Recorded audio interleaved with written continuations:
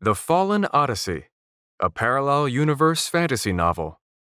Written by Corey McCullough. Narrated by Rob Brinkman. Part 1. Your Move. 1. Justin leaned forward and tightened his grip on the wheel. The little pickup usually did well on the snow, but the plows hadn't been out yet. Several inches coated the roads, and it was still coming down hard. There were no tire tracks.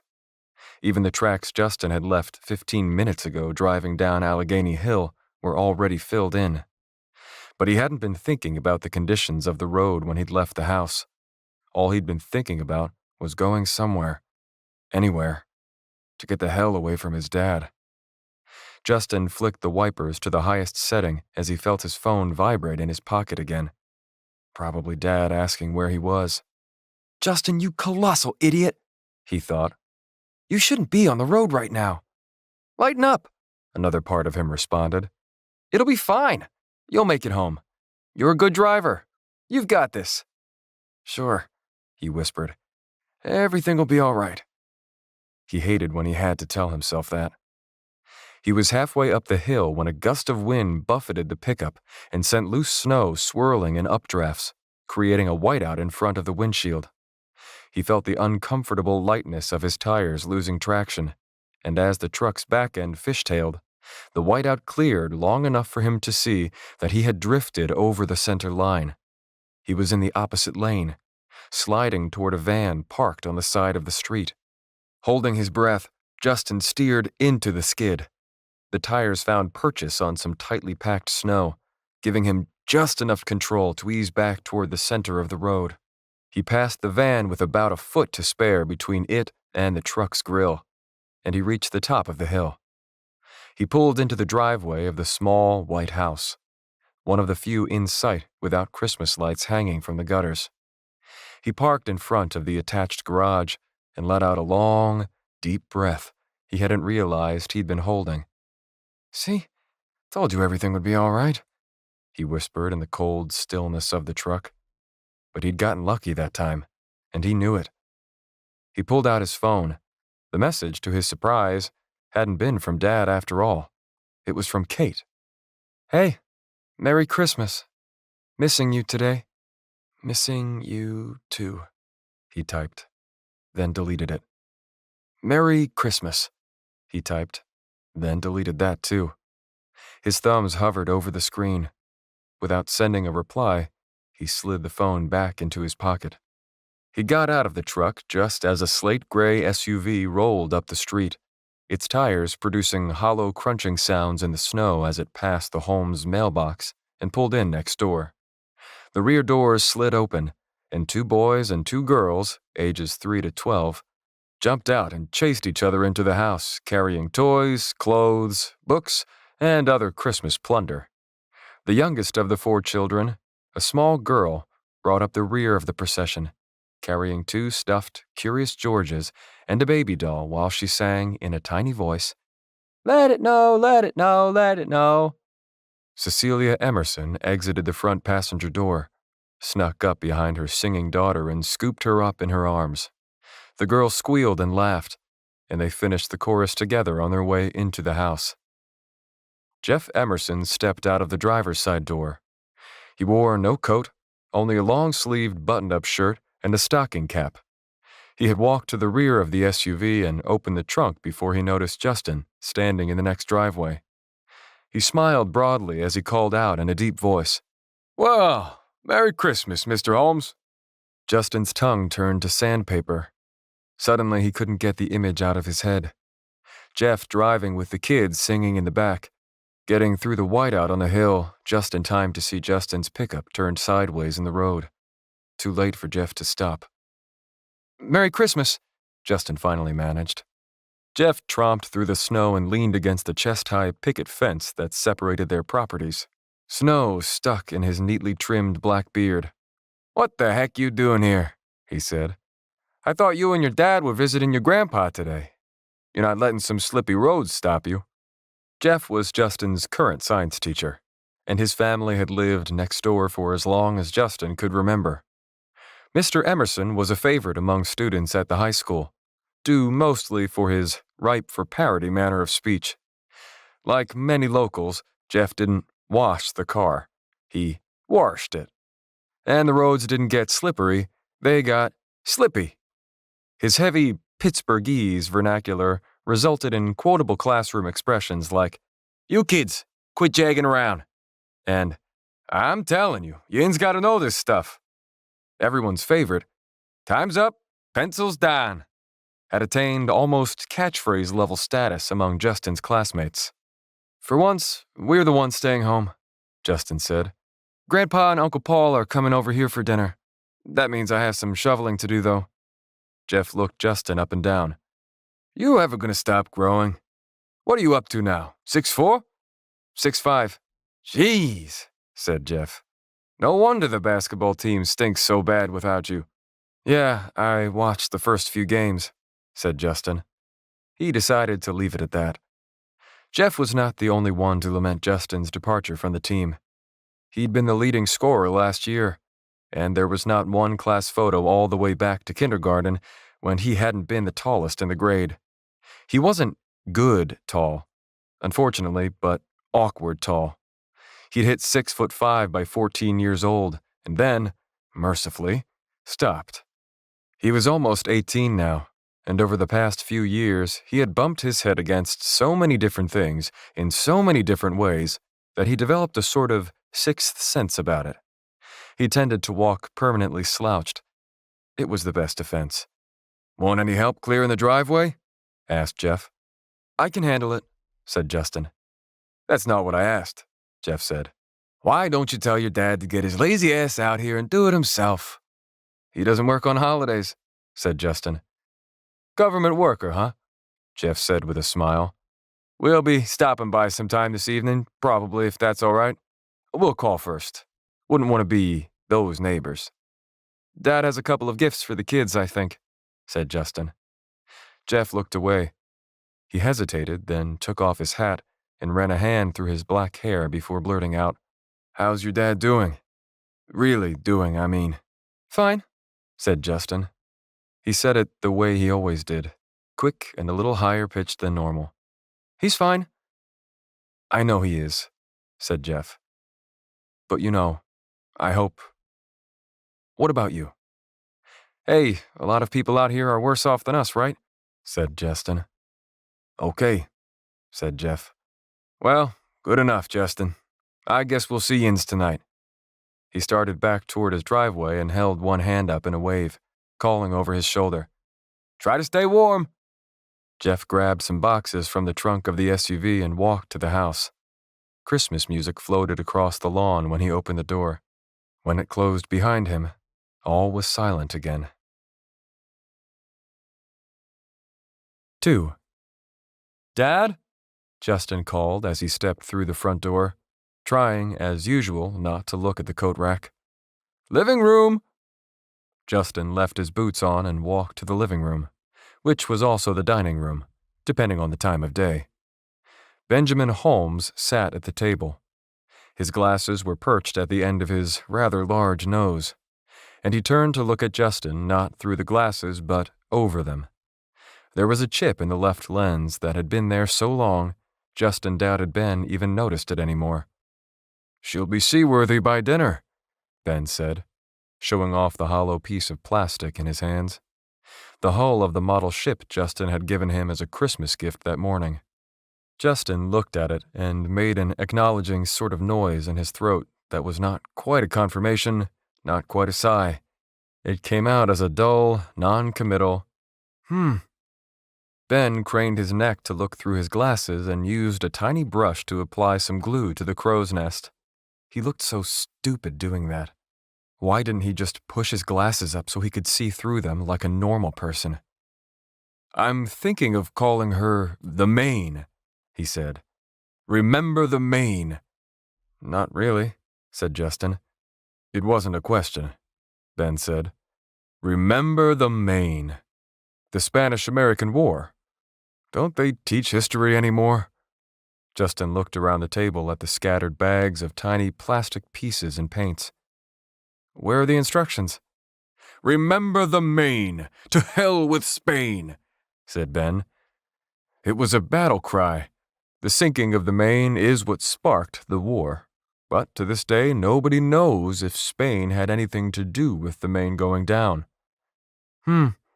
Justin said again, same inflection. Silence. Did the Lewises lend you the salt? Ben said.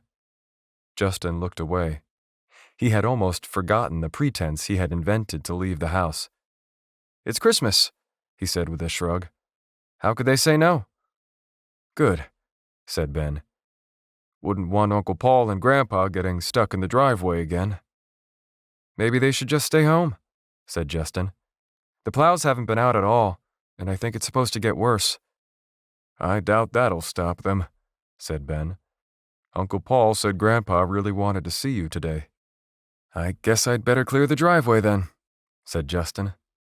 Without waiting for a response, he walked back out the front door. He felt a pang of guilt for lying to his dad about where he'd been, but it would pass. As he grabbed a pair of gloves from the closet, his eyes went automatically to that coat rack and the green jacket. It had hung there, unmoved and untouched, for almost a year, exactly where his mother had left it. From the garage, Justin grabbed a plastic shovel with a metal edge and a bag of rock salt left over from the previous winter, with an old Pittsburgh Pirates souvenir cup inside as the scoop. His breath showed in puffs of vapor as he got to work. The scrape of the metal edge against the ice echoed up and down Main Street Extension. Each time he cleared a row, he dipped the Pirates cup into the bag, pulled out a scoop of salt, and spread it over the concrete. The irony was that after a few rows, he actually was running low on salt. Hopefully Jeff had some. As Justin turned toward the Emersons' house, a small brown object, half buried in the snow along their sidewalk, caught his eye. He squinted and recognized it. He speared his shovel into the snow to stand it up, then walked to the picket fence separating the Holmes and Emerson properties. Justin braced himself against the top of the fence. He did a few warm-up motions, he hadn't done this since he was a kid, and boosted himself up and over the fence to the Emerson side. He crossed the driveway, walked to the sidewalk, and stooped to pick up the brown object, one of two stuffed Curious Georges. Brushing the snow from its head, he carried it to the front door. He raised his hand to ring the doorbell, but, on second thought, came up short. Instead, he tilted back the lid of the old-fashioned letterbox mounted on the wall by the door. He placed George standing in the box. Then he rang the doorbell, turned, and ran. This time, Justin took the fence in a leap, no warm-ups. He lost his footing when he landed on the other side and fell flat on his rear end. He started to stand, but heard the Emersons' front door open, so he ducked low to stay hidden. A pause. Well, look who's here, Jeff announced, chuckling. Come and see who's at the door. A moment later, a little girl's giggle floated across the frozen lawn. Must have hitched a ride on Santa's sleigh, said Jeff. His voice shifted, directed toward the Holmes house, and he added, Thank you, Santa, for giving Georgie boy a ride home. Justin cupped his gloved hands over his mouth. Ho, ho, ho, he bellowed. When the Emersons' door swung shut again, Justin stood back up and brushed himself off. Justin's gaze wandered to the basketball hoop mounted on the garage. Bending over, he scooped up a handful of snow, smashed it into a tight ball, and took a jump shot. The snowball sailed in an arc, came down through the rim, and broke into a white cloud against the frozen net. As he turned, he realized he was being watched from his dining room window. Ben Holmes, perched forward a bit in his wheelchair, raised both hands, pantomiming the referee signaling that the three-pointer was good. Justin tried not to smile, but couldn't help it. He grabbed the shovel and returned to the half-clean driveway. 3. Justin adjusted his necktie in the mirror. He hated wearing a tie, but for as long as he could remember, it had been an unspoken tradition that everyone dressed up for the Holmes family Christmas dinner. He crossed his bedroom to his window. The sun had set, and the street was lit up by Christmas lights in addition to the usual dirty glow of the streetlights. One of those streetlights was situated directly outside the window of his second-floor bedroom. It sometimes flickered weirdly, and it buzzed so loudly at night that you could hear it from inside, even through double-paned glass. Justin's grandpa had once told him that the houses in this neighborhood had all been built by an old rich guy who had predicted the Hilltop's valuable access to the businesses on Main Street. That seemed like a funny concept these days, given Main Street's empty storefronts and revolving door of tenants. Grandpa Holmes called it a Rust Belt town. Or he had, anyway. He couldn't talk much since the stroke. Justin turned back from the window. He looked around his bedroom, at the bed and the nightstand with his old-fashioned clock radio, always better at waking him up than his phone's alarm, at his TV and his PlayStation on his dresser, at his iPad on his desk and his backpack beside it, at the posters on his wall, the push-pinned yearbook photos of his friends, and the taped newspaper cuttings from some of his highest-scoring basketball games. He looked at it all, and without warning, something deep inside rose up and said, "You should just tear it all down. Put it in the trash where it belongs." No, he thought. That's crazy. This is my life. My memories. It's all pointless. All of it. It's all pointless. He tried to squash the feeling, but the best he could do was relocate it. He looked at his phone again, at the message from Kate. "Hey, Merry Christmas. Missing you today." What was he supposed to say to something like that? He tossed his phone onto the bed and looked at his reflection again. The tie and dress clothes felt all wrong. It felt like make-believe, like polishing a cheap knockoff. Their Christmases had always been good, truly good. How could he even pretend that today compared, after everything that had happened? He loosened the tie and ripped it from his neck. His fingers couldn't unbutton the shirt fast enough. He threw it over his head. When his belt got stuck in the belt loops, he yanked it out and flung it across the room into the corner, and the buckle gouged the drywall. Angrily, he grabbed the jeans and t-shirt he'd been wearing earlier and changed back into them. "Justin?" Zipping up his jeans, Justin craned his neck toward the bedroom doorway where he had a clear view down the stairs to the first floor of the house. At the bottom of the stairs, his father sat in his chair.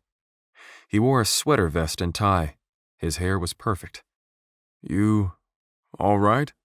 Ben asked. "Fine," Justin said. Ben's glasses were halfway down his nose again. This time he pushed them up to the bridge to look at Justin through them. "Uncle Paul just called," he said. "They're on their way, but they'll be a little late. Want to help me finish that model ship?" Justin shook his head. "If they're going to be late, I'd better give the driveway another once-over," he said. "Nah, the driveway's fine," said Ben. "You don't have to." "I know that," Justin cut in, still riding the wave of frustration. "But if I don't do it, it's not like anybody else is going to." Ben's nostrils flared a little. He leaned forward in his chair. "That's not what Justin said. "You know I didn't mean it like—" "I know things have not been easy, Justin," said his father. "Dad, you know I didn't—" "No," Ben said with uncharacteristic sternness. "That's enough.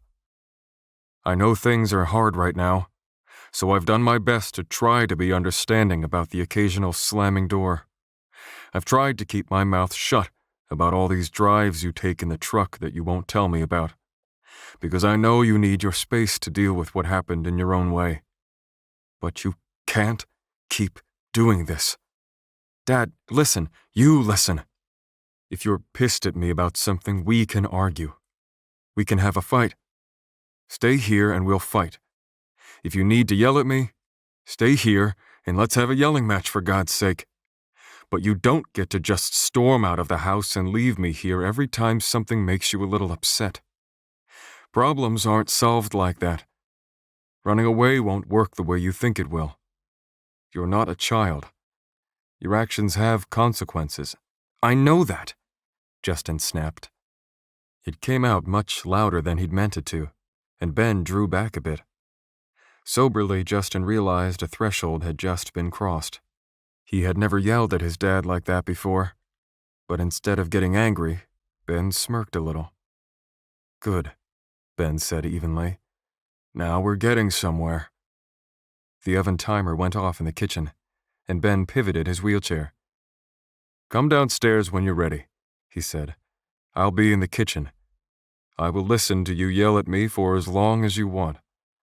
Anything if it will keep you here.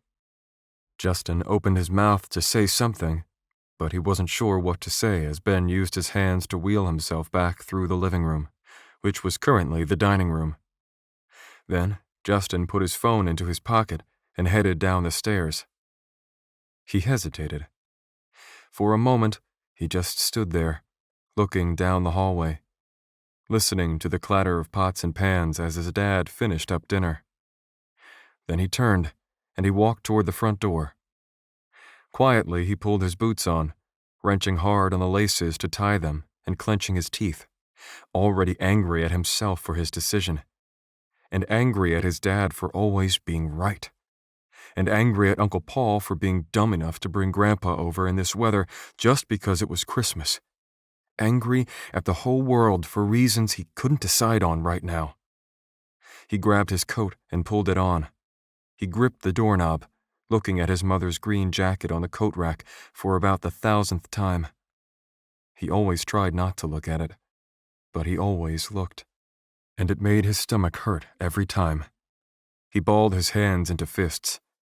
Now there was a reason to be angry if there ever was one. He opened the door and stepped outside. At the sound of the door, his father yelled down the hallway, "Justin? Wait, Justin slammed the door behind him and marched out into the snow. 4.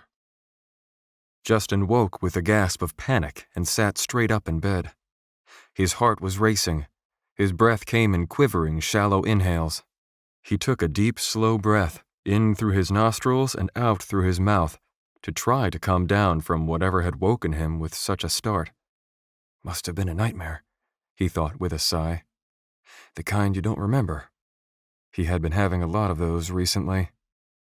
He blinked hard, trying to force his eyes to adjust to the darkness around him. He rubbed his eyes with his knuckles but still couldn't see anything. No light. Not even any from the street light outside his window. No sound either. Power outage? He thought. From all the snow, I guess. He turned and groped in the darkness for his phone on the nightstand, but couldn't seem to reach it. He stretched farther, then he felt his phone in his pants pocket and realized he was fully dressed and lying on top of the covers. His phone, wallet, and keys were all in the pockets of his jeans. He couldn't remember why he had gone to bed without bothering to get undressed first. Couldn't remember going to bed at all, for that matter. Even his boots were still on. The last thing he seemed to be able to remember was storming out of the house, but that felt like a long time ago for some reason. As Justin wondered about this, it suddenly dawned on him that the bedspread beneath him was not his thick, downy comforter. It was a thin, rough quilt. This isn't my bed, he realized aloud, and his voice sounded strangely hollow in the darkness. He struggled to pull his phone from his pocket and turned on its flashlight. The LED bulb shone unfocused and white. His nightstand should have been to his left, beside the bed with his clock radio and a pile of loose change that clanged like a cymbal if he missed when karate chopping the snooze button. But it wasn't there. His TV, his dresser, and his desk should have been at the far end of the room. Those were missing too. So were his posters and his pictures of his friends. Even his window was missing. The walls were bare timber. There were no windows at all, and only a single door. The air smelled like sawdust. A chill grew in Justin's stomach and worked its way outward, making him shiver. "This isn't my bedroom," he whispered. Scanning with his flashlight, Justin saw nothing he recognized except his winter coat hanging by its hood on the bedpost.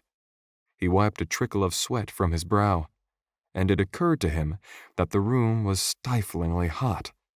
A strange way to wake up on the day after Christmas. He swung his legs over the side of the bed, and his boots touched a floor made of unfinished planks. He tried to swallow, but his mouth was dry.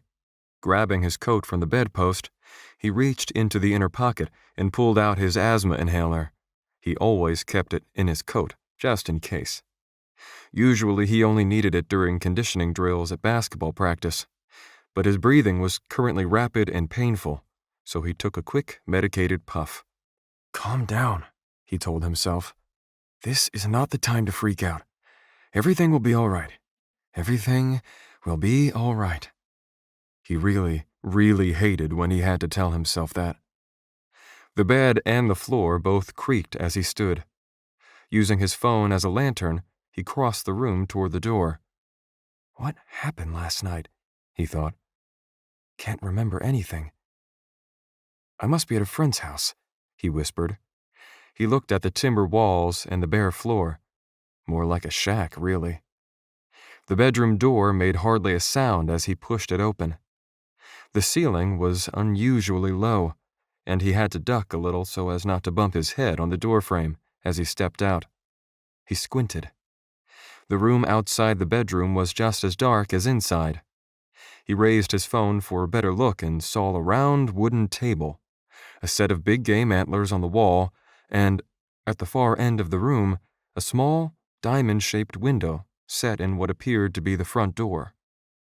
In the opposite direction was a short hallway with a couple of other doors, but no lights appeared to be on anywhere. With each passing second, Justin grew increasingly certain that he must have done something immensely stupid after storming out of the house the night before. "Did I get drunk or something?" he wondered. "Maybe there was some sort of party." That had to be it. It wasn't really like him, but what other explanation could there be? This house must have belonged to one of his friend's parents, which meant his friends were somewhere in here too. It didn't appear that anyone was awake, though. He checked his phone, searching for messages from the night before to jumpstart his memory, but there were none. The last one was the one from Kate. He blinked in surprise, realizing his phone had no signal. Worse still, it was almost dead. Justin approached the front door, shut off the light on his phone, and cupped his hand to the glass to look out, but he couldn't see anything. He opened it as quietly as he could. To his astonishment, the air felt warm and humid, and he heard the high-pitched peeping of frogs. Justin stepped outside, and instead of a foot of snow, there was springy, dew-slick grass under his feet. There were no streetlights, no lights whatsoever that he could see. Only a lopsided crescent moon in the sky peeking through the thin snakes of gray clouds. Rolling plains stretched out before him, and there were no roads or even a driveway in sight. He checked his phone and confirmed the date.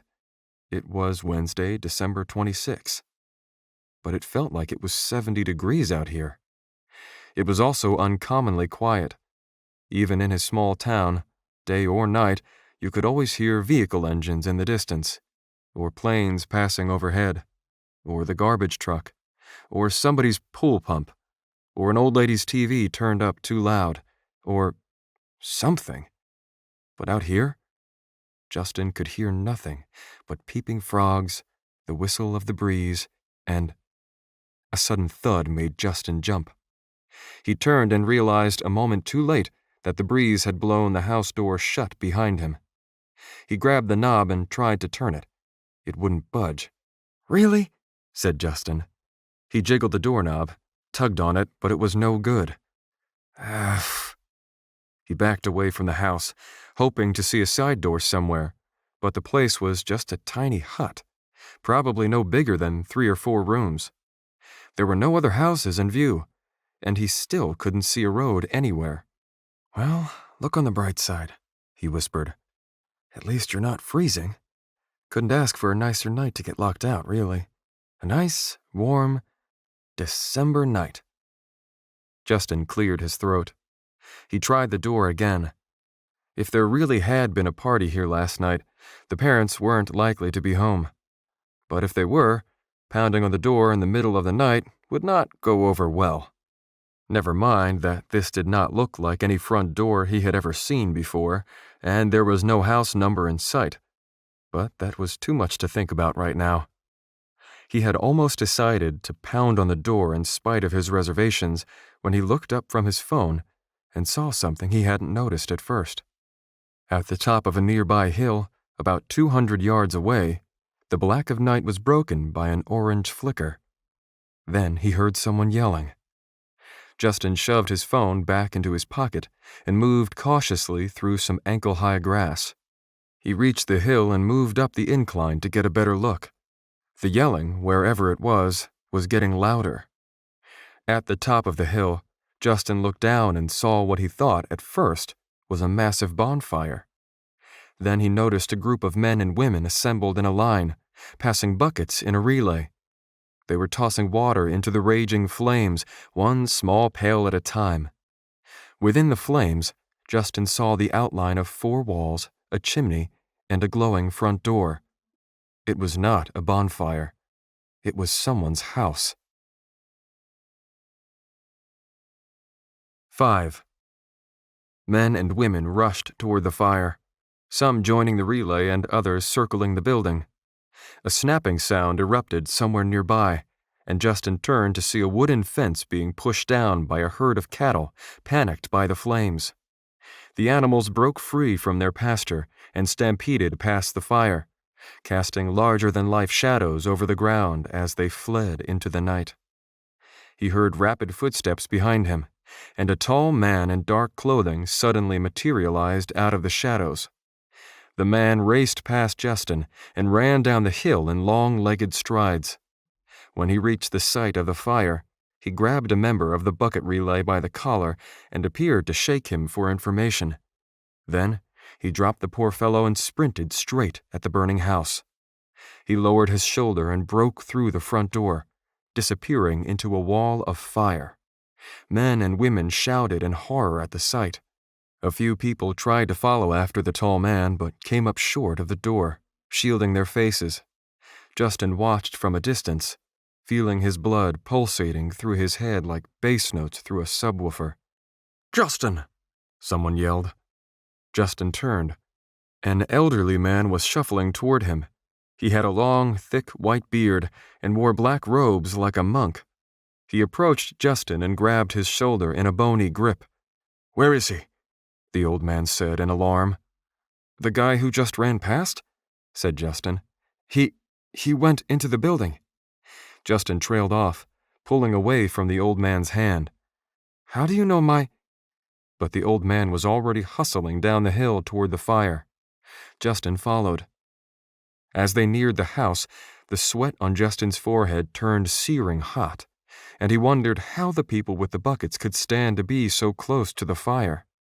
A flaming joist toppled outward, and the man at the front of the relay team dropped his bucket in surprise and stumbled backward, barely avoiding the falling wreckage as it slammed into the ground, spitting sparks and red coals. The rest of the line of people backed away, too, apparently recognizing that it was a losing battle. The old man got closer to the fire, but Justin had to stop. The heat sucked the air from his lungs, hurt his skin, and made his eyes feel like they would melt like wax in their sockets. Flames fluttered from the windows. Whole sections of the roof had been eaten through, and the doorway where the tall man had disappeared was solid flame. A shadow appeared in the doorway. A figure stepped out. It was the tall man, with a limp body slung over his shoulder. As the tall man stepped forward, a support beam gave way in an ear-splitting snap. The roof caved in behind him. Fire reared up from the collapsed foyer in orange and yellow spectral arms, and the tall man dropped to his knees, with the body still over his shoulder.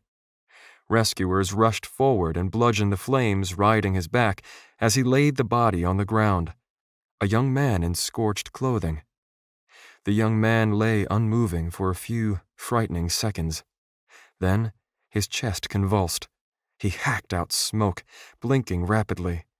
The tall man sat down in the grass, coughing hard as everyone in the crowd tried to speak to him at once. But the old monk with the white beard elbowed his way to the front and shooed the rest away, barking, "Give him some room to breathe, would you?" Justin looked at the tall man, and the tall man looked right back at Justin. The whites of his eyes looked bright against his face, which had turned licorice black either from soot or charred flesh. Justin couldn't tell which. "Are you okay?" Justin asked. The tall man gestured with his chin toward the burning building behind him. Fingers of smoke trailed from the edges of his charred hair. He coughed and said in a strained, hoarse voice, "My house." "What?" said Justin. He meant to ask, "What happened?" but the words caught in his throat before he could finish the sentence. Something in the sky had caught his eye. The wind had pushed away the clouds, and the blue-gray moon shone in a crescent. And higher still, previously hidden by cloud cover, was a second crescent moon. Bronze, craggy, mountainous, and several times larger than the first. 6. Justin didn't remember falling over, but his legs must have given out. He sat flat on his backside in the grass, dew soaking through his jeans as he stared up at the two moons. For a long time, he and the tall man sat on the ground across from one another. Neither said a word. "It's a dream," Justin realized. "Of course it is." It was borderline pathetic that it had taken him this long to figure that out. His dreams did tend to be funny like that, though. He never thought to question the reality of a dream while he was in one. It was usually only after waking up that the signs became obvious, sometimes comically so. The people around him watched with regret in their eyes as the tall man's house burned down. The sky now glowed with the coming dawn, and Justin noticed in the light of morning what he hadn't seen in the dark. These people were all dressed in earth-tone clothes, hanging with sashes and sheaths. Many wore hooded cloaks. Some had leather armor, metal helmets, and swords. Yep, thought Justin. Definitely a dream. He also saw that they were on the outskirts of an archaic-looking, stone-built town with thatched roofs, windmills, fields of grain, and a lack of familiar fixtures such as paved roads or power lines. No traffic lights, not a single car. And the fire department, if there was one, never showed up. The person the tall man had saved from the house appeared to be a first responder who had entered looking for occupants to rescue, only to end up needing rescue himself. Some of the onlookers tried to offer words of comfort to the tall man who'd lost his house, but his only replies were intermittent fits of hard coughing. No one spoke to Justin, though their gazes did sometimes wander suspiciously to his t-shirt and jeans. Meanwhile, the old monk who had called Justin by name just stood quietly off to the side. Dawn revealed sprawling grasslands. Far off in the distance, a rocky range of gray mountains encompassed half the horizon, cradling green steppes. Their peaks were jagged razors, overlapping and resting against one another. It was like the jawbone of a fossilized titan laid to rest with its snow-capped fangs eternally bared. The sun turned the summits white long before it ever broke the horizon. Justin heard a whinnying sort of sound and saw a farmer on horseback, wrangling some of the cattle that had broken loose in the night. But a second glance proved the farmer was not on horseback at all. The four-legged mammal he rode looked like a horse, but had an elephant-like trunk hanging from its face. "Must have hit my head," Justin thought, as he watched the horse that wasn't a horse reach down with its trunk, rip up a wad of grass, and lift it to its mouth. "Slipped on the ice while I was shoveling the driveway and cracked my head. Maybe this'll convince Dad to get the old snowblower fixed." He grabbed a pinch of the small hairs on the back of his own neck with his thumb and forefinger, got a tight grip, and yanked. He hoped no one heard his resulting yelp. Well, that didn't work, thought Justin, rubbing his fingers together to let the hairs fall in the grass. Devil's advocate, let's pretend for a second that this is actually real. Are there any other possible explanations? Renaissance fair, maybe? He muttered under his breath. He looked up at the 2 moons in the sky, now fading to white with the dawn.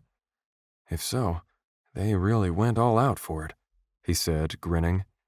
But his grin didn't last. He felt a little sick. The assemblage dispersed as the flames died down, and the men with swords began poking in the wreckage. The tall man didn't join them, but instead got up and started scanning the mountainous horizon with a spyglass. His chestnut hair hung shoulder-length, and his rigid features were weathered by many scars, tiny, hairless lines in the stubble coating his jaw.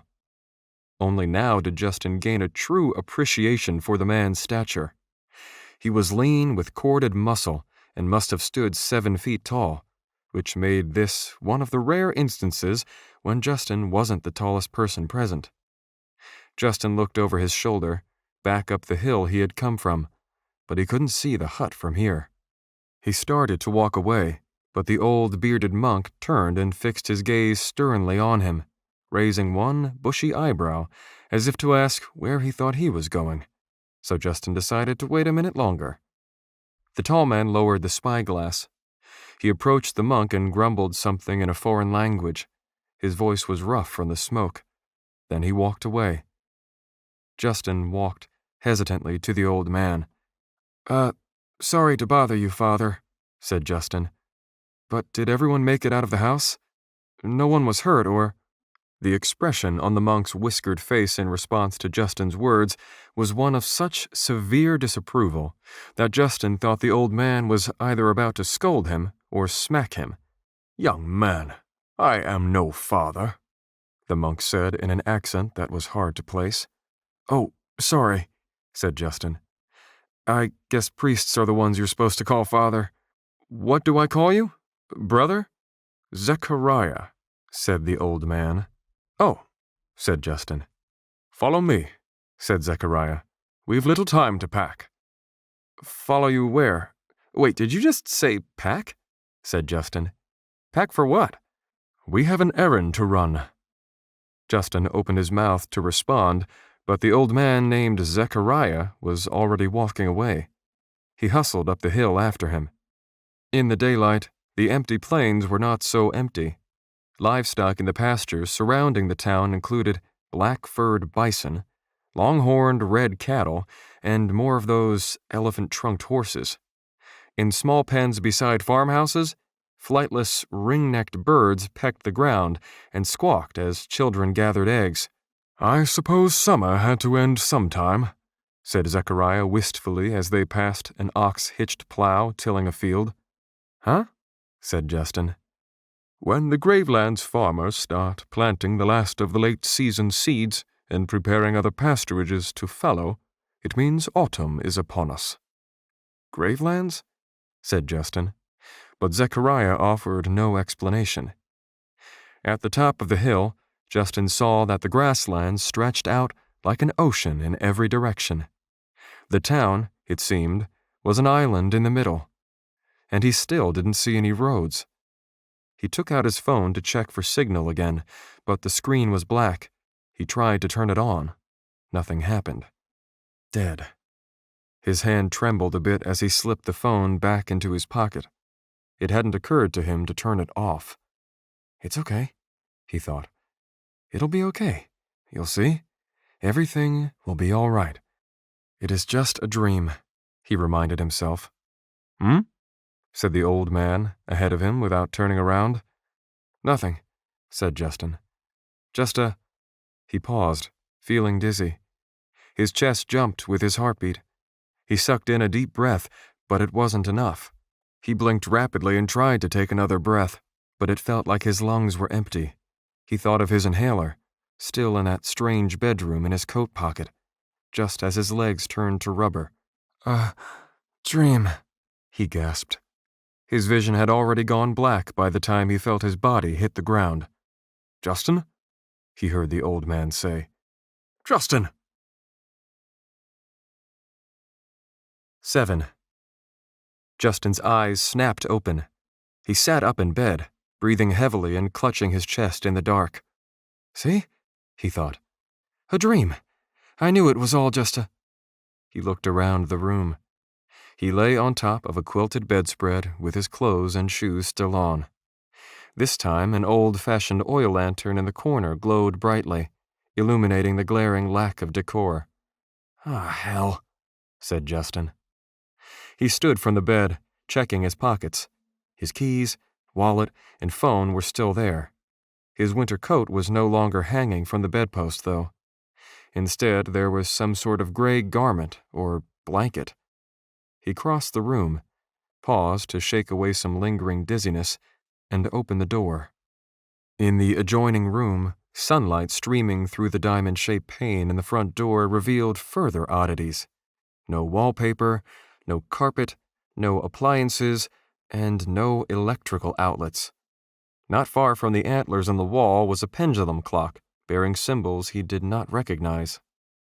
He counted the runic figures and realized it was 7:15, on a clock that measured time in 18-hour increments.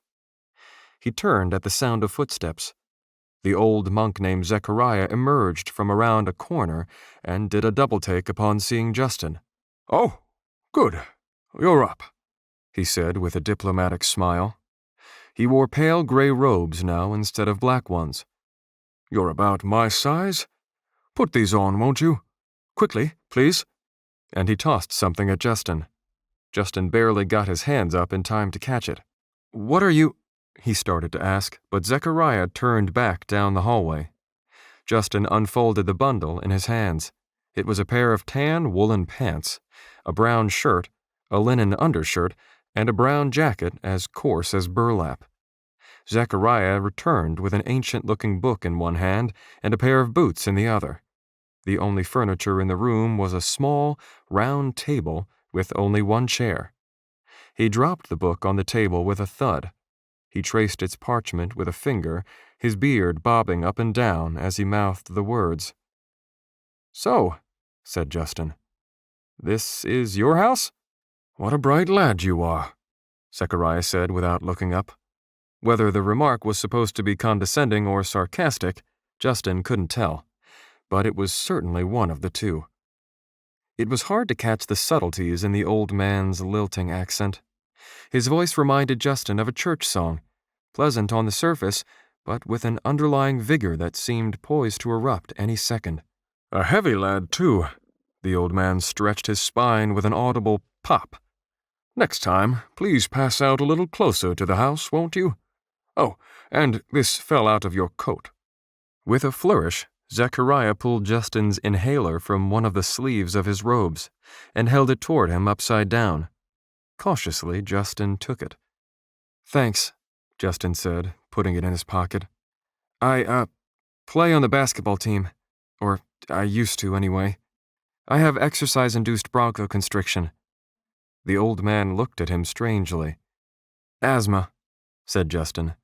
"Well, not technically asthma, but kind of. I usually don't need the inhaler, but every once in a while—" "Tell me, Justin," Zechariah cut in. "What languages do you speak?" Justin scrunched up his face. "How do you know my name?" "What about your letters?" said Zechariah. "Can you read and write?" "I don't remember telling you my name," said Justin.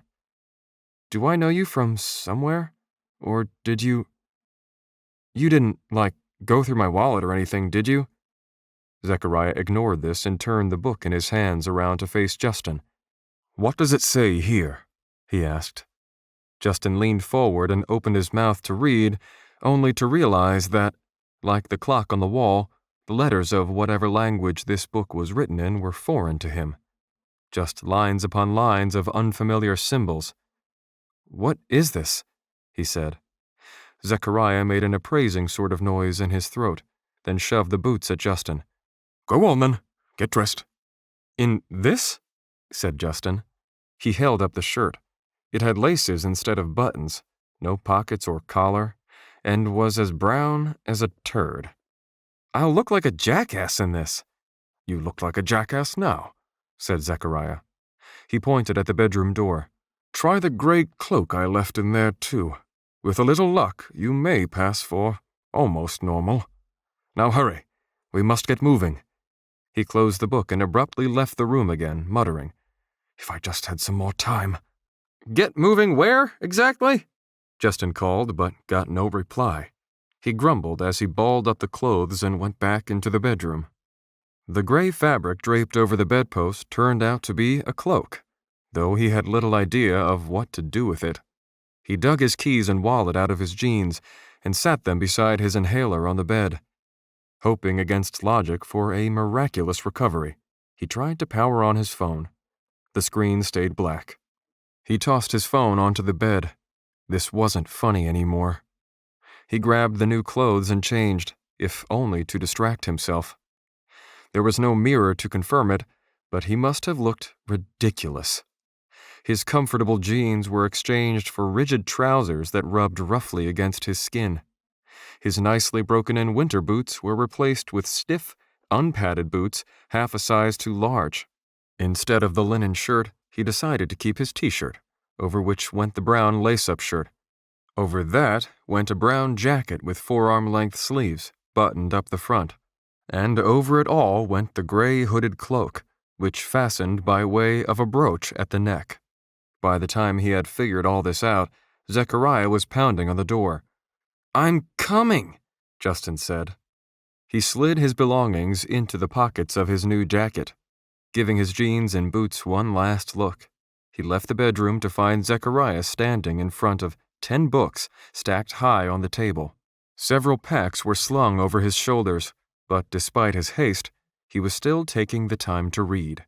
"Jeez," Justin said, looking at the stack of books. "Research," said Zechariah without looking up.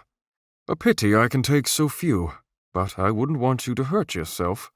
"I need to talk to you about this errand," said Justin. "I don't know where you're going, but I'm not—" "Did you just say, hurt yourself? As in, myself?"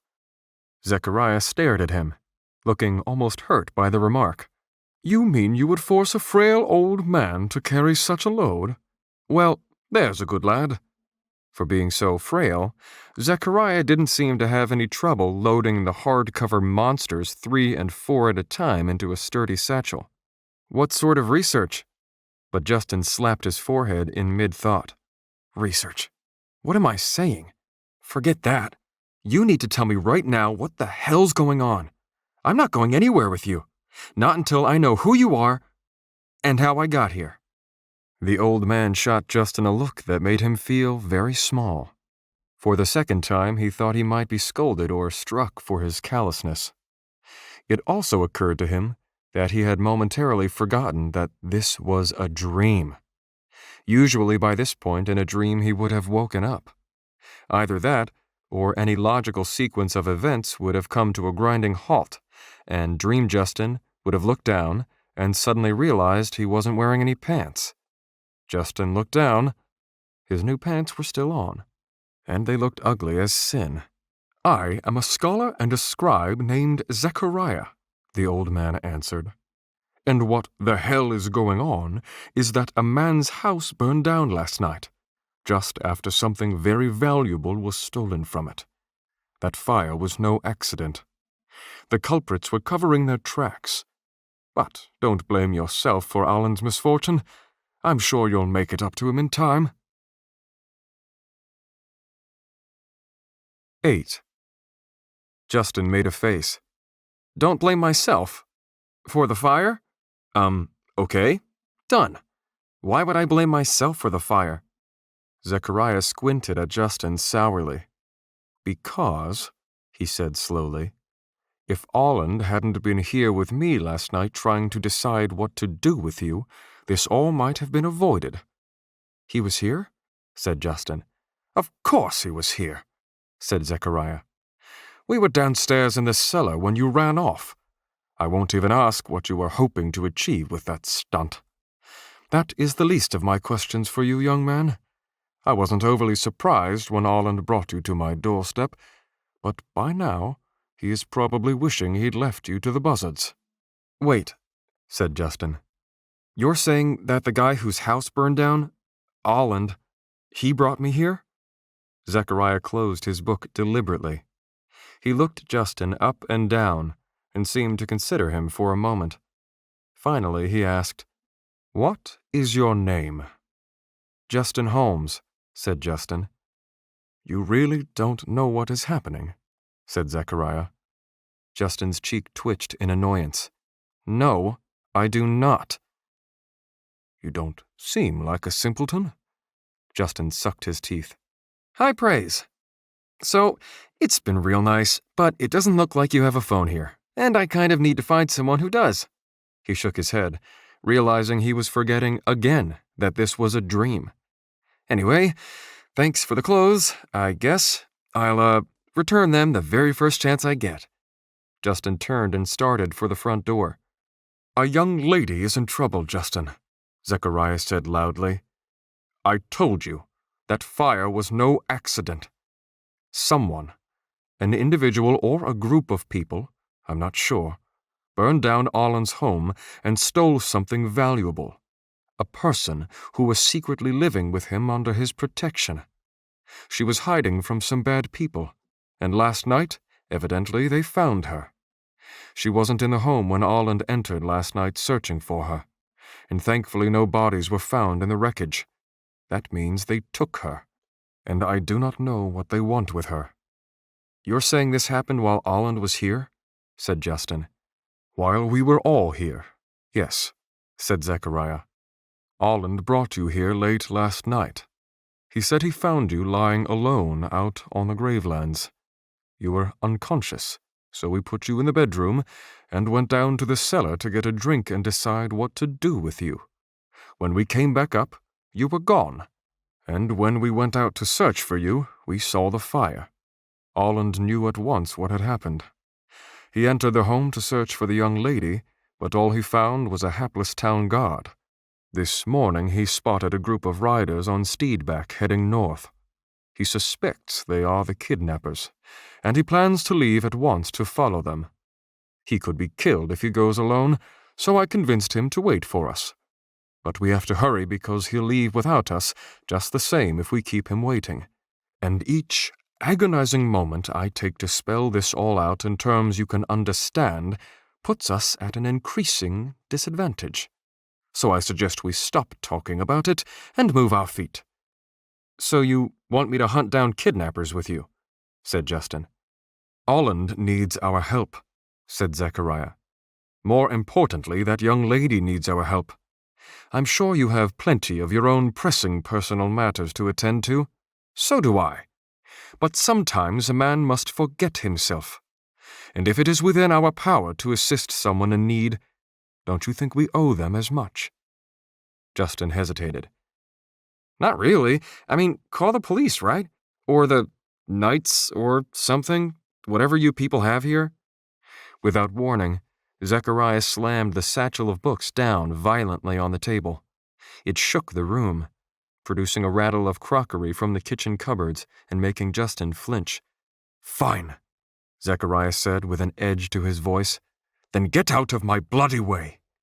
Zechariah left the bag of the books sitting on the table and crossed the room, tightening his robe around his shoulders as he went. Justin stepped aside to let the old man pass. "Stay here for all I care, and the best of luck to you," said Zechariah as he opened the door. He slammed it shut behind him. Justin stood alone in the old man's kitchen. The only sound was the clock on the wall, a clock with 18 strange symbols on its face. Each swing of the pendulum produced a dull tock. He reached into his pocket and pulled out his phone almost automatically. He tried to power it on again. Still nothing, of course. His gaze wandered to the bag of books, then to the front door. "It's a dream, remember?" said a voice in his head. "None of this is real. Just wait here until you wake up." "Still," muttered Justin, "a person's been kidnapped, and all I can think about is myself and my own problems. Even in a dream, that's pretty sucky. What would Mom say?" 9. Do your best and don't look back, thought Justin as he ran, struggling under the weight of the heavy satchel slung over his shoulder. That's what Mom would say. She would say, do your best and don't look back. With every step, Justin felt as if he were about to collapse. The bag of books over his shoulder probably weighed 60 pounds, and his new outfit was oversized and unwieldy. He must have been a pitiable sight running up the hill from Zechariah's hut to try to catch up with the old man, tripping over his 2 large boots while his cloak dragged behind him. At the top of the hill, he saw Zechariah already at the bottom on the other side, walking toward the burned house. A ghostly vapor of stale smoke hung over the wreckage, blurring an otherwise cloudless day. "Wait!" Justin shouted. "Zechariah!" "Hurry up then, if you're coming, you damn fool!" Zechariah barked over his shoulder without even turning around. Justin growled in annoyance and adjusted the satchel as he ran. He nearly fell several times, and he was gasping for breath by the time he caught up with the old man. You, really like to read, huh?" he said, hefting the pack of books a little higher on his shoulder. Zechariah overlooked the comment. "Before we join Holland, there are a few things you should know," he said in a low voice. "First off, the young woman who's been kidnapped is the daughter of the King of Nolia."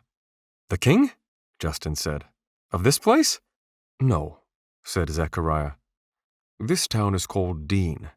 It is an independent municipality. Nolia is a nation to the west beyond the Gravelands. A few weeks ago, the King of Nolia and his family were killed. He, the Queen, his sons, his siblings, and every other known successor to the throne were all murdered. The entire royal bloodline was severed in a single evening. Almost, anyway. Somehow, the king's only daughter survived the regicide." Zechariah stopped talking as they passed an adolescent boy mending a part of the fence the cattle had broken the night before. The boy barely even looked up from his work except to wipe the sweat from beneath his straw hat, but Zechariah remained silent all the same until they were out of earshot. "It's possible that the coup originated from inside the Nolian government," Zechariah continued under his breath. "So the princess quietly relocated to Dean, bringing only one bodyguard so as not to draw unwanted attention." "Holland," said Justin. He tried to pronounce it the way Zechariah did. All as in all, and und as in under. But it felt awkward on his tongue. "Yes, Holland," said Zechariah. "The fugitive princess has been living secretly under his protection. The Nolian public believes she died with the rest of her family, and the people of Dean think Holland's just a wealthy rancher from Inadarvel, here to stake a claim on some land. But, apparently, someone learned the truth, and last night they acted." "Seems risky," said Justin. "Having only one soldier to keep her safe, I mean." "Well, Holland is no soldier. He is a sword for hire, a mercenary under contract with the government, and a very dangerous man. At any rate, now you understand why we must help him. I don't know who took the princess, but I suspect that with the potential of a royal ransom to be made, almost anyone would be interested in her capture. A word to the wise, though. I wouldn't mention any of this in front of Holland. He would not be pleased to know I had told you." Justin looked ahead at the wreckage of Holland's house. There were no visible flames at this point, but the blackened pile still smoked like a chimney. Nearby stood the very tall man called Holland. "So, how do you know all this?" whispered Justin. "Pardon me?" said Zechariah. "The stuff you just told me is supposed to be top secret, right? What makes you the exception?" "You're rather forward, aren't you?" whispered Zechariah. Justin shrugged. "Holland and I are acquaintances," Zechariah said. "You?" said Justin. "You're friends with a mercenary?" "Acquaintances, I said Zechariah. Justin considered for a moment. "Hold on," he said. "You told me that Holland found me out on the plains. What was he doing out there if he was supposed to be protecting a princess? I have been wondering the same thing, said Zechariah. Maybe you can ask him at a more opportune moment. Ahead, Olland was watching them as they approached. He had replaced his burned clothes with fresh ones, and now wore a cloak of forest green, with the hood pulled over his head. One gloved hand rested on the hilt of a longsword sheathed at his side. If he's the one who found me and brought me here, thought Justin, maybe he can help me find my way home. Dream, he whispered. Don't forget, not real. A dream. 3 horses that weren't horses were tethered nearby. The animals had muscular bodies with short, umber-brown hair, hooves, and wiry tails. Their long faces had the pronounced brow ridges of a camel, and their snouts were elephant-like trunks that hung halfway to the ground. To Justin, they looked like the kind of bizarre extinct species you might see painted on a museum wall, an Ice Age precursor to modern mammals. All 3 had saddles on their backs.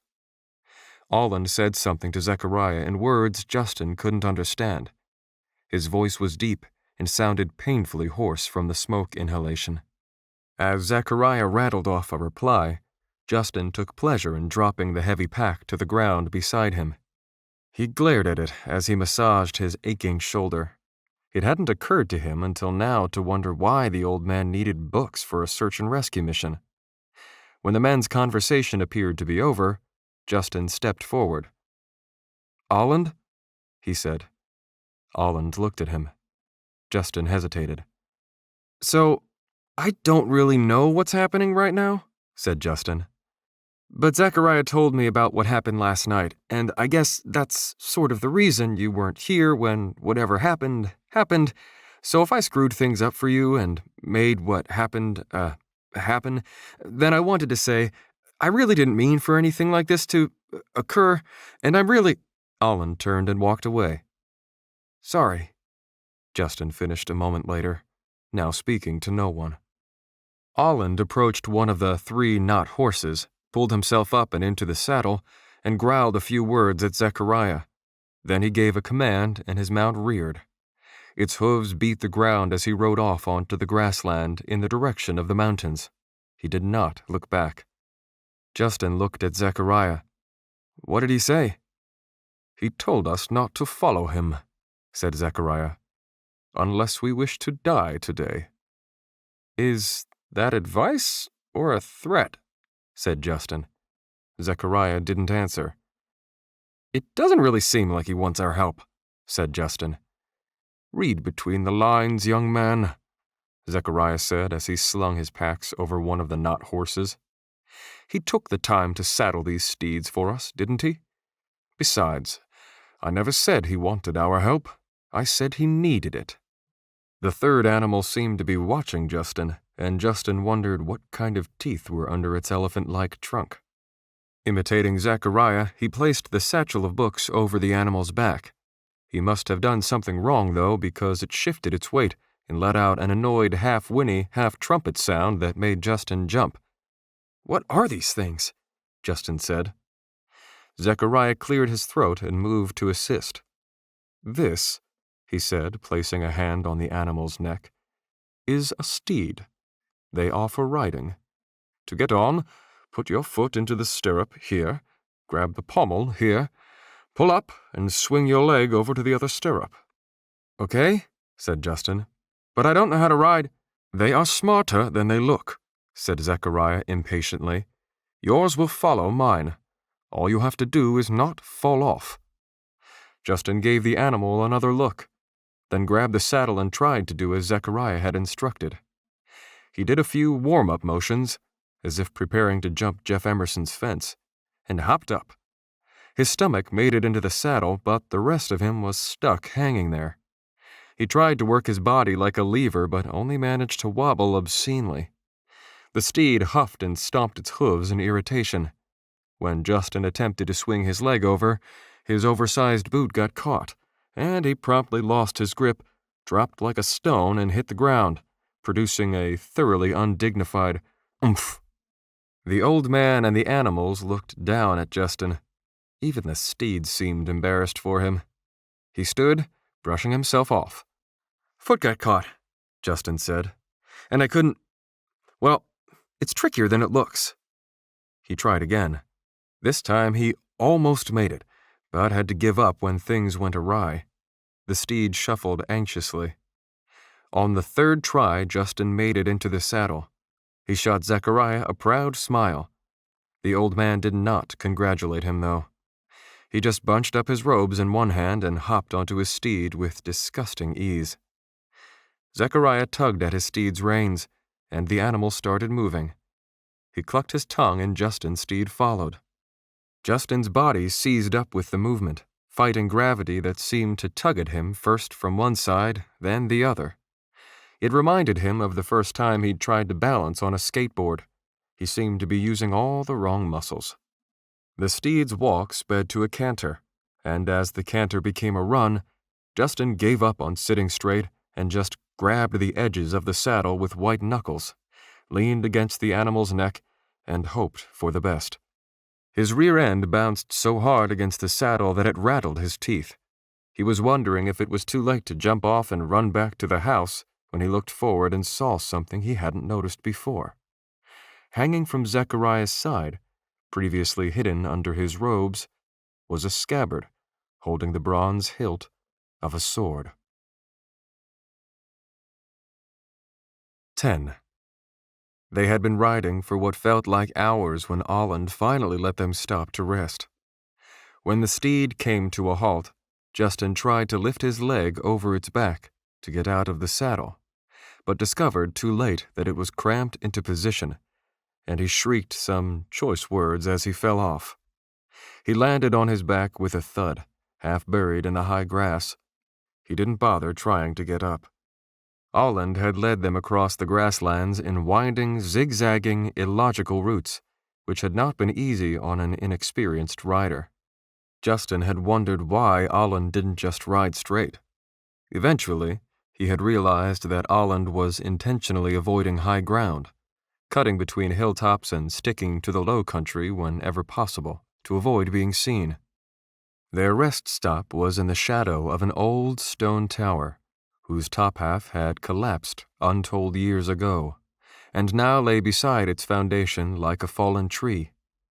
In its heyday, the tower must have been the size of a lighthouse. Stone blocks as big as hay bales were scattered all around like the disassembled bones of a scavenged carcass. The structure was overgrown with thick moss and creepers. Nearby, Zechariah and Olland conversed in that foreign language again. And since Justin didn't feel much like talking, and since his legs were probably too numb to stand anyway, he just lay there. "Come on, Justin," he thought. "Wake up already. This is getting ridiculous." Zechariah and Olland were raising their voices now. Justin craned his neck to look at them upside down. Their conversation seemed to have escalated into an argument. He closed his eyes and tried to ignore them. He hadn't seen any kidnappers yet, or anyone else for that matter. All he had seen were some predatory birds riding the currents above, and some brown spots on the plains that turned out to be wild bison. He put an arm over his head and tried to tune everything out. Maybe if he fell asleep in the dream, he would wake up in his bed. No matter how hard he tried, the last thing he could remember was storming out of the house into the cold, then waking up in a bed that wasn't his own. But if he could fall back asleep, maybe— "Get up," said Zechariah. Justin looked up. The old man stood over him. "You can't just lie there resting while your steed is still burdened," said Zechariah. "Remove that load or he'll get saddle sores." "I'm the one with the saddle sores," said Justin. "Are we getting close?" "We will know in a moment," said Zechariah. "Olland's climbing the remains of the watchtower to have a look." Justin sighed. "Any idea how long this is going to take? Will we be back by dark?" "It will take as long as it takes." Justin glanced up at the tower. "What is this place, anyway?" "An old kingdom once had a citadel in the mountains and used watchtowers like this one to relay information across the Gravelands. There used to be many, but most have been pulled apart and looted for the stone. And please, by all means, let me know if you have any more idle inquiries, as I do live to serve your curiosity, Master Holmes." Justin sat up and was about to make a smart comment when Zechariah's gaze shifted behind him. Olin stood watching them. "Any change?" said Zechariah. "You shouldn't have followed me," Holland said with a voice like the crunch of gravel underfoot. "I think we're past that now," said Zechariah. Holland took a drink from a leather wineskin-like container. "We're gaining ground," he said. 12 of them, still heading toward the mountains. It doesn't seem like they have spotted us yet. We may catch them within the day." "Any idea where they're going?" said Zechariah. "One of the hamlets at the feet of the mountains, maybe." "My guess is they plan to rendezvous with a larger group," said Holland. "As long as I intercept them before then, it won't be a problem." "Be encouraged," said Zechariah. "If they haven't killed the princess by now, then that is probably not their intention." Holland scowled at Zechariah. Then he gave Justin the same look. Had Justin been standing, that look would have been enough to sit him down. "Don't get indignant," said Zechariah. "Yes, I told Justin about the princess. What are you worried about? Who's he going to tell?" Holland pointed at Zechariah. "You know you shouldn't be here." His gray eyes flashed at Justin. "And neither should you." "You're telling me," thought Justin. As Holland walked away, Zechariah nudged Justin with his boot and hissed, "Get up already." It was a painful endeavor, but Justin managed to stand, albeit bow-legged. He had clung to the steed so tightly with his legs for fear of toppling that it felt as if they were now permanently locked in that position. "That guy's a regular ray of sunshine," whispered Justin. "I pray I'm half as sunny the day I lose my home and everything in it," said Zechariah. "Noted," said Justin.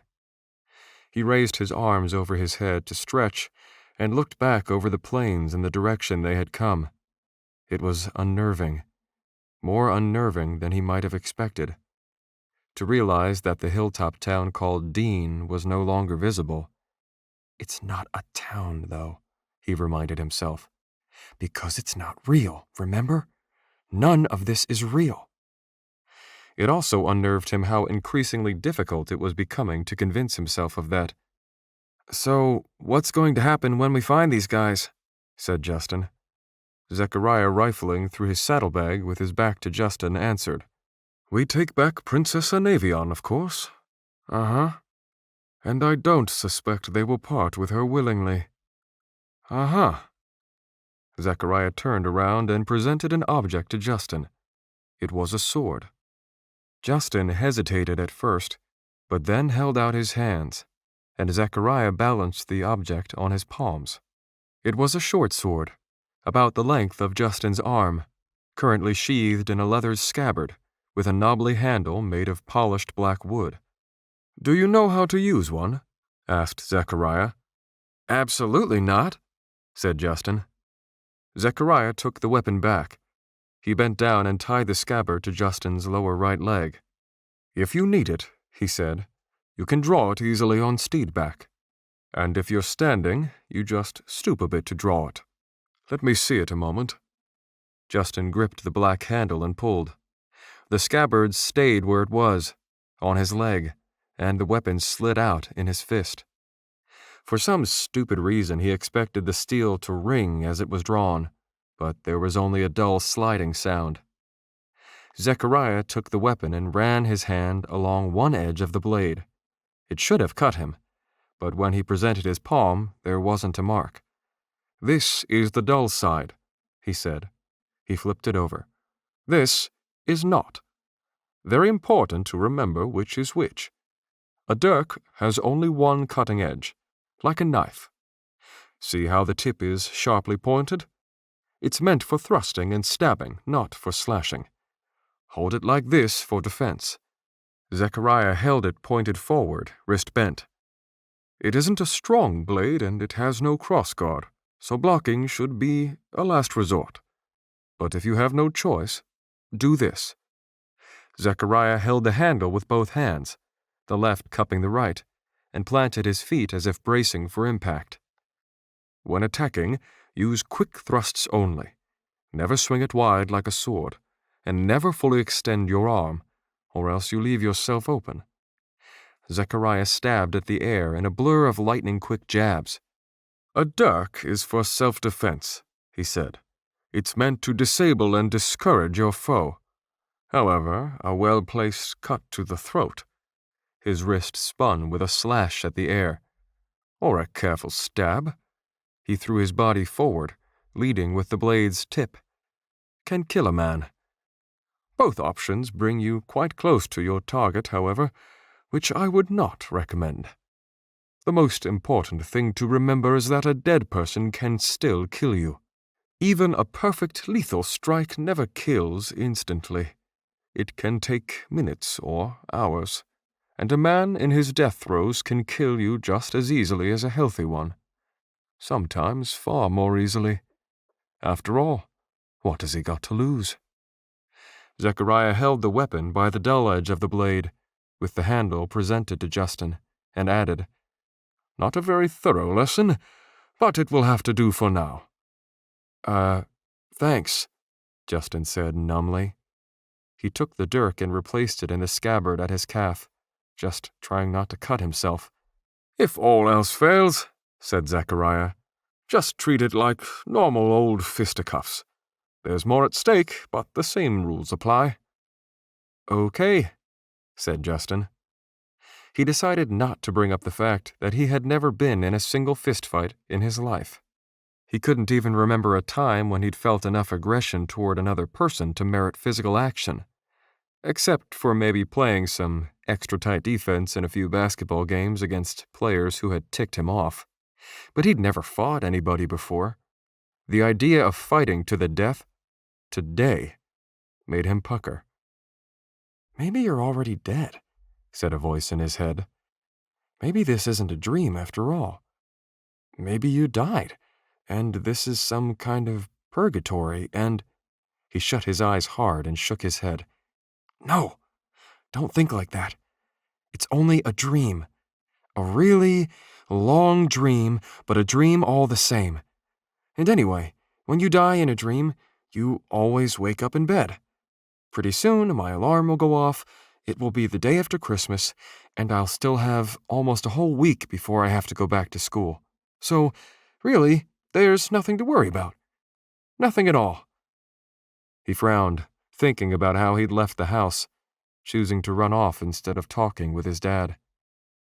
But what had happened after that? And why couldn't he remember it? 11. Justin woke with a start. His alarm hadn't gone off for some reason. He was going to be late for— The toe of a boot spurred the vulnerable spot between his ribs and pelvis. "Ow!" he yelped, sitting up. "On your feet," barked Zechariah. "Never have I met someone who spent so much time on the ground." He reared back to kick Justin again, and Justin scrambled, fleeing from the boot. "Hey, I'm up," he shouted. "What's the rush?" "They have stopped to rest," growled Olland. He was on his steed. His face was blank, emotionless. "And they still don't know they are being followed. If we ride hard, we'll catch them within the hour." Within the hour, thought Justin. He hurried to his steed while Zechariah mounted up. Again, Olland did not wait for them. He set his steed galloping over the grasslands. "Is he going to fight them?" said Justin as he climbed into the saddle. "No," said Zechariah. "We are going to fight them." Justin tried to wet his lips, but his mouth was sticky and dry again. "Can't I stay here?" he asked. "You guys can come back for me when it's over." "For your sake, I'm going to pretend I didn't hear that," said Zechariah. "Have some honor, boy. Show a little backbone. Are you ready?" "No," said Justin. But Zechariah tugged on the reins, and his steed took off. When the old man made the clucking noise in his cheek, Justin's steed followed. Justin nearly fell off the animal's back at the change in momentum. "No, wait! Turn around!" Justin pleaded with the animal. "Whoa, pony! Whoa! Halt! Stop! Slow down! Seabiscuit! About face?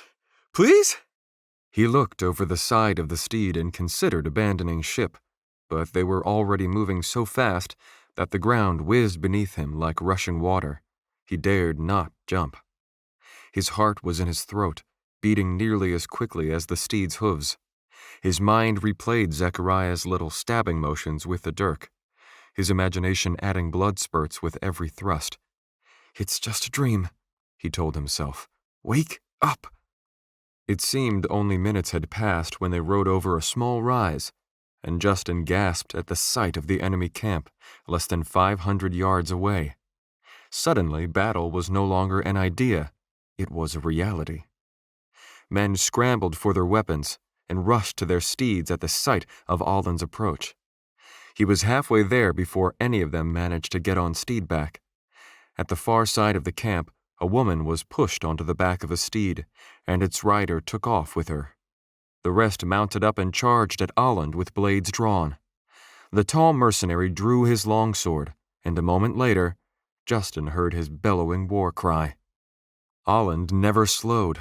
Like barreling into the burning building the night before, he plunged headlong into the enemy. The first rider brought his sword down at Alden in a lumberjack chop. Alden dodged it casually. Their steeds grazed shoulders as he passed. 2 more riders closed in on him from either side. Steel reflected summer sun as one swung his sword and the other stabbed. Alden jerked with a wicked block and knocked the first attacker from his steed to hit the ground in a bone-snapping roll.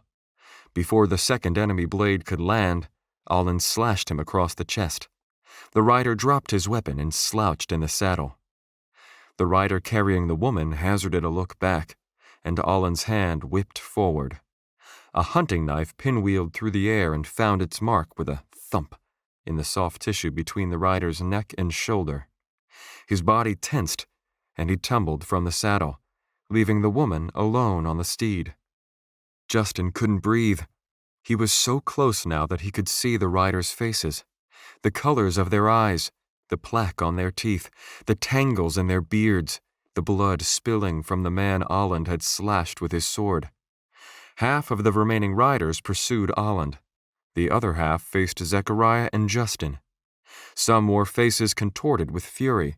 Others appeared relaxed, almost businesslike. Zechariah drew his sword and charged at them. Justin, out of no desire of his own, followed right behind him. Intelligent thought escaped him, replaced by pure, crystalline terror. "It's a dream! Wake up!" he heard himself repeating, almost shouting as vomit bubbled at the back of his throat. "It's a dream! Wake up!" An enemy rider closed in on Justin from the side. The man raised his sword, taking aim, as if he were a major league batter sizing up a pitch, and Justin's head was a juicy, hanging curveball. Zechariah flew in, catching the attacker off balance. Faster than a man of his years should have been able, Zechariah redirected the man's strike and stabbed him below his collarbone. The man dropped his weapon and retreated, clutching the wound. Another rider came at Zechariah. The old man dodged a potentially killing blow, then cracked the rider in the face with the butt of his sword's hilt, stunning the man enough to knock him out of his saddle. A rider advanced on Justin from the opposite side. Justin turned away out of reflex. In the process, he inadvertently tugged on the reins in his hands. His steed stepped sideways in response, and a stab from the enemy's blade glanced off the animal's hindquarters instead of hitting Justin. The steed reared. Justin lost his grip, and he fell from the saddle. He hit the ground amid stamping hooves. A few more enemy riders fell beneath Alden and Zechariah's blades, and the cries of the wounded and the dying hurt Justin's ears as he struggled to his feet. Soldiers surrounded Zechariah now. A blade caught the old man in the shoulder with a splash of red. He retaliated by burying his sword halfway to the hilt in the rider's midsection and twisting upward. The rider fell, gargling. "It's a dream," Justin said. "It's a dream." His heart now pounded in his chest so hard he thought it would split like overripe fruit. Zechariah's eyes found Justin. "Behind you!" he shouted. Justin turned on weak legs. An unseated rider, the man Zechariah had cracked in the face, was coming at him. Blood from a broken nose soaked his mustache. He raised his sword as he ran at Justin. It wasn't like the movies. There was no slow motion, no out-of-body experience. Hardly enough time for Justin to think, let alone for his life to flash before his eyes. He raised his hands to surrender, but the man just smirked a little in amusement, then bared his teeth and lifted his broadsword like a butcher's cleaver. Justin tried to run, but he couldn't move. "It's not a dream," he realized. Suddenly, Justin saw Olland leap from his steed. He was too far away to make it to Justin in time, but he stabbed his sword forward in midair. The weapon flashed, and yellow and orange flames exploded from the blade. Raging fire rolled over itself and flowed from Olland's sword in a blazing cloud. The man in front of Justin disappeared in the billowing flames without so much as a scream, and the wall of heat knocked Justin off his feet. He landed hard on his back. For a long time, Justin did not move. He lay on his back, the wind knocked out of him, wheezing and staring up at the sky. Dark clouds were rolling in overhead. He was vaguely aware of some fighting still going on, but his head was somehow both hot and cold at once.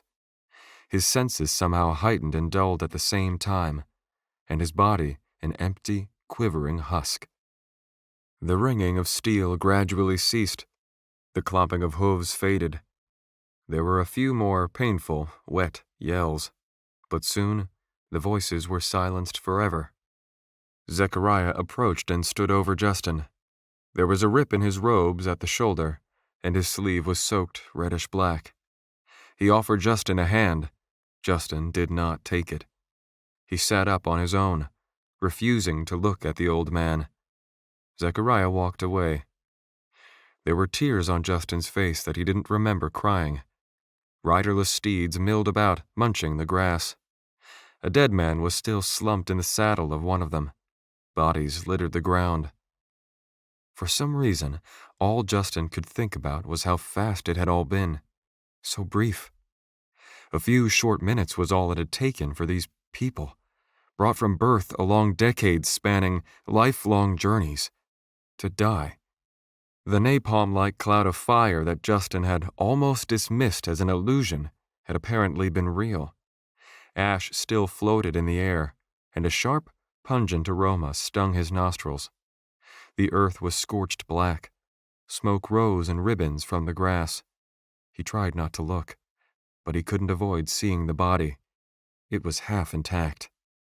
The part hit by Olland's fire was obliterated. There was no skin, only slippery-looking muscle charred jet black. Half the face was gone. An empty eye socket stared at Justin.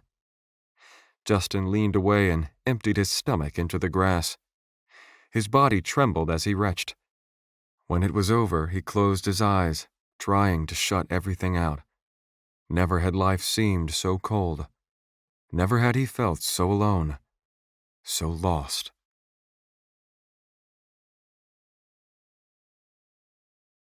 Part 2. Close to the Edge. 12. Justin jammed the blade into the earth and threw another scoop over his shoulder. He paused to wipe the sweat from his brow. It was late afternoon, but dark clouds dimmed the sun. They carried the promise of rain. The shovel in his hands had been procured from the supplies of dead men. Zechariah had told him they had probably brought it to dig lightning shelters in the event of a dangerous storm on the open grasslands. Presently, Justin used it for a very different purpose: digging graves. Olland had said every man who fell in combat, friend or foe, deserved a proper burial. Zechariah had said smugly that it was good for the soil. Justin, in shock over all that had happened, had said nothing. He just did as he was told, since he didn't know what else to do. His arms burned. The wooden handle dug into his palms where loose skin was starting to rub with blisters. The ground was hard, and the roots of the grass were thick, making digging the first 6 inches surprisingly arduous work. After that, the soil was a silty loam he could push through furiously, easily clearing a trench the length and breadth of a man. After the battle, Justin had found one of the enemy riders lying in the grass, still alive, clutching his side and trying to hold something in that shouldn't have been out. This had been no man, but a teenager, a boy younger than Justin. "Help," the boy had said. "I don't want to die." Before Justin could say anything, Olin had stepped past him and was kneeling beside the boy. "Bless you," the boy had said. "Thank." Then Justin had heard a crunch, and Olin had stood, wiping his knife clean. The dead boy's face was left frozen in his final emotion, agony-stricken hope. "You killed him," Justin had yelled, almost screamed. "We could have helped him." "He was dead," Olin had growled. "No, he wasn't." "He was." "You son of a—" "Nothing could have saved him," Olin had said. "Out here, a mortally wounded man and a dead man are one and the same." "That wasn't a man," Justin had growled through clenched teeth. "That was a kid." Olin had walked away. At present, Justin blinked against tears and squeezed his fingers tightly around the shovel's handle. His anger overrode his other emotions for a moment, so he embraced it. He twisted his hands against the grain of the wood just to force his blisters to break. At least anger made sense. It was pure and easy. But no amount of wrath could block out the way those men had gargled as they died, the way they had writhed in pain, the way the boy had asked for help, only to receive his final reward. Justin squeezed his eyes shut. It didn't make sense that someone's entire existence, their past, their present, and all the potential futures that might have been, could be snuffed out so quickly just for being on the losing side of one small conflict. "Good enough," said Zechariah. Justin turned to scowl at the old man, angry at being interrupted, angry for being brought here, angry for everything. Zechariah tossed him a canteen. While Justin grudgingly took a drink, Zechariah dragged 4 bodies across the grass one by one and dropped them into the trench. Try as he might to hide it, Justin felt his whole body flinch each time a corpse thudded home. While they lay piled to the surface, Zechariah nodded. "Filling it up is easier," he said, almost cheerfully. Justin wanted to tell the old man to do it himself, but he couldn't look away from the grave. The teenage soldier was on top. His eyes were still open, and the expression on his pale, dead face had gone slack. He looked bored. "He would have died all the same, you know," Zechariah said. "If anything, Olin showed mercy." Justin pursed his lips. "He was defenseless, and Olin killed him. That's not mercy. It's called murder." "If your roles had been reversed," said Zechariah, "and you had been the one lying wounded, that boy would have killed you instead." "That's for him to decide," Justin said. "I wouldn't. The fight was over. He wasn't a threat anymore. And Olin wasn't even sorry." Zechariah sighed. "Sometimes wounds can be healed, but some things just cannot be undone. A wounded person may live for days or even weeks, enduring a living hell of agony, infection, disease, horror, and madness. Then he dies. Warriors like Olin know the sight of a wound that is beyond healing. Better to show mercy than to condemn a man to unnecessary suffering. Do not doubt that he would have done the same to me, or you. I'm sure he has had to before."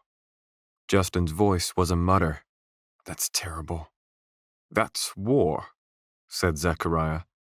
And it is terrible, and some people choose to live through it so that others may enjoy lives free from it. Silence settled over them for a time. The talk of wounds reminded Justin that Zechariah's shoulder had been cut in battle. He must have treated it, though, because his sleeve was mostly washed clean, and he showed no discomfort. The freed prisoner was cleaning a gash across Alan's back, who, judging by the abundance of long-healed scars coating his torso like tattoos, had chosen to live through quite a bit of war in his time. The woman, a princess if Zechariah was to be believed, took a roll of dressing from a pack to bandage the wound. Justin had yet to see her face clearly, but her hands, red with Alan's drying blood, worked with expeditious mastery of seasoned practice. Better keep at it, said Zechariah, before these clouds let loose. What's her name? Said Justin. Of all the questions you could ask, why that one? Justin shrugged. Leah Anavion, Zechariah said. You should feel proud for helping her. Proud, said Justin. Right. The old man gave him a strange look. He started to turn away, but at that moment Justin lost control, and everything spilled out. I'm lost, Zechariah, Justin blurted. Really lost. The place I'm from doesn't have princesses or swords or even steeds. We worry about things like politics and bills and football scores, not kidnappers. It's a whole different world, and I'm just some kid. I have to go home. I have to. He paused, choking on his words. My dad, Justin said. He needs me. I have to get home to him. He can't take care of himself. Zechariah squinted, chewing on his tongue a bit. What's the matter with him? He needs help with everyday things, and Mom... The words caught in Justin's throat again, and he shook his head. Mom's dead. That means it's up to me. Dad was in an accident, and he needs me. I can't be here. I can't leave him alone. I have to get home. He doesn't have anyone else to... But Justin was breathing too quickly for his words to keep up, and the only sound his mouth could make after that was a wet, bubbly sort of moan as he tried not to cry and failed miserably. The tears slipped past his nose and mingled with leaking snot.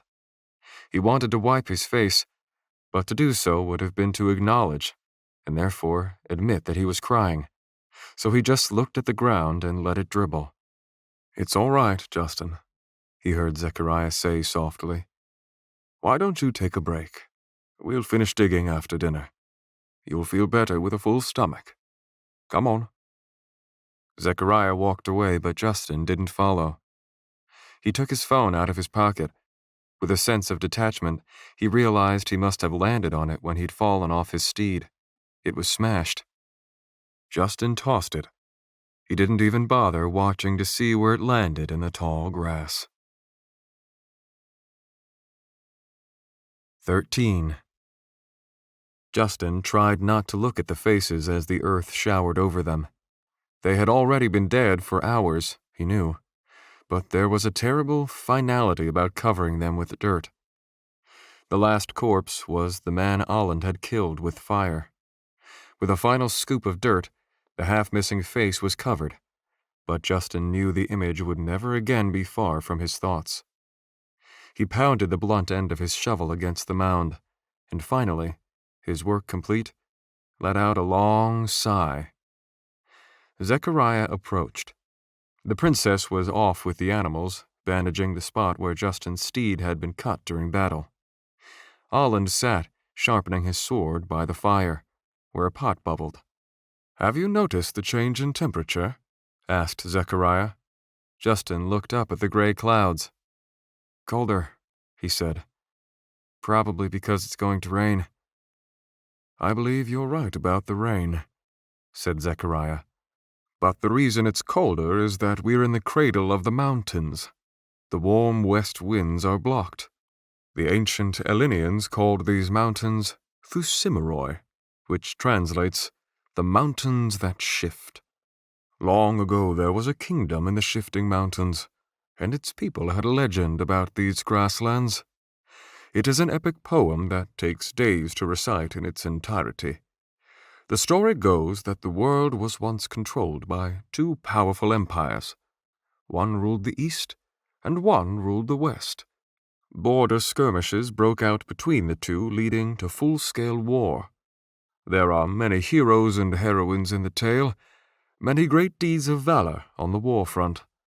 But meanwhile the warriors' homelands were falling apart. All resources went to the war. The people became poor and hungry, and the empires crumbled. Legends say that the war ended here, on these grasslands. The final battle of the divided planet. The two largest armies ever assembled clashed, and one by one their soldiers fell. There was no surrender, no retreat, no mercy. After weeks of fighting, all were killed except one man on each side, and they faced each other in single combat. Finally, a mortal blow was struck to each, and both fell. In their dying moments, the two warriors surveyed the battlefield and saw that it had become a land of open graves, with not a victor in sight. No one left standing, no one to bury the dead, no one to mourn them, only crows to tend to the carrion. The grief for the dead united these two warriors in their final moments, and as they died, together they drove a sword into the ground as a solitary memorial to remind the world what terrors can be wrought by war and human ambition. The Tale of the United Planet. Justin turned. Standing behind him was the princess, and he could now see her clearly for the first time. He didn't know what he'd been expecting, but this wasn't it.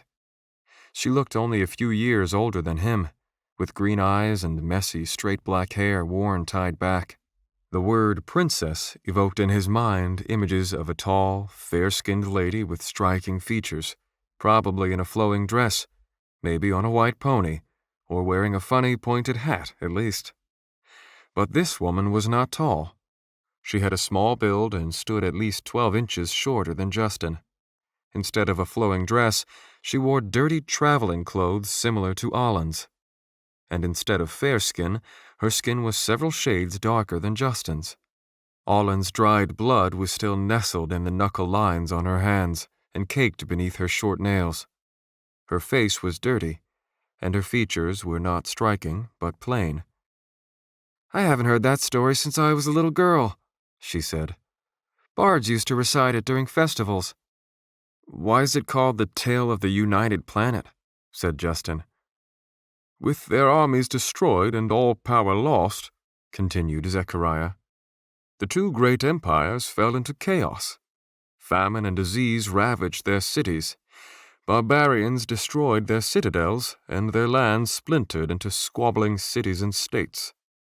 The world entered an age of darkness that lasted for centuries. As for the two warriors, they were only united after they lost everything. In that brief minute, when they drove the sword into the ground before their deaths, the planet was united. The moral is, the only true peace is that of shared sorrow and defeat. The only way people will put everything aside is when they have already lost it." "How uplifting," said Justin. "Is it true? The story, I mean, not the moral." Zechariah shrugged. "There are many legends in this part of the world. Some folks pass the tale off as pure fiction. Others claim that the battle really did take place, and further that the sword of the United Planet still exists somewhere, powered by ancient magic, and having survived through the eons." He smiled and laughed. "Probably just a wonderful story. A little rational thinking is all it takes to poke holes in it. After all, if the two men were the last of their armies and they died together, who told their story? It does make you wonder, though, why the grass on the gravelands grows so green." Zechariah paused and looked at Justin. His tone became quite serious. "You should be proud of what you have done. Not all soldiers are so blessed as to rest in proper graves. The men you buried are at peace now, and in good company."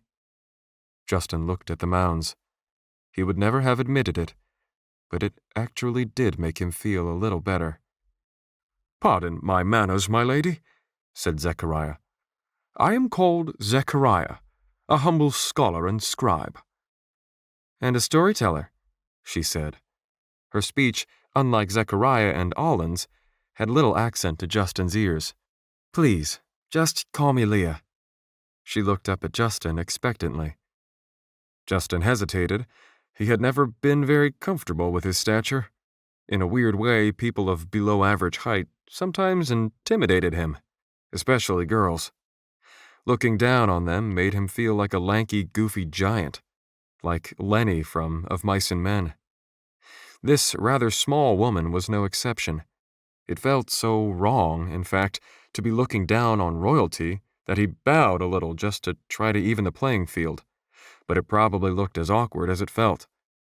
"I'm Justin," he said. Leah grinned unsurely at his bow and offered her hand. For a second, Justin was terrified that he might be expected to kiss it or something, but when he took it, she casually shook his hand. "A pleasure, Justin," she said. "Where do you hail from?" "Hail from?" Justin said.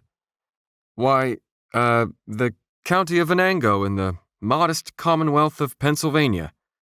Leah cocked her head. "I'm not familiar with that province." "Not many people know of it.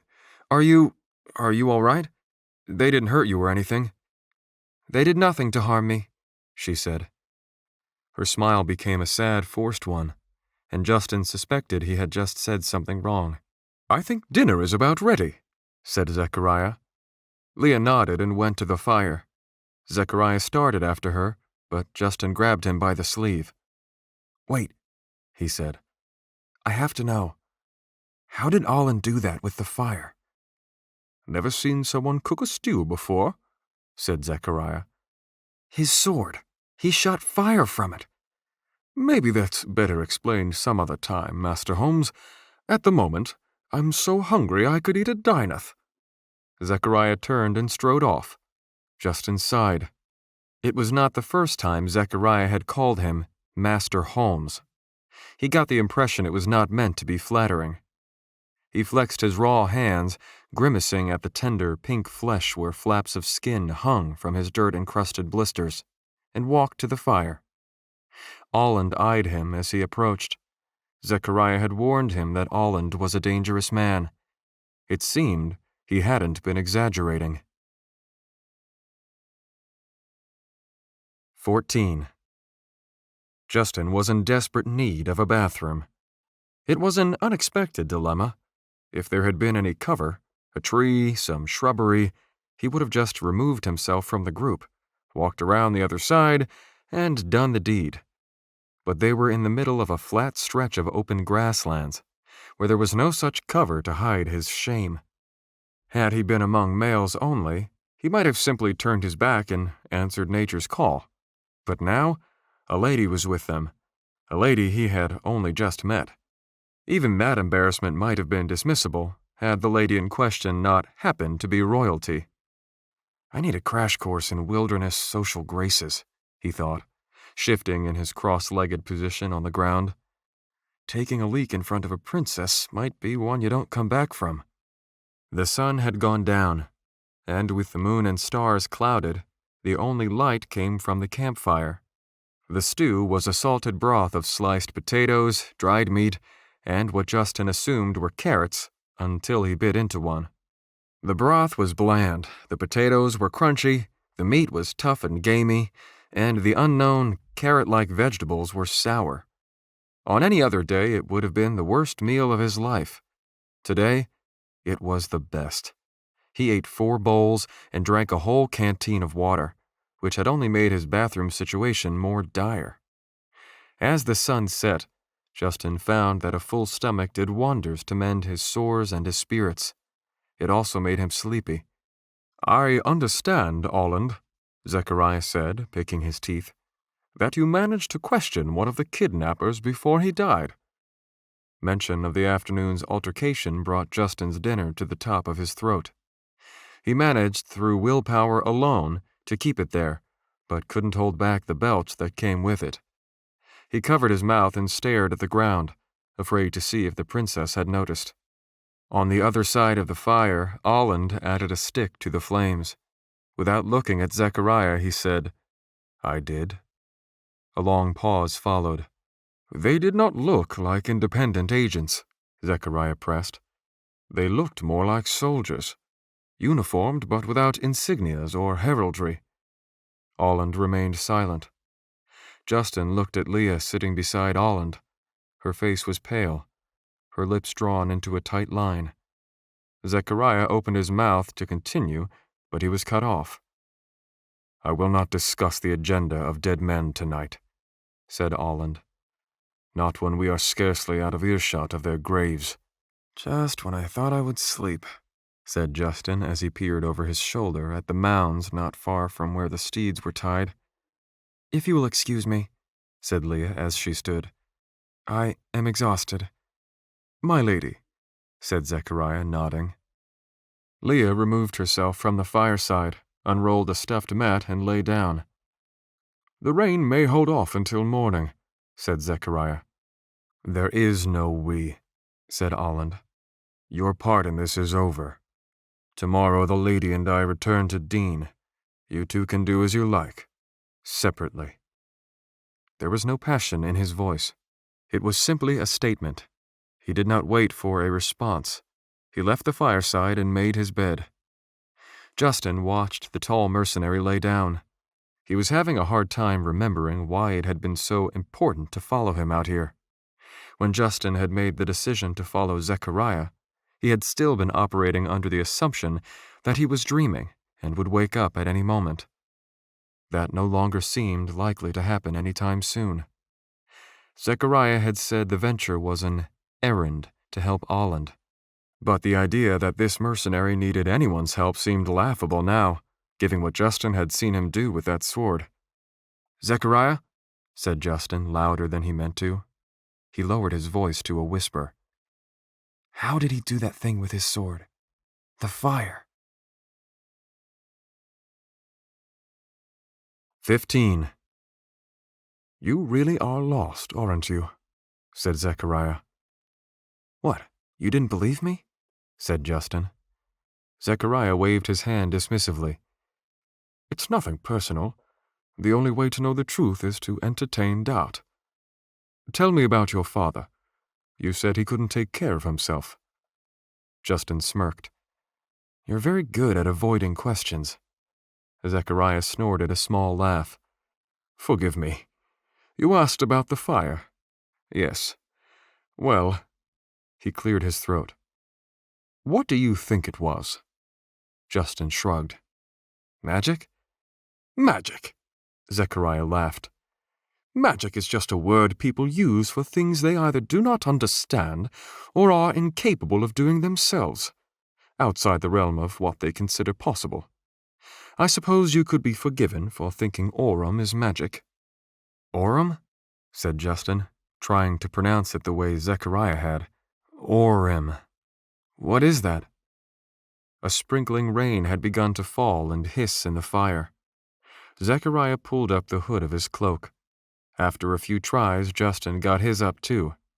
"In a way, seeing it firsthand is better than any explanation," said Zechariah. "To understand Aurum, you must first ask yourself, what is a person? Is a person his body? Is he his brain?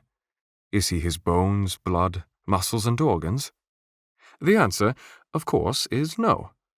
The parts do not make the person.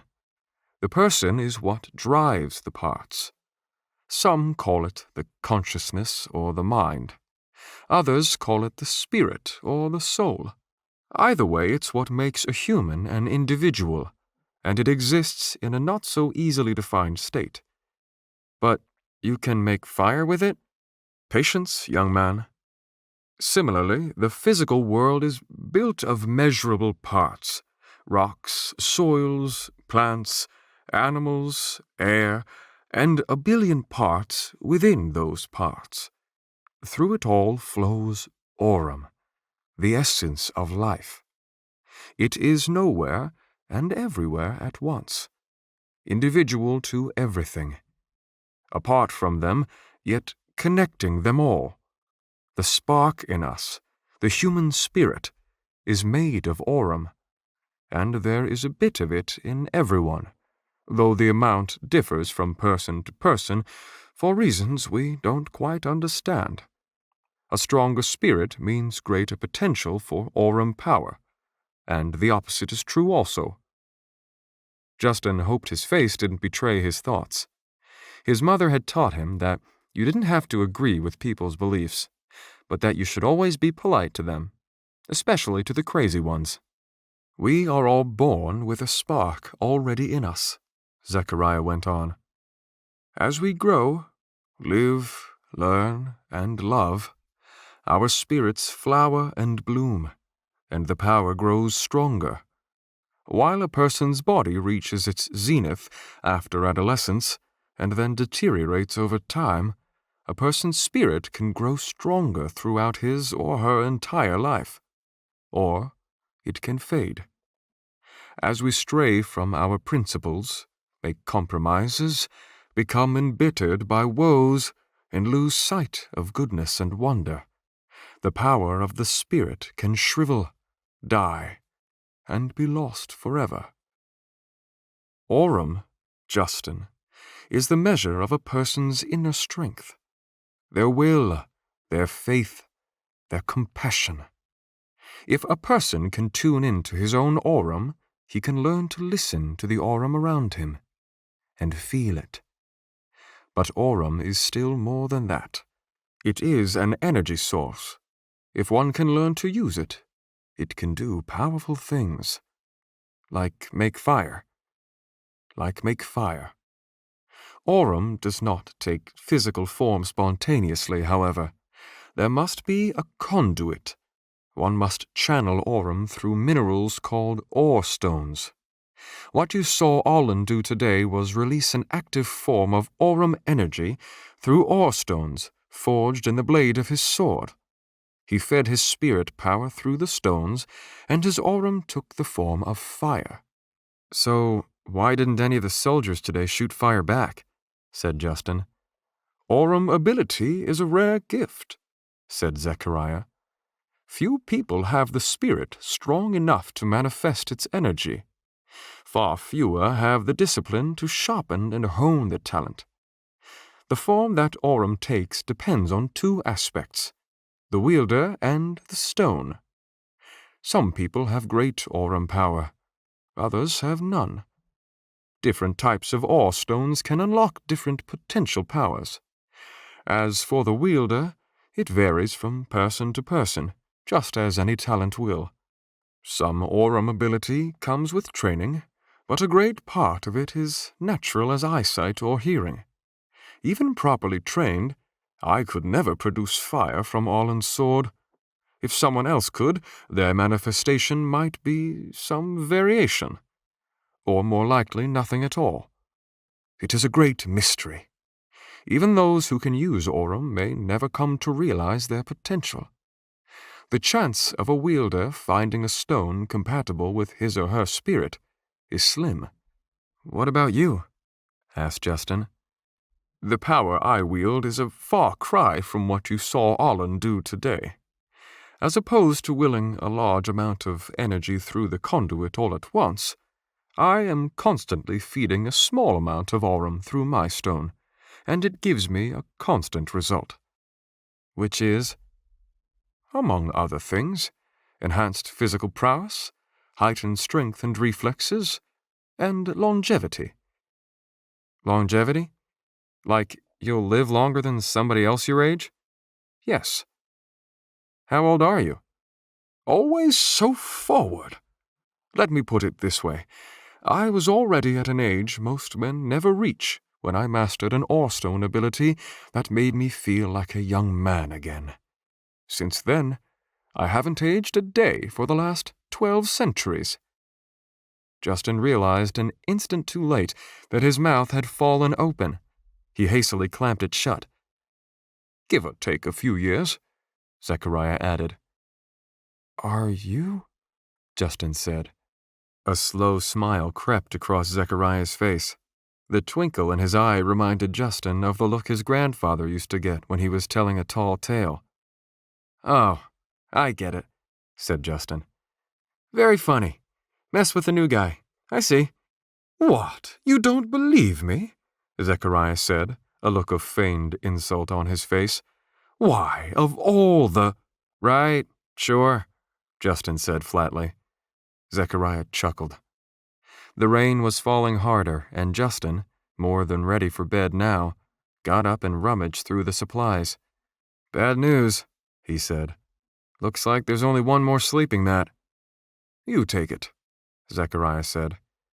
"I prefer to sleep sitting anyway." The only items of clothing Justin bothered to remove were his jacket and his boots.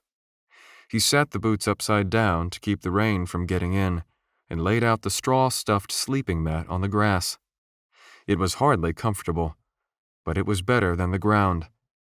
He lay down and draped a blanket over himself. The sky was shrouded in clouds, mercifully hiding the double moons, so he found himself staring at the dying fire instead, thinking about the flames Olland had unleashed to kill that man, to save Justin's life. It seemed impossible. But in a world where 2 moons hung in the sky, impossible was a relative term. He glanced at the princess and her bodyguard, making sure they were both asleep. Finally, he thought.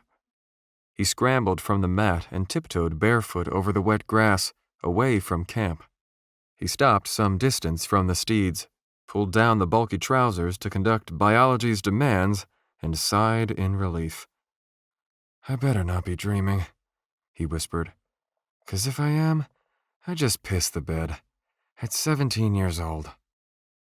He returned to camp feeling like a new man, and was about to lie back down when he tripped over his jacket and heard a familiar metallic jingle. His keys. He reached into the jacket pocket and took out his keys and wallet. Opening his wallet, he discovered that the otherwise ordinary contents suddenly carried disproportionately sentimental value.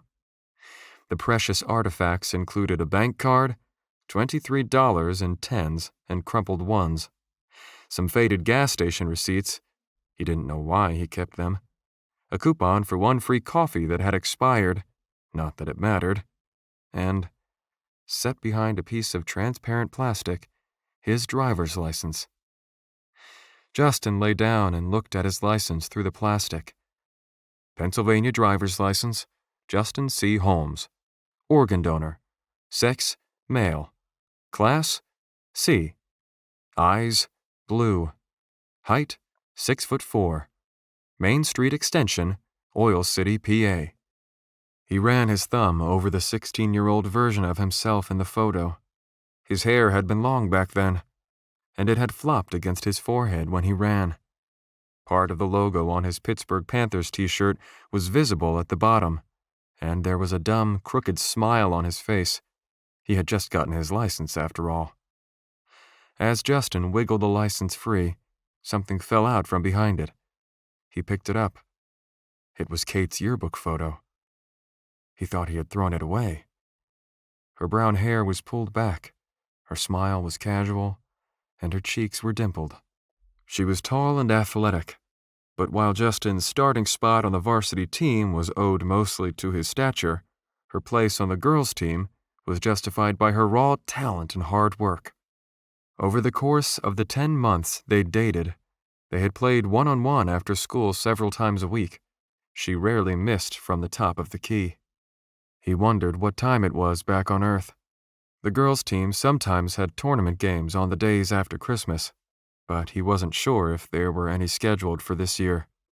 Maybe she was getting ready to take the court for the second half. Meanwhile, he was out here, just trying to survive. If it's not a dream, then what happened to me? He thought. How did I get here? Turning the photo over, he looked at her signature on the back.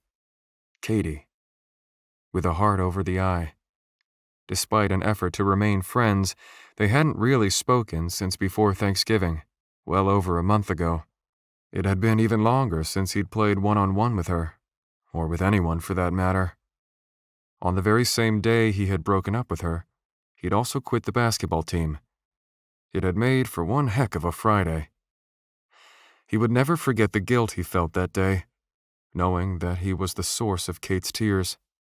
Nor would he ever forget his coach's parting words as Justin collected his things from the locker room. "A quitter. What would your mother say?"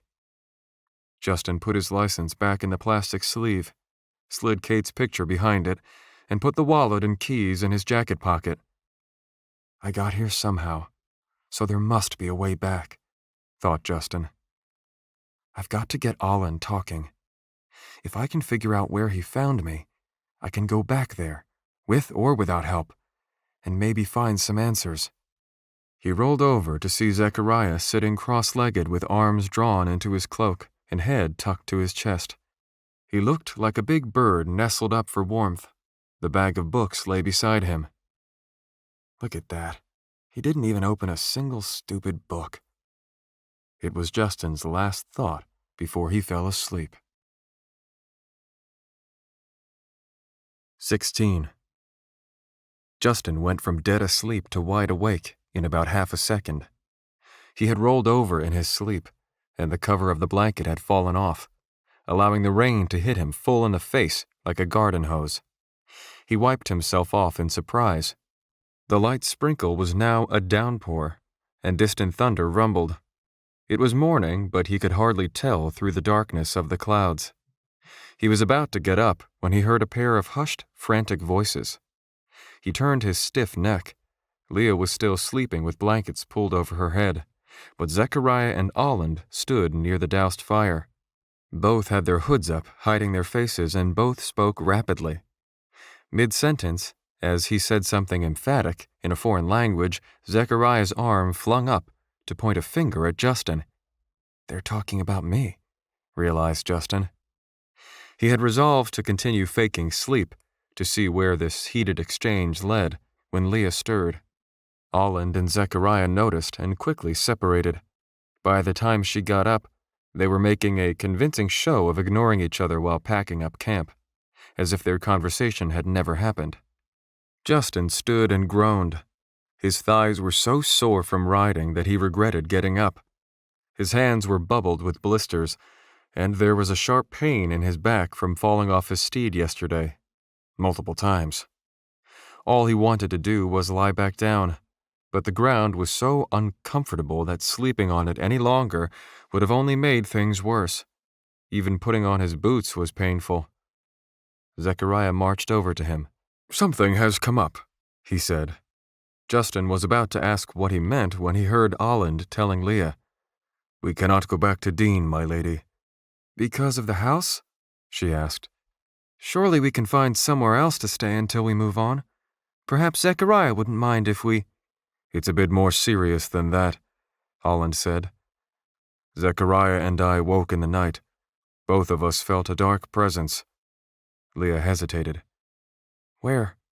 "From the southeast," said Zechariah, stepping in. "An entity shrouded in shadow." He shook his head as if trying to clear a foggy mind. "I can feel it heading for Dean, with malevolent intent." "You can feel it?" said Justin. "Yes," Zechariah said. "Orem." Leah looked up at Olin. The difference in height between the princess and the nearly 7-foot-tall mercenary was almost comical. "I don't know what it is," Olin said, answering her unspoken question. She set her jaw. "All the more reason to avoid it, I suppose. What do you suggest?" "Our options are limited here within the Thusimeroi cradle," Olin said. "We can wait and hope it passes us by, or we can head toward one of the towns in the mountain foothills." "The fortifications of the ancients run the length of the mountains," said Zechariah. "But there are gates that lead through the walls if need calls for it. The village of Irith is closest. It is situated just outside one such gate." "I would rather try that," said Leah, "than be without shelter in the storm." A loud boom of thunder rolled across the gravelands, and the wind seemed to pick up in response. "If we leave now, we could be there by this afternoon," said Zechariah. "We'll have to move quickly," Olland said. "The people of the foothill towns do not admit travelers after dusk." Justin was amazed. Only last night, Olland had wanted nothing to do with Zechariah or Justin. Now he and the old man were working together. "Are the Irith people superstitious?" said Leah. "Fear of the dark is no reason to turn away travelers." "There is no superstition involved," said Zechariah. "They sleep at the feet of the Thusimeroi, and there is a reason their town is built outside the walls rather than within. Remember, my lady, Nolia is only one small corner of the world. Things are different in the wilds." Leah shifted uncomfortably beneath Zechariah's gaze. "Fine," she said. "Anything's better than waiting for trouble to come to us." Olland and Zechariah set about packing up the camp, throwing supplies into bags and loading up the animals. They had commandeered a small herd of steeds from the enemy soldiers and had planned to take them back to Dean. Instead, Zechariah separated their three, found a fourth for Leah, and smacked the rest hard on the rears, freeing them to run wild.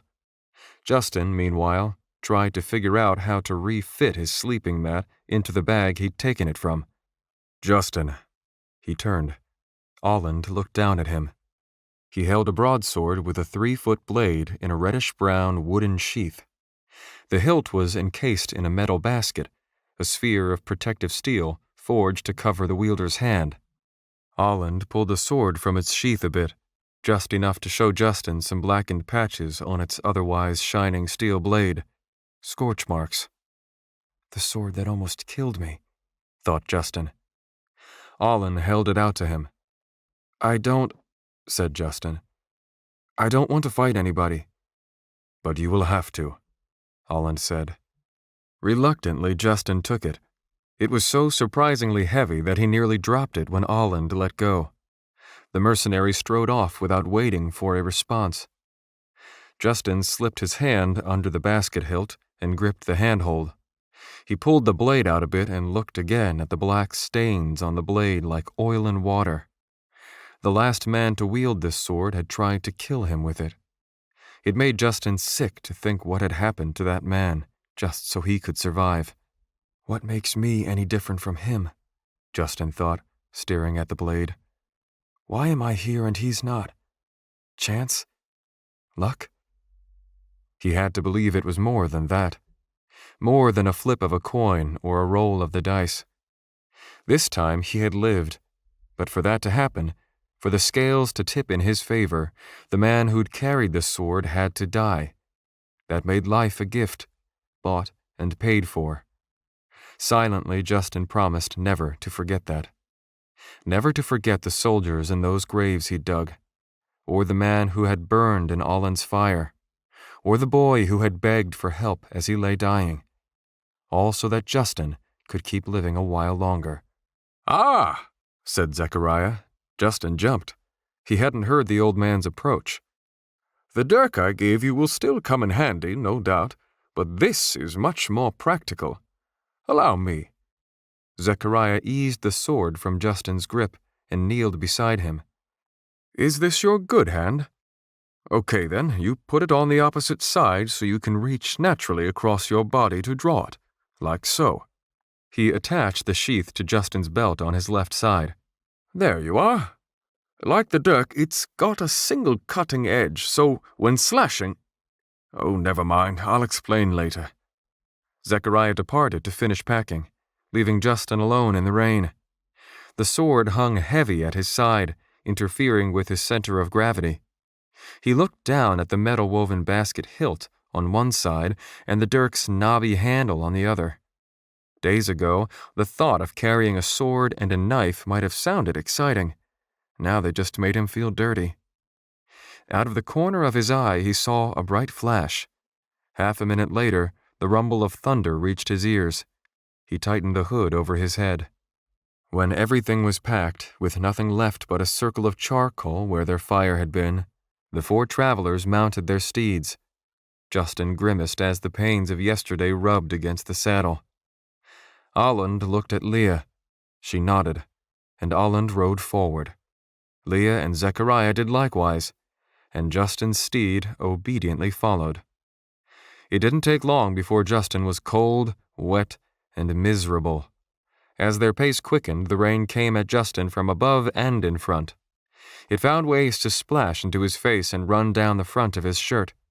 The mounds marking the graves of the enemy soldiers disappeared behind them as the world grew darker. 17. The sun's position was hidden behind the clouds, and time seemed an endless circuit of grassland flowing beneath and rain falling above.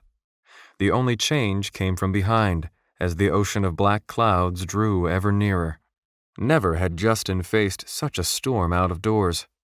After a while he dared not look back to see how close the lightning struck, and the thunder was so loud it hurt his ears. Curtains of rain and cloud veiled the path ahead. Lightning sparked horizontally in the clouds above. Aland raised his hand and began to slow down. The others followed his example. Looking over his shoulder, Justin saw the blackness behind illuminated by a bolt of lightning that sizzled from the sky like a crack through an eggshell. An explosion of thunder rocked him not 10 seconds later, setting his heart racing. The storm was moving faster than they were. He didn't want to stop. He didn't want to give it a single moment's advantage. The crazy idea came to him of whipping the reins of his steed and rushing past the others to make a break for it alone. Get a hold of yourself. They came to a stop, and still on steedback, crowded into a tight circle. The steeds sucked in air through their trunks and shook water from their long faces.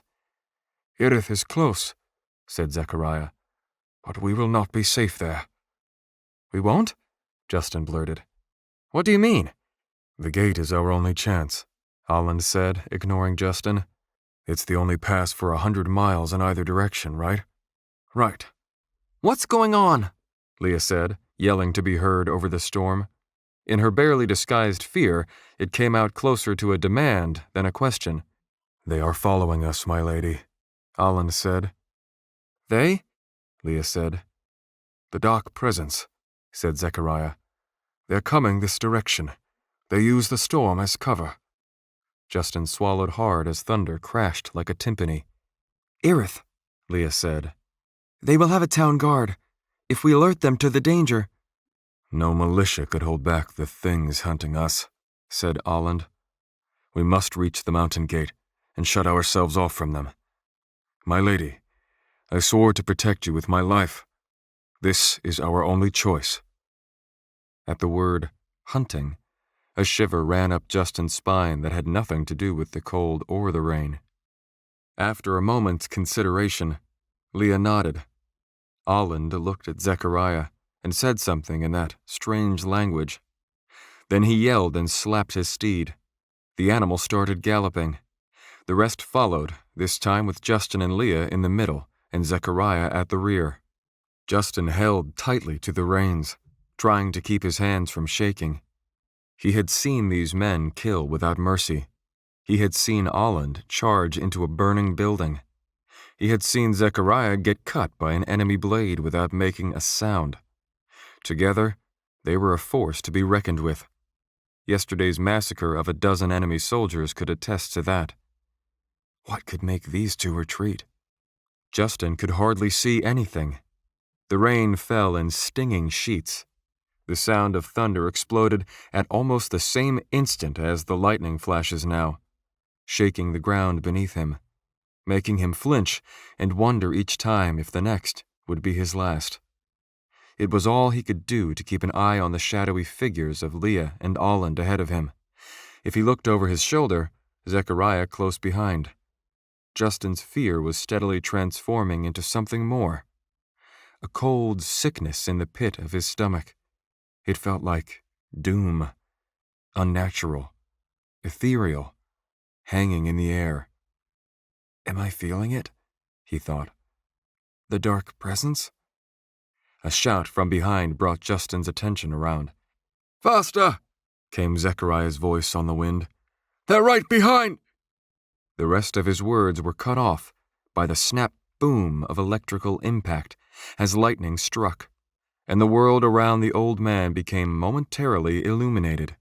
Burned into Justin's retinas for a split second was a jagged line of light drawn from the blackened sky to the ground less than 50 yards behind Zechariah, and in the aftermath, he saw them.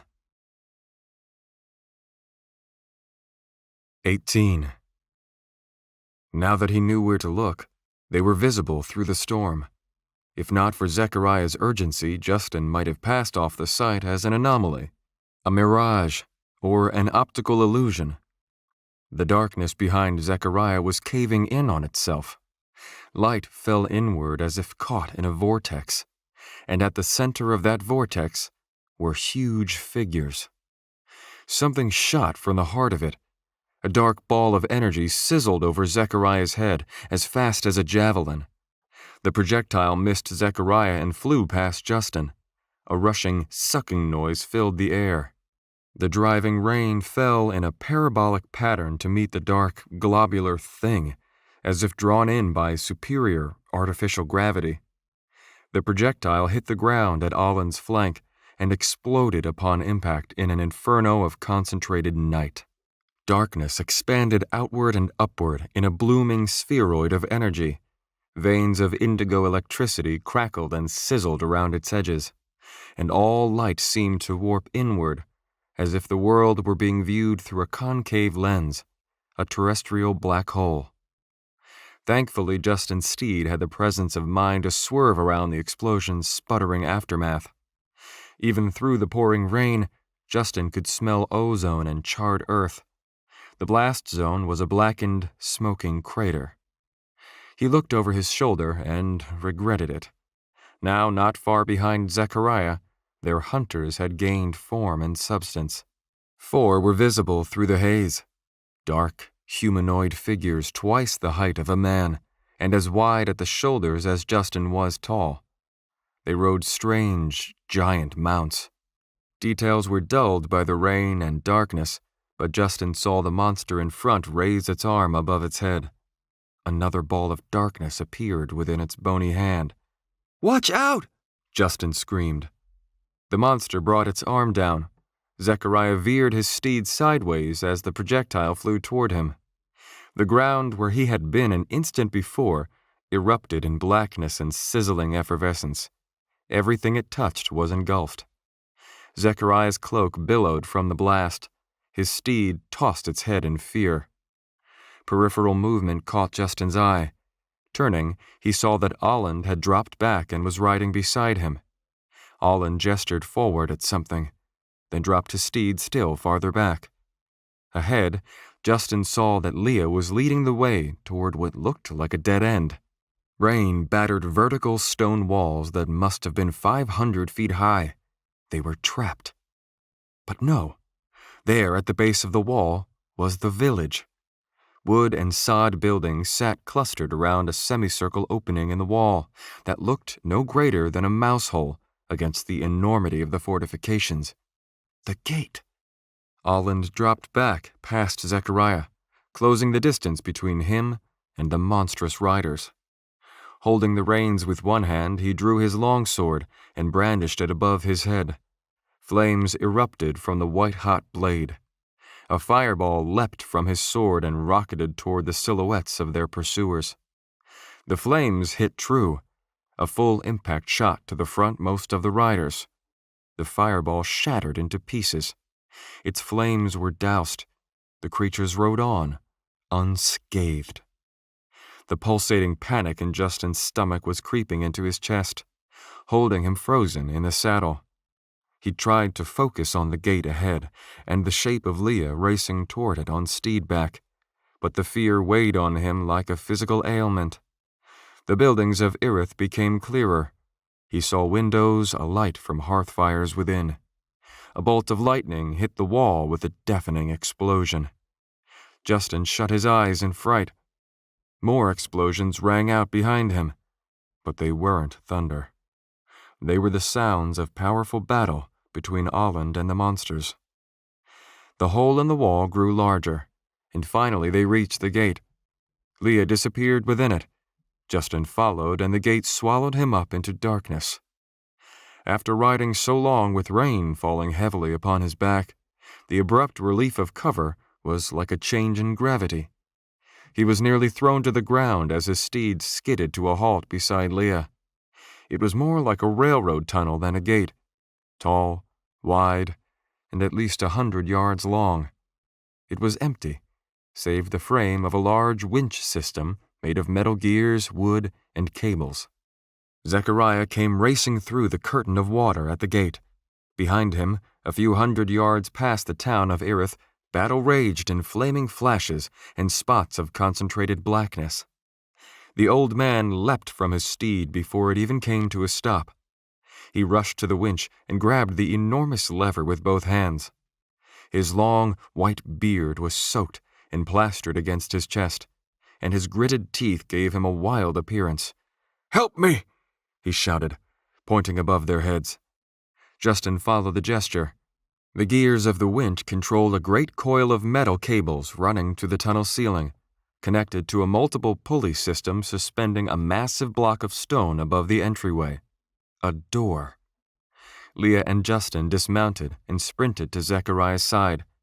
"We must shut the gate," he said. "What about the town?" Leah shouted. "It's us they're after, not the town," Zechariah shouted. "Those things will be right behind Olin. We've got to cut them off. Ready? 1, 2, pull!" At his order, the three pulled on the lever. It didn't budge. "Again," said Zechariah. 1, 2, pull!" The metal cut into Justin's hands, re-breaking all the blisters of yesterday and coating his palms with watery fluid. His boots slipped on the stone floor. His arms burned with the effort. He thought he felt the lever move slightly, but it wasn't enough. Justin felt dizzy.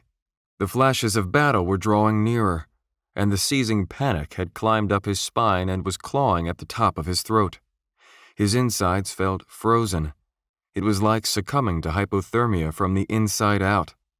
Black tendrils crept into the corners of his vision. It suddenly dawned on him that he was about to black out. Olland was nearly there, but the monsters were right with him. A dark projectile missed Olland and struck a house. In an instant, the building floated off its foundations, fragmented, and exploded outward in a shower of support beams, window glass, furniture, and human screams. "No!" Leah shouted. Zechariah backed away from the lever and drew his sword. He raised it high and brought it down with a mighty swing at the cable supporting the door. A spark and a pitiful clang resounded as his blade bounced away. He raised his sword and struck again and again, but the cable held firm. "Justin, Leah," he said. "Ride hard. We'll hold them off as long as we can." "But we can't," said Leah. "Now," said Zechariah. Between the blasts of thunder and battle, Justin heard the people of Erith screaming. With what little sense he had left, he grabbed Leah's arm, pulling her toward the steeds. They mounted up and rode down the tunnel. Justin tried to adjust his weight and realized a moment too late that his left foot wasn't secured in the stirrup. He tried to compensate by grabbing the pommel, but his hand missed. His body weight pulled him sideways, and he hit the floor on his hip and rolled. Looking up, he watched as Leah and his steed galloped down the tunnel, leaving him behind. Suddenly, Zechariah yelled, "Get down!" The old man dove sidelong, throwing himself to the ground. Justin, already on the floor, could only watch in shock as a comet of fire came raging through the gate and into the tunnel, trailing the steam of boiled rain. The fireball collided with the winch system and exploded with a blinding light. The force lifted Justin back up off the ground and tossed him. Deafening noise ravaged his ears as he bounced off a stone wall and landed amid a hailstorm of flaming wooden pieces and half-molten gears. Cables formerly bearing thousands of pounds of force broke free and whipped wildly. One whizzed past Justin and cracked like a bullwhip against the wall, digging a gouge into the stone as cleanly as a spade through fertile soil. The stone block of the door was released all at once and crashed down. The sound of the door hitting home, the grating thud of stone against stone, was the final noise. It echoed down the tunnel as Justin lay on the ground with smoke stinging his sinuses. The battle, the rain, the thunder, everything was muted. But for the dancing flames of burning winch pieces and the shadows they cast, all was still. The door was seamless. They had been cut off. Zechariah got gingerly to his feet. He stumbled toward the door like a sleepwalker. Tiny flames rode the edges of his robes. He stopped before the door, ran his palm over the surface, and pressed his ear against it. Justin stood. The feeling of doom was gone. The unnatural, nearly blinding panic that, only moments before, had threatened to suck him into the depths of unconsciousness, had been muted along with the sounds.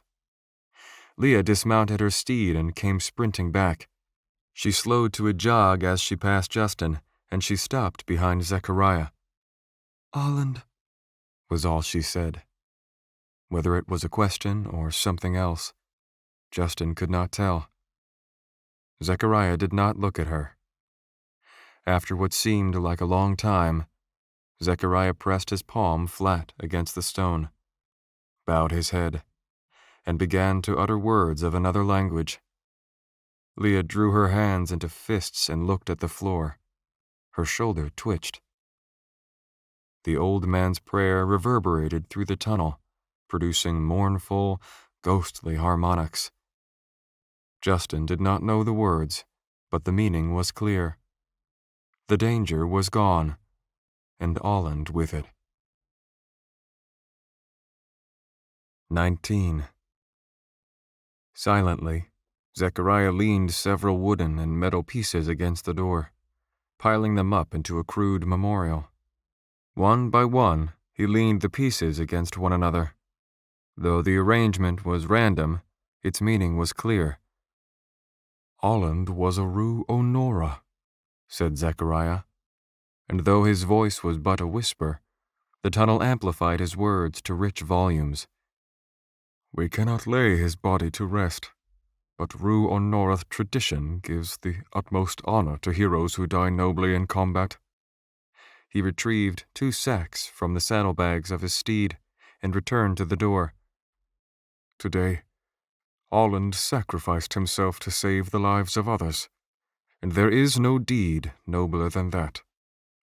And so we offer provisions for his journey." Zechariah opened the sacks. "Salt, to flavor the meat of his game." He scooped a handful from the sack and let it fall across the threshold.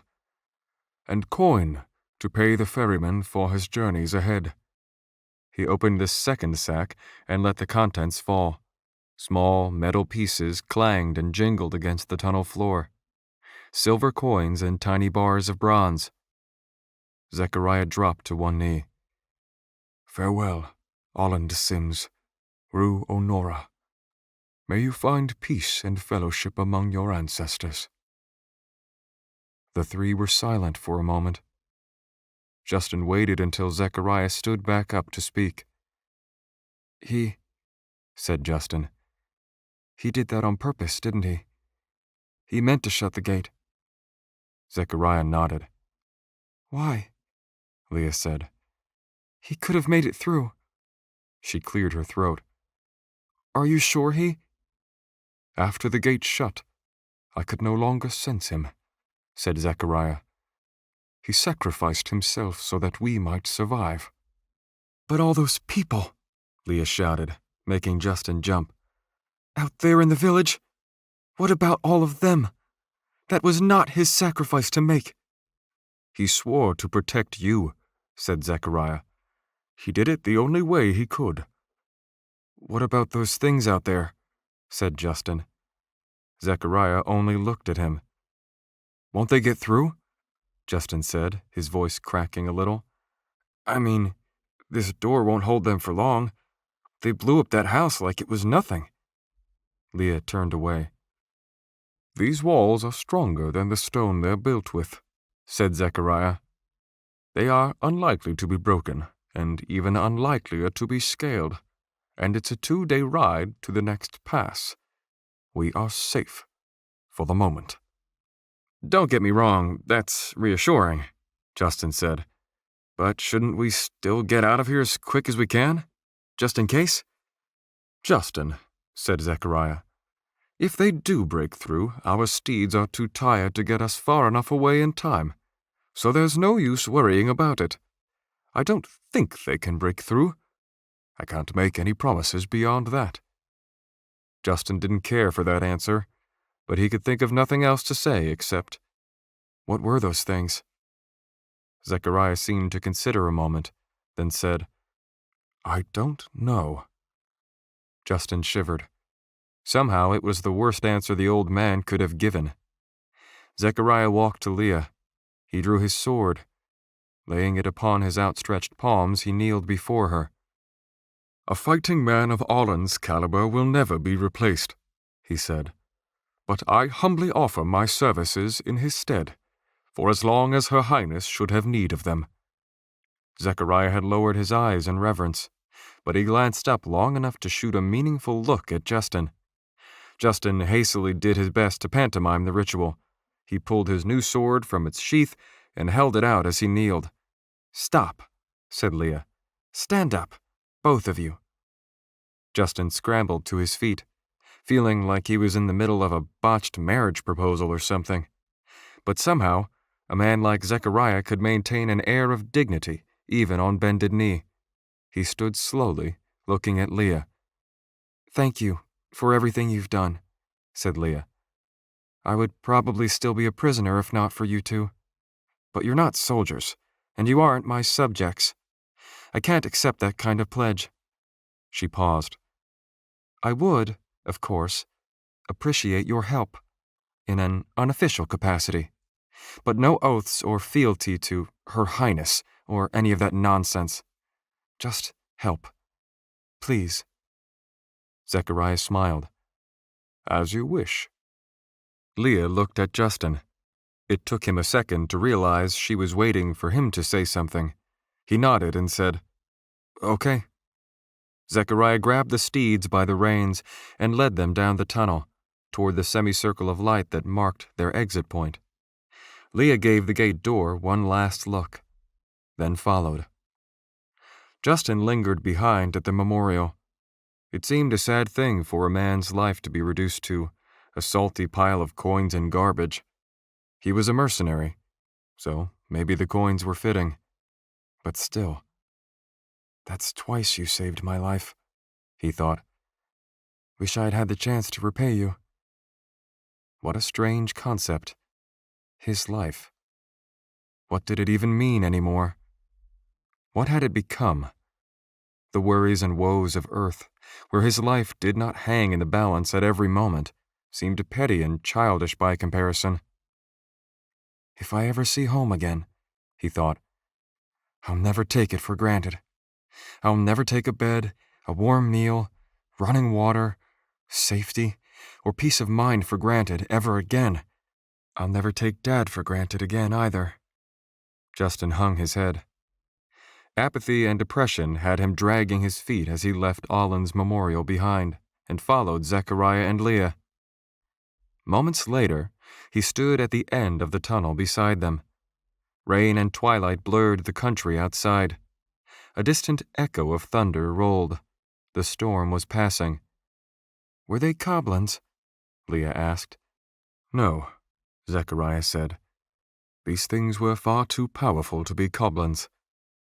"And they were after me," she whispered. "Focus ahead, my lady. We don't have enough supplies to stay here long. We could try to make it to another gate and back out to the Gravelands, but that may put us at risk of another encounter with those things. Our other option is to climb. I know of a nearby village, about a day's ride up the mountain path, where we can find food and shelter. I'm afraid it is only a temporary solution, but we may find sanctuary among them for a time, at least." Leah said nothing, but Justin thought he saw her nod. "Best to rest now," Zechariah said. "We can spend the night in here, where there's dry ground, and be on the move in the morning. We need to get a fire going, to dry us out and keep unsavory creatures away. You two wait here. Hopefully there's some dry wood to be found." He passed through the curtain of falling water and was gone. Justin and Leah did not even attempt conversation. They sat on opposite sides of the tunnel, alone with their thoughts. 20. After a meal of dried meat and half-stale bread, Justin, Leah, and Zechariah sat around a fire. Cloaks, jackets, boots, sleeping mats, and the like were arranged around the flames for drying. Justin was in his t-shirt and brown pants. Zechariah was in a wool shirt and trousers, and the princess was dressed similar to the men. The tunnel was roomy, big enough to have comfortably fit a tractor-trailer. Justin remembered the sight of the walls from outside. Vertical stone faces 500 feet tall if they were an inch, and wondered what kind of civilization had built such a marvel, without power tools. "Were these walls built before or after that story?" asked Justin. At the strange looks he got from Zechariah and Leah, he added, "The one about the armies fighting on the gravelands?" "Ah," said Zechariah. "Supposedly these walls were built thousands of years prior to that. The men who fought in the War of the United Planet were said to be descendants of the ancients. All that remains of those ages are these walls and the abandoned cities beneath the mountains." "Beneath the mountains?" said Justin. Zechariah nodded. "Cities, palaces, and citadels under the stone. Some discovered and long raided, but others, surely that no human has entered since the fall of the ancients. Think of what treasures might remain there." "Do people live there now?" Justin asked. "I don't think so. There are things in this world that crave dark places. The abandoned cities are breeding grounds for goblins and worse." "What are those?" asked Justin. Again, the looks from his comrades indicated he needed to explain himself. "Sorry, you mentioned it before. Breeding grounds for... what was it?" "You've never heard of goblins?" asked Leah. "Goblins are a kind of demon," said Zechariah before Justin could answer. "Remnants of a darker age. They are creatures absent of spirit, soulless. They must feed on the life force of other things to survive." "Life force," said Justin. "You mean Aurum?" Zechariah nodded. "They need it to survive, so they forage for it. They hunt in packs, feeding on unlucky creatures, but what they really crave is human flesh. No place is Aurum riper or sweeter than in a person. But dead meat is useless to them.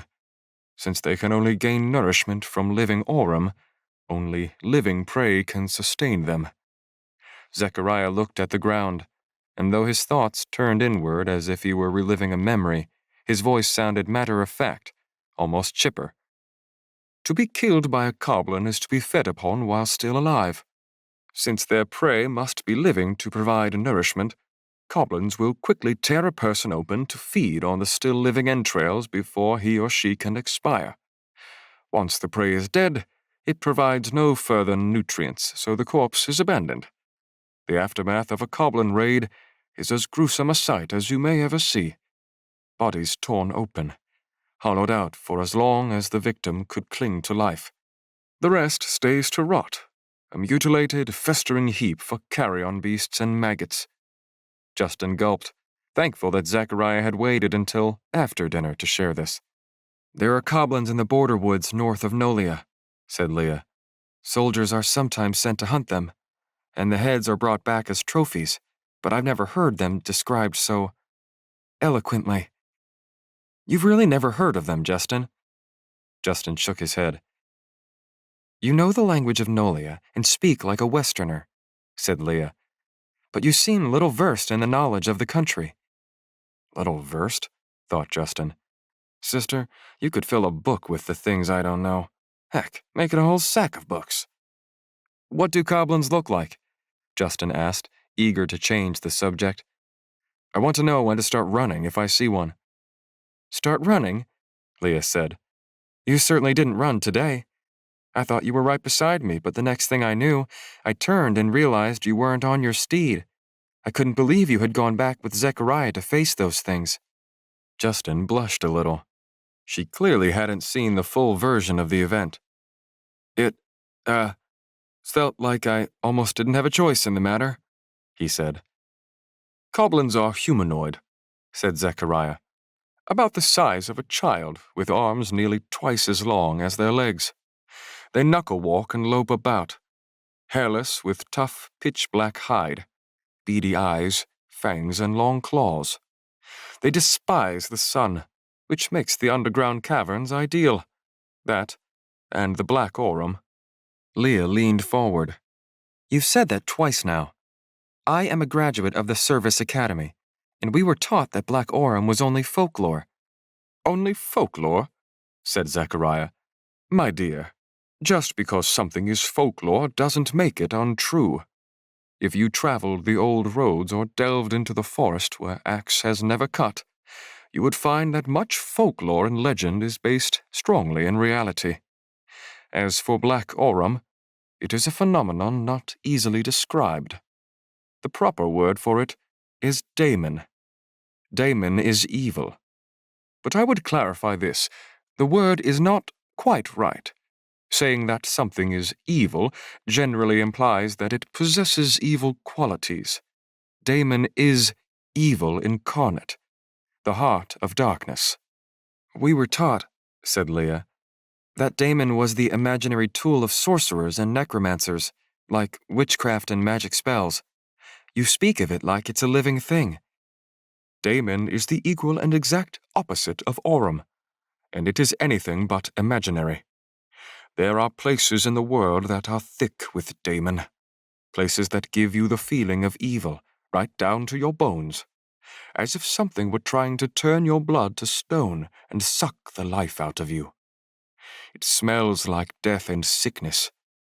Aurum-sensitive individuals know it for what it is, but nearly everyone can sense it in some form, whether a chill up your spine, the feeling of somebody watching you, or the conviction of sharing a room with an apparition.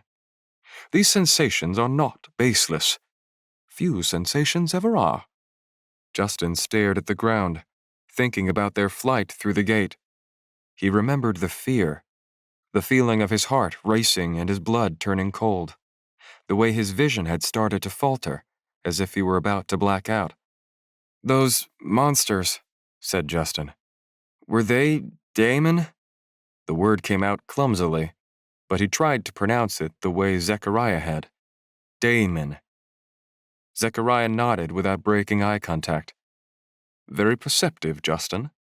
Daemon hung on them like sopping wet garments. It is how Holland and I sensed them from so far away." "It wasn't the storm I was afraid of after all," thought Justin, "or even the monsters themselves. It was their daemon. I felt it." "I think," said Zechariah, as his gaze narrowed to squint into the fire, "that they may have been Sithrol, another kind of demon. But the implications would be—" Whatever other thoughts he had on the matter, he left them unspoken, and neither Justin nor Leah pressed him further. 21. The fire died down to embers. Leah lay near the fire in her sleeping mat. Like the night before, Zechariah opted to sleep sitting, facing the tunnel exit as if looking out into the night. Before settling down himself, Justin ventured outside the tunnel to use the bathroom. Harrowing circumstances notwithstanding, the body's processes didn't stop, another thing the movies tended to get wrong. The rain had become a sprinkle. The surrounding countryside was dark, and the air was thick and heavy with moisture from the bygone storm. Stumbling over uneven terrain, Justin went only far enough from the tunnel to ensure his privacy. Somewhere in the distance, rainwater rushed down the slopes. The deed was done, and he was turning back toward the tunnel when he heard a noise behind him. Justin froze. It could have been anything, but it had sounded too abrupt to be a branch falling or some underbrush settling. In the moment he'd heard it, he would have sworn it was a twig breaking under someone's foot. Someone's foot? Or something? "Who's there?" he said into the darkness. Nothing answered. After a few seconds of listening to the blood pumping in his ears and imagining monsters eating people's guts, he backpedaled toward the tunnel, keeping an eye on the underbrush. "Settle down," he told himself. Even if all those stories are true, and there really are demon monsters, there are also animals. Perfectly normal animals. It was a squirrel, or a deer, or maybe a bear or something. Never thought I'd be hoping that what I'd heard in the woods was a bear. At least that would kill me before it started eating. Justin's foot caught the rock lip of the tunnel. He had retreated a step too far and stumbled backward. He braced himself for a hard fall. Instead, a pair of hands grasped his shoulders and lowered him to a less painful landing. "What in the world are you doing?" Zechariah demanded. "I thought I heard something," said Justin, standing and dusting himself off. "I mean, I did hear something." "I'm sure you did. Get some sleep, Master Holmes." Justin shook his head at being called Master Holmes again and mumbled, "Like I'm going to get any sleep tonight." He walked to his bedroll, was grateful to find it dry, and pulled a blanket over himself. Zechariah, in his sitting position, looked over his shoulder and said, "You can rest easy. We're safe here. I didn't mean to frighten you about the—" "No," said Justin. "Not because of that. I meant because of what happened today. You know, to Holland." "Ah." "You said the two of you were acquaintances. Not friends, then?" "That's a long story, and one I will not tell at such an hour of the night. But suffice it to say that I knew of him, and he knew of me. We had a few correspondences when he first came to Dean, and he eventually told me about the princess. I promised to help by increasing my normal watch over the town. I suppose we were associates." "It's crazy," said Justin. "I mean, just yesterday he killed all those men in the blink of an eye. I never thought that, in the blink of an eye, he'd be gone too." "He died with honor. Someday I'll tell you how he lived." "I just can't believe it." "I know very little about death," said Zechariah. "As I told you, I've gone to great lengths to distance myself from it, and I've succeeded for a very long time." "Right. I forgot. You just had your 1,000,000th birthday." Zechariah ignored the comment. "A side effect of avoiding death for so long is that you see quite a lot of it. It is never far from anyone. Those who live dangerously, like Holland, are at greater peril. However, if there is one thing I've learned, it's this. Something has a hand in this world. Something influences what happens and what doesn't." "You mean, like God?" "Call it God, if you like. I call it a plan. I've seen the plan at work, and I've seen people become part of it. Sometimes that means living. Other times it means dying. Do yourself a favor, Justin, and try not to think too much about it.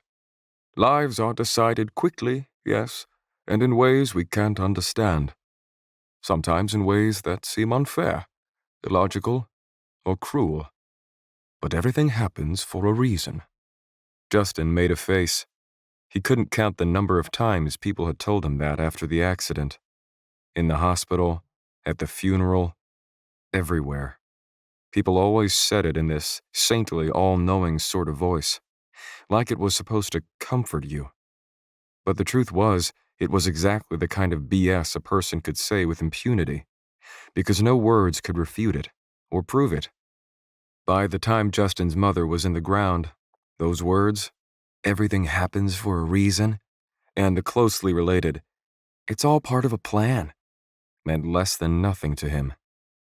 "Do you actually believe that?" said Justin, I mean, really believe it? Yes, said Zechariah. Get some sleep. Let's try not to do anything stupid, at least until it stops raining. I'm sick of the rain. Zechariah, Justin said. Who the hell are you?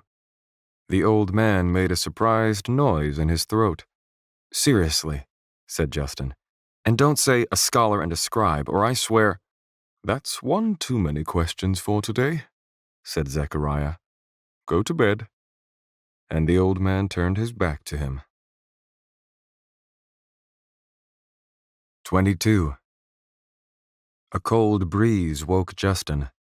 It was dawn, and the dry, frigid breath of the mountains swept down, howling into the tunnel. He pulled his blanket tighter and shivered. He'd been having that dream again, the one he never remembered, the one that always left him feeling the same way he'd felt in the hospital after the incident. For some reason, he was thinking about his father's record player, the one in his office that sat on a small shelf, lined with vinyl albums.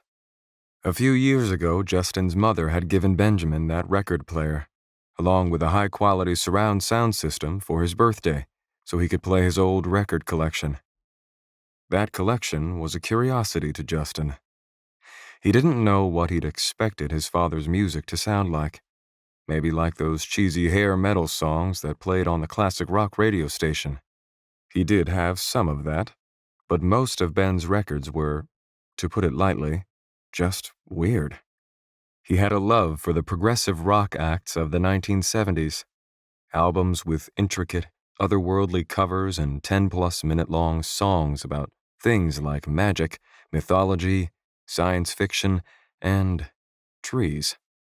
It was music that, Justin speculated, must have enjoyed a fan base comprised exclusively of nerdy white guys.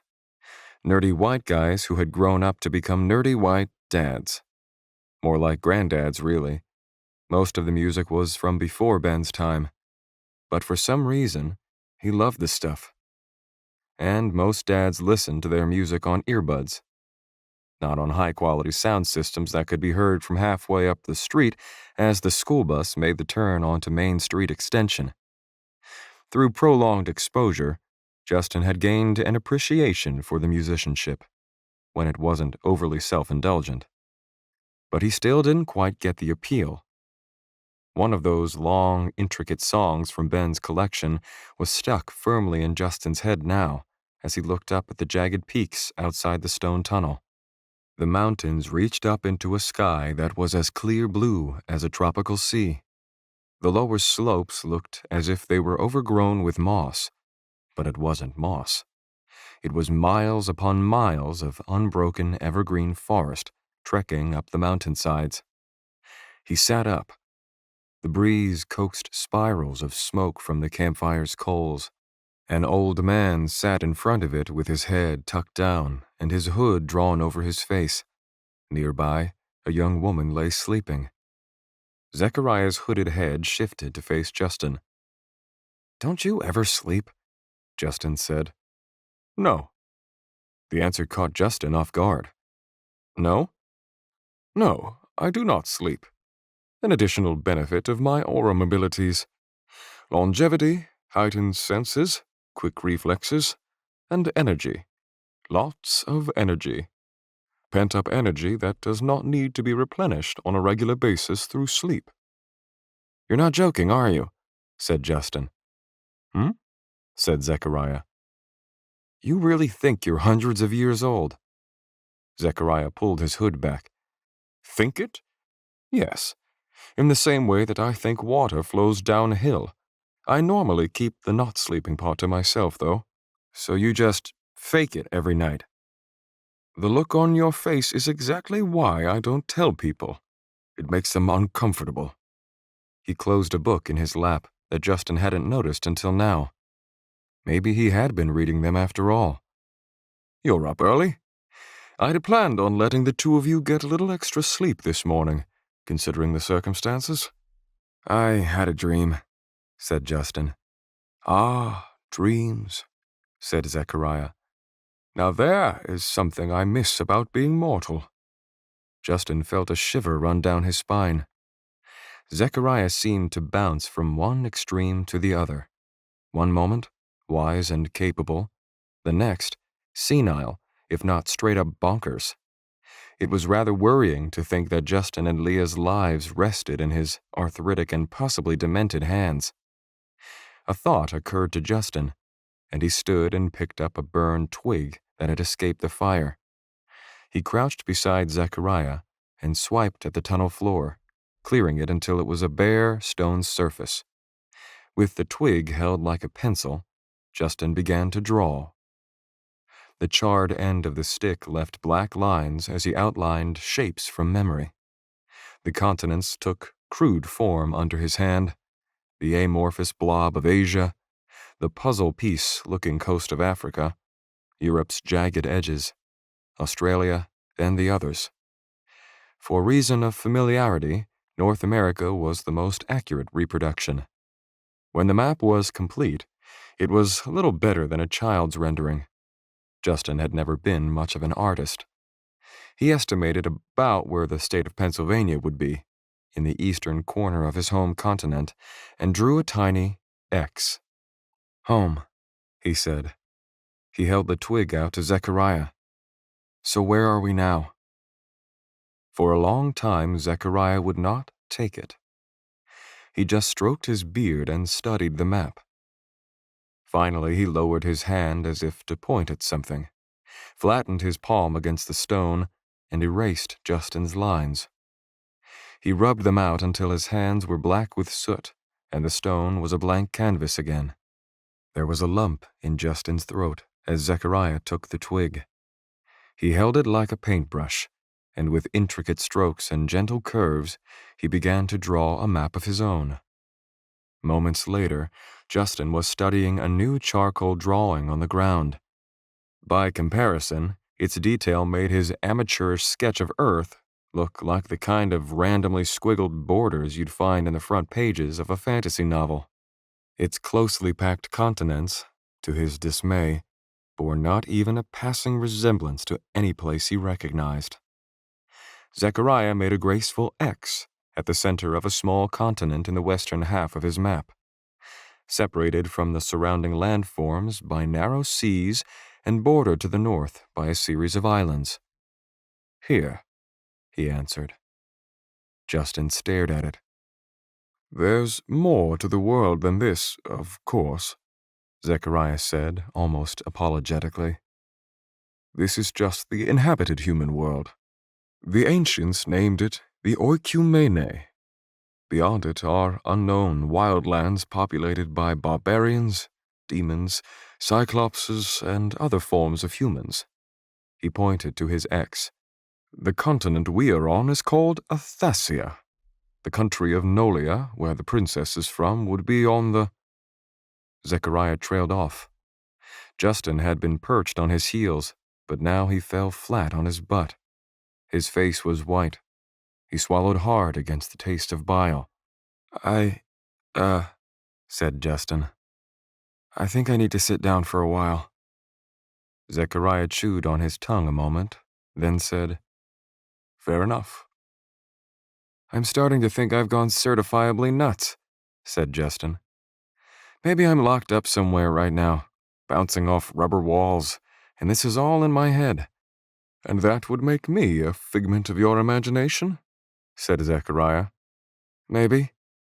"It's not a bad theory," said Zechariah. "I certainly can't disprove it. Who's to say we aren't all just figments of someone else's imagination?" "Very deep." "I'm serious," said Zechariah. "Are there many religions where you come from?" "Several that I can think of." "And do the tenets of those religions involve a God who created the world?" "Most of them, I think." "Then, in essence, isn't your world and everyone and everything in it no more than a figment of that God's imagination?" "Come again?" "Well, most monotheistic religions of the Oikumene believe their God is an all-knowing, all-powerful creator. All that exists because he thought it into being. If we accept this as truth, then reality becomes quite relative. The Creator's thoughts determine what is real and what isn't. And if we also accept that He is all-powerful, then He has no limits. He can, by definition, do anything, including changing His mind about what is real and what is not. Couldn't it then be said that everything that exists is nothing but a thought, a figment of the supreme imagination of the Creator? And why stop there? If we accept that God is real, and that He is supreme and all-powerful, and that nothing is beyond His ability, then we obviously cannot impose human limitations on Him. Could He not, therefore, have more than one imagination? More than one reality? More than one world? I don't know, said Justin wearily. Zechariah shrugged. Just a thought. I shouldn't have come with you, Justin said. He gestured down the dark tunnel toward its impassable dead end. Now I'm trapped out here. If I had just stayed in Dean, I could have looked for the way home. Instead, I was nearly killed, and I've been no good to anyone. I've only slowed you down. And it was my fault Olland was away from his house in the first place. If he'd been there, maybe none of you would be in this mess right now, and Olland would still be alive. That's enough, said Zechariah. I won't abide that sort of talk. Grief is healthy, but regret is not, and self-pity is worse. You think you don't belong here, but I believe you do. Why? I told you why. Because everything is part of a plan. If you arrived in this world spontaneously, as you say, of no will of your own, then something else brought you here. Whatever the case, it happened for a reason. Justin gave him a look and asked him for the second time, Do you actually believe that? I believe in Aurum, said Zechariah. The living spirit in all of us. That's what I believe. And I think Aurum had a part in your arrival here. There was a noise from behind them. Leah had gotten up from her sleeping mat. She was looking out of the tunnel, at the dawn on the mountain peaks, and seemed not to have heard their conversation. Zechariah leaned in and reiterated in a whisper, You're here for a reason, Justin. 23. The walls really go all the way along the mountains? Said Justin. Why is it, Master Holmes, that you never believe anything I have to say? Said Zechariah, busy settling the steeds. Justin shrugged. It's just hard to imagine, that's all. Sheer faces rose straight up. The walls looked too natural to be man-made, yet too perfect to be natural. Nearby, a massive stairway carved into the wall led all the way up to the top.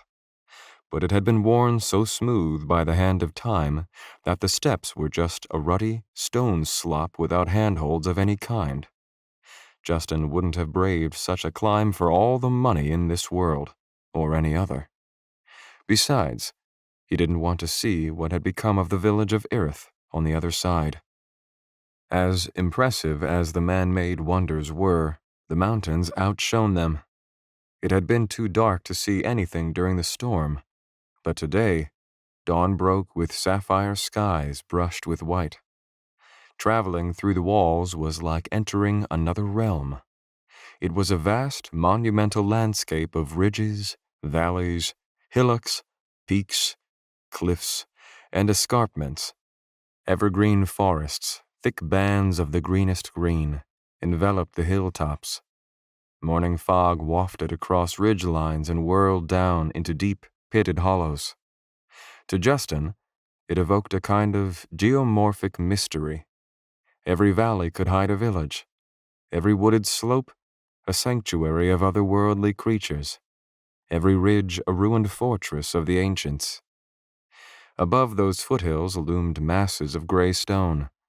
Intermittent green havens of high-altitude forests dotted the gray.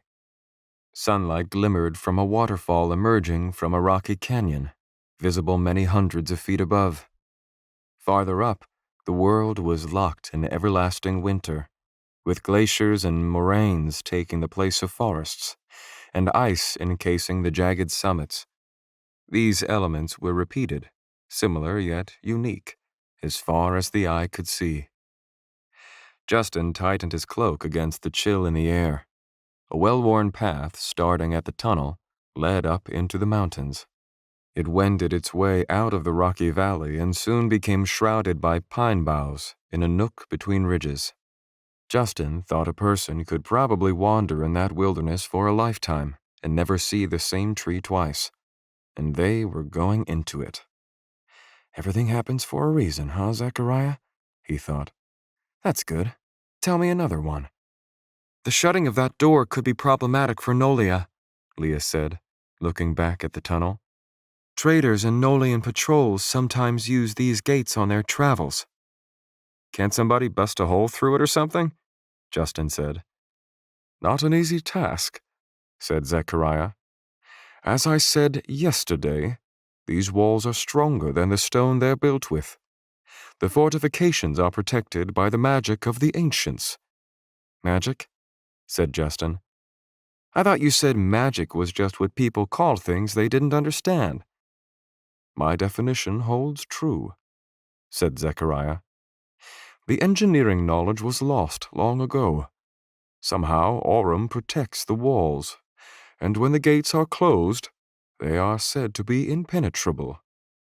The ancients had great expertise in ore stones and were able to incorporate them in metallurgy, or even build with them. You mean, said Justin, these walls are ore stones? Heavens, no, Zechariah said. But I suspect that ore stones may be built into the walls at strategic waypoints to generate their protective power. It's been said that when the gates close, nothing can pass through. What about climbing over? Said Justin. Or like tunneling underneath?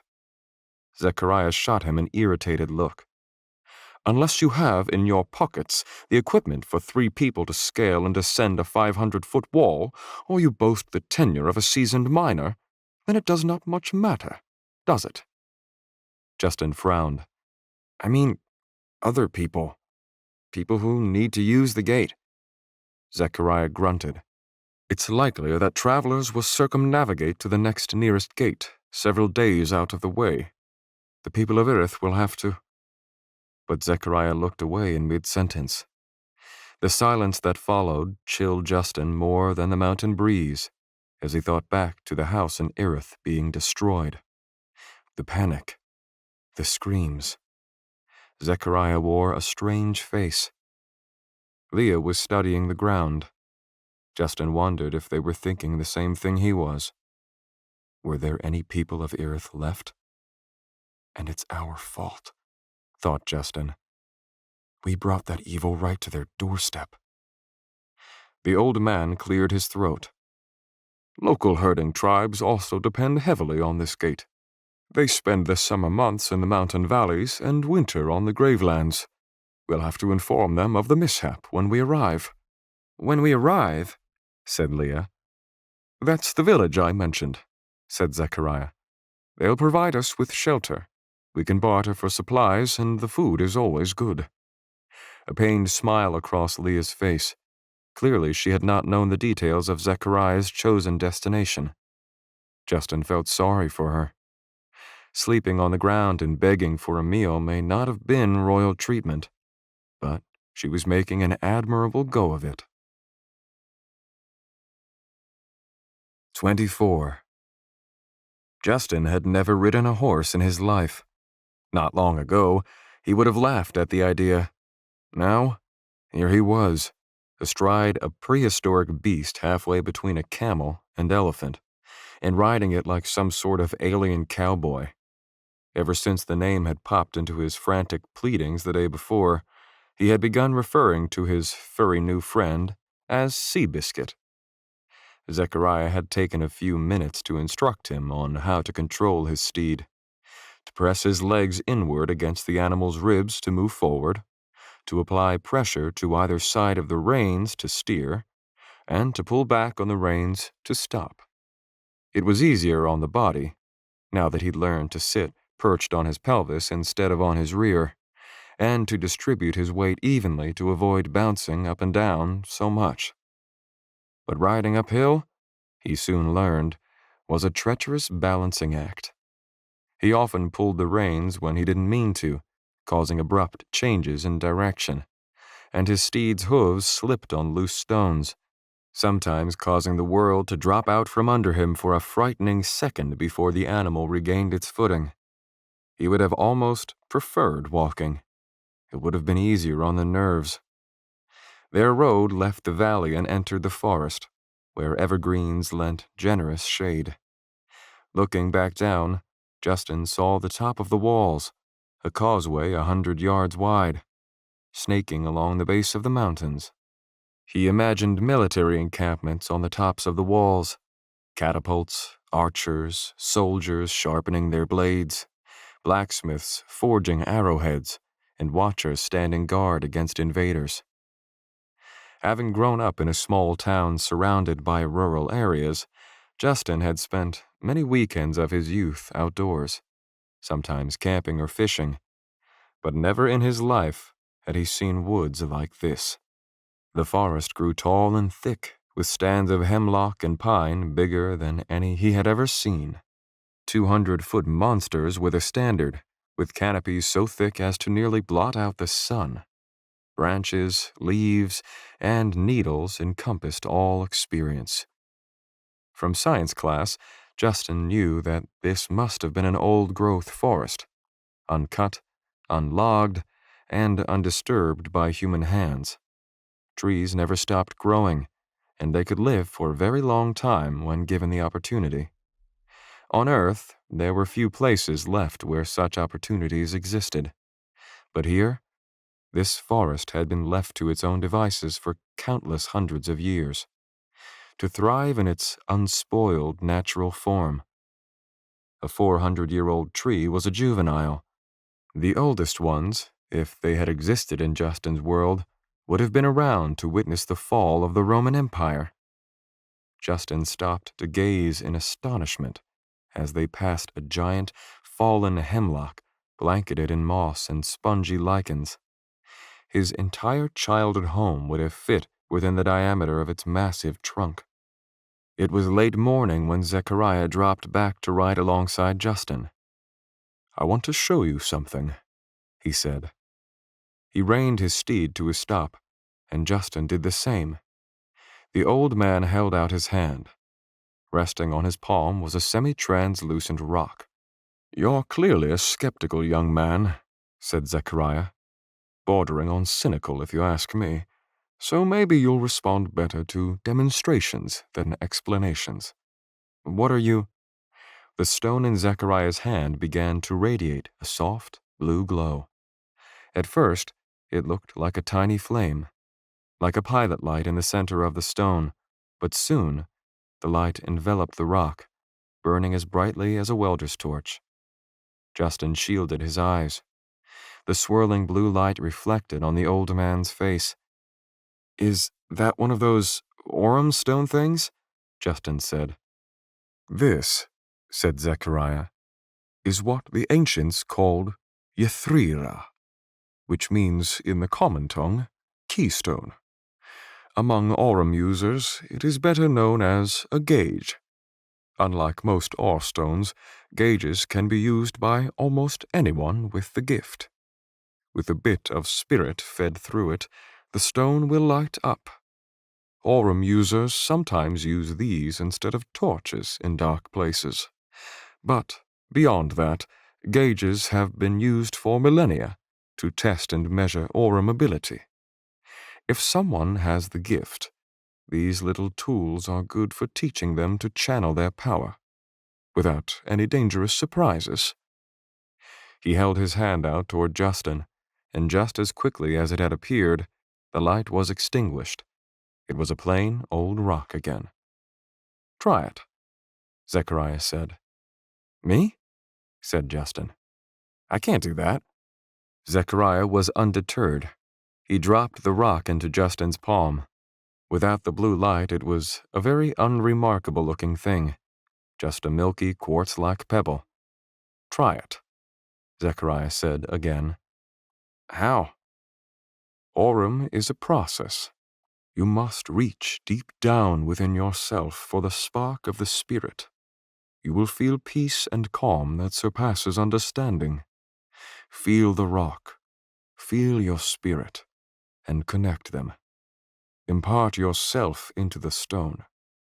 Justin laughed a little. "I don't know about this."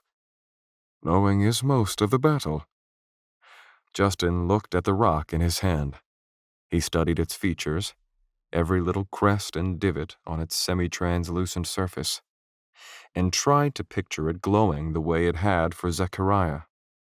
It looked no different than any of the rocks he used to throw from riverbanks as a child back home. He tried to search himself for something to impart into the stone. There was no spark. He'd known there wouldn't be.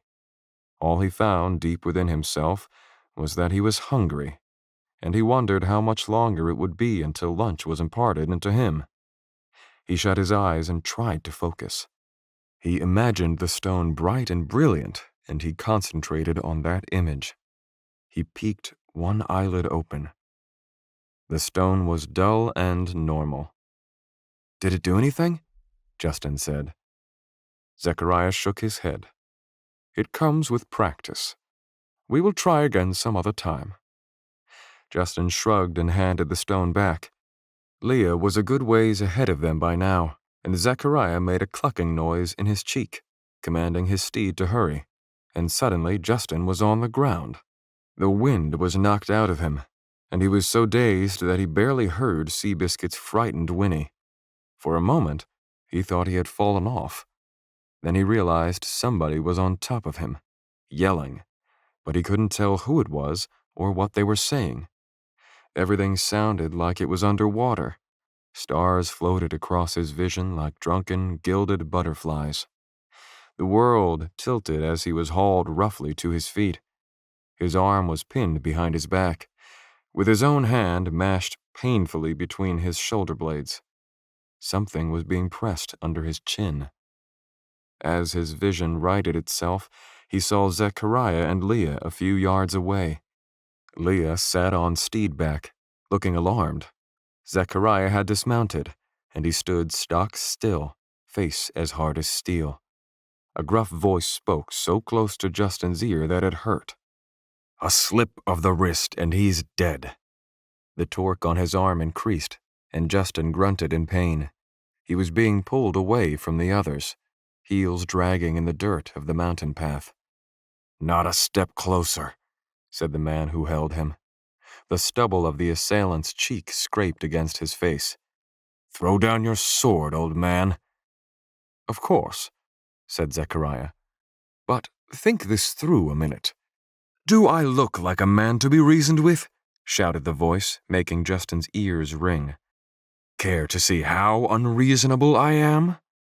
Justin felt the thing under his chin shift a little. A sharp edge dug into his skin. A blade. "All right," Zechariah said, with a voice calmer than the look on his face. Leah had her hands over her mouth.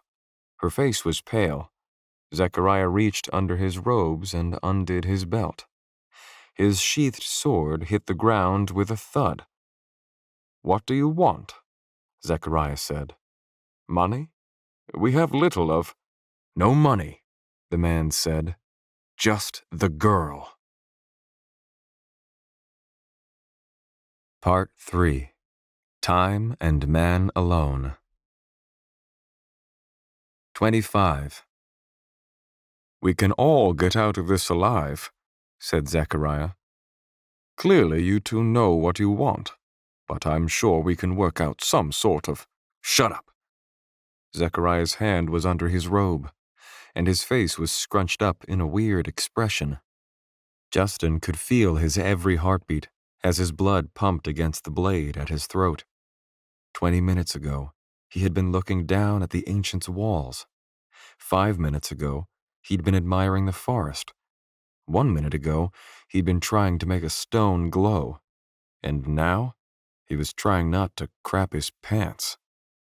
Justin tried to pull away, but his arm was wrenched more tightly against his back. He yelped as tendons in his shoulders stretched nearly to the breaking point. "Don't be a fool, boy," the man whispered in his ear. "There's no need for you to die, but that's never stopped me before. We just want the girl." Justin's frantic eyes found Zechariah, but there was no help there. The old man just kept staring, face still strangely contorted, as if he were thinking intently about something. Maybe he was going to use some kind of aurum power, the way Olland had. Or maybe he was sizing up the opponent for a weakness. Then, Justin remembered the hunting knife the old man carried. He had his hand hidden beneath his robes, at the spot where he kept it. And suddenly Justin recognized that facial expression. Aiming, thought Justin. He's aiming. He's going to throw the knife. Justin's tall body was ample cover for this smaller aggressor.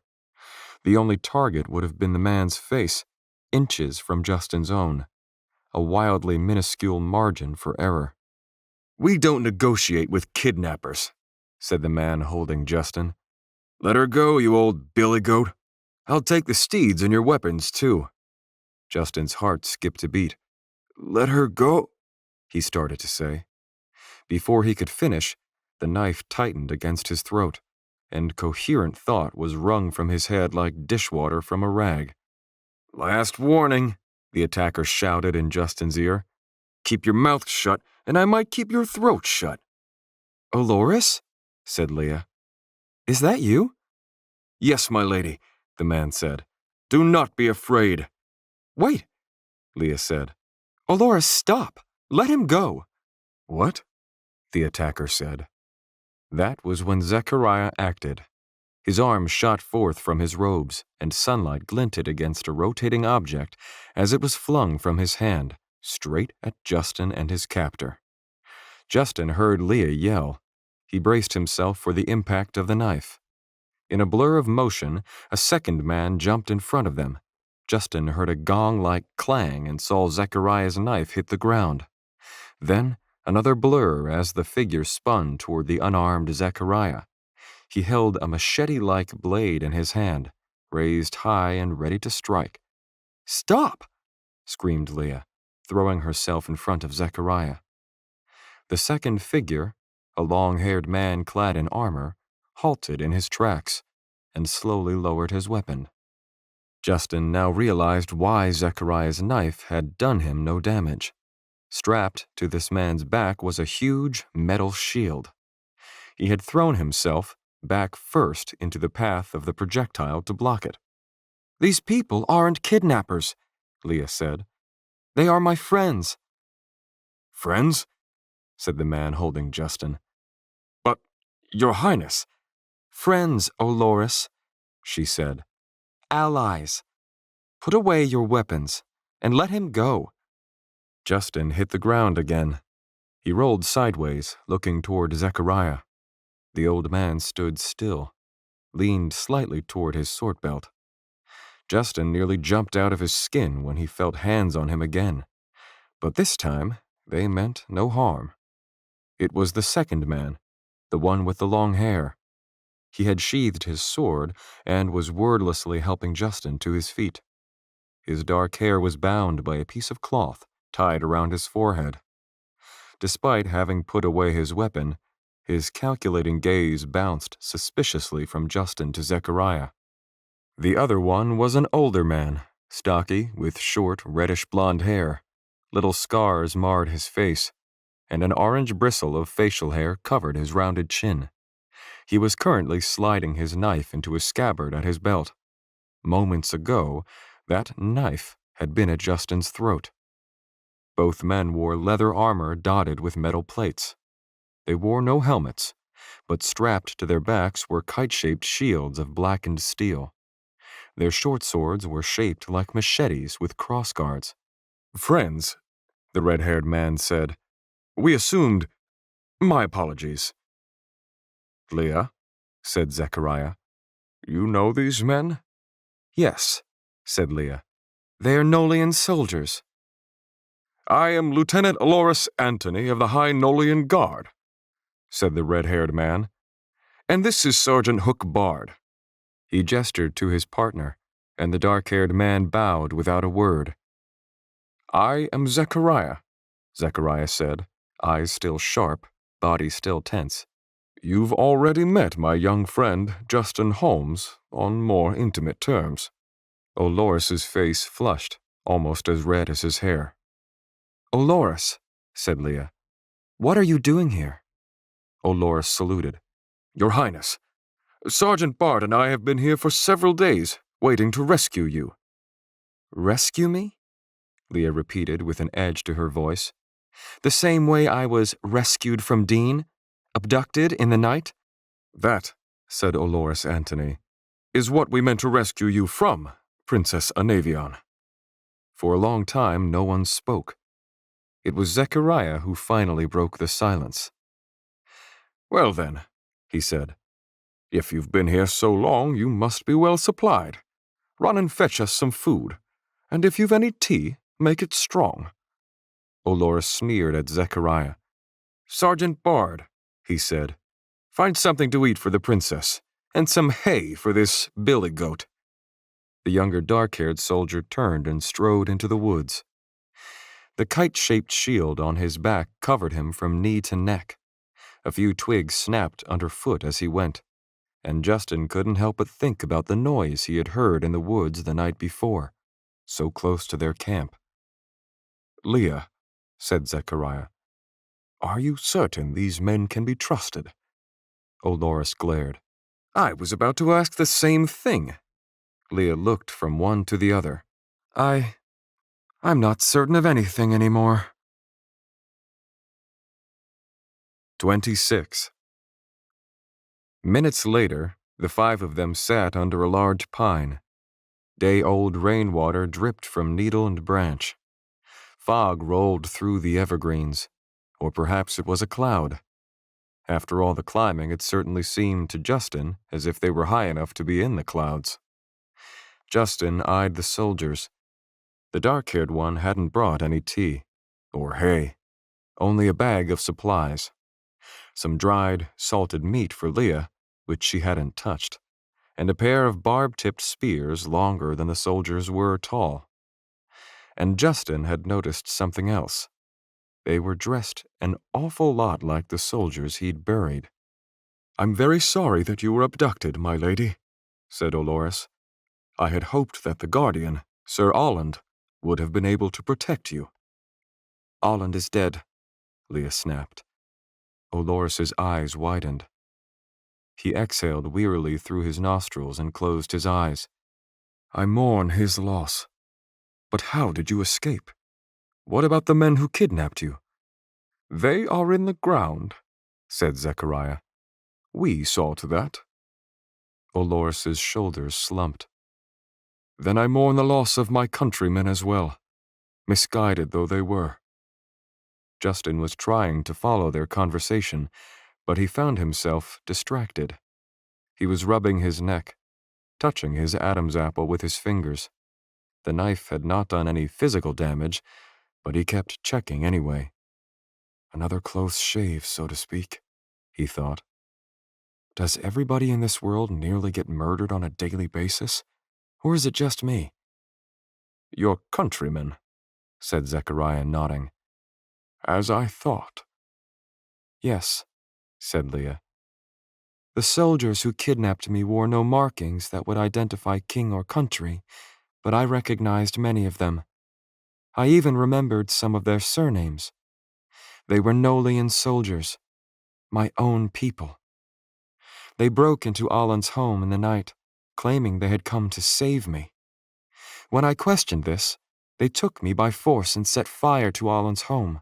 They would not listen to me, and they refused to give me any answers. Most would hardly look me in the eye. Hook and I were part of that company, said Oloris. We were given the same orders. We chose not to carry them out. Sorry, said Justin. I don't know if it's okay for me to ask questions right now, but I'm confused. Why did your own soldiers kidnap you?" Leah cleared her throat.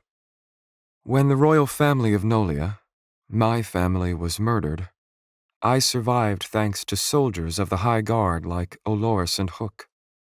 The plan was for me to go into hiding until the culprits of the attack could be located, with our Prime Minister acting as regent until it was safe for me to return. Holland took me to Dean to keep me safe, but I've had no contact with Nolia since. In other words, Justin, I don't know."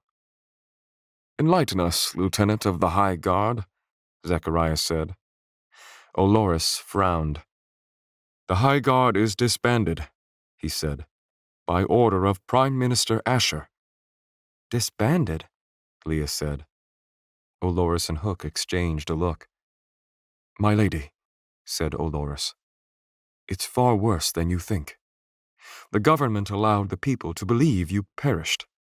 It was meant to give the perpetrators the impression that they had succeeded, and thus draw them out. But then, a week ago, Asher addressed the public. He claimed he had uncovered evidence that you were still alive, and he told them, my lady, that you had orchestrated the attack on your family." The blood drained from Leah's face. "He claims," continued Olores, "that you hired assassins to murder your family so you could take the throne. He also claims that you fled the country after the incidents, fearing repercussions, and have been hiding ever since." "He paints me as a killer and a coward," said Leah. "Of course. He's using my family's murder and my trust to his advantage." Olores hesitated. "I don't think he took advantage, my lady. I think this was his plan all along." Leah looked sick. "Hook and I have been discussing it," said Olores. "Asher had the most to gain from this plot, and he was meticulous in his actions following your departure. By allowing you to live, he set you up to take the fall. Few are privy to the truth of what happened on the night your family was killed. No one would believe that the king and your brothers, all war heroes and great fighters, could be killed in an attack while the young princess escaped unharmed." "So," whispered Leah, staring at the forest floor, "I didn't escape at all. He let me go." "That's an old trick," Zechariah spoke up. "Killing the old guard outright turns them into martyrs, but by sowing seeds of distrust, allegiances can be shifted to new leadership at the same time. Framing one of their own by painting him, or her, as a traitor is the most effective method." "It breaks my heart to tell you this, my lady," said Olores, "but many of the people believe Asher's lies. He sent those soldiers to Dean to arrest you and put you on trial. The army is loyal to him now. He has appointed new officials in key seats. Those who know the truth have been spread strategically thin, and they fear for their lives to step forward. Certain legislators have already met with untimely, suspicious ends. He is gaining control, and a guilty verdict against you would secure his hold on the nation. When he ordered your arrest, I knew the end was near." At this, the dark-haired man called Hook, who had remained quiet thus far, leaned forward and began working his hand in the air, moving his fingers to form shapes. "He says," said Olores, "that if loyalty to the royal bloodline makes him a traitor, then so be it. I feel the same way. I never swore allegiance to any prime minister or council. I swore allegiance to the crown, a crown that is rightfully yours, Your Highness. Hook and I volunteered for the mission, hoping to save you from your own soldiers." "And you promptly ran away," said Zechariah, "fleeing into the mountains? What a credit to your princess you are." "I didn't flee anywhere," Olores snarled. "I flee from nothing. But on open ground, no two men would stand a chance against their numbers." "I see," said Zechariah. The irony of Olores's words was not lost on Justin, either. "Their orders were," said Olores, "after arresting Leah, to come this way, to travel up the mountain path and return to Nolia across the northern border. Once we learned their intended route, I feigned illness, and Hook volunteered to escort me back to Nolia. We came here instead. We've spent the past 2 days studying the area, scouting narrow points along the road for raids. In these thick woods, picking off a few at a time at night, we would chip away at their numbers enough for a rescue, and perhaps, if careful, convince some of them to join our cause. Justin swallowed hard, wondering how close he had been to getting picked off today, or the night before, alone in the dark. 27. Leah's face had gone from pale to red with rage. Her eyes appeared damp, but she did not cry. She didn't seem to know what to do or say. "Your story is full of holes," said Zechariah. "Why would these soldiers take the long, hard road to Nolia through these mountains, when they could easily return back over the plains?" "There are those who oppose Asher," said Olores. "I think the Prime Minister hoped to sneak the princess into the country discreetly, on the lesser-watched northern roads to avoid a possible ambush by loyalists.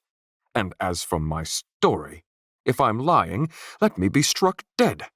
I do not enjoy relating that I was forced to plot against my fellow soldiers.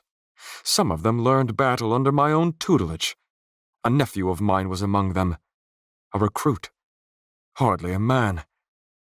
Olores paused, visibly upset. Justin recalled the boy lying in the blood-splattered grass, begging for help, just before Olland finished him, and he felt sick. Hook signed in the air with his hand, and Olores translated.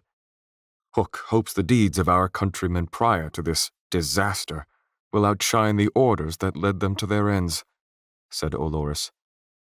"It grieves me to learn that they are dead, but I thank everything holy that it did not have to be by my hand." "I hold none of them to blame for their actions," said Leah somberly. "I see now why they treated me like a criminal. They could not have known the treachery in which they were taking part." She gestured toward Justin. "Justin saw to it that they received a proper burial. They are at peace." Olores nodded to Justin, saying, "Thank you." "Lieutenant Antony," said Zechariah, "I have one more question. You caught us unaware on the path today. Why not kill us?" Olores grinned. "We expected a squad of heavily armed soldiers. Instead, we got a very old man and a boy with the physique of a malnourished stork. We debated killing you in your sleep, but curiosity got the better of us." Justin shivered. The soldier named Hook smirked. "If what you say is true," said Zechariah, "then the soldiers we killed will not go unmissed. Surely other detachments will be waiting to rendezvous with them." "A company of infantrymen waits along this very road, in fact," said Olores. "Near the snow line, about a 2-day march from here, and a cavalry unit waits north of the mountains. They will have standing orders. If the soldiers from Dean fail to arrive at a designated time, 7 days, maybe 6, they will set out looking for them. There will be scouts at every fork in the road, on every overlook. It's good we intercepted you when we did. It would have been difficult for you to go unnoticed. The best course of action for all of us would be to return to the Gravelands." "That is impossible now," said Leah. "The gate was closed when we passed through, and its mechanism was destroyed." "Destroyed?" said Olores. "By what?" "We were pursued," Zechariah said. When it became clear that no one was going to elaborate on the point, Olores said, "For now, the surrounding area is safe. Monitoring the paths is easy enough. Hundreds of miles of thickly wooded valleys and ridges. An easy place to disappear if need be. Plenty of game and spring water. We have some time before a decision must be made, even if it means diverting to one of the other mountain gates to reach the Gravelands. We will still be far ahead of them." The Gravelands, thought Justin. He shuddered. The last thing he wanted was to willingly chance another encounter with those monsters, after so narrowly escaping the first time, and at the cost of Olland's life. Leah must have been thinking something similar. "I would not travel by the Gravelands, if it could be helped," she said. Olores hesitated. "There's something you're not telling us, isn't there, Your Highness?" "There appears to be a third party involved," said Leah. "I'm not yet sure what part they play in all this, but I would prefer to avoid them at all costs." Worry lines crossed the lieutenant's forehead, and Sergeant Hook Bard cracked his knuckles. "It seems that things are more complicated than I thought," said Olores. He nodded to Leah. "It is for you alone to decide, my lady. I will follow your command for as long as you have need of me." Hook nodded as well, putting a hand over his heart. "Thank you both," said Leah. "Tarrying here, I'm afraid, is no solution. It only delays our problems. But Zechariah has friends in the mountains who may be able to help us." "Herding people," Zechariah said. "Tribesmen who ask few questions and do not play political games." "Tribesmen?" said Olores. He made a non-committal grunt in his throat. Then he looked skeptically at Zechariah and Justin. "And you two mean to come along?" "Of course," said Zechariah. "Well then," said Olores. "so long as my lady vouches for you, I'll allow it. And for serving as Princess Anavion's bodyguards in Sir Allan's stead, I suppose I owe you my thanks." He smiled at Justin. "And you, I owe a drink." "I'll take 2, said Justin, rubbing his neck.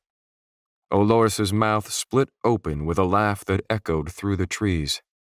It had been so long since Justin had heard real laughter that it sounded strange to him. He had to force a smile. 28.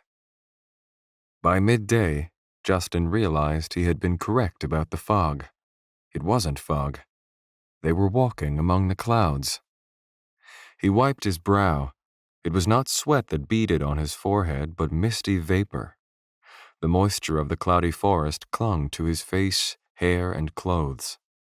The fact that their party had almost doubled in size so quickly, so soon after nearly killing one another, had everyone on edge. The soldiers walked alongside the steeds.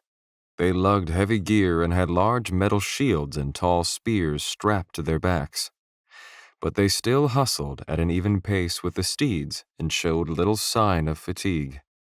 Justin knew he wouldn't have lasted long at such a pace and was just grateful to be riding Seabiscuit. Outstretched hemlock boughs masked the tree's heights as surely as a ceiling. It was a world trapped in perpetual twilight. Even at midday, it was so dark that anything visible through the cloud cover was smeared with the distortion of low light. There were birds everywhere, but he could not see them. The hammering of a woodpecker occasionally erupted above them, and was answered half a mile away. At one point, they flushed a deer and 2 small fawns from a thicket along the roadside. Gracefully, they bounded off between the trees. Moss of varying shades of green coated almost everything, painting the ancient forest in verdant watercolors. On the ground, the moss was more dominant than grass. It wrapped about the tree trunks and thickly covered every piece of deadwood. With time, the ground grew steeper. The forest became thinner, and the air colder. Some sections of trail were too steep for the steeds to traverse while bearing the weight of humans, so the riders had to dismount and lead the steeds on foot before mounting back up again. Eventually, this became so frequent that they gave up on riding altogether, and all proceeded on foot, leading their steeds by the reins. Justin's legs ached. His breath came in cold gasps that made his chest hurt as he panted with the effort of keeping up with his companions. He was not particularly prideful about things like his strength or physical fitness, but he found himself growing self-conscious of the fact that Leah was so better conditioned than he was. Her breathing hardly even seemed labored while Justin struggled just to keep moving. On the basketball team, if the coach called you princess, it wasn't exactly a term of endearment. So what did it say about Justin if he couldn't keep up with an actual princess? At a blind spot in the path, Justin pulled out his inhaler, took a long hit, and hastily slipped it back into his pocket before anyone could notice. Soon, the clouds and the moss were gone. The pines were replaced by thick-branched spruces with needles of cyan, and the path was bordered with gnarls of mountain laurel and juniper. Little brown birds flitted within tangles of hawthorn and thistle. The path became littered with loose shale, and the ground frequently slipped underfoot. Several times Justin fell and had to catch himself, cutting his palms. They finally stopped to rest in the late afternoon at a rare flat spot amid some spruces. Looking back down the mountain, Justin saw the forest laid out in a belt of deep green below. It looked like a massive expanse from this angle, but the area they had passed through was only a tiny speck of the wilderness that encompassed this mountain range. Justin remembered that the name, Thusimeroi, meant the mountains that shift. The translation had induced in his mind images of seismic activity and apocalyptic crashing of rocky peaks.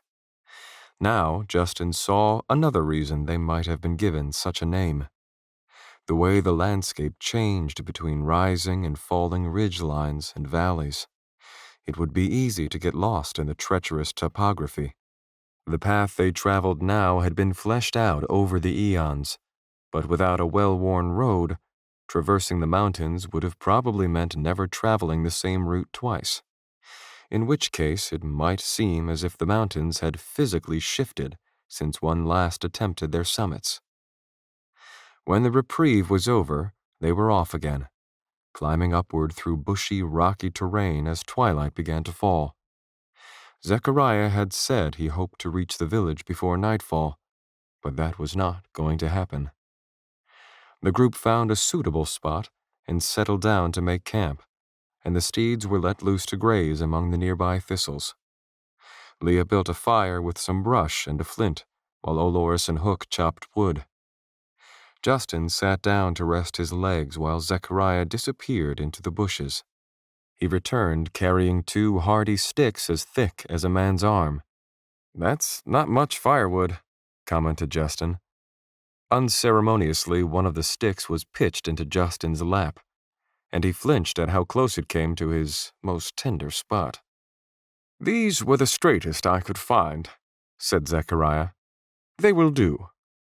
The old man swung the stick in his hand and rapped Justin hard on the shoulder. A cloud of dust puffed up from Justin's cloak as the blow knocked him over. He got up, rubbing the stinging spot vigorously. "What was that for?" he demanded. "Defend yourself," said Zechariah. The old man lunged forward and poked the stick into Justin's belly. Justin coughed and buckled over. He picked up the second stick as quickly as he could, but he got another whack on the back in the process. "Ow! Remember what I showed you with the dirk?" Zechariah asked. "The what?" said Justin, teeth grinding. "Your knife." "No." "That's good," he said, "because a sword is altogether different." "You mean a stick? Is this necessary right now?" Zechariah came at him again. Justin had the presence of mind to raise his stick in defense, but it was moot. Zechariah hooked his mock sword around Justin's and swung in a wide arc, carrying it away and tossing it across the clearing. He brought the stick around in a graceful extension of the arc and caught Justin in the shin. The area of impact flared with a cool liquid pain. The next strike, to the back of his head, knocked him down. "Son of a—" said Justin. "You're dead," said Zechariah. "I'm not that lucky," Justin managed from his knees. "If this is meant to be a lesson, I'm learning nothing." "Clearly," said Zechariah. Zechariah stepped forward to kick him, and Justin brought his hands up out of reflex. He caught the old man's boot before it reached his chest, but it still knocked him backward. The stick then rapped him on the neck, sending stars spinning through his vision. "You trying to kill me?" Justin shouted. "I did kill you," said Zechariah. "A number of times." Zechariah smacked Justin's knuckles. In a rage, Justin charged, swinging his fist at the old man. Zechariah caught the attack, spun him around as if he were a dancer, and held him with the mock sword against his neck, clamping his windpipe shut. "Dead again," said Zechariah, and he dropped Justin to the ground. At the sound of laughter, Justin glanced over his shoulder. Olores was watching the battle with one foot propped on his overturned shield, guffawing heavily. Hook was just smiling, and Leah, although pretending not to watch, seemed to be having a hard time keeping it together. "We'll make no progress tomorrow if the boy can't walk," called Olores. "That's the advantage of having a healer among us," answered Zechariah. "If I'd known he was just a lad in training," said Olores, "I wouldn't have treated him so roughly on the trail." Justin remained on his knees, wheezing. "When do I get to hit you?" he demanded. "After you can avoid being hit," said Zechariah. "And then, after you can catch me." 29. Justin rubbed tenderly at his knuckles as he sat before the fire. The place where Zechariah had wrapped him was red and swollen, with a patch of dried blood where the skin had broken. He had tried his best to avoid being hit, but all he'd gained for his troubles were bruises and a little blood. He glared at Zechariah, then took a bite of his portion of a roasted rabbit. Throughout dinner, Olores talked about Nolia. He spoke of the beauty of the capital city, Service, and the labor the history books said went into carving its marble towers. He talked about defending the borders against barbarian hordes, and of the mounting unrest between Nolia and a nation called Darvel. Hook had yet to say a word. His hearing seemed unimpaired, but his use of signs to communicate led Justin to believe silence was the norm. As for Leah, she was nearly as silent as Hook. Given all that had come to light, Justin didn't blame her. After dinner, Zechariah began rambling about the scholarly significance of fairy tales, and Justin's head bobbed as he fought sleep. He missed home, where people talked about normal things like TV and football. The last of the sun's influence faded to darkness, and the sky above the mountain wilderness shone with constellations Justin had never seen before. His old nemesis, those two moons, the little one and its big sister, were visible over a nearby peak. Justin had closed his eyes and was almost asleep sitting up when Zechariah said, "Leah, I'm afraid Justin will slow us down tomorrow in his current condition. Might you assist him?" Justin furrowed his brow as Leah approached and kneeled beside him. "Where does it hurt?" she asked. "Everywhere," Justin said. "Your hand," she said, noticing his knuckles. "Yeah, but I don't think anything's broken." She took his hand in hers, and he promptly forgot the words. But then something happened that made him forget about the softness of her skin. He felt a sensation like lukewarm water creeping inside his hand. Tendrils of it wrapped around his veins. Like soap to dirt, it washed away the pain. Leah removed her hand from his. The dried blood was still there, but his knuckles were no longer red or swollen. Justin flexed his fingers. They didn't hurt anymore. "How did you do that?" he said. "I'm a healer," she said. She pointed to a ring on her finger, as if no further explanation were needed. "Anywhere else?" Justin rolled up the leg of his trousers. His shin was blackened in a thick line where Zechariah had struck him, and the bruise was so tender that he winced when she touched it. Again, the peculiar feeling spread throughout the area, warming and cooling at the same time, until the pain was gone. When she pulled her hand away, the bruise was gone too. "That's amazing," said Justin. "Is it Aurum?" "Of course," she said. "You've never seen Aurum healing before?" He only shrugged. She smiled curiously, squinting at him a little. "Sometime when I'm not so tired, I've got some questions for you." Justin opened his mouth to say something, but nothing came out. She was probably only a couple of years older than him, but all of a sudden, it was like he was a freshman trying to talk to a pretty senior. Struck dumb. Leah smiled again, this time a bit pityingly. She gestured toward Zechariah and whispered to Justin, "Don't worry. I bet you'll get him next time." Then she raised her hand and pantomimed a closed-fisted jab, pushing her knuckles against Justin's jaw only firmly enough to turn his head a little. It was the kind of thing you do to a kid brother who just struck out in Little League, and it made Justin blush.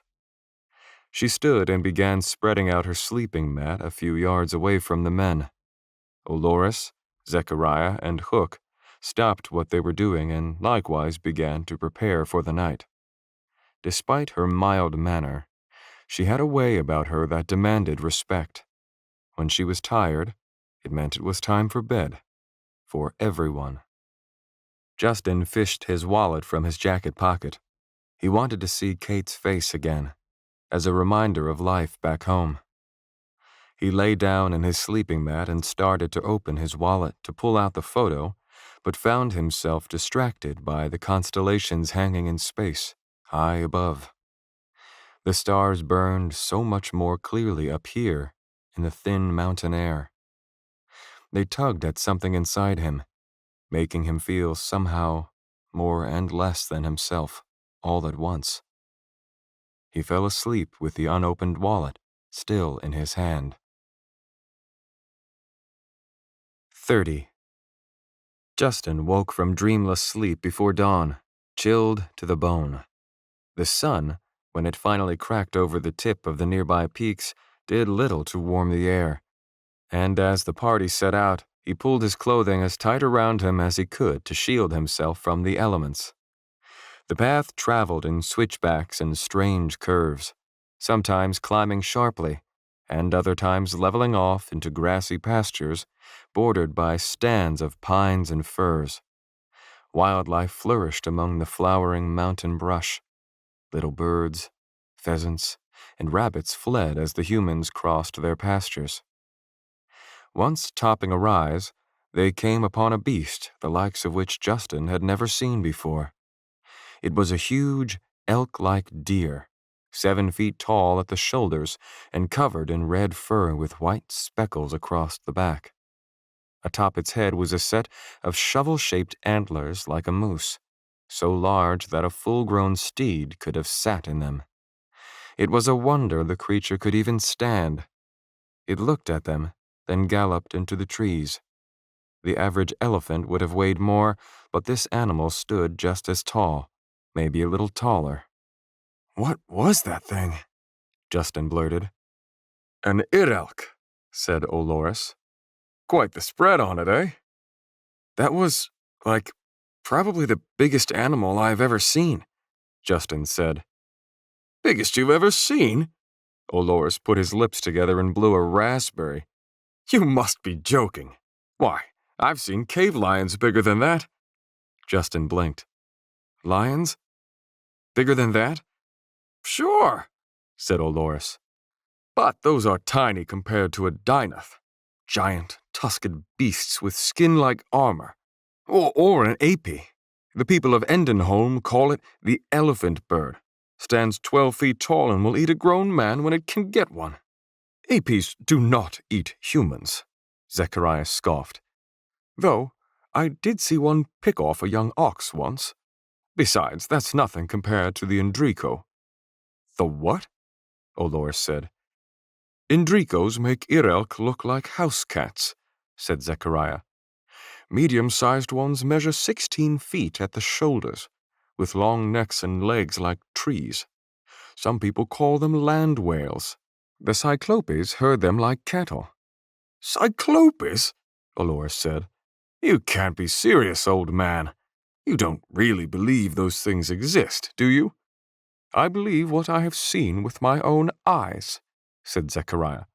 "Oh, me too," Olores said. "Say, Hook, Did I tell you about that shrug monkey I saw last week? 20 feet tall and naked as a buck. Feet like wagon wheels. You should have seen the size of his. If you're about finished, I suggest we get moving, said Zechariah. And don't even get me started on the campus, Olores exclaimed as they went.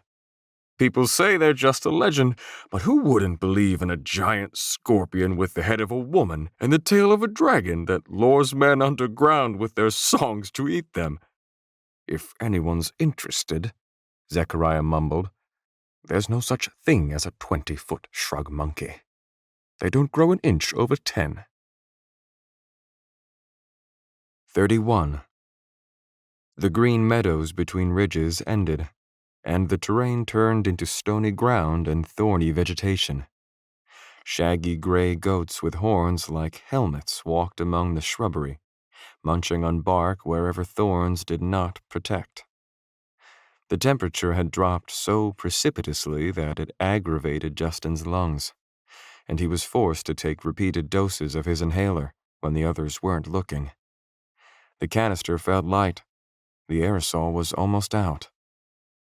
Soon the temperature was so cold that Justin would not have been surprised to see snow. When he caught a glimpse up the peaks above, however, the snow line was still a long way off. He could only imagine how cold those summits were. They crested a rise in the path, and suddenly stretching out before them was a mountain valley, like a hidden pool among rocks. Lush, green grasses covered a mile or more of rolling plains before abruptly ending at rising, gray rock faces on the other side, where Justin thought he could see the glisten of a flowing stream. Grazing on the plains were herds of animals, and man-made structures were clustered at the valley's center. Here we are at last, said Zechariah, looking down from the top of the ridge. Not much of a village, said Olores. It serves the purpose of the Aperçu. Their name means trapped people. You said they welcome travelers, said Olores. Let's go then. We wait here until we are invited, Zechariah said. Trapped people? Said Justin. Zechariah cleared his throat. Their creation lore tells of ancestors who were born below the world and ventured above ground to see the sky. They fell so in love with the sky that when they tried to return home, their eyes could no longer see the way. They became trapped above ground, and their home was lost to them. Aperçu, the trapped people. An acceptable simplified version of their name is Crew. Born below the world, said Leah. Does that have anything to do with the underground cities, the ones the ancients built? From the side, Justin saw Zechariah's face tighten in a smile. Bright girl, the old man said. The parallel is striking, isn't it? The same thought has occurred to me. What thought? Asked Justin. That these herding people are direct descendants of the ancients, Zechariah answered. You can't prove that, scoffed Olores. You are probably right, said Zechariah, but neither can you disprove it. To converse with the Crew people may be to speak with the same civilization that built the great walls and dug the mountain citadels. Mortal men will never know. To anyone other than Justin, the subtle emphasis Zechariah put on the word mortal probably went unnoticed. 12 centuries old, thought Justin. Ah, said Zechariah, we have been noticed. Below, 2 steeds with riders had broken away from the village and were approaching the rise. The ancients are to be revered, said Olores. How can you compare them to mountain savages? You may want to dispense with that sort of thinking as quickly as possible outside of your homeland, said Zechariah. What sort of thinking? Calling people savages. It's not wise to assume anyone beneath you. treat everyone you meet as an equal, and you will never be caught off guard." "Equal," Olores chuckled. "Let me tell you what I know of equal. Across the sea west of Nolia live barbarian people called the Eith. Skirmishes between the Eith and our border guards are as commonplace as the rise of the sun.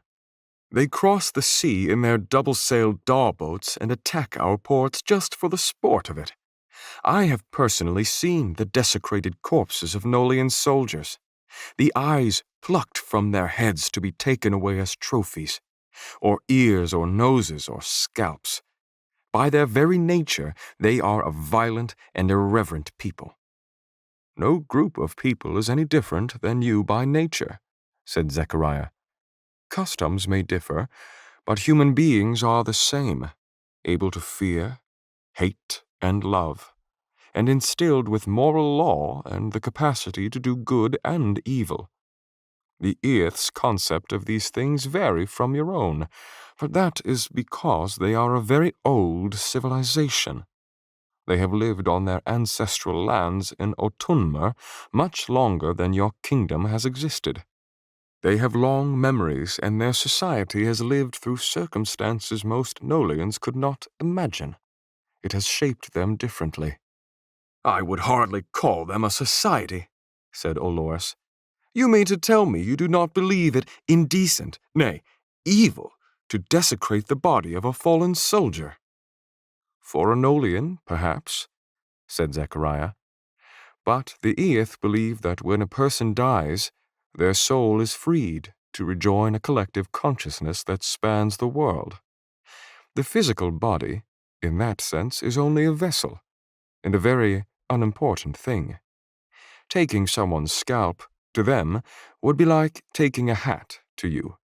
All I really mean is that the Eith's intention may not be as abominable as you presume. To believe that every Eith is evil would be almost as grave an error as to assume that every Nolian is honorable. The Oikumene is a big place with many cultures. Living in peace is impossible if ethnocentric thinking skews your view of them." "Whoever said I wanted to live in peace?" Olores grumbled. Justin pondered that strange word again. Oikumene, pronounced oik-you-may-ne. The inhabited world. Zechariah's charcoal-drawn map came to mind, with its unfamiliar continents. He'd been trying not to think about it. 32. The approaching riders ascended the rise and slowed their steeds to a trot. Both were men, and both rode without saddles. Hanging over their bodies were thick gray-brown furs, and although their faces were woolly with bristly beards, their heads were shaved bare. Their wide eyes seemed to glisten, as if always close to tears. Their skin was the rich brown, almost black of fertile soil. They looked carefully from one traveler to the next, with faces that were impassive, but not unfriendly. Bows were slung over their backs, and in their hands were long shepherd's crooks. Zechariah said something in a language Justin had never heard before, rife with glottal stops and heavy nouns. In response, the riders smiled and nodded, returning what Justin guessed was some kind of formal greeting. "Welcome," the first of the crewmen said in soft tones. "Please pardon my accent. It's been a long time since I conversed in Western words. A bit fast sometimes, but a beautiful language nonetheless. You may call me Sif." "Sif," said Zechariah. "I am called Zechariah. My comrades and I would greatly appreciate food and shelter as we make our way for the northern roads. We have much to trade." "You do not need trade or tribute to afford food and shelter here," said Sif. "The crew always welcome travelers. The mountains can be an unforgiving place." "Very good," said Zechariah. "I wish to speak with your council, if I could." The countenances of the riders did not change, but their watery eyes seemed to deepen a little. You look to be a very wise man, said Sif. But our council meets with outsiders only under the gravest of circumstances. Zechariah nodded respectfully. This, I fear, is such a circumstance. Sif's shoulders slumped a bit. Bad news is plentiful of late. I will speak to the council on your behalf. He turned his steed by use of his legs alone and signaled Zechariah and the others to follow. He and the other crew set their steeds at a trot and headed down the hill into the valley. I thought you said you had friends here, old man, Olores mumbled. Your name didn't seem to ring any bells. These men are far too young to know me, said Zechariah dismissively. Justin threw Zechariah a glance, but the old man just kept looking forward as he rode. Why did he say you look like a wise man? Leah whispered. You don't think I look wise? Said Zechariah, scrunching up his face as if insulted. It just seemed like a strange thing to say, said Leah. In crew culture, wisdom is highly respected, said Zechariah. A woman's hair is a symbol of her wisdom. The longer, the wiser. The same goes for a man's facial hair. Zechariah playfully tugged at the edges of his long, white beard. Justin rubbed a hand over his bare chin. Approaching the village, they passed groups of horned, bison-like creatures with heavy coats the color of black walnuts. A pinprick of cold touched the back of Justin's hand. Then another. Soon, snow was falling all around him, in tiny, pellet-like flakes. It melted on the crewmen's bare heads, clung to their dark beards, and blanketed the black fur of the bison. The crew village was a circle of domed huts made of bowed logs, sod, and branches. Smoke wafted from chimney holes. There were no windows, and the doors were only flaps of tanned hide. Still, the prospect of a roof over his head, any roof, was a welcomed one. Men with shaved heads and women with long braided hair watched them as they passed. Crew people labored at looms, beat at rugs, scraped hides, or collected eggs from the nests of domesticated fowl. Some children dashed by, a shaggy dog barking playfully at their heels. They stopped in their tracks at sight of the travelers and stared with excited eyes. The dog paced a bit, sniffing the air defensively. The smaller boy's hair grew freely, but, unlike the girls', was unbraided. The shaving of the head must have been a rite of manhood. Nearby, a group of women walked with baskets on their hips and babies strapped to their backs. One hunched old woman had a braid so long that she carried it looped around her body in 3 lasso-like passes from left shoulder to right armpit. Adolescent girls followed behind the older women, some leading little brothers or sisters by the hand. The teenaged girls batted their eyes at Justin as he passed, and he felt himself blush. The man named Sif took the steeds to be fed, and Justin and his group were led to an empty hut on the edge of town. A fire warmed the interior. Cots lined the circular walls, and Justin couldn't resist. Without a word, he placed his belongings at the end of a bed and flopped down on it. Zechariah started to say something, but Justin didn't hear the end of the sentence.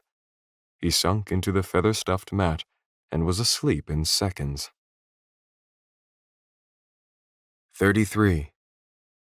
1 second he was sound asleep. The next, he was slammed to the floor on his back with the wind knocked out of him. When Justin gained his wits, he realized he was pinned to the ground. The tip of a sword was pointing at his throat. "Where is your sword?" Zechariah demanded, letting the blade touch Justin's neck. "Are you freaking crazy?" Justin choked out. "Where is it?" Justin glanced sidelong at his sheathed weapons at the foot of the bed. "Well?" Zechariah growled. "Right there," Justin said, gesturing with his chin. Zechariah turned in an exaggerated fashion. "All the way over there, huh?" Tell me, Justin, what is the purpose of a weapon? To kill people? Justin said. The purpose of a weapon is to defend yourself. Understand? Justin nodded quickly. It was hard to think with sharpened steel inches from his jugular vein. So, if the purpose of a weapon is to defend yourself, why is yours all the way over there? How was I supposed to defend myself? I was asleep. You attacked me out of nowhere. Do you think it will be any different when someone has true intentions of doing you harm? Olores gave you just as much warning on the trail. Justin sneered and started to say something, but when the tip of Zechariah's sword pushed against his skin, his resolve broke cleanly, replaced by dumb fear. Do you think someone meaning to kill you will give you a fair warning before they slice your guts open or separate your head from your neck? Zechariah demanded. Take a good look at your sword over there. Justin did.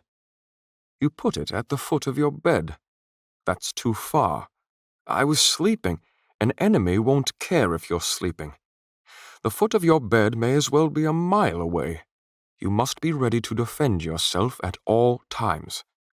He shook Justin by the collar. Understand? Yeah. Understand? Yes. All right. Yes. Zechariah glared at him. At all times. Zechariah stood and sheathed his sword. Justin sat up and brushed himself off in a meek attempt at retaining some dignity, but he didn't bother standing. Leah was standing on the other side of the room, trying to hide a smile. On your feet, said Zechariah. You will accompany me to address the crew elders. I will? Justin said, still without standing. Of course, the old man did not answer. He exited through the hut's only doorway, leaving Justin alone with Leah. She had changed out of her traveling gear and instead wore a maroon-colored shirt with a dark vest and trousers. We traded some supplies for fresh clothes, she said, gesturing to a folded bundle of fabric beside the bed. There might not be enough time for you to bathe before meeting the elders, but you should at least change. As an afterthought, she added, out of respect. Justin sniffed at his underarm. I guess you're right. Don't feel bad. I wasn't exactly smelling like a daisy either. Leah took a cross-legged seat on the floor in front of Justin. It seemed like a very unprincess-like thing to do, but Justin was finding that the more unprincess-like she acted, the more he appreciated her. It occurred to me this morning, she said, that I ought to thank you. You already thanked me. I remember. Well, kind of. But you obviously have no obligation to be here. You act like you don't even know what's going on half the time. It's not an act. She grinned. Well, you didn't have to come with us. So thanks. He shrugged. I didn't exactly have anything else going on at the time. Where are you from, anyway? Justin hesitated, wondering how to do this without sounding insane. Well, it's a small town, he said. Bigger than Dean, though. I've lived in the same house my whole life. Same bedroom since I was a baby, actually. Our street isn't anything special, but we do have a nice backyard. Dad put up a bunch of bird feeders because Mom liked to wake up to the sound of birds. Me too, said Leah. In the summer, said Justin. If I leave my window open overnight, it's the first thing I hear when I wake up. It's kind of cool. I learned to identify some of them by their calls. Dad taught me. Nuthatches, chickadees, cardinals, goldfinches. I can always get blue jays too, but those are easy. Leah had a strange smile on her face. Justin gave her a questioning look. Sorry, she said. You reminded me of my oldest brother just now. She looked away. Her smile became sad and forced. Without looking at him, she asked, Do you have brothers or sisters? No, Justin said. But our street has a lot of families. So there were always kids to run around with growing up. Plenty of friends at school, too. I barely hang out with anybody anymore, though, ever since Mom died. I'm sorry, said Leah. It's okay. It's just not the same without her. Nothing is. She always used to say, whenever something was wrong or I was nervous or scared, she always used to tell me, everything will be all right. I promise. I always believed her. But she's been gone almost a year now. It keeps getting harder and harder to believe everything will be all right. Time is supposed to heal wounds, said Leah, but it can be a real bitch about it. Justin snorted a laugh. He dropped his gaze to the floor. I don't care what anybody says about moving on. Holidays just suck now. Thanksgiving was terrible. Basketball season reminded me of her a lot, too, so that didn't help. At home, it's just me and Dad, and he can't work, so I took a part-time job. Justin used his thumbnail to pick at a loose seam on his boot. Sometimes at night I wake up, and I can hear Dad crying in his room, or even shouting. Sometimes he's almost screaming.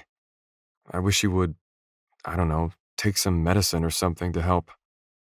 It's like the grief is haunting him.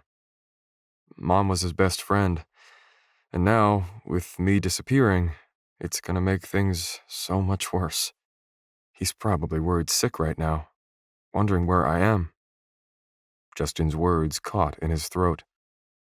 He looked up, suddenly remembering where he was and who he was talking to. But instead of looking confused, Leah was waiting for him to go on.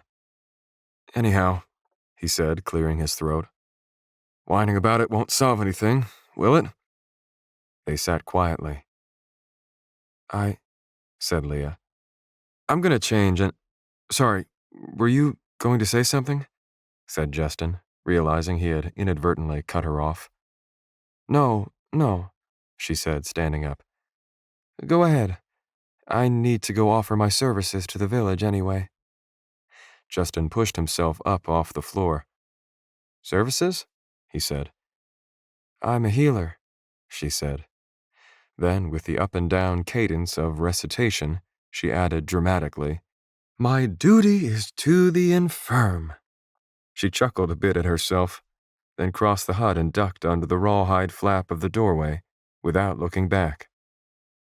Justin unwrapped the new clothes and changed into a pair of brown trousers, a cotton shirt the color of an autumn leaf, and a thick coat made of gray-brown furs like the crew wore.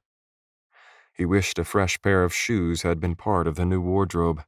Blisters rubbed painfully against every imperfection of his boots. Zechariah ducked his head in. I know, I'm coming, Justin said, and he followed him out. 34. People speak of eyes watching from the rocks. Travelers come wandering into our village, eyes wild and brains wrought with madness. Sometimes men disappear. Slowly, almost imperceptibly, darkness comes. They numbered 24, sitting cross-legged on the ground before a long, bare table. The man who had met them in the hills, the one called Sif, was there with them. All had shaved heads and thick brambles of facial hair. Some beards were black, some streaked with silver, and some wiry and snow-white. Zechariah and Justin sat on the floor before them, imitating their cross-legged postures. Unlike the circular huts in the rest of the village, the crew elders held court in a rectangular longhouse. All weapons had been left leaning against the doorway outside, a symbolic gesture of respect for the sanctity of this place. When Justin had tried asking Zechariah again why he needed to be here, Zechariah had told him to think of it as a learning experience. The head elder had a name longer than a medium-length sentence, but had informed his guests that they could refer to him simply as Thid. He may have once been a very tall man, but the years had withered his body, hunching his back and turning him into a shrunken form at the center of the table. Age spots dotted his craggy bare head. His white beard was so long that it lay in his lap, folded over itself. Yet somehow, the skin of his cheeks and neck did not hang limply off the bones, as it already did on many of the young elders. His face, concentrically creased with lines like plow trenches, was still hard and strong. "Our prophets say something is coming," Thid continued. "They call it—" He faltered. "I do not know an equivalent word in the Western tongue." A string of syllables followed in what Justin concluded was a Kru word for the thing he was trying to describe. Zechariah seemed to understand him. "I have sensed something similar," Zechariah said. "Danger has visited this part of the world before," said Thid. "Wars, plagues, disasters. But always, Akru Uol have survived. We have dwelt in the mountains for millennia, watching kingdoms rise and fall again, all while we endure." His glazed, red-rimmed eyes narrowed on Zechariah. "The prophets say that this time that will not be the case." He used the strange word again. "It will destroy everything. Nothing will be safe from its touch. Not even the Kru can withstand." Justin squirmed a little where he sat. He immediately regretted it, for the glaucomatous eyes of Thid, in response to his movement, adjusted to focus their intensity on him. Justin looked away as casually as possible, pretending an empty corner of the longhouse interested him. "I am afraid I bring bad news regarding the mountain path," said Zechariah. "Evil forces drove us into the mountains. In the chaos, one of our group was killed, and the gate your people depend on for travel was closed. The winch was destroyed, as well as possibly the village of Irith." Some members of the council, Sif included, looked at one another uncomfortably. Thid, in the center seat, remained undisturbed. "Perhaps your craftsman could repair the mechanism so the door can be lifted again," said Zechariah. "If not, I'm afraid the only other path I know of to reach the Gravelands is many miles east. It may change your very way of life." "Seek not the return to old ways," said Thid. "For the coming evil will sever you from your traditions. The strong must forge instead a new path. Only one cycle of the moons ago, that prophecy was delivered to our council." Zechariah seemed stunned. "I was prepared for your wrath, elders, at delivering this news, but it seems you are already quite well informed." "The other prophecy," said Sif, at the end of the elders' table. "The one with the branches." "Branches?" said Zechariah. "Yes," said Thid. "Time is not a line. Our present is one branch on a tree of many pasts. The future has not yet grown. It holds many possible branches of its own. Days ago, we received a prophecy of possible futures. On one branch, the Kru people are destroyed.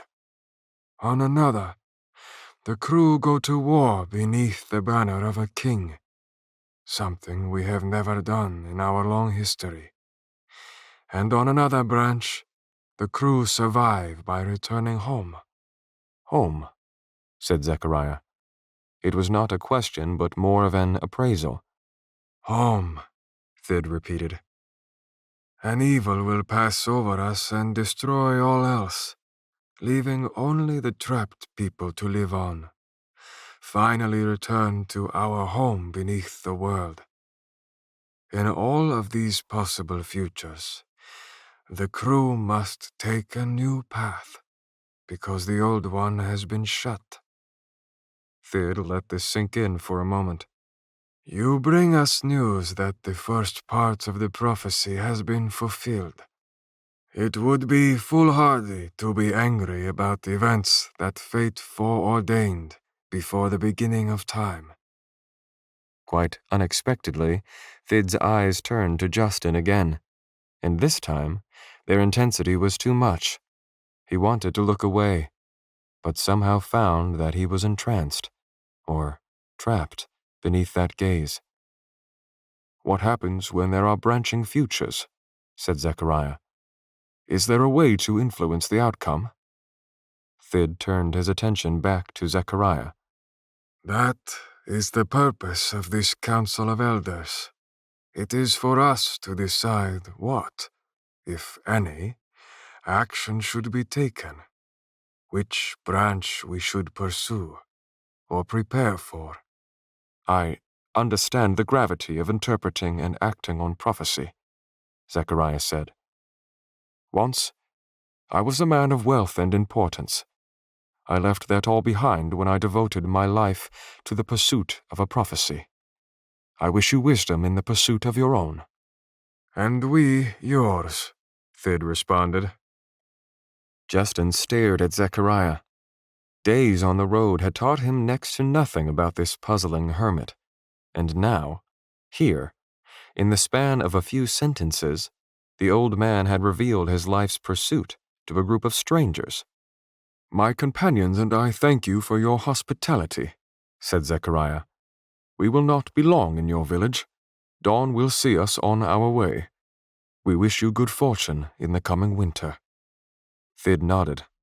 Zechariah's old bones creaked as he stood. Justin stood and followed him to the door. Young man.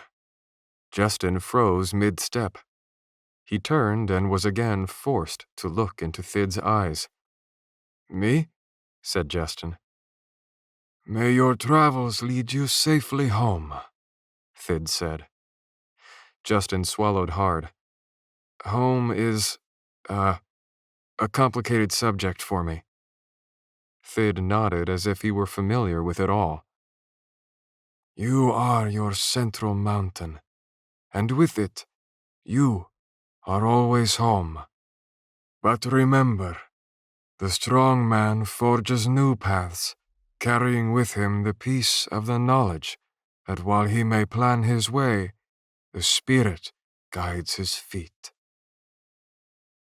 The elder raised a hand in farewell, and Zechariah and Justin exited. Outside, Justin shivered. The sun was going down, and the village was deathly quiet. A thin powder of snow stuck to the tops of the huts. The ground, not yet cold enough for snow to stick, was damp with meltwater. Zechariah retrieved his sword belt from beside the longhouse door and reattached it. "What did he mean, Central Mountain?" Justin asked in a whisper. He was fumbling with his belt, trying to reattach his basket-hilted sword. "Within the crew community," said Zechariah, "Aurum-sensitive individuals are trained to become prophets. They are religious leaders who live apart from the rest of the crew on a hidden peak within the Thusimeroi. They call this peak the Central Mountain, and they consider it the pivot of the world, the axis upon which rotate the sun, the stars, and all of time and space. Somewhere beneath the Central Mountain is the ancestral home they left long ago and cannot return to, except in death, when their souls rejoin God under the mountain. But the concept goes a step further, in that everyone carries their own central mountain with them. Every person is his own center, the axis upon which his worldly experiences rotate. In other words, everyone sees the world from the summit of their own mountaintop." Justin shook his head. Zechariah seemed to answer questions in two alternating ways. He either gave you no information, or more than you could have ever possibly needed. It made Justin seriously reconsider voicing his next question. So, what was that word he used? Justin asked. Which one? He said he didn't know the word for it. Ah, that one. Zechariah made a peculiar face. To the best of my knowledge, it means prolonged death on black wings. He grumbled something under his breath, then seemed to answer himself. Indeed. He turned and started walking away before Justin could get his sword on. Justin gathered his things and jogged after. 35. Night in the mountains was a different kind of silent. Not a sound could be heard, except the occasional bark of a dog out in the fields where Crew shepherds guarded their flocks. Their torches hovered over the valley floor like fireflies. Justin followed Zechariah into the hut. Leah, Olores, and Hook sat around the fire. Fresh logs had been piled on for the night, resting atop embers that made the little shelter glow with a shadowy red hue. It was nice and warm, but upon seeing Leah, Justin almost wanted to retreat back out into the cold. What an idiot she must think I am after all that whining, he thought. What's wrong? Zechariah asked. At first, Justin thought the question was directed at him, but the old man was looking at Olores and Hook. Both were frowning deeply. We have a problem, said Olores. Nolian soldiers have this village surrounded. Said Zechariah. Yes, I believe you're right. That is a problem.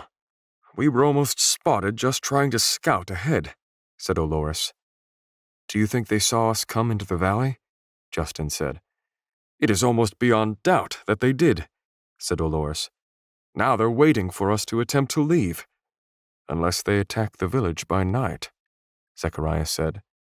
Nolian soldiers would not attack innocent people, Olores said. Oh, so the crew are people now, said Zechariah. Olores scowled. It's hard to tell their numbers, but they've got the high ground, and they're better equipped. And look at us. 2 soldiers, a boy, and an old man. We will be lucky to make it back out of this valley at all.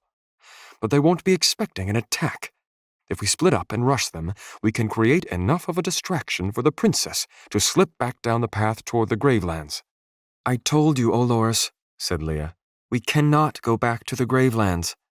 It is the only option, Olores said. With enough supplies and a well-rested steed keeping a swift pace, you can outrun them and reach the eastern borders. All we need to decide is who will escort you and who will provide the distraction. I've collected straws for We cannot, Olores, Leah snapped, iron in her voice.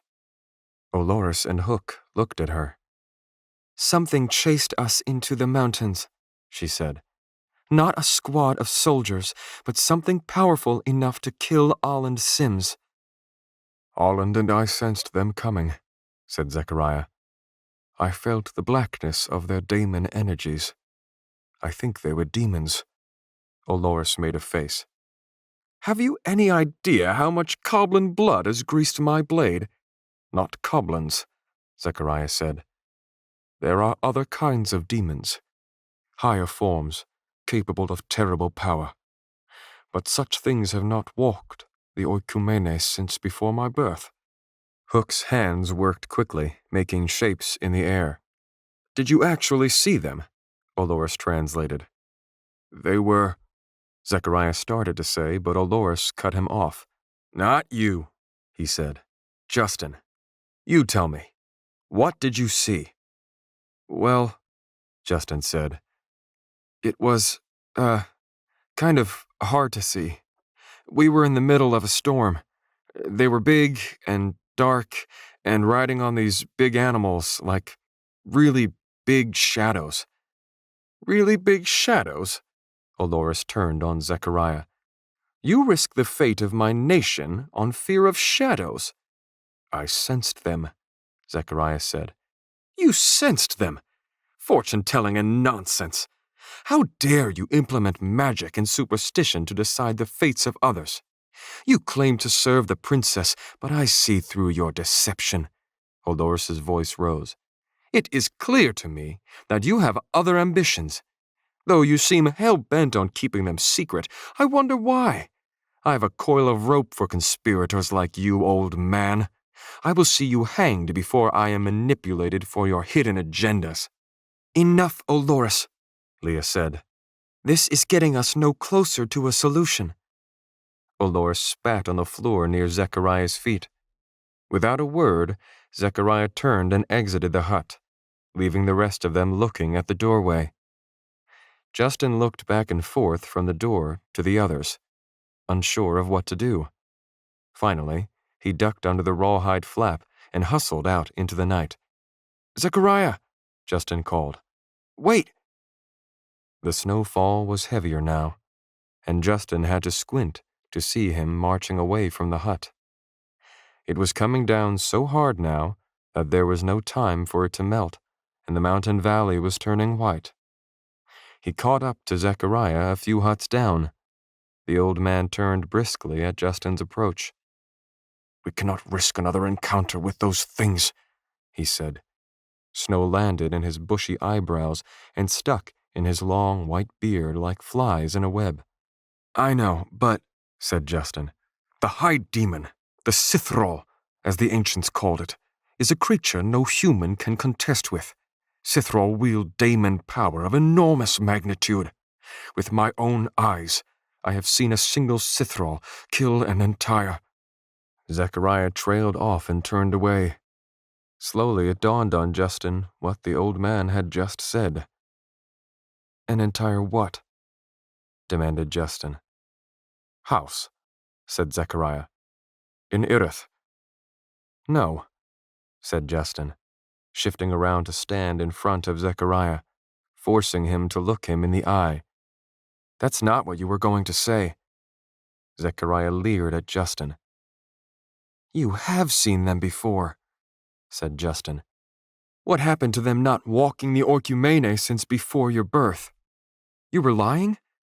"Never mind that," said Zechariah. "No, not never mind that," said Justin. "You said you didn't know what they were. You acted like you had never even seen one before. Why would you lie like that this whole time?"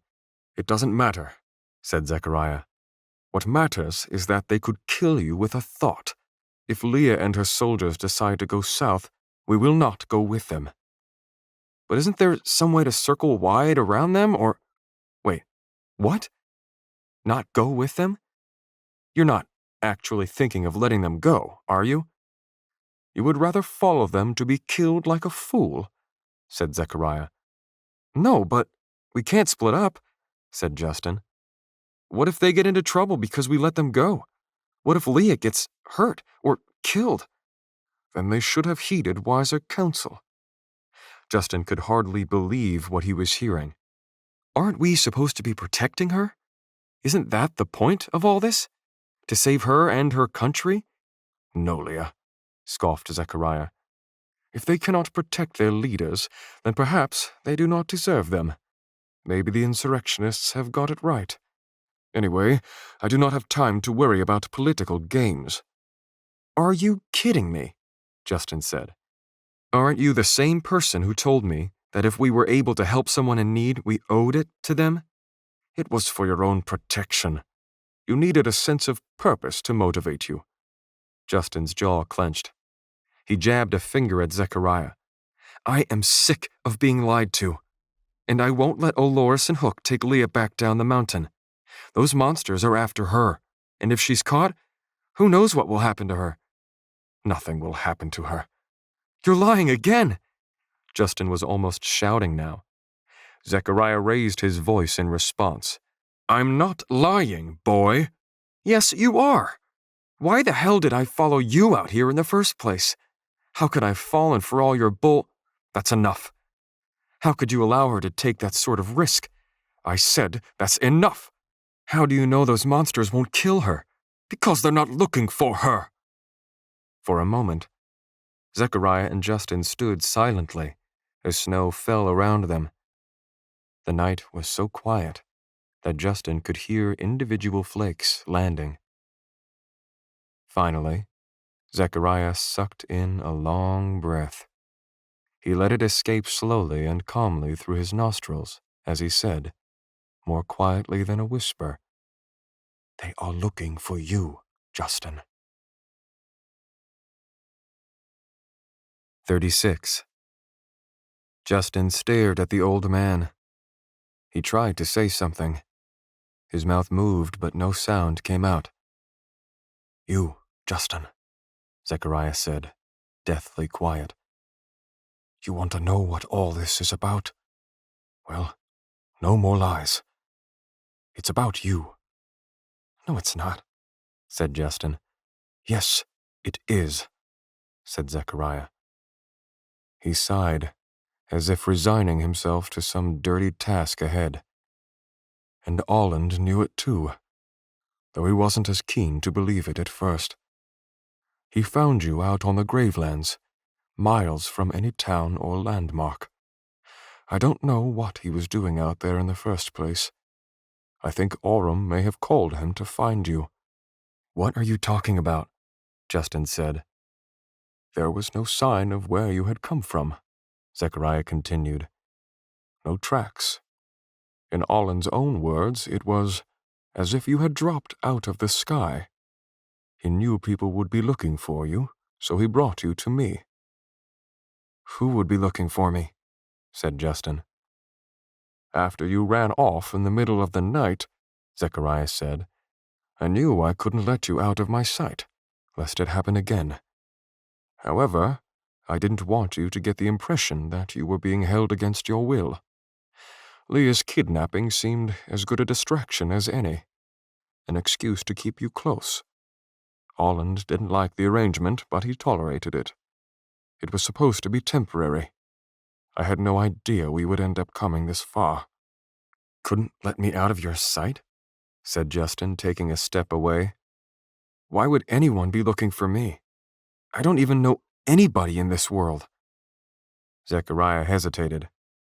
"You're not the first to come here. There have been others. The ancients called them Ethuli. There is a term for it in the common tongue. Does the word angel mean anything to you?" "Yeah." An Ethul was a fallen angel. They, like you, are said to have appeared suddenly as if dropped from the sky, like angels from heaven. Some people believed they were divine beings, sent by a higher power to help mankind. Others believed they were transgressors, banished from paradise, fallen from grace, so to speak. I had a modest library in my cellar in Dean. That pack of books I brought along contains all the historical volumes I own that are about Ethuli, or at least as many as I could gather on such short notice. Having no need for sleep has its advantages, like plenty of quiet reading time. Thus far, I have been able to— Whoa, whoa, whoa, said Justin. You think I am one of these fallen angel things?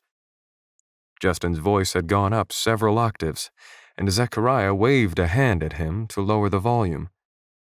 Most of what has been written is speculation and mythology, said Zechariah. But one aspect is consistent. The arrival of an Ethul always brings change. Sometimes that means chaos, wars, even the rise of empires. Fallen angels were revered, and even worshipped as living gods. The accounts say that many Ethuli were figureheads used by governments to legitimize a divine right to power. Others became leaders themselves, amassing armies and building their own nations. People tend to fear and hate what they don't understand, and Ethuli were no exception. People feared them so much that they eventually worshipped them out of devout terror. So, you think that's why those Sithral were on the Gravelands? Because they were after me? Are after you. Zechariah sighed again. In a way, it's fortunate that things happened as they did. If not for Leah being captured, we wouldn't have left Dean. and without that head start, we never would have escaped the Sithrall. Justin spread his arms wide, palms open. Look at me. Is this what a living god looks like? A lanky kid in boots that don't fit? Believe what you want, said Zechariah, but the demons are hunting you. It was easier to allow Leah, and you until now, to assume she was their target. Now, you know the truth. Zechariah, I didn't fall from anywhere, and I sure as hell wasn't sent. If you had bothered to tell me about any of this, I could have set you straight. I'm just lost, that's all. Be that as it may, Zechariah said. I felt you arrive in this world. Justin's lips parted with an unspoken question. Aurum, Justin, said Zechariah. It was like fire in my mind. It was as loud as thunder and as distinct as an eagle's cry. As I was preparing to ride out and search for the source, Olland brought you to my home. And therein lies the problem. The aurum power that erupted when you arrived was so great that it could have been felt by aurum-sensitive souls for hundreds, maybe thousands of miles. What I'm trying to tell you is, I'm sure I was not the only one preparing to ride out and investigate. The Sithrall must have felt it too, and they headed for the point of your arrival. When they didn't find you there, I suspect they rode to the nearest town, Dean.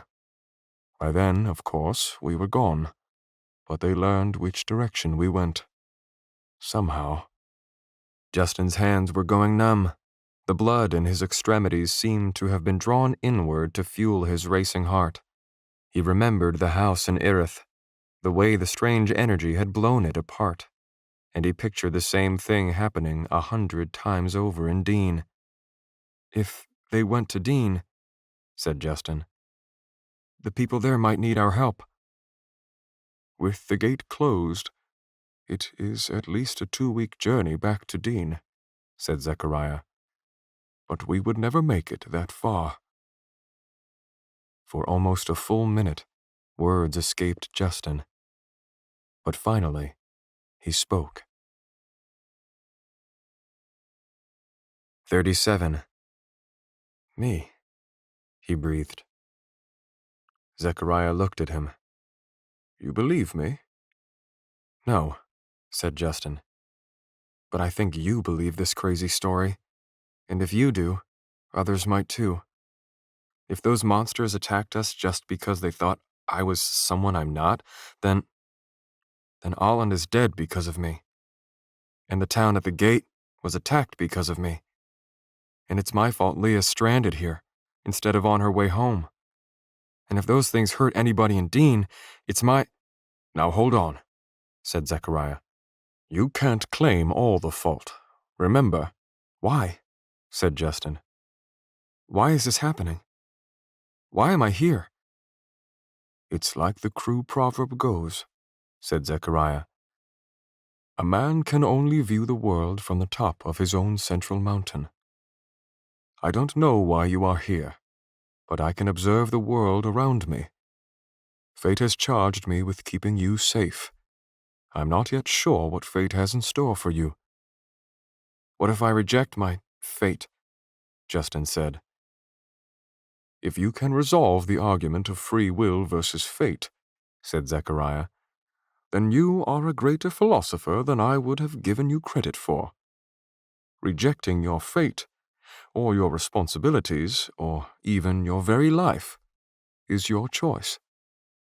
I imagine nothing would stop you if you were determined to do so. But ask yourself this, Justin. Would you have been chosen for such a fate if you were going to reject it? Justin closed his eyes, sighing. I don't know. Neither do I, said Zechariah. But sometimes wisdom doesn't mean having the answers. It means knowing the questions. Get it through your head, Justin said. I'm not who you think I am. You may be right, said Zechariah. I almost hope you are. But if I am right, People's lives hang in the balance. Do not repeat this information to anyone, Justin. We can trust no one, especially a princess stripped of her throne who would do anything to get it back. Do you understand? People will use you if they can. Leah? She wouldn't do anything. If it meant having a fallen angel to fly her country's banner, to regain the allegiance of her people and restore her family's honor without bloodshed, she might. Justin frowned. What about you? Zechariah's face hardened. He pinned Justin down with a stony gaze. Choose your next words wisely, boy, Zechariah said. Elaborate. You just told me not to trust anybody, said Justin. If you are accusing me, can you blame me? You brought me all this way. You've lied to me at every turn, and you still won't even tell me who you really are. So, if you aren't manipulating me, what are you doing? What are you getting out of all this? Zechariah chewed the inside of his cheek, and his glare softened. Nothing. He pulled his cloak a little tighter against the wind. I'm only doing what I feel is right. What you said about Leah, Justin said. She wouldn't do that. Do not be so optimistic. Remember what I told you. The only way to know truth is to entertain doubt.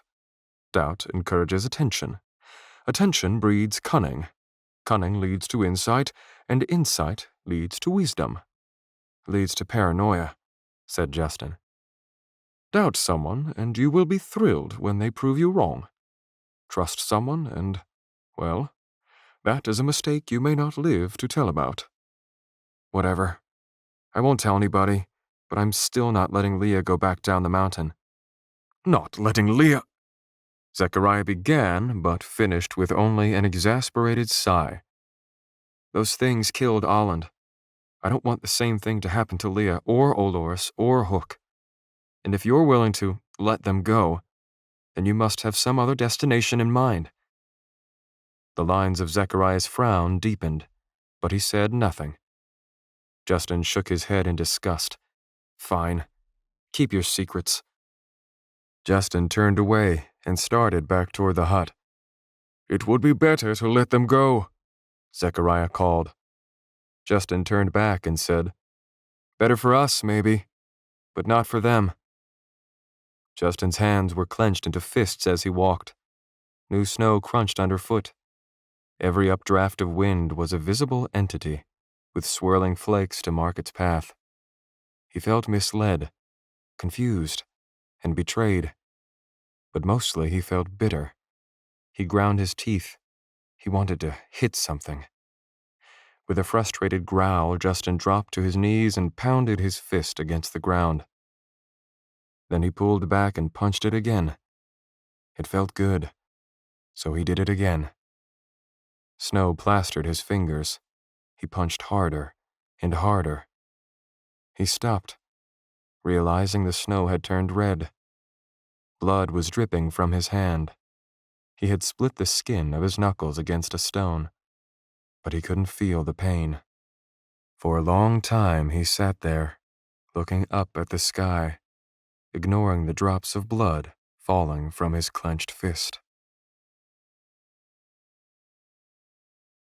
38. He ducked beneath the rawhide door of their hut. Leah, Olores, and Hook were crouched around the fire in the same positions as before. Everything looked the same, but everything had changed. Were you able to talk some sense into the billy goat? Said Olores. It was not in Justin's nature to ignore people when spoken to, but he was in no mood to lie. Without a word, he walked past Olores and sat down on one of the cots, trying to hide the blood on his hand. Zechariah entered the hut and said, There are caves. It caught them all off guard. He had a way of doing that. It is a system of tunnels beneath the mountains, he said. Some are natural, others were carved by the ancients, causeways connecting the underground citadels. He crossed to the fire and crouched there, bidding Justin to join him, Still spiteful from their conversation, Justin had half a mind to stay right where he was, but he complied. "The crew sometimes use them to travel north of the mountains," Zechariah whispered. The fire melted the snow in his beard as he spoke. "It's a maze, and it's dark as night no matter the time of day. Some of the ways have been long caved in, miles of tunnels leading to dead ends or chasms." "Sounds promising," Olores said. He scratched at his neck, where his red facial hair was coming in thick. "It's better than promising," said Zechariah. "It's perfect. You said it yourself. We're surrounded. Why shed blood when we can pass peacefully beneath them?" "How close is this entry point?" Leah asked. "Not far," said Zechariah. "If we act now, while this snowfall keeps up, I wager we can make it there unseen." "Even if we do, they will come looking for us," said Olores, "and our trail will be all too easy to follow in the snow." "I don't doubt they'll pick up our trail, but it won't be easy to follow us once we're underground. Plus, we have a very big advantage." "What advantage?" said Olores. Zechariah's eyes gleamed. "I've been through these caves before." Leah nodded, but Justin was gaping. "You can't be serious," he said. All four of them looked at Justin in surprise, Zechariah most of all. "After what you told us about those caves," said Justin. "You said monsters lived down there. Black Aurum creatures and whatever you called them, goblins. You want us to go down there?" "There is danger behind, ahead, and beneath," said Zechariah without missing a beat. "The longer we stay here, the more likely that one of them will come to meet us. Better to take an active role and face uncertainty on our own terms. Plus, in this scenario, Leah won't have to fight against her own countrymen. She won't have to go back down the mountain either." Justin chewed his lip. True, he did want to prevent Leah from going back down the mountain, but this wasn't exactly what he had in mind. Hook adjusted the strip of cloth over his forehead that kept his long, dark hair in place. His brows were downturned in a frown as he moved his hands, signing a long thought. "Very foolish," Olores translated. "The plan relies too much on Zechariah. Only he knows the road. What if he is killed or cannot remember the way? We will be lost in a maze." When Hook was done, Olores turned to Zechariah and added, "And where does this path lead, anyway?" "To the base of the northern rim of the mountains," said Zechariah, "near the town of Lon. Well removed from any roads the Nolians are likely to be watching. Princess, the decision is yours. I care only for your well-being." The sincerity with which Zechariah voiced the last statement made Justin cringe and shift his weight uncomfortably. Based on their talk outside, Justin knew for a fact that it was a blatant lie. The old man's skill at manipulating people was frightening. "Olores?" Leah said. Olores sighed. "I am with Hook. The idea is not without merit, but it puts us at the mercy of one man's memory, and a very old man at that." "Humph," said Zechariah. "I may be old, but I can still—" "Zechariah," Leah cut in, "I will concede to your plan under one condition. You say the crew use these tunnels. Will you consult with them to ensure that you remember the path?" "But we do not have time to," Zechariah protested. "Those are my terms," Leah said. Zechariah made an annoyed sound in his throat. "All right," he said. "Justin, you can help Hook scout ahead. Olores, you will come with me to consult with the crew, and let's try to be quick about it." "I think not," said Olores. "Hook and I will scout ahead." Zechariah clenched his teeth. "Fine," he said icily. Leah stood up to begin packing supplies. Zechariah started to stand, but as soon as Leah turned her back, Olores grabbed a handful of Zechariah's robes near the neck, holding him down. "You're going to get her killed," Olores whispered. Zechariah looked flatly at Olores for a moment, then raised his bearded chin as if daring the soldier to take a swing. Olores seemed to think about it for a moment, but ultimately removed his hand and turned away. Zechariah exited without waiting for Justin, and Justin, trying to ignore Hook's dagger-like stare, followed after him. Outside, the air was so thick with falling snow that Justin could barely see a single hut of the crew village. He put his head down and hurried after the robed form of Zechariah. "Do you think we'll find someone to tell us the way?" Justin said. "At this time of night? It must be getting pretty late." "We're going to get the steeds," said Zechariah. "What about talking to the crew?" "We're not doing that." Justin stopped in his tracks. "What?" Zechariah halted and leaned in close. "The crew are an uptight and honorable people, but they pay allegiance to no king or country. There would be no reason for them, if someone came asking, not to reveal our route. They cannot be allowed to know our intention." "Not even if we ask them not to say anything?" "That would not be the proper conduct of a guest, Justin." "Oh, right. I keep forgetting. I passed through the caves before, as a younger man. I will remember the way. We'll let Leah think I did as she asked, if it makes her feel more comfortable." "So I guess you never had any intention of talking to the crew at all," said Justin. He paused. "Wait, didn't you tell Olores to come with you just now?" "Of course," said Zechariah. "What better way to ensure that he didn't?" Justin frowned. "Zechariah, I am not going to lie to her like this." Zechariah let out an irritated sigh. "The alternative is that she follows Olores' plan and goes back down the mountain. Now, I seem to remember you saying you weren't going to let that happen.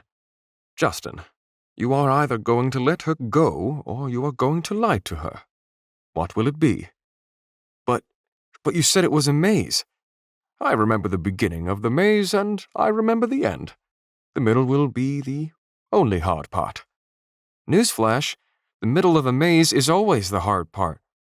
"I am confident we will succeed," said Zechariah.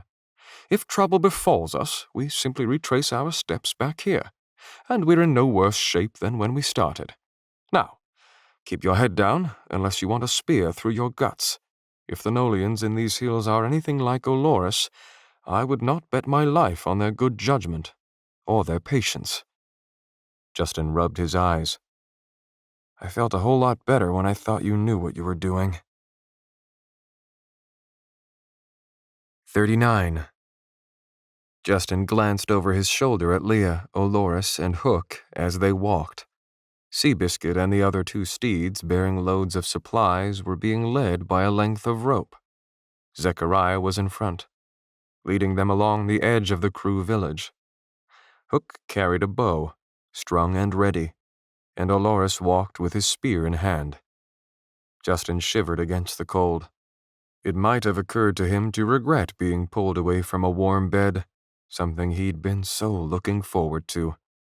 But all he could seem to think about were the increasing number of things that could go wrong at any moment. He remembered the Gravelands, how 1 minute they had been riding toward the enemy, and the next, a dozen men were dead. He remembered their scowling faces, their blood, and the smell of burned flesh. If another such encounter occurred tonight, who would he be burying this time? Or who would be burying him?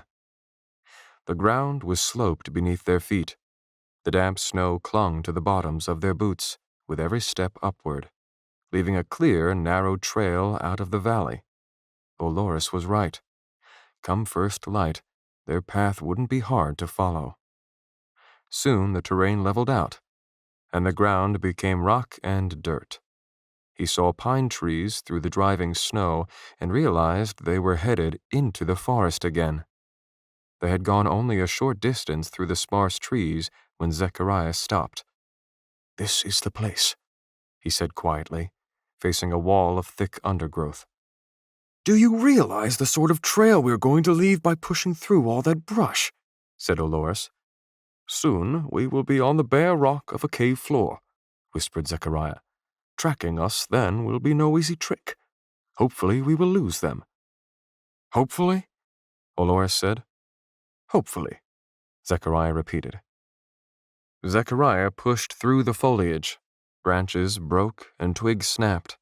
The winds had died down, and Justin wondered how far away all this noise could be heard. He could only draw a shaky breath and follow. Justin had to push limbs aside as he went. A few times he lost sight of Zechariah in the brush, but he knew he was going the right way by the branches whipping back and slashing his face. He did his best not to let anything swing back and hit Leah, but it could not be helped. He lost his grip on a particularly large branch, and it swung back hard. He looked over his shoulder to make sure it hadn't hit Leah and realized she wasn't there. He stopped, unsure of what to do. After a moment's hesitation, Justin retraced his steps backward until he found Leah standing still in the brush, alone. She was looking back the way they had come. "What's wrong?" he said. His voice made her jump. When she recovered, she whispered, "Hook can't get the steeds to come through. Olores is trying to help." Justin turned back around and squinted. It all looked the same in the dark. He looked ahead, then a little to his left, then to his right. His heart fluttered with panic as he realized he had lost track of the place where Zechariah had slipped through the brush. From behind him, he heard breaking limbs. The steeds were coming, but they were making too much noise. Surely anyone who hadn't heard the humans would hear this. He saw Olores and Hook approaching Leah through the brambles. Behind them were the hulking forms of the steeds. The animals seemed to part the whole forest as they pushed through. "This is no path," Olores said, looking around. "Look at the state of this brush. No one has been through here in decades." Leah looked at Justin. "Are you sure this is the way the crew told you to go?" Olores looked around. "Where's the old man?" Justin looked around desperately. Fool," Olores said. "Don't tell me you—" Hook made a hissing noise to get their attention. The dark-haired man had his head cocked and his hand raised in the air, calling for silence. No one made a sound. Suddenly, Hook pressed his palm flat in the air and patted it twice, as if bouncing an invisible ball.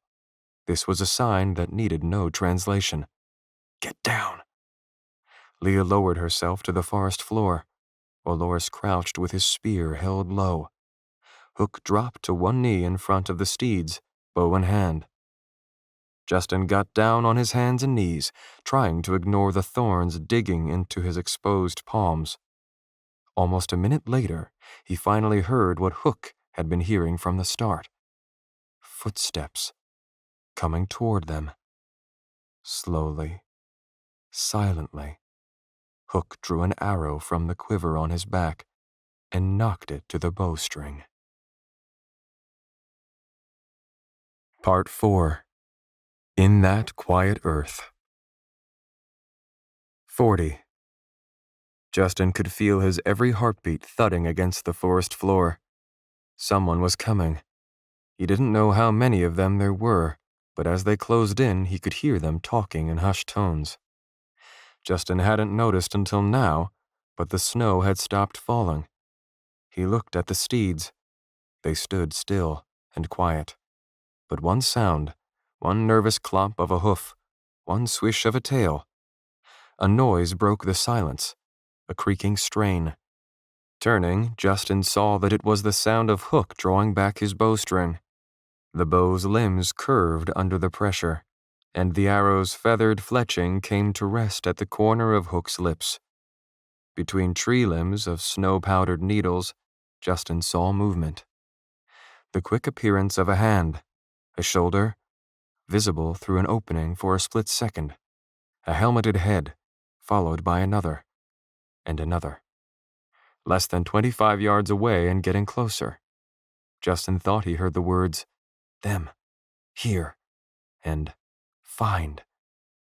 They heard us pushing through the trees, thought Justin. They'll see the trail and follow it to us. Hook's body swiveled slowly at the hip, keeping aim on the moving figures. His arm shook with the effort of holding back the bow's draw weight for so long. Then the voices were silent. For a few moments more, Justin could hear their footsteps. Then nothing. They had passed them by. Hook lowered the bow, easing the strings slack. "Justin," someone said. Justin turned and saw Zechariah standing in the brush. "Come on," he whispered. "Leah first." Olores got to his feet and led Leah ahead. Justin started after, but a hissing noise stopped him. He turned and saw Hook. The arrow was still nocked on his bowstring. He gestured toward the steeds, and Justin understood. Justin crept to the 3 steeds. While Hook watched the forest with his bow at the ready, Justin grabbed the lengths of rope that bound the steeds and tugged gently. The animals began moving, causing a nerve-rattling snapping of twigs underfoot. Justin led them in the direction the others had gone. After a moment, Hook followed. They passed through several dozen yards of brambles and found Zechariah, Olores, and Leah standing beneath a giant oak tree where a rocky outcropping jutted from the earth at a strange angle. Narrow trees grew upon the top of the rock, twisting around each other like worms. Justin thought Zechariah must be waiting for them, but instead of moving on, the old man just stood there. "Now where do we go?" Justin asked. Zechariah only looked at the ground. "Princess," said Olores, "I do not trust this old man or his tender-footed apprentice. This has become far too—" Zechariah took a step forward and down, disappearing into the ground. Justin moved closer and found Zechariah standing in a deep, hollow opening beneath the rock, a tunnel descending into the earth like a spiral staircase. "Told you," said Zechariah. Before anyone could protest, the old man reached up and took the rope from Justin's hands. Then he turned and led the steeds into the cave, down into the earth. Olores looked on worriedly. When the steeds vanished into the darkness below, Olores looked around one last time, sighed, and escorted Leah down after them. Justin turned to Hook. The silent soldier pointed to a large, fallen limb and pantomimed hoisting it up. Justin understood. Together they bent low, lifted it, and leaned it against the rock formation, partially hiding the cave's entrance. Then Justin swallowed hard, ducked under the branch, and stepped down into the cave. To his surprise, he was standing on a set of man-made stone stairs. He saw no one, but he kept moving forward, one stone step at a time, keeping his hands on the walls to feel his way blindly down the spiraling staircase. Within seconds, the bitter cold of the world above was replaced by damp, cool air that smelled like potting soil. It was so dark that he could not tell whether his eyes were open or shut. He bumped into something in the dark and almost cried out in fright. The feel of the coarse fur beneath his fingers invoked images of the cave lions he had heard about. But then he realized it was Leah's crew coat. He heard Hook coming down the stairs behind him, then felt him bump into his back, too. "Are we all here?" Zechariah whispered. Hook tapped Justin's shoulder in response. "All here," Justin answered. The dryness of his mouth surprised him. Softly, the world around them became visible, with an icy blue light emanating from Zechariah's palm. The little stone he had called a gauge was glowing in his hand. They were in a dirt-strewn den, and until now Justin hadn't realized how close he had been to cracking his head off the rock ceiling. The cave looked more like an animal's hole than a passageway. "This way," Zechariah whispered. He led the steeds deeper, and the humans followed. At the back of the den, the floor became bare rock and proceeded downward at a sloping angle. For a moment, Justin thought the ceiling was getting higher. Then he realized the ceiling was staying where it was. He was moving down, deeper into the earth. The shadows of stalactites moved like sundial hands, as Zechariah's light passed beneath them, and soon the ceiling was higher than the stone's glow could reach. They traveled in silence, but for the clip-clop of the steeds' hooves and the steady drip of unseen water. The air was thick and stagnant, and seemed to push aside like a curtain as they passed. Despite the low temperature, moisture beaded on Justin's face. "Watch your footing here," Zechariah warned. "There's a steep drop. Sergeant, do you think we're far enough from the entrance to light torches?" Hook sighed. "Far enough," translated Olores. Zechariah rifled through a pack on Seabiscuit's back. "Those people following us," said Leah. "were they Nolian or crew?" "I could not tell," Olores said. "I saw helmets," Justin offered. "Not crew, then," said Zechariah. "They must have heard us, but didn't see our trail in the dark. Lucky." Hook signed and Olores translated. "Luck won't last. If they don't find our trail tonight, they will by morning. We need to be far away by then." "We will be," said Zechariah. 41. The drop before them was deeper and steeper than Justin would have imagined. Even after Olores and Hook lit torches, made of wood and resin-soaked strips of cloth, the world below was still a black void shrouding unknowable depths. How long a fall might last, Justin could not guess. It was a group effort to lead the steeds down the steep drop. Navigation was up to the humans, as the animals had poorer eyesight and twice as many feet to attend to. It did not help that they didn't like being down here to begin with. Justin didn't blame them. A cave was about as far from home as a steed could get, and Justin knew a thing or two about being far from home. Justin was guiding Seabiscuit, one hand on his reins and another stroking his neck, when he took a wrong step. His foot flew out from under him.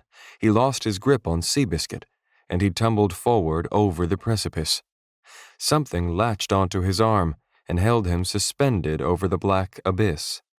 Several seconds later, the rocks that had torn loose under his foot clacked against the bottom.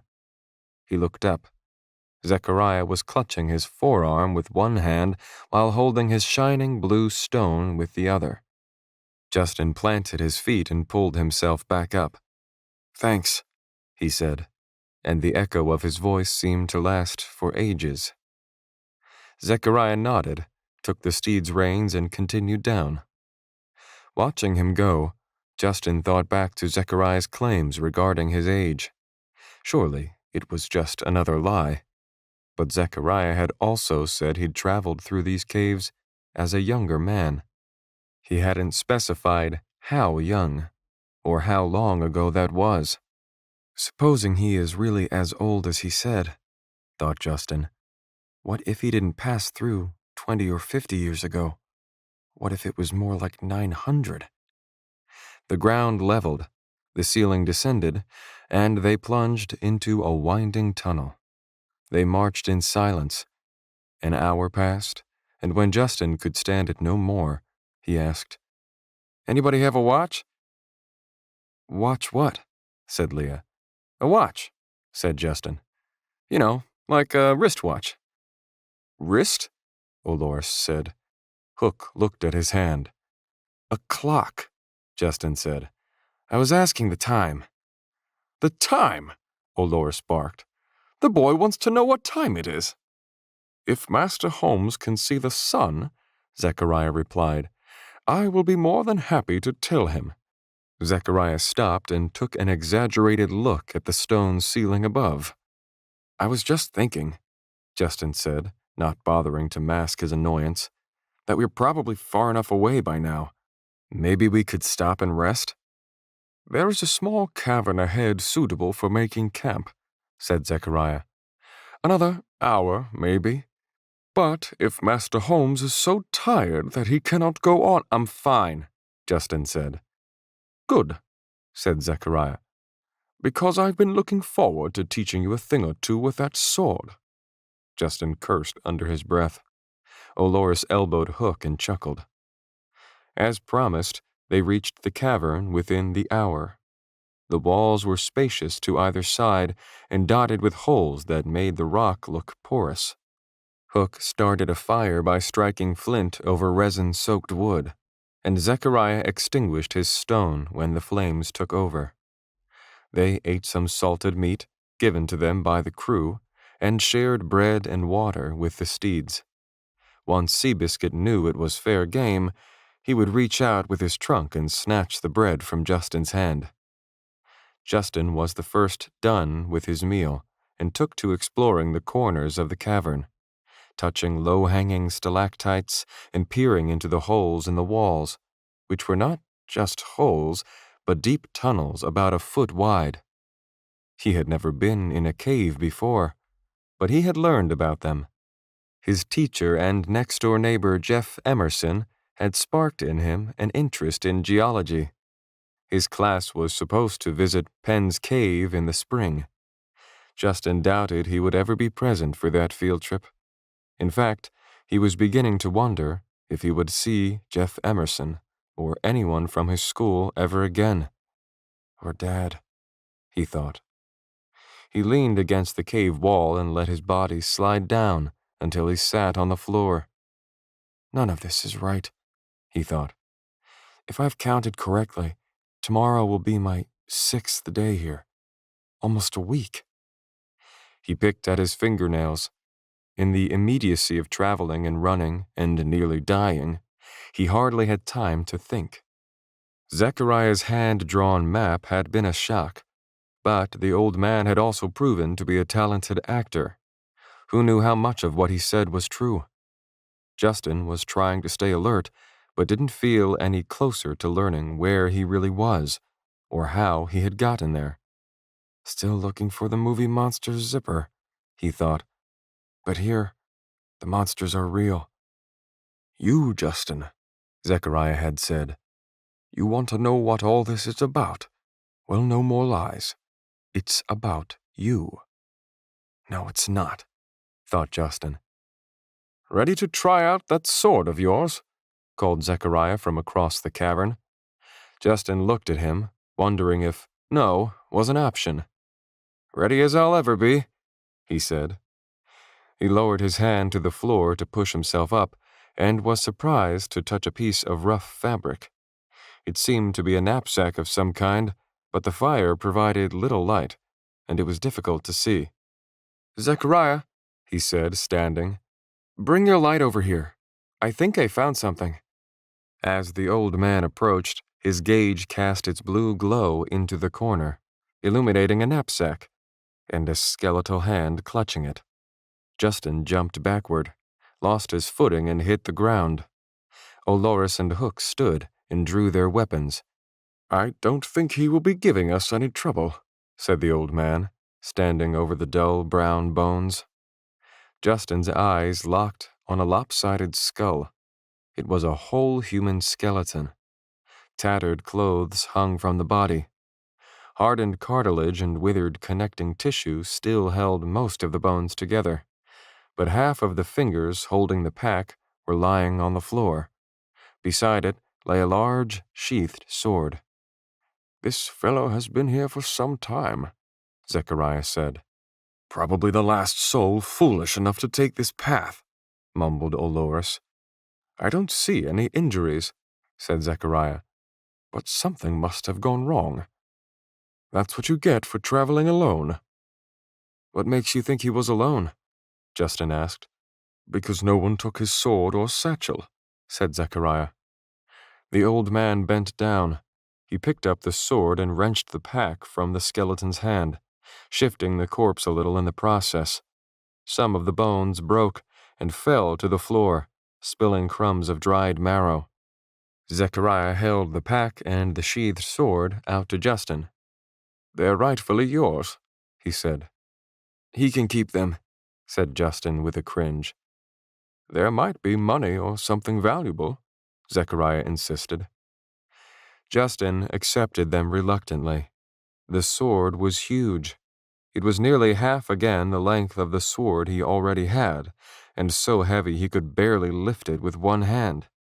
The bag jingled with what turned out to be some money, a couple of fat silver coins that Zechariah called amples, and some tiny bar-shaped pieces of bronze he called creels. Not a lot of money, Zechariah informed him, but enough maybe for a set of clothes. The only other item was a metal flask of liquid that smelled like some kind of liquor. He slipped the items into his jacket pocket with his wallet and his keys. "I already have a sword," said Justin, holding out the sheathed weapon. "Does anyone want this one?" Olor started to speak up, but Zechariah quickly cut him off. "Hold on to it," he told Justin. "You never know when it might come in handy. It's a claymore, a two-hander. You're not ready for that yet. Get your other sword and step lively now. I haven't forgotten about your training. Let's see if we can teach you a thing or two about how not to become a skeleton yourself." 42. Defend yourself. Zechariah drew his sword. Justin's eyes went wide, and he took a frightened step backward.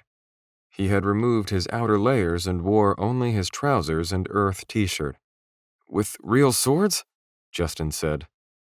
Without a word, Zechariah lunged forward and swung his sword. The blade whizzed by so close to Justin's nose that he felt the musty cave air move. He stumbled back, tripped over the uneven floor, and hit the stony ground. Zechariah stepped over him. "You're dead again, Justin." "You nearly cut my face off," Justin said, standing. "Why are we doing it here? Why don't we find some even ground?"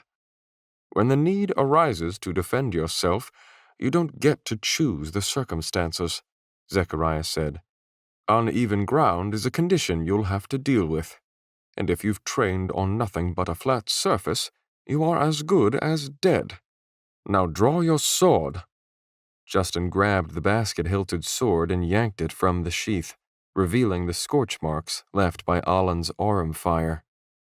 Zechariah advanced and hacked like a madman. There was a loud clang of steel, and the weapon was thrown from Justin's grasp. A knee hit him in the stomach, and as he bent over from the blow, an elbow came down on the back of his neck. He hit the ground with a smack. On his knees, Justin rubbed the back of his neck. "I wasn't ready." "Then you weren't defending yourself," said Zechariah. Justin started to stand. Standing won't do you any good," said Zechariah. "Think about your position. Your enemy has knocked you down, and you're unarmed. What do?" Justin paused. He looked around the cavern floor and spotted his sword, illuminated by the firelight several yards away. "That's right," said Zechariah. "Your first thought should be how to regain your weapon, to strike back. No thinking about how much it hurt." Justin's eyes flashed toward Zechariah. He saw him raise his sword for another strike, and he dove. He rolled across the cavern floor, got to his feet, and grabbed his sword. "Hold it up in front of you," Zechariah commanded. "You can't block when it's at your side." Justin adjusted his grip, but Zechariah swatted the sword out of his hand again. This time, he followed up the move by grabbing Justin and putting him in a chokehold with his sword against his throat, similar to the hold Olor had used on him. "How easily you find yourself in these situations, Master Holmes," Zechariah hissed into Justin's ear. "Remember how Leah healed you on the trail?" He pressed the blade harder against Justin's neck. "Care to see how good she is?" Justin started to struggle, but was thrown to the ground and felt the skin on his elbow break open. "You have to hold the sword tight and block hard," Zechariah shouted. Justin grabbed his sword and stood. He looked at his elbow, saw blood. Zechariah attacked again. Justin blocked. The weapons connected and slid against one another, squealing and grinding. Zechariah glared at him over their blades. "No thinking about whether you're injured," he growled. "Injuries only matter if you survive the fight. During the fight, they're nothing but a distraction. Pain is a distraction. Blood is a distraction. Ignore them both. Keep your focus." Zechariah pushed away, stepped back, and struck again. Justin moved his sword to block, but the old man changed the direction of the swing at the last moment. Zechariah stopped his sword in midair, just before it would have skewered Justin through the chest. "That is called a feint," said the old man. Then he swung his opposite elbow and cracked Justin in the temple. Justin hit the ground again, seeing stars. "You have to pay attention to more than just the sword," Zechariah said. "Don't just sit there." A boot connected with the base of Justin's spine. He yelped, rolled over, and stood. "An enemy won't wait for you to recover," Zechariah said. "If you think a wallop on the head hurts, imagine some iron between your ribs. Injured is better than dead every time. If you get hit, get back up and fight. Remember how he did it and don't let it happen again." Justin felt blood trickling down his face, but he kept his eye on Zechariah. "Again," Zechariah said. "Defend." 43. "Zechariah is ruthless," Leah said, watching the old man put the young man through his paces. Across the fire, Olores laughed. "Not ruthless enough," he said. Half an hour after it had begun, Justin's training had changed from an attack and defend session to an agility exercise. "Left, right, back, right, left, forward," called Zechariah. Justin, holding his sword in a defensive position, did his best to obey. He was panting and drenched in sweat. Blood ran from scrapes and minor wounds. Every so often, Zechariah lashed out without warning, prompting Justin to dodge or parry. "No, not nearly ruthless enough," Olores reiterated. "The boy is clumsy. He is slow and weak, and he has no stamina. Up to me, I would have him training in the regimen of the Helljays. Then he would know the meaning of the word work." Leah nodded. The Helljays, a subdivision of the Nolian army devoted to border defense, were notorious for their grueling training, and rightly so.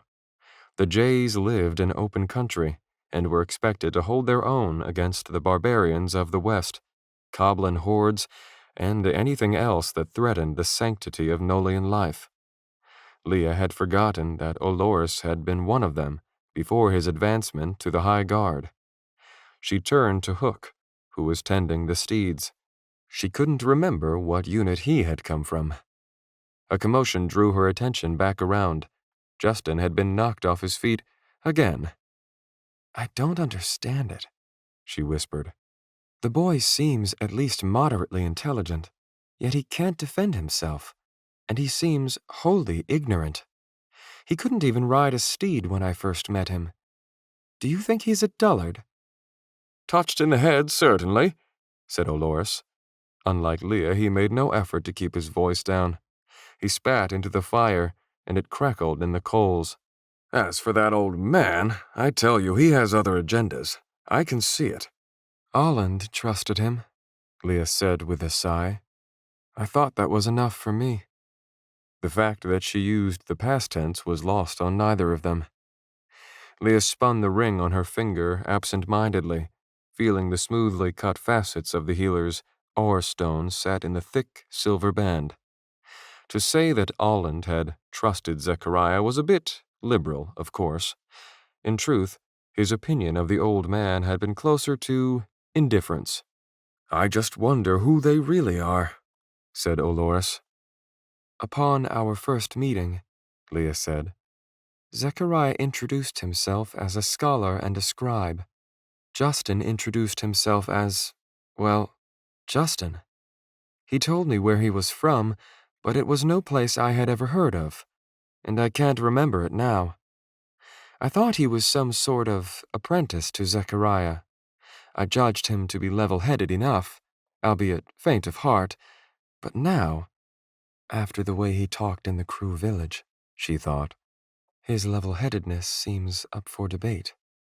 "I know less than I should about politics and diplomacy, Olores," Leah said, staring into the fire. "But there is something my father told me when I was a little girl, that I remember to this day. It is better to make a decision quickly and change one's mind slowly than to make a decision slowly and change one's mind quickly. I understand, my lady, Dolores said, and I meant no disrespect. I know. She paused. Zechariah said this tunnel comes out near Lawn. He did, agreed Dolores. Lawn's an independent city, she said. Well fortified, I hear, and protected by a small standing army. Nolia does not hold dominion over them, neither does Darvel. You wish to go to Lawn? For a time, perhaps, until we can gather our forces. Dolores lit up. Gather our forces? Now you're speaking my language. I do not wish to wage war, she said, but our options are limited. Prime Minister Asher has regiments searching the countryside to capture me. Nolia is under his thumb. I can't think of a scenario where I gain the throne without an army. That will involve some planning and some bargaining. My father had allies in the north, some of whom may find it beneficial to see me back on the throne. But the rest of her words were cut off by a sudden, screeching roar that echoed through the cavern, seemingly from every direction at once. Before Leah knew it, Dolores and Hook were at her side with shields raised. She looked around, but could see no sign of whatever had made the noise. Across the cavern, Zechariah was frowning. Justin, panting from his workout, was pale with fright. As the wildcat-like wail faded, the call was answered from different directions, at varying distance and volumes. A rush of warm wind issued from the recesses in the cavern walls like an exhaled breath. Leah felt it brush against her skin.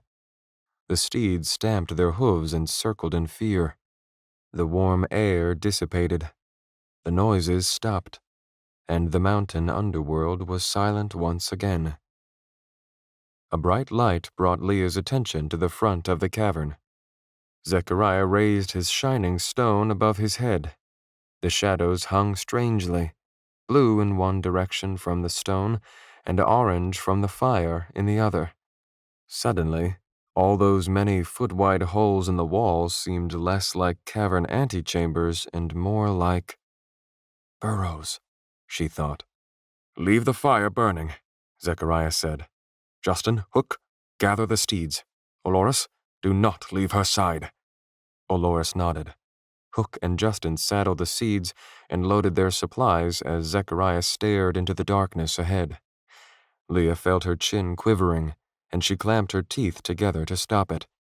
Perhaps, she thought, this is a decision I should have made a bit more slowly. Follow me, said Zechariah when the steeds were ready, and keep silent. They started walking toward the end of the cavern, but they never made it there. 44. Zechariah stopped. Justin rested his hand on his sword. It sounded like a cat, he thought. One of those cave lions Dolores was talking about? Or the things Zechariah calls goblins? Or worse, the monsters from the Gravelands. But how could they have caught up with us? He could hear his own heart beating, could feel his hands shaking as he envisioned shadowy creatures astride giant animals. He heard a clicking sound from above where the cave ceiling was veiled in darkness. Hook must have heard it too, because he looked up. A slight scraping noise followed, and a bit of dirt dropped on Leah's shoulder. Dolores's voice was lower than a whisper as he breathed, "The fire." Justin turned and felt the breath leave his lungs. Crawling silently over the cave floor were three dark shapes. The smallest was at least 3 feet in diameter, and most of that was legs. 8 of them. Firelight reflected in a dozen tiny eyeballs. The shiny sectioned plates of its exoskeleton shifted and rubbed against each other as the legs picked their way toward the humans. At first, he thought they were spiders, But in addition to the 8 legs were 2 short, crustacean-like appendages at the front, each wielding 8-inch pincers. The mouths were small, probably built for taking leisurely bites out of immobilized prey. That was surely their preferred method of killing, Justin concluded, because each had a 2-foot-long tail curled forward over its back, armed with a giant scorpion-like stinger. Further movement drew Justin's attention to the far end of the cavern. Another one was crawling from one of the small holes in the wall. It unfolded itself, blooming like a deadly arachnoid flower. It opened and closed one of its pincers, and sharp little click-like snapping shears made Justin's skin crawl. "Above," whispered Zechariah. The gauge glowed brighter. The blue light extended upward, illuminating the ceiling, and Justin's blood frosted over. 3 more insects were crawling across the cavern ceiling by digging their bony legs into the rock for support. Slime dripped from the needle-like teeth of their tiny mouths. Back at the fire, there were now 10 of them, and more were crawling out of the holes in the walls, dozens of them. They did not rush the humans, but crept along on their armored legs, making hardly a sound. "They're hunting us," Justin realized. High above, one let go of the ceiling, but instead of falling, it descended slowly, swinging like a pendulum. It was lowering itself by a strand of web from its abdomen, web as thick as a telephone line. "On 3, Zechariah whispered. Zechariah's face was ghostly in the pale blue aura. His old eyes watched the creatures intently, and Justin remembered what he'd said minutes ago about never taking your eyes off your opponent. Justin looked back up at the nearest insect. It was so close that he could see wiry follicles of hair sticking out from between its exoskeletal plates. "1," said Zechariah. The bug used 2 of its crab-like legs to pull the thread from its abdomen, guiding itself downward with pincers open. It hung directly over Zechariah. Others began to lower themselves toward the humans. 2. Justin could barely breathe. The creature was 2 feet above Zechariah's head, and closing. The tail uncurled, shifting its half-moon-shaped stinger into attack position. At the head of the stinger, a retractable biological syringe extended. A tiny drop of venom quivered at the tip.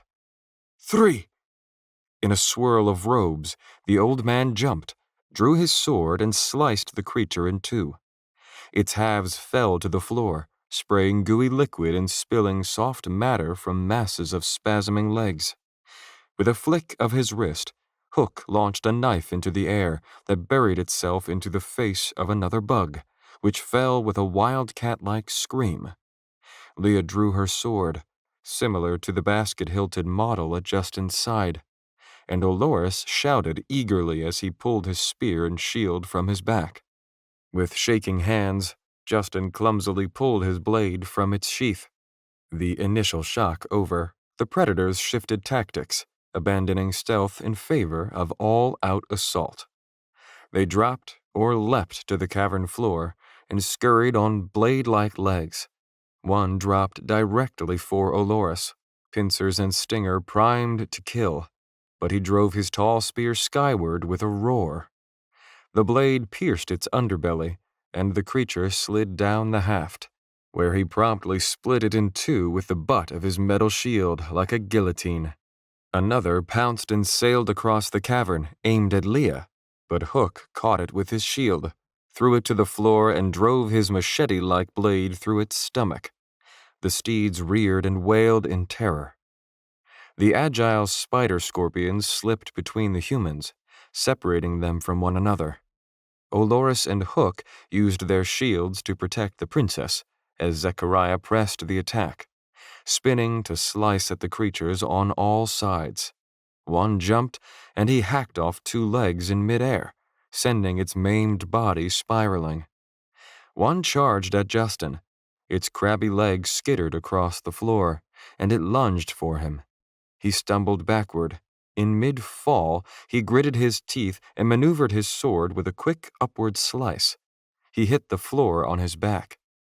To his astonishment, his attacker hit the ground on either side of him, cut cleanly up the middle into two halves sputtering green fluid. He looked at his sword, surprised and a little pleased with himself.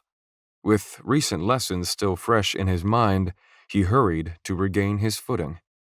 3 jumped on Olores at once, taking him to the ground in a rolling heap. Leah snapped a kick into one insect's face while driving her sword into another. Meanwhile, Zechariah was being driven back by overwhelming numbers. One fell from the ceiling at him, and he sliced backward, cutting it down seemingly without looking. Olores gained his feet. His shield and spear were missing, and he was grappling a spider-scorpion with his bare hands. A pincer sliced through the flesh of his forearm as cleanly as a butcher's knife, and he growled in pain. The other pincer reached for his neck. With a roar, Olores grabbed the tail, pulled hard, twisted, and drove the creature's own stinger deep into its soft belly. It wailed and fell, and Olores, blood pouring from his arm, drew his sword, hollered with bloodlust, and pressed the attack. Justin swung with hatchet-like chops at anything that came near him, sometimes dismembering a leg or claw, sometimes striking mortal blows. But every creature that died was replaced by more scuttling from the cavern walls. He caught one through the head with a quick chop, but before he could yank the sword free, a second reached up and grabbed Justin's blade with its pincers. It tugged on his sword, trying to pull him in for a clear shot with the stinger. Justin held on for dear life. The claw wrenched him back and forth. The tail swung overhead in scorpion fashion and missed his arm by inches. Its second pincer shot forward, catching his left leg. For a confusing moment, he thought he had wet his pants. Then he realized it was blood. 45. The creature was winning. It was stronger than he was, and it was driving him up against the wall. Its pincers, its teeth, its legs, and its stinger took turns attacking. He couldn't defend against them all. It had more than one weapon. So do you, he thought. Pay attention to more than just the sword.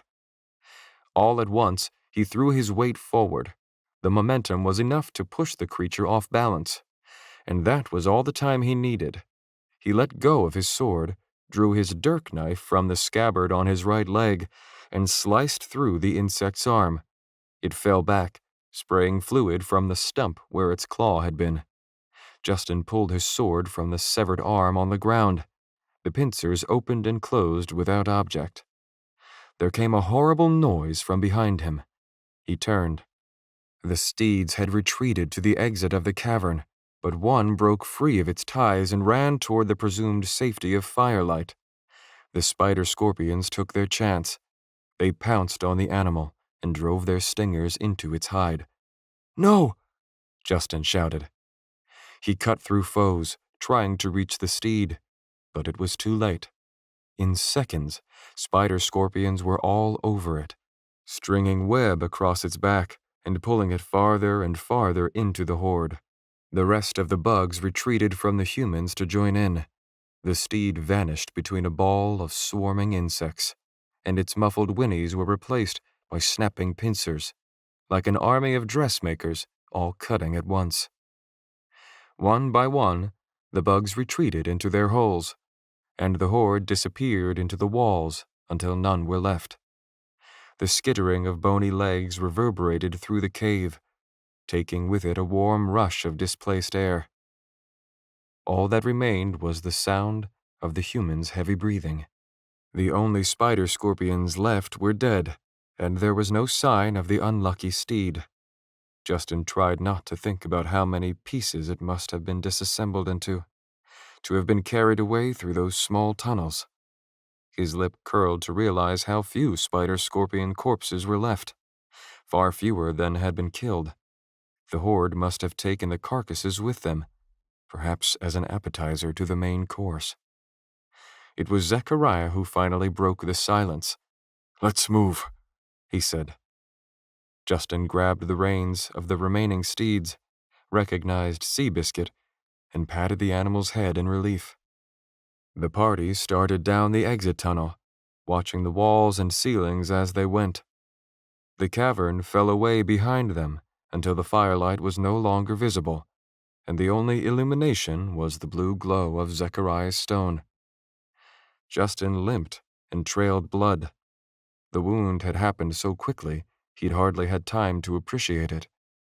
Adrenaline had numbed much of the pain at first. Now, with every step, throbbing, white-hot pain flared up from the torn flesh. It wasn't like the movies, a nice clean little nick, right where it would look cool without interfering with function. It was deep, ragged, and dirty. The strike had carried far more blunt force than he would have expected. Not like getting sliced with a knife, but more like getting hit with a baseball bat that also happened to be very sharp. He kept his sword drawn, praying the bugs would not return, and wondering what else might live in these depths. 46. "I have a bad feeling about this," Leah said. "I can't imagine why," said Justin. "Look," said Olores. "Holes in the wall here, too." They had been traveling for at least 8 hours straight since the spider-scorpion attack, stopping only once for Leah to heal the wounds on Justin's leg and Olores's arm. Justin had been too anxious to be amazed at the way his flesh had fused together, like molten metal under her touch. The pain was gone now, leaving only a jagged, whitish-gray scar and a torn, bloody pant leg. It felt as if the cave were taking them in circles. The tunnel was less like a meandering river and more like a knotted string. Justin's sense of direction had become so skewed that he could have sworn they were currently traveling beneath or over the same spot they had been in an hour before. The lost steed was the one Leah had been riding since the Gravelands. They were now without it and the cargo it had been carrying: bundles of firewood, water skins, and precious rations of food. Justin kept Seabiscuit at arm's length as they passed more holes in the walls. He kept thinking about a passing reference Olores had made days ago to a folklore creature, a giant scorpion with the head of a woman and the tail of a dragon that ate men by luring them underground. Makes you wonder, thought Justin, how many other myths are based so closely on reality? "Those things came out of burrows like that," Leah said, pointing at some nearby holes in the wall. "These are bigger, though," said Justin, "and not as neatly formed. Probably natural." "Doesn't mean something doesn't live in them," said Leah. "A bigger hole for a bigger monster," Olores said. Justin swallowed hard. "Just trying to look on the bright side, guys. Cut me some slack." "Remember that warm wind before the attack?" said Leah. "Pressed in, I imagine," Zechariah said. "Air displaced from the tunnels by their movement." Justin blinked and shook his head. His eyelids were drooping. "What I wouldn't give for a cup of coffee," he thought. Besides a short nap in the crew village, he was going on something like 36 hours without sleep, and it had not exactly been your typical 36 hours either. He walked on stiff, tired legs, and his wits were getting slow. He had no idea whether it was night or day. All he knew was that he was as tired as he had ever been in his life. They left the hold walls behind, and a few minutes later arrived at a fork in the path. Like the branching of a crew prophecy, their road split in two, one up, one down. Zechariah started unpacking. "A suitable place for camp," he said. "I don't think I can go another step." "Maybe we shouldn't make a fire," Leah said. "What if it attracts more spiders?" "Unnecessary risk," said Zechariah. "We need light, but I cannot keep the power in this stone as I sleep. A fire will have to do." While he sleeps, thought Justin with a frown. Thought he said he doesn't sleep. Justin excused himself back the way they had come. Bathroom visits were another reason to hate the caves. No dirt, no leaves, just bare rock. It felt like a shameful thing, not to be able to cover it up. Even animals did that. Some, anyway. The steeds seemed to let it fall wherever they pleased. In the forest and along the mountain path, it had been easy to leave the road and find a suitable place. But down here, there were only so many places to go, and removing oneself very far from the group just for the sake of privacy was ill-advised. It was a strange paradox, but the rarer privacy became, the less important it felt. Life on the road seemed to breed a sort of barbaric intimacy among travelers, and being shocked or offended by the necessities of human existence was a luxury they did not have. Returning to camp, Justin found a fire already going. Hook divvied out portions from the food stores. Since several canteens had been lost with the demise of Leah's steed, they shared a depressingly small amount of water. Meanwhile, the remaining steeds lazily sucked moisture off the cave walls with their trunks, to let it trickle into their mouths. Zechariah volunteered for first watch. As the others lay in the firelight and drifted off to sleep, Justin, despite his weariness, forced himself to stay awake. He waited and watched. When the others were asleep, Zechariah stood. He slipped away from the fire, lit his gauge stone, and started up the left-hand tunnel. Justin started to sit up, intending to ask where he was going, but Zechariah turned back, winked at him, and slipped into the darkness. Suitable place for camp. Yeah, right. He's scouting ahead, probably because he can't remember the way. Justin made sure his weapons, his dirk, his basket-hilted sword, and his new, heavy two-hander sword, were all within reach as he lay, looking out into the darkness. Being privy to Zechariah's shaky leadership was not all it was cracked up to be. Try as he might to watch over the camp in Zechariah's absence, Justin couldn't stay awake. He drifted off with visions of giant insects in his head. And morning, if it could be called that, came when Zechariah woke him. He felt as if he'd only just fallen asleep, yet it had clearly been several hours, for the fire had burned quite low. "I believe it's about time we were moving," said Zechariah. "You never woke me from my watch," said Olores, stretching and groaning. Hook made a sign with his hands indicating the same. "Justin took the second watch," Zechariah explained. "But I had trouble sleeping, so I took over for the rest of the night." He chuckled. "Night. What a concept in a place where the sun never shines." Olores gave him a look, but said nothing. Zechariah took the path on the right, the one that sloped steeply downward. The others followed, but Justin hesitated. It felt wrong to be going deeper. He knew that the twists and turns of these ancient corridors could change dramatically. The path's initial direction did not necessarily indicate its true course. But some deep-seated animal instinct within him wanted, needed, to go up. Now. Olores and Hook carried torches, and Leah walked with one hand on Seabiscuit to keep him close. Justin took a deep breath, gave the left-hand path one last look, and followed them.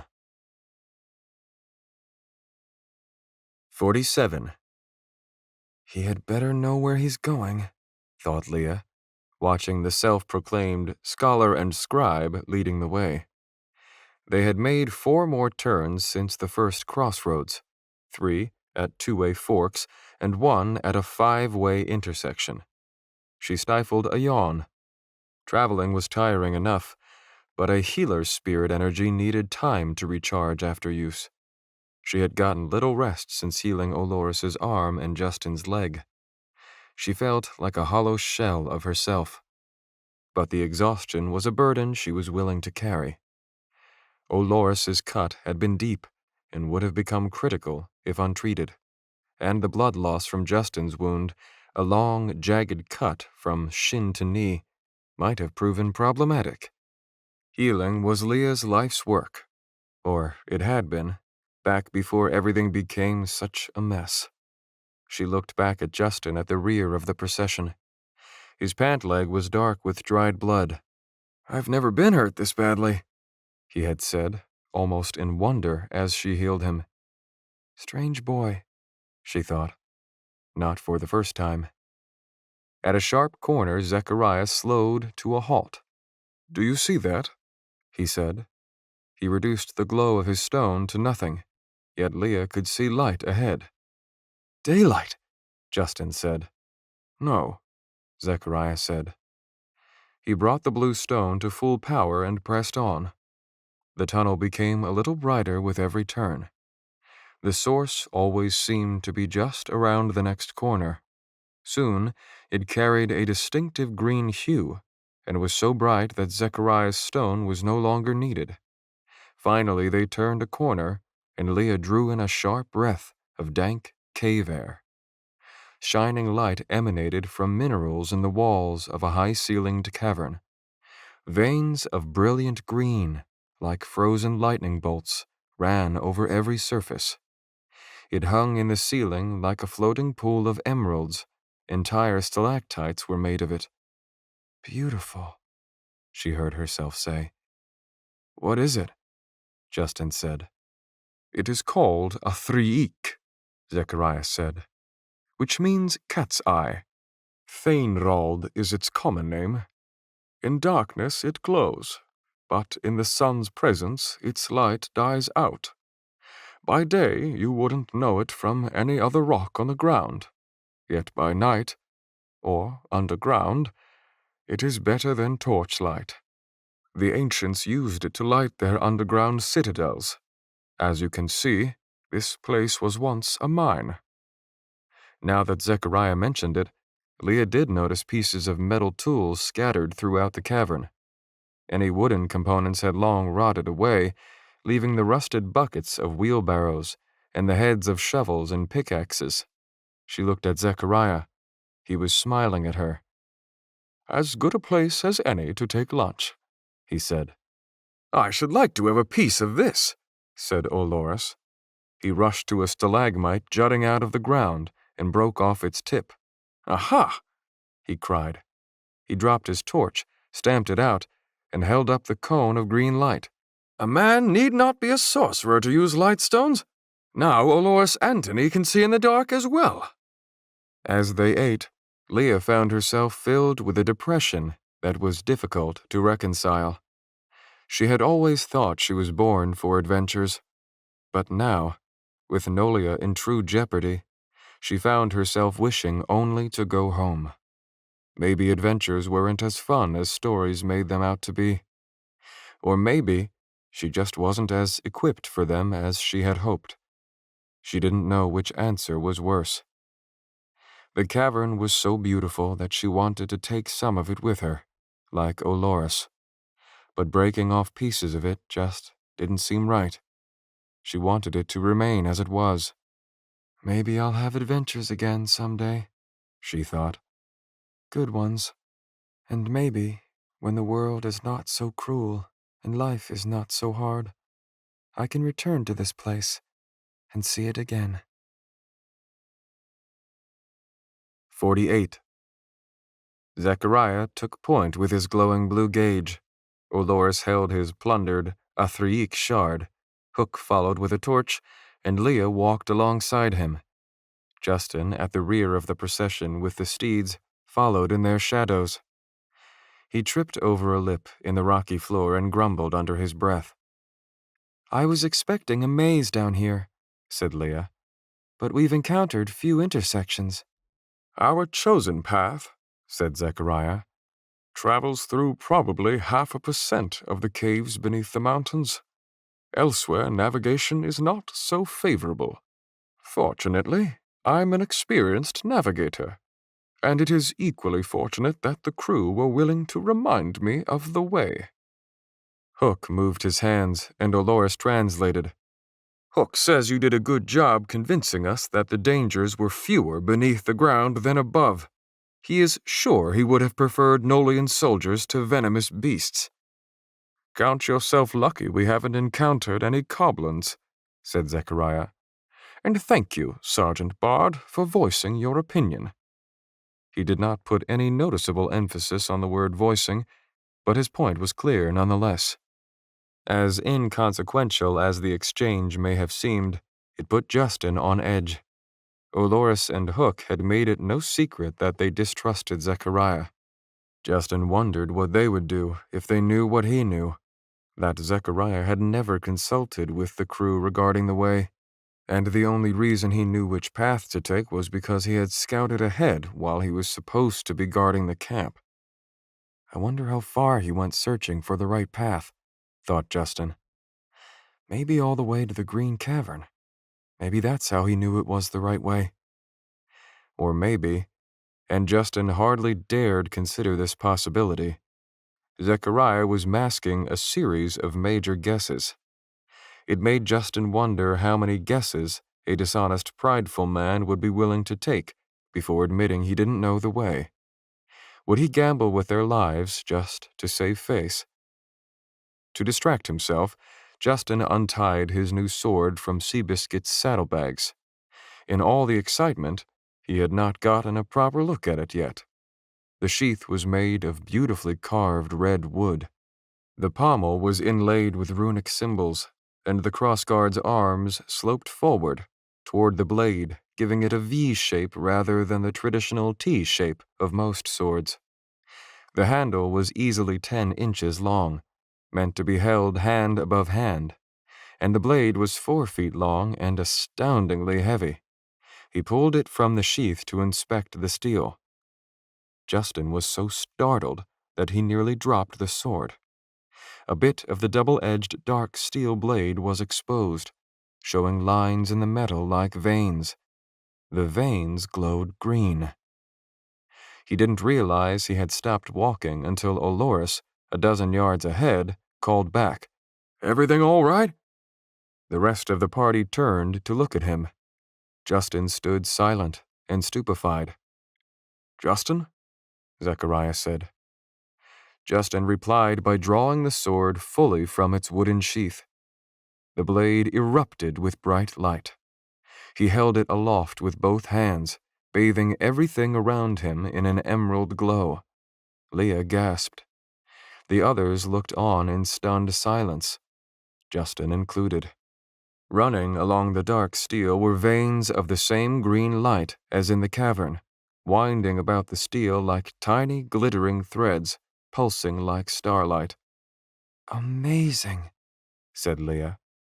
Zechariah walked to Justin's side and touched the sword with his fingertips. "An Aetheric blade," he said, "forged in the style of the ancients. Imagine that." "Huh," said Justin. "Cat's eye stone," said Zechariah, "incorporated into the blade during the forging process. That sort of metallurgy is a lost art." "And to think, you were going to leave it behind," chuckled Olores. "Hold on to that, my boy. It may fetch a fine price if you ever find a buyer who knows its worth." Justin smiled. He playfully moved the sword, watching its green light shift against the cave walls. They continued walking, now with Justin and his glowing sword leading the way. 49. "Nolian folk are typically a darker-haired and darker-skinned race," said Olores. "The princess here is a prime example of that. 250 years of the noble blood of Western conquerors. My father was a picture of the Nolian race. He fell in love with the daughter of an indentured servant from Endenholm, and that is where I get my red hair and fair skin. But I could not be prouder. The folk of Endenholm are known for their quiet strength." Justin muttered, "Quiet, right." Leah smiled over her shoulder at him. Ahead of her, Olores went on talking, none the wiser. "There are many races in the Orcumene," he continued. "The crew are nearly as dark-skinned as the natives of Rakeland, and some would say that the Thubesteins are closely related, though their skin has a more reddish hue if you ask me, almost like an Ekbatan. The Castadocians are a curious lot. Their hair turns silver with age, but from birth it is snow white, almost as white as the skin of a Rordvuk barbarian. Big, barrel-chested men, those savages are." "What did I tell you about calling people savages?" Zechariah said wearily. "Old man, even you must admit that some races carry more esteem than others," said Olores. "Why, even within Nolia's capital city of Service, they say Westenders are duller in the head than most." Olores kept talking, but Justin was hardly listening. He was too busy with his own thoughts. At lunch, Leah had revealed her destination, a town called Lon. The prospect of leaving the caves behind should have been a relief to Justin.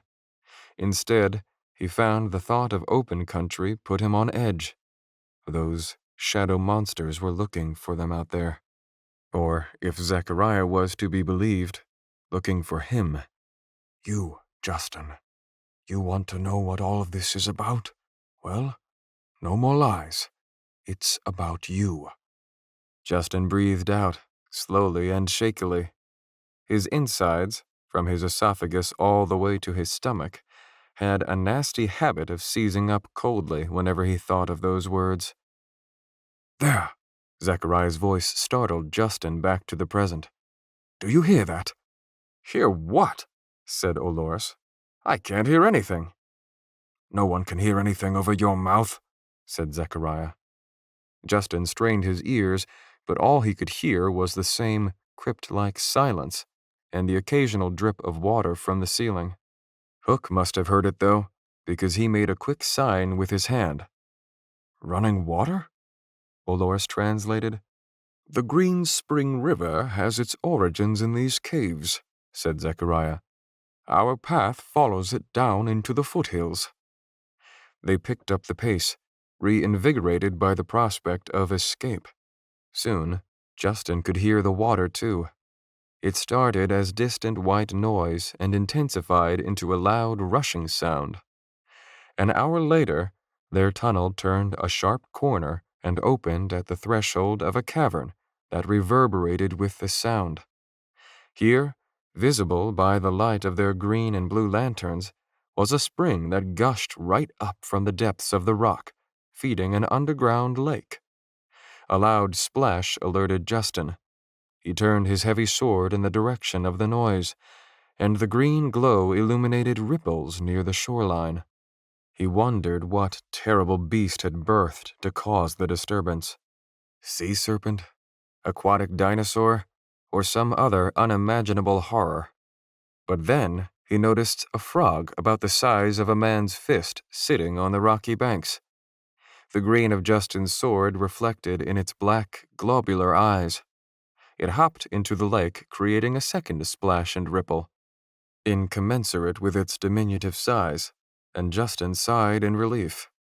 The steeds tugged at their reins, eager to get to the water. "Is it safe to drink?" Olores asked. Zechariah knelt at the shore. Using his hands as a cup, he slurped some and swished it in his mouth before spitting it back out.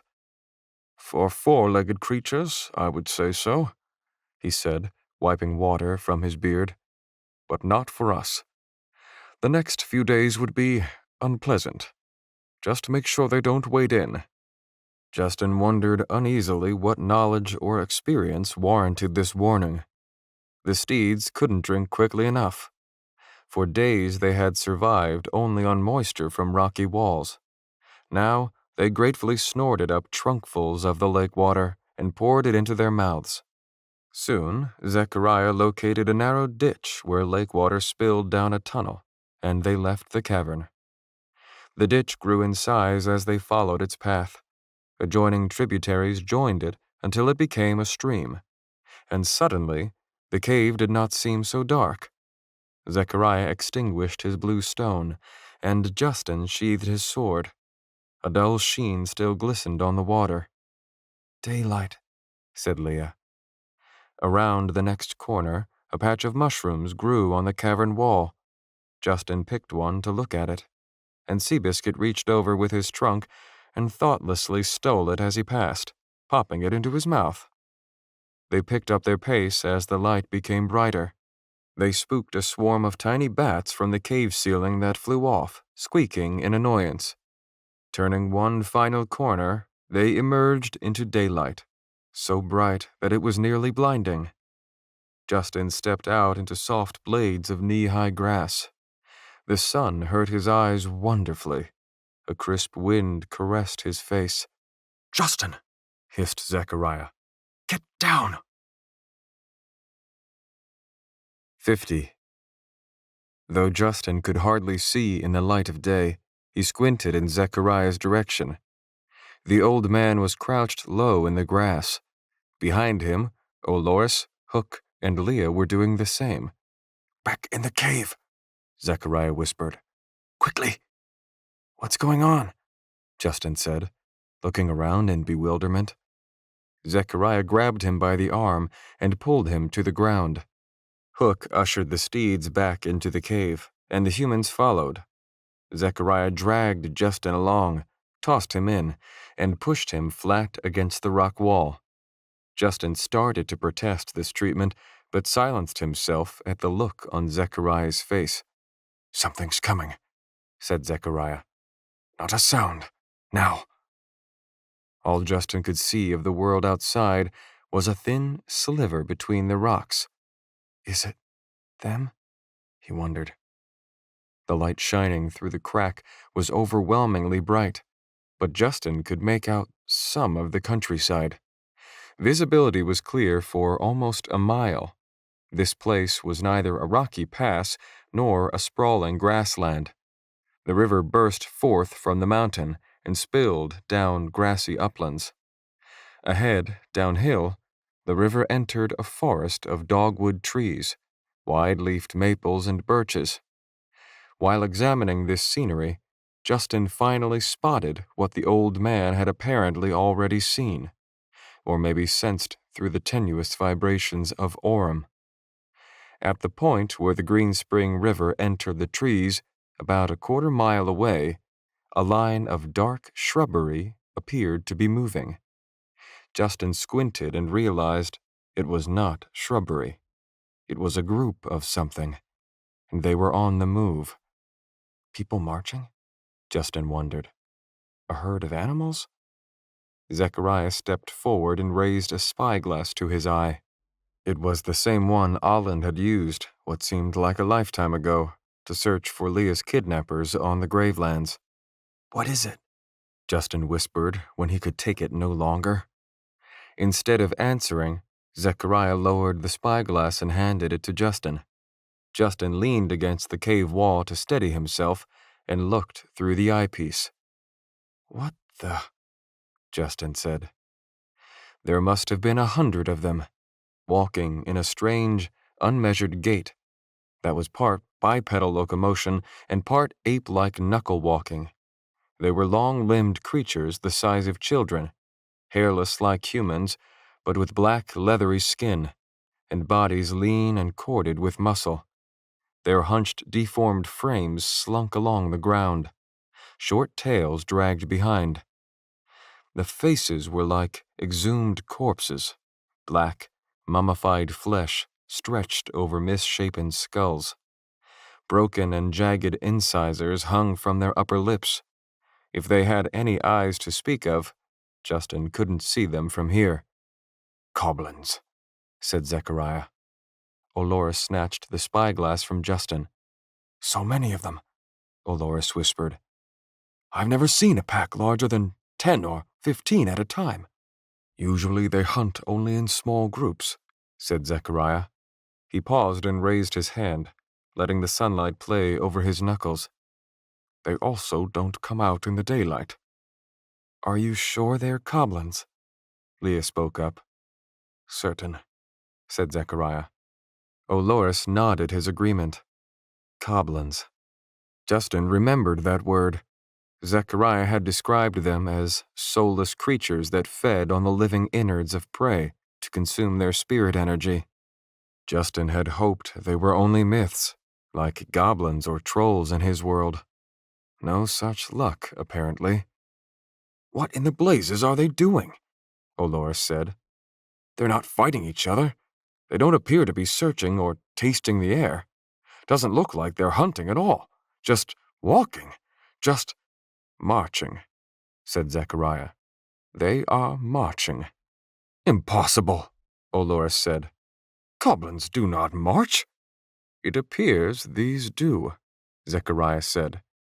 "Impossible," Olores said again, this time half-heartedly.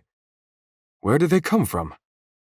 "I think a better question is," said Zechariah, "where are they going?" 51. After the goblins disappeared into the forest, the humans emerged from the cave again, albeit less eagerly. It was midday and the sky was clear. The caves had brought them far below the mountain's snowy altitudes and forested ridgelines. Here it felt like summer again. Without looking back, Zechariah grabbed the steeds and began leading them down the foothills. Justin was about to follow when he saw Olores take something out of his pocket. He might never have known what it was, had he not recognized its shape, a cone with a jagged base. The cat's eye shard, or a thriik. It no longer showed even the faintest hint of green. It was just a dull, dirty gray stone. Justin stole a peek at his new sword's blade and realized that, in the light of day, it looked like any other sword. He shrugged. The intricate handle and carved sheath were still pretty, at least. At first, the green spring was narrow enough to hop across, but as they followed the river down the wooded hills, many adjoining side channels came in to meet it, and the river grew deep and wide. Soon they reached the place where the goblins had crossed. The vegetation was trampled. The banks were beaten to a muddy slop where the small army had forded the shallows of the river. From there, their trial continued through the trees. "They're going east," Olores said. "Southeast," said Zechariah. "But for what reason?" "Reason?" Olores said. "Goblins do not act on reason. They do not think or plan. They only crave. Self-preservation and hunger are all a goblin's brain can comprehend. Today's events seem compelling evidence to the contrary," Zechariah said. Hook signed, Olores translated. "Could they be migrating?" Zechariah stroked his beard. "Perhaps, but I have never heard of such a thing." Justin stared at the tracks in the mud. There were footprints, handprints, knuckleprints, and the snake-like trails of tails. He crouched to examine one of the clearer prints and stretched out his hand for comparison. The track was 2/3 the size of his hand, with 5 digits he presumed were toes. The big toe was stubby and shifted back along the side of the foot, looking a bit like a malformed human thumb. At the end of each toe were sharp, triangular imprints, claws. Justin stood and looked cautiously into the forest, thinking about the shadow giants. What if they had circled the mountains? Maybe they were already out here waiting for them. He watched Olores, Hook, and Leah examining the goblin tracks, and he envied their ignorance. Travel along the Green Springs winding path was more difficult than Justin would have anticipated. There was no road, and navigating through trees and thick shrubbery made the going slow. Eventually, a benched floodplain developed alongside the river, and the vegetation was limited to only the largest and hardiest of trees bordered by secondary growth. By mid-afternoon, the woods thinned and ended abruptly. Large, fungi-ridden stumps marked the places where trees had once stood. Their flat tops were a sure sign of human tools. He saw an unhitched wagon loaded with logs, and a rutted dirt road led from the timbered land across a valley dotted with farmhouses and fields. Emerging from a corpse of trees, Justin spotted a fortified city ahead, atop a hill. Its beige stone walls gave it a solid geometric appearance. The city proper was atop the hill, and the rest draped over the hillside, where the walls extended all the way to the bottom, ending at parapets around a wide elbow in the river. "That'll be Lon," said Olores. He turned to Leah. "Last chance to change your mind, my lady." Leah said nothing. The forest, a mix of oaks, maples, and pines, had been clear-cut for nearly a mile around Lon in every direction. Fields of wheat and corn grew on the fertile floodplain along the road, but there were no storage barns or farmhouses. On the Greenspring River, Justin saw dozens of sails. Boats were being piloted up and down the river with fishermen tossing nets into the water. "Is this part of Nolia?" Justin asked. "Hardly," Olores said. "These are uncontested, free lands all the way to the sea. But you must know that, Justin." "Yeah," Justin said quickly. "Never been this far away from home, though." The second part was true, at least. "Lon is an independent trade center," said Leah. "One of several in this region." "How they manage to keep the peace in these places, I will never understand," said Olores. "Three types of people live in these towns: native-born yokels, money-hungry traders, and outsiders hiding from the rest of the world." "Like us," said Zechariah. "Not like us," said Olores. "I mean people hiding from past lives, from debts unpaid or crimes unpunished, or just hiding from themselves." 52. The sun was disappearing over the mountains as the group approached the doors of Lon. Guards were posted atop the 15-foot walls. They wore chainmail armor and helmets, with long-nosed guards that divided their faces in two. Quivers of arrows were strapped to their backs. They picked up longbows as Justin and the others approached, but Justin could see, even from here, that the bows were not even strung. "Coming from the mountains, I presume?" one of the guards called down. His words were choppy and heavily accented to Justin's ears. "Only trouble comes from those mountains?" "Or that which has prevailed through trouble," Zechariah replied loudly. "Just as dangerous," the guard said, bored. "State your business." "I am a Koopa from Darvel," Zechariah said. He indicated Justin, then Leah, then the soldiers, saying in turn, "This is my apprentice, his betrothed, and my bodyguards. Our business was in the Gravelands, but we are in need of supplies and rest before we can return home to Isabel." "How many nights?" "1." "You've no wares with you." "Which is why my business venture is complete." "You should have plenty of coin, then. A little gold might loosen these gate hinges." "Any gold I carry will be spent inside your gates." "You're heavily armed," said the guard. "With only a couple of steeds for the 5 of you. You probably killed somebody for them." "If you must know, these steeds are purely for cargo. As for our swords and shields, the mountains are, as you know, a dangerous place for tradesmen with coin." "And you've brought alongside your apprentice's betrothed, for what reason?" "Do you accept travelers after nightfall?" Zechariah shouted. "Because it may be morning by the time all of your idle curiosities have been satisfied." The guard smirked. 5 coming through," he shouted down behind the wall. 3 men, 1 woman, a couple steeds, and 1 ornery mountain goat." Zechariah played the character well, cursing at the guard and threatening to take his money elsewhere as the doors swung open. The guards laughed at him as he led the party in. Leah had drawn the hood of her riding cloak over her head, covering her black ponytail and hiding her face. She adjusted the hood even tighter as they entered. "Mountain goat," Zechariah said quietly. "That reminds me, Olores.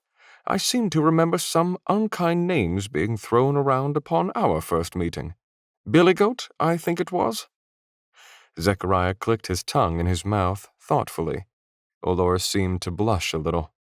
Though few people could be seen, the sounds of the city seemed to echo from all directions. The gates closed behind them as they entered, and a young boy approached and took the steeds by the reins, informing Zechariah that they would be stabled on the north side of town. If you need a place to stay, the boy added, try Gunner's Brig, downhill, port side. Gunner pays me 5 elths a week to say that to travelers. Hurry, and you'll see them bring in the catch. Zechariah placed a piece of copper in the boy's hand as Olores and Hook removed the saddlebags. Justin was interrupted from admiring the city when Zechariah put a hand on his shoulder, cleared his throat, and gestured to the sack of books on Seabiscuit's back. Justin frowned. He removed the bag and tossed it over his shoulder, only to have Olores hand him his new two-hander sword as well. Beneath the combined weight, he felt as if he were about to collapse. The stable boy led the steeds up an adjoining side street, and Zechariah led the humans deeper into town. The sounds of the city grew louder near the river. Stone and wood buildings stood shoulder to shoulder, and the narrow streets were arranged in patterns even more random than the snaking turns of the Green Spring. Emerging from a cluster of houses, they found Lon's port. Beneath his cargo, Justin felt like a burdened steed. He looked up and started to complain, but what he said instead was, "Wow." The wide street was choked by a bustling crowd. Sails were everywhere on the river's bay. Flags flew from the masts of ships and poles along the dock. At the front of the crowd was a moored boat, and standing on its deck were scruffy-looking men holding large buckets. Dozens of other boats were cruising in from the river. The fishermen stood proudly on their decks, and the crowd in the street whistled and cheered, as if greeting conquering heroes. On nearby balconies, people hung over the railings trying to get a look. The boats ranged in size, from canoes to skiffs to seaworthy vessels as big as houses. As the boats docked, the fishermen on board would hold up their fish, prompting cheers from the crowd, and then throw them to partners on shore. One of the men, a big, fat fellow with a beard and trousers with suspenders, reached into his bucket and pulled out the biggest crab Justin had ever seen. The crowd roared. He flung it sailing, and a man on the dock scrambled to catch it, which delighted the crowd. Justin dropped the bag of books and massaged his aching shoulder. "What's going on?" "The fishermen who help keep Lon self-sufficient are local heroes," Zechariah said. "Bringing in the catch is a daily event." A man in a canoe presented a fish with a long, pointed nose. He nearly fell trying to pick it up. A second man joined him, and together they tossed it ashore to the waiting recipient, who was promptly knocked over flat on his back. The people laughed and applauded. Meanwhile, a tall ship, much larger than the others, was coming in. The town grew audibly excited at its arrival. Great white sails were lowered. Its shining hull was made of dark, red wood, and several men stood upon its double-leveled deck. Flying atop the mast was a white flag bearing a sword with thorny ivy wrapped around the blade. The door of its cabin opened, and a figure emerged, a tall man dressed all in dark leather, with a sword at his belt. Hanging from his face was a long, black, braided mustache that only half covered his toothy smile. Perched atop his head was a huge hat with a feather stuck through it. A scar ran down the left side of his face, and over his left eye was an eye patch. "Gunner! Gunner!" called the crowd. He walked to the ship's prow with a spring in his step and placed one foot upon the railing. A member of the ship's crew approached the eye-patched man, lugging a wooden bucket. The eye-patched man reached into the bucket and, with a flourish, pulled out a slimy purple octopus with 8 dangling legs. The crowd roared as he tossed it ashore. The individual doing the catching was so surprised that he barely managed to hold on to it.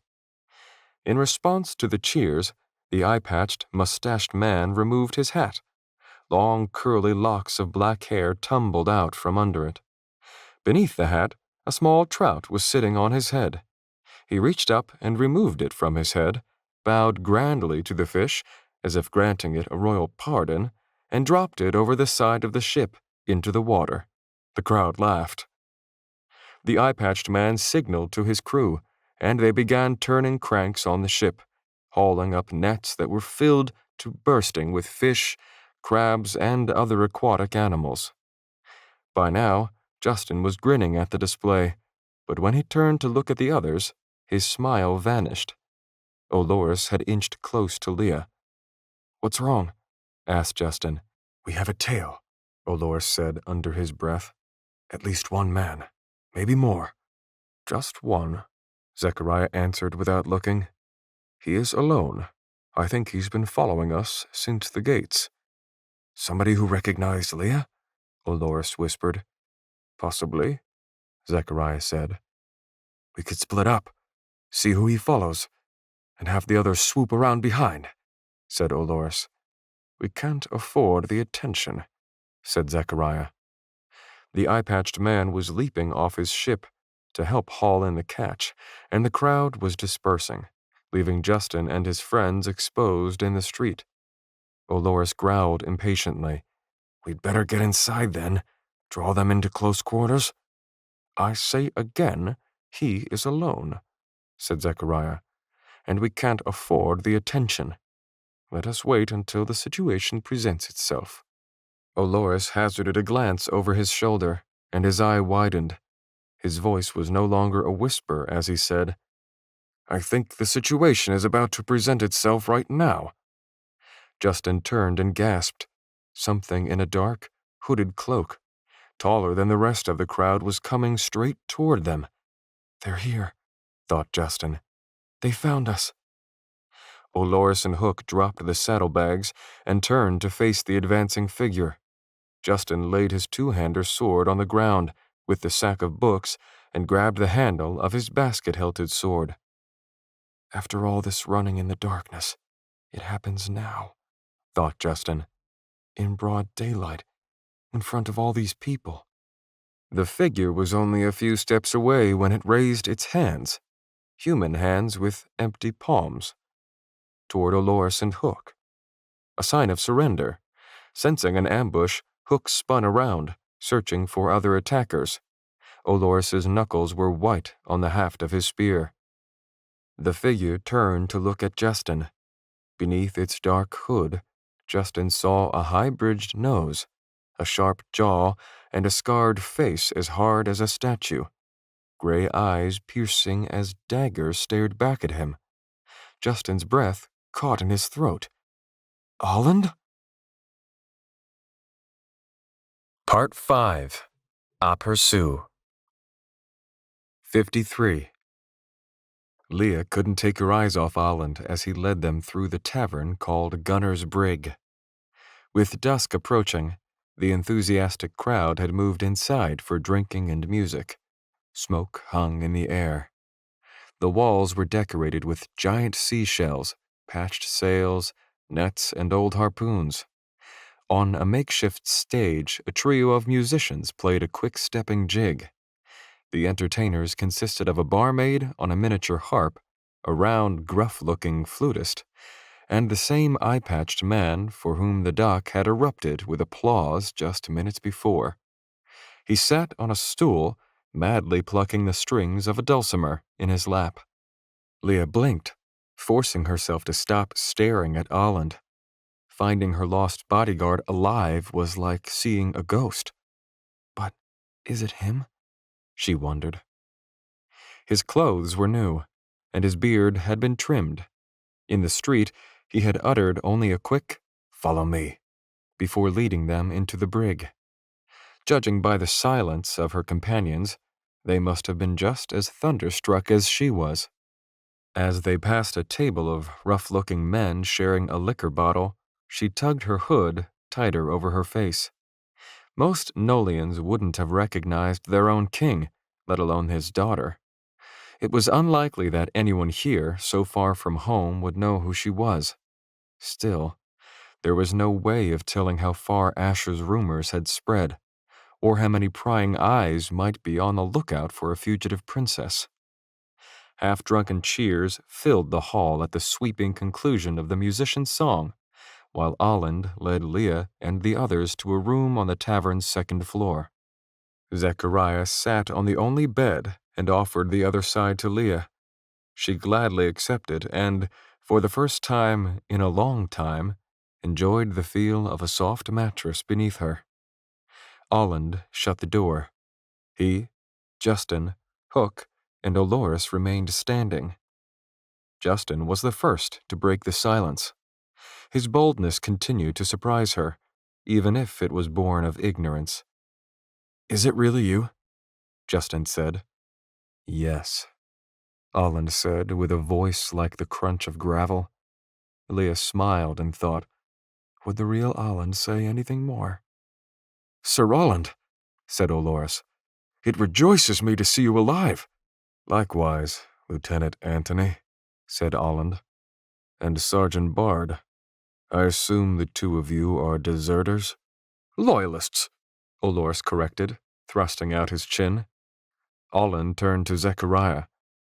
"When the gate dropped, I thought you were all dead. The great walls were built with the magic of the ancients as mortar. Nothing can penetrate them." "Not even Aurum," Zechariah said, smiling. "Ah, that explains it. I could no longer feel your presence either, so I was convinced that you had been killed. I should have guessed that the walls were cutting off my perception." "But how did you survive?" Again, it was Justin who posed the question. "After the gate shut," Aland said, "I turned on the demons, ready to fight to my death. Instead, they turned their sights on the village of Irith. They killed indiscriminately. Everything standing was destroyed." Leah's cheek quivered with the effort of keeping a stern face. She knew why Nolian soldiers were hunting her. She could understand what independent agents might have to gain from her capture. She did not, however, understand why these things wanted her. The people of Irith, it seemed, had been killed just for being in the wrong place at the wrong time, between her and those monsters. She bit her lip. Across towns, countrysides, and several major cities, 750,000 Nolian lives were currently under the rule of a tyrant. It was up to her to avenge her father, her whole family, and take her rightful place on the throne. But innocent bystanders were now dying, all because of her cause. At what point did the loss of life outweigh the returns? How many of those 750,000 Nolians would perish in her fight for the throne? At what point was it better to forego the suffering? At what point would it be better if she, a single person, died rather than all those innocent people? Was her cause really worth the price? She turned away from Aland and found herself looking at Justin.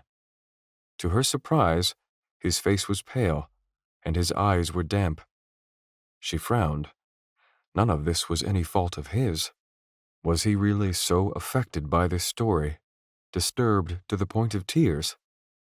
"I tried to stop them," Aland continued. "The last thing I remember is the ground beneath me erupting in a blast of daemon energy. My steed was torn asunder, my body hurled against the walls. When I woke, the storm had passed, and the sun had risen on a new day. I was half buried beneath wreckage, and it took all my strength to crawl free. Irith was a smoking ruin, desolated by the touch of daemon.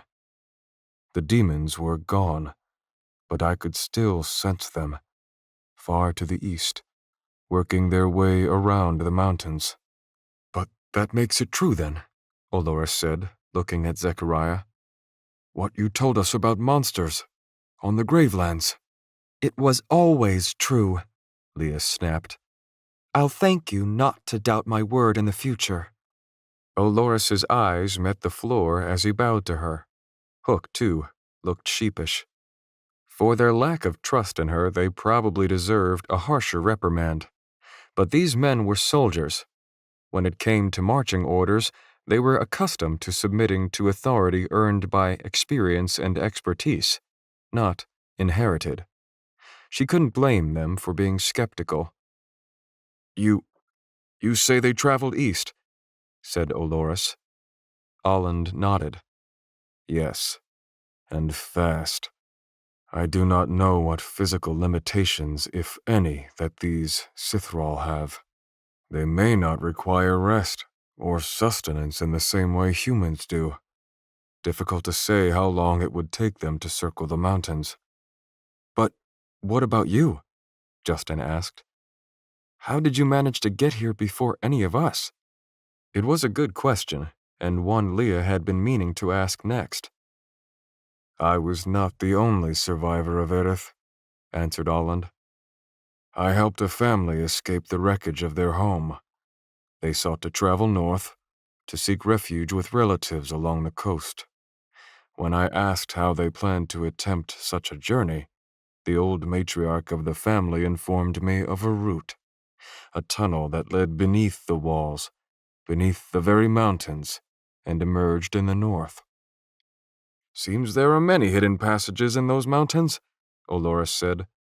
It is lucky those demon things did not know of any. Humans, it appears, are the superior species in at least one regard, Olland said. We have the strength to fight, but also the humility to plan our escape. Apparently, this tunnel has been a well-kept secret for generations. I offered to travel with the family, to protect them during their passage, if they would show me the way. We rode an ancient ferry along an underground creek that emerged from the earth and connected to the Green Spring River. We came here, to Lon. The family arranged travel and departed for the coast. That was 2 days ago. I stayed here. This city is the only safe place for many miles. It was your only logical destination. Zechariah cleared his throat. Olland, before we discuss things further, you and I should speak privately. Agreed, said Olland. What do you mean privately? Leah objected. My sincerest apologies, my lady, said Zechariah, as sweet as could be. But Olland and I must take temporary leave. Won't be but a minute. And Justin, said Olland. Me? Justin said. Yes, you, said Olland. Olland left the room without so much as a look back. Zechariah followed, and Justin, after shrugging apologetically to Leah, rushed after them. We could always just cover our ears, Olores called. There was no response. Beneath the strip of cloth tied over his forehead, Hook was glaring at the doorway. After all this time apart, Leah had expected more out of Olland than a few mildly expository answers. Instead, he was gone again. Apparently, whatever he and Zechariah had to discuss was too sensitive for her to hear, yet it was appropriate for Justin's ears. That old man, grumbled Olores, taking a seat in the corner. He's got a lot of nerve, treating royalty in such a manner. Blatant disrespect. Leah was enticed to agree, but she left the sentiment unspoken. Father taught me that a strong ruler saves rebuke for the face of its object. A wise woman talks behind no one's back. It breeds distrust.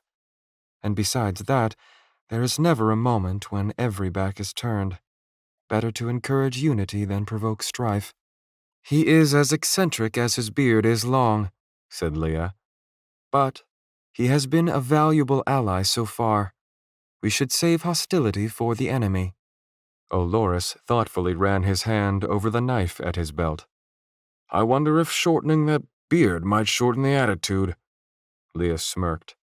If it comes to that, you can hold him down and I'll do the shearing. All I want right now is to go to sleep. Hook dimmed the oil lantern. The soldiers took up positions on the floor in their bedrolls, and Leah took the bed. As she lay on the mattress, she tried not to think, not to worry about tomorrow, but she couldn't help staring at the sliver of light streaming in from the bottom of the door and wondering what was going on out there. She hazarded a look across the room. Dolores and Hook were breathing deeply in sleep. She held her breath as she slipped out of bed, picked up her boots, and tiptoed out the door. 54. An almost nude woman with the head of a catfish looked down at Justin. The night was dark and overcast.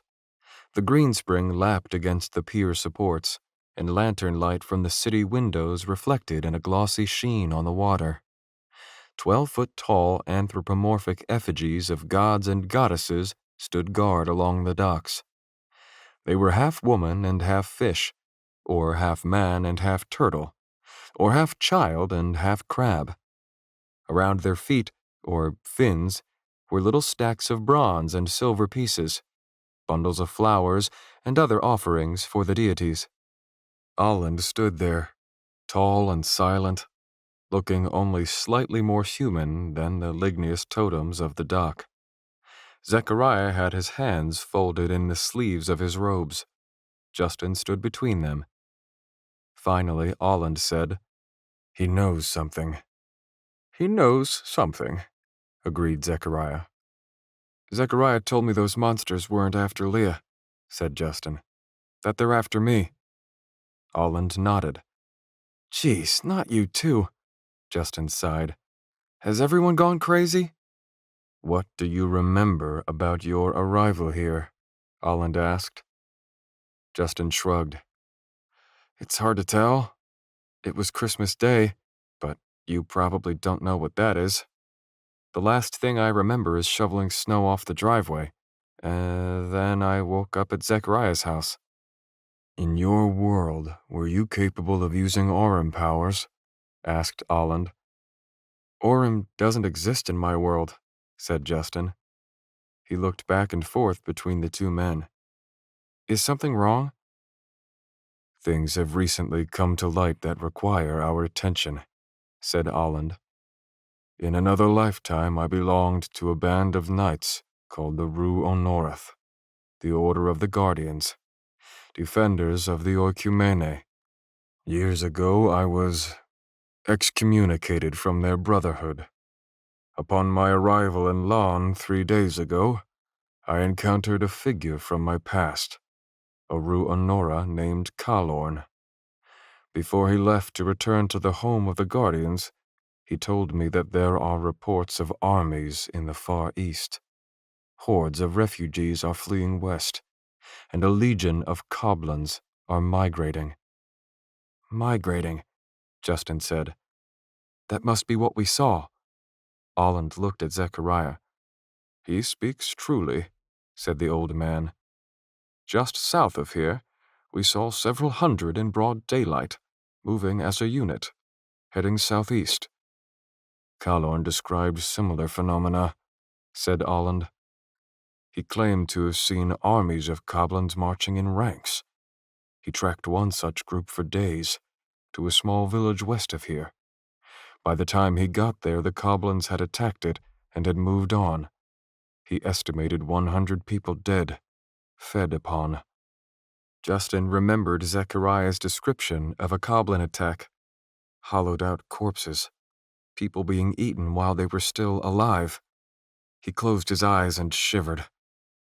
"Coblins working together as a unit," said Zechariah. "Very strange." "It's the sort of thing the Rue Honorath are meant to handle," said Olland.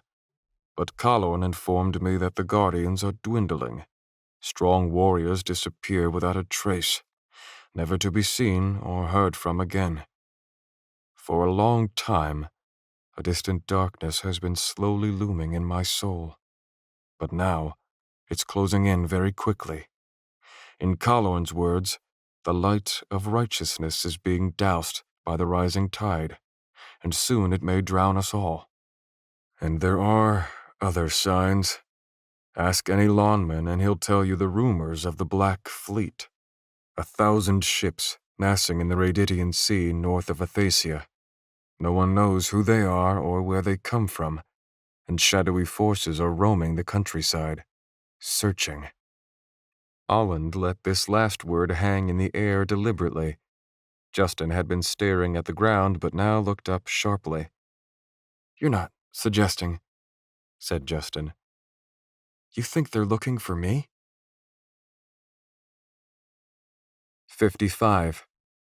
Yes, said Zechariah, and I feel very strongly that there will be others searching for you too. Well, said Justin, balling his hands into fists, I feel very strongly that you two are nuts. All this traveling has scrambled your brains or something. I've been researching the Ithuli for years, Zechariah said. Your kind is— "I am a person, damn it," Justin shouted. The outburst startled Zechariah, badly enough that his shoulders twitched. Olland only stared at Justin. "I am a person, and I am lost. That's all," Justin said. "I'm not an angel or anything else. I wasn't sent here, and I didn't fall. Get it through your heads. I am lost. And nobody seems to care about helping me find my way home." There's no going home, said Olland. If you're not ready to hear that yet, I'm sorry. "You two are delusional," Justin said. "I don't even know why I'm here. If you think I'm just going to believe your lies—" This is not an argument, Olland said. If you would stop sniveling like a child, you would realize the truth. Justin sneered. "What truth?"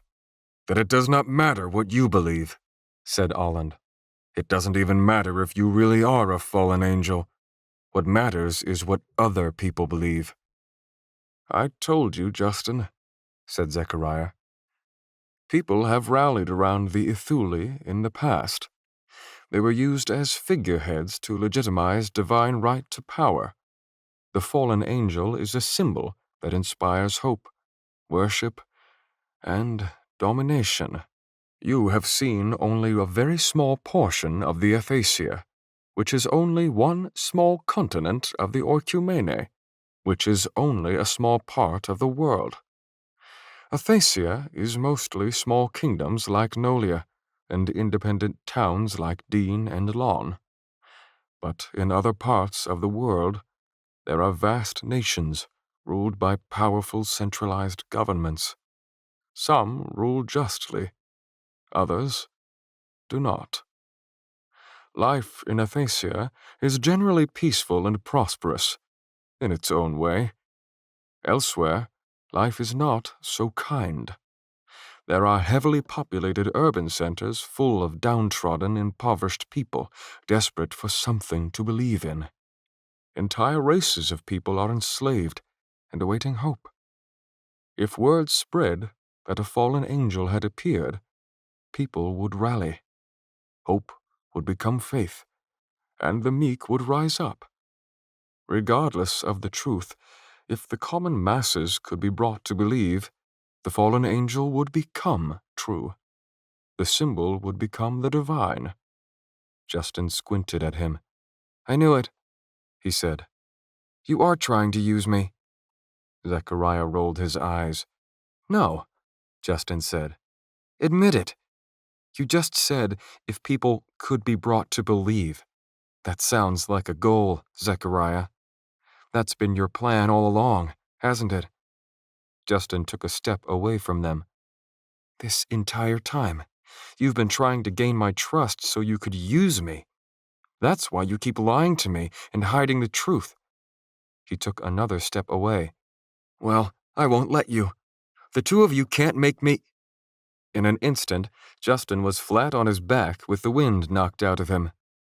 It took a second for his brain to catch up with what had happened to his body.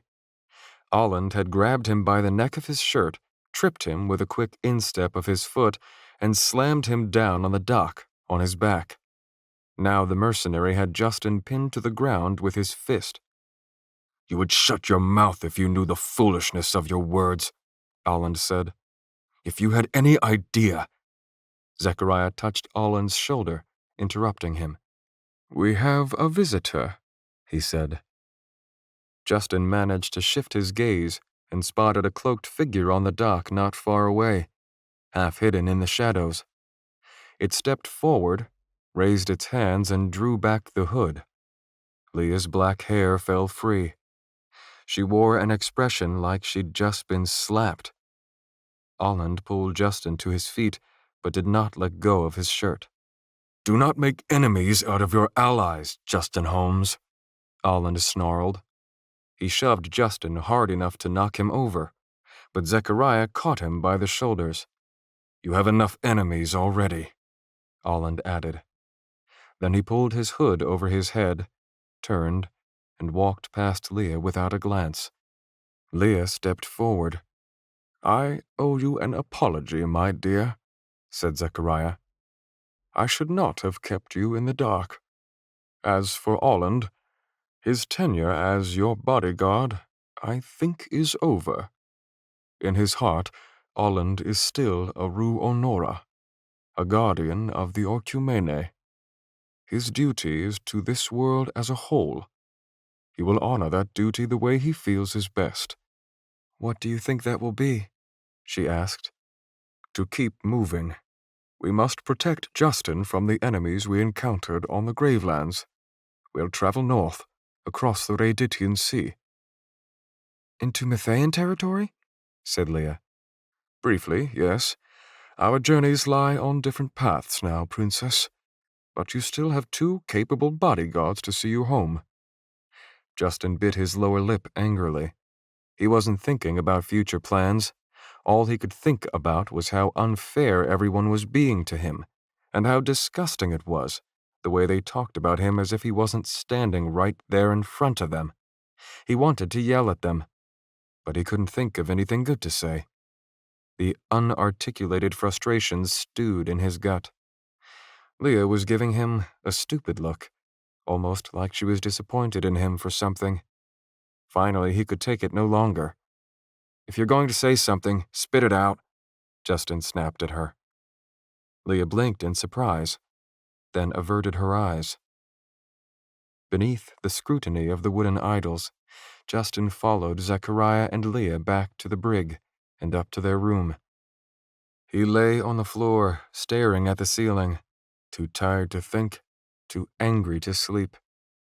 After a few minutes, anger gave way to a sinking, debilitating sorrow. "Everything will be all right," he whispered in the darkness. His mom had always told him that. Everything will be all. 56. 500, said Gunnar.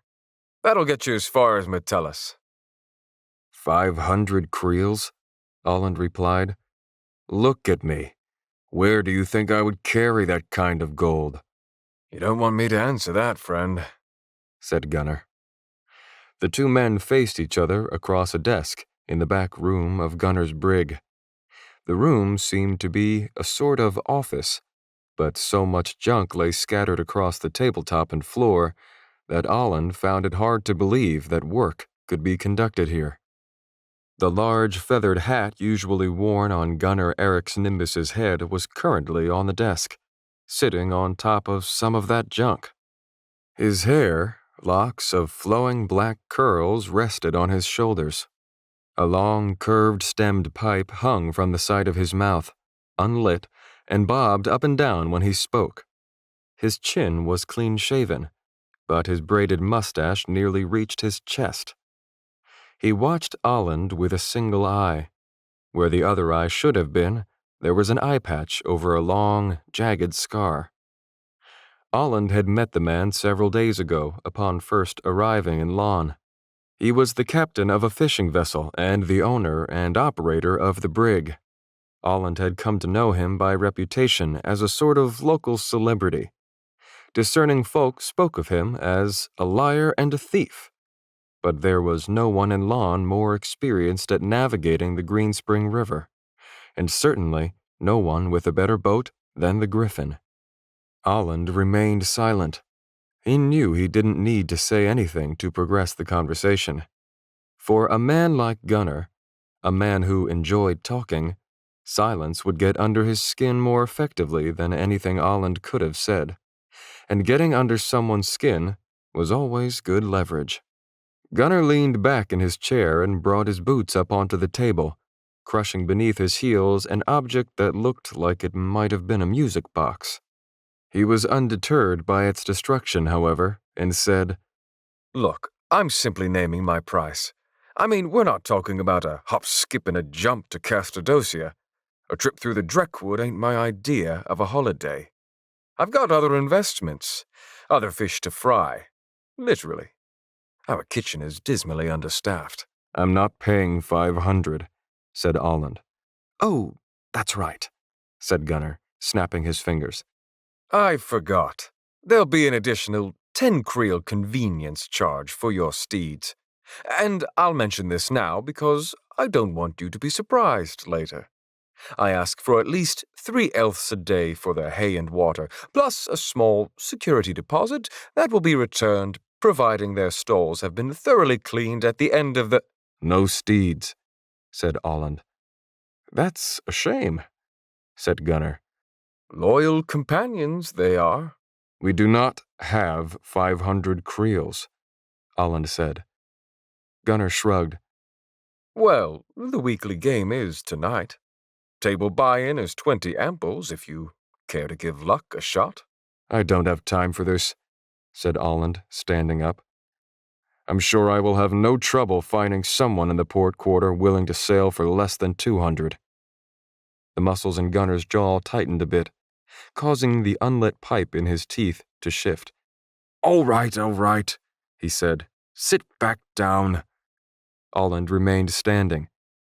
There's something you should know, my friend, said Gunnar. People around here are afraid of the Dreckwood. Some go as far as to say it's haunted by souls of the condemned. I don't subscribe to ghost stories, but I do know from experience that you're proposing to go through a dangerous bit of real estate. And you're right. Somebody else'll likely brave your nautical misadventure for some quick gold, but have you ever heard the phrase, a scholar and a fisherman? Me neither. My point is, you'll probably find someone to sail for 200, all right, but your volunteers are apt to be the stupidest sons of mothers in the Western world. And me? Well, the difference is, I can get everyone through it alive. And seeing as you intrigue me, just this once, I may be willing to accept 20% down now, and the remainder on credit. Olland said nothing. Gunnar stood. The thing under his heels fell to the floor with a dull ringing of broken gears. He smiled widely, revealing several gold teeth amid the genuine ones, and extended his hand. To Metellus, then, he said. Olland, in no mood to argue to the point further, grasped Gunnar's dirty hand. Gunnar pumped his hand enthusiastically. Confidentially, said Gunnar, I'm actually glad you came calling. Been far too long since I sailed up the East Branch. Far too long since I've been away from this town, in fact. He picked up a burning candle from the desk and used it to light his pipe, drawing quick puffs and expelling curls of rich, white smoke until the bowl glowed red. Fools hootin' and hollerin' over seafood every blessed day.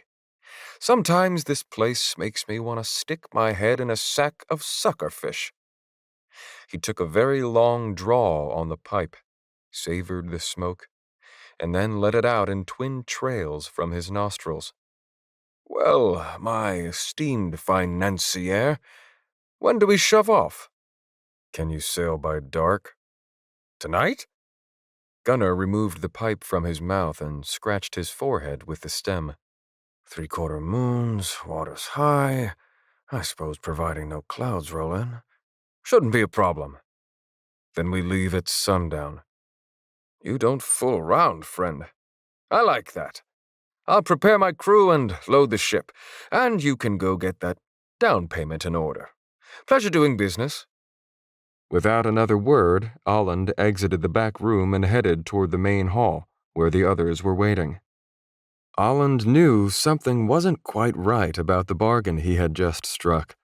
Greed alone could not explain why this innkeeper and boat captain, who had taken until midday just to roll out of bed and see to negotiations, would be so willing, almost eager, to accept the credit of a badly dressed, ill-groomed stranger.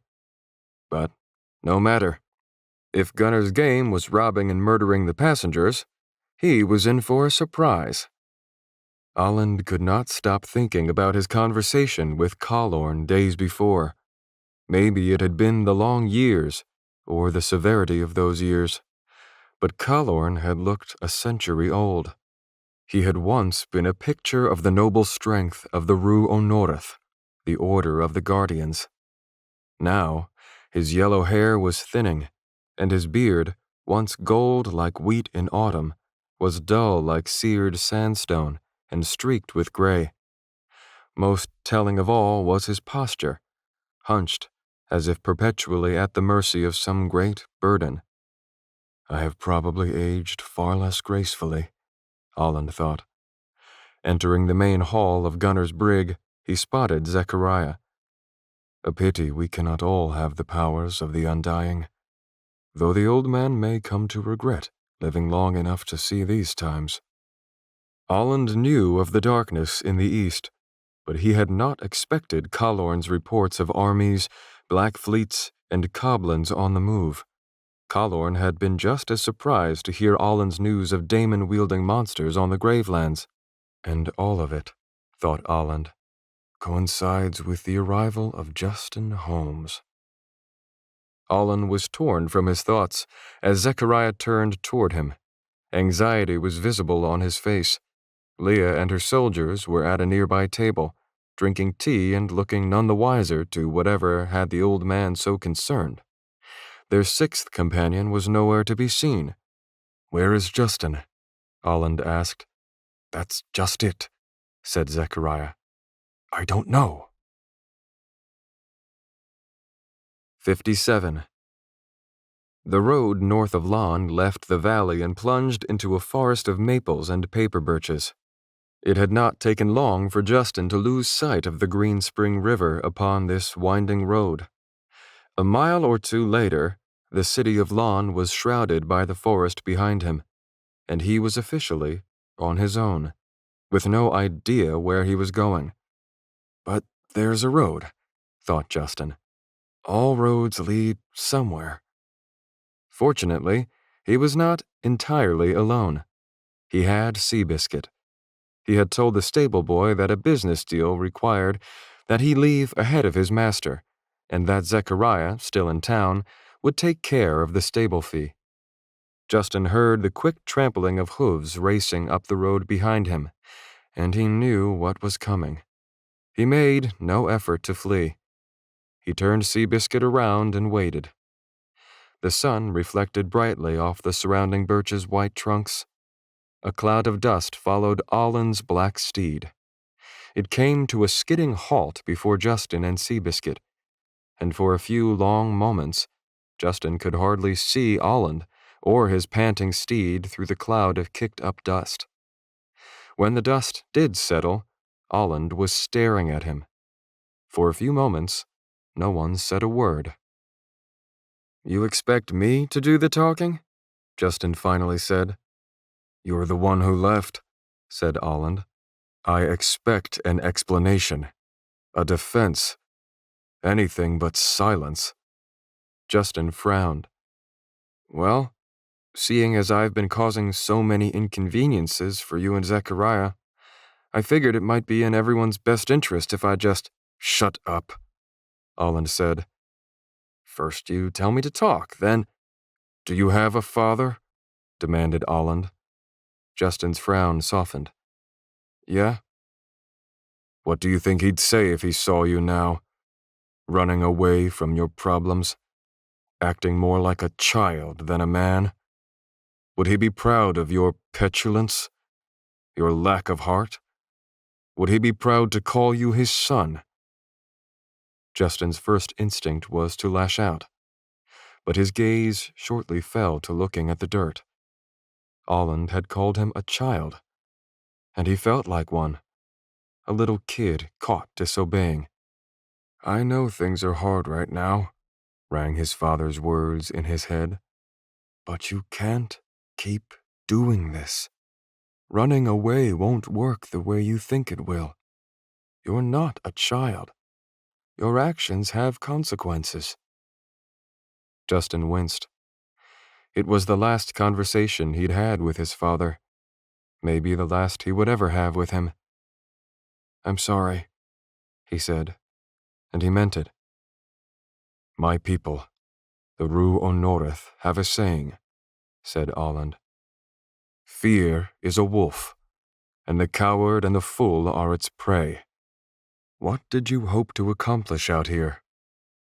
Justin shook his head. "I don't know. It just felt good to be acting on my own decision for once, instead of being told what to do, I guess.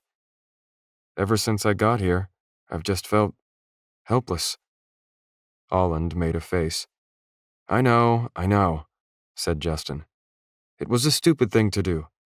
Can we just forget this ever happened?" Olland said nothing for a moment.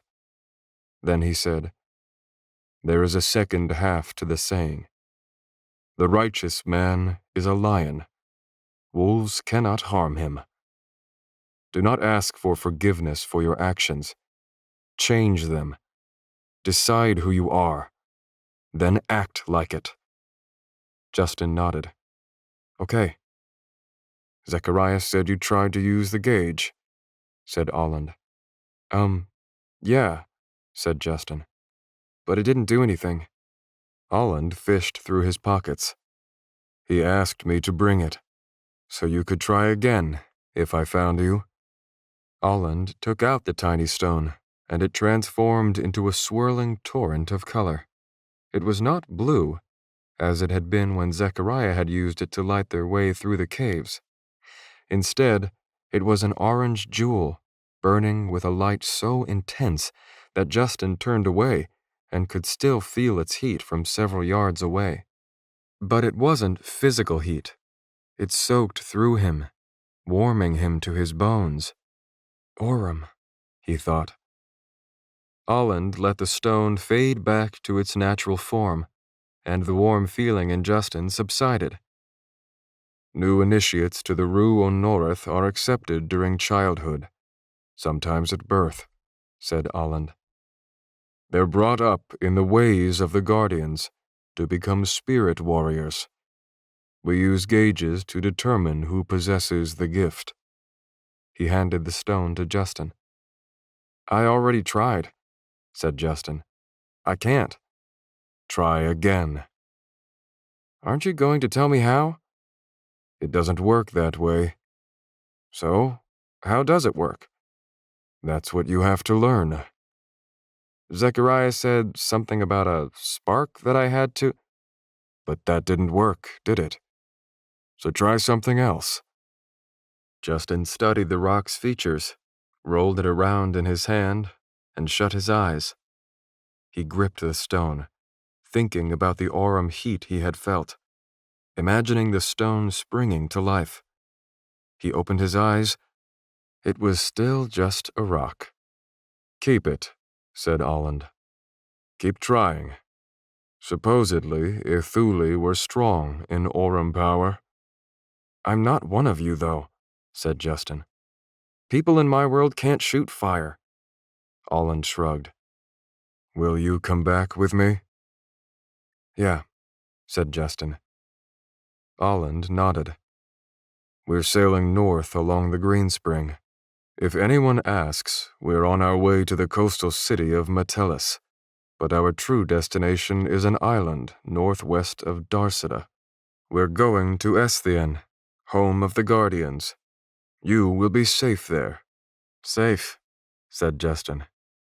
"Right. Look, no matter what happens, no more running away. I promise." "Good," said Olland. "Let's go. We depart tonight." Olland turned his steed and sent it racing back along the road. Justin prodded Seabiscuit's ribs with his heels to follow. The paper birches whizzed past. It had been 1 week since Justin had woken up here. Were the police searching for him? Were they dragging the Allegheny River for his body? What scenarios must be running through his father's mind?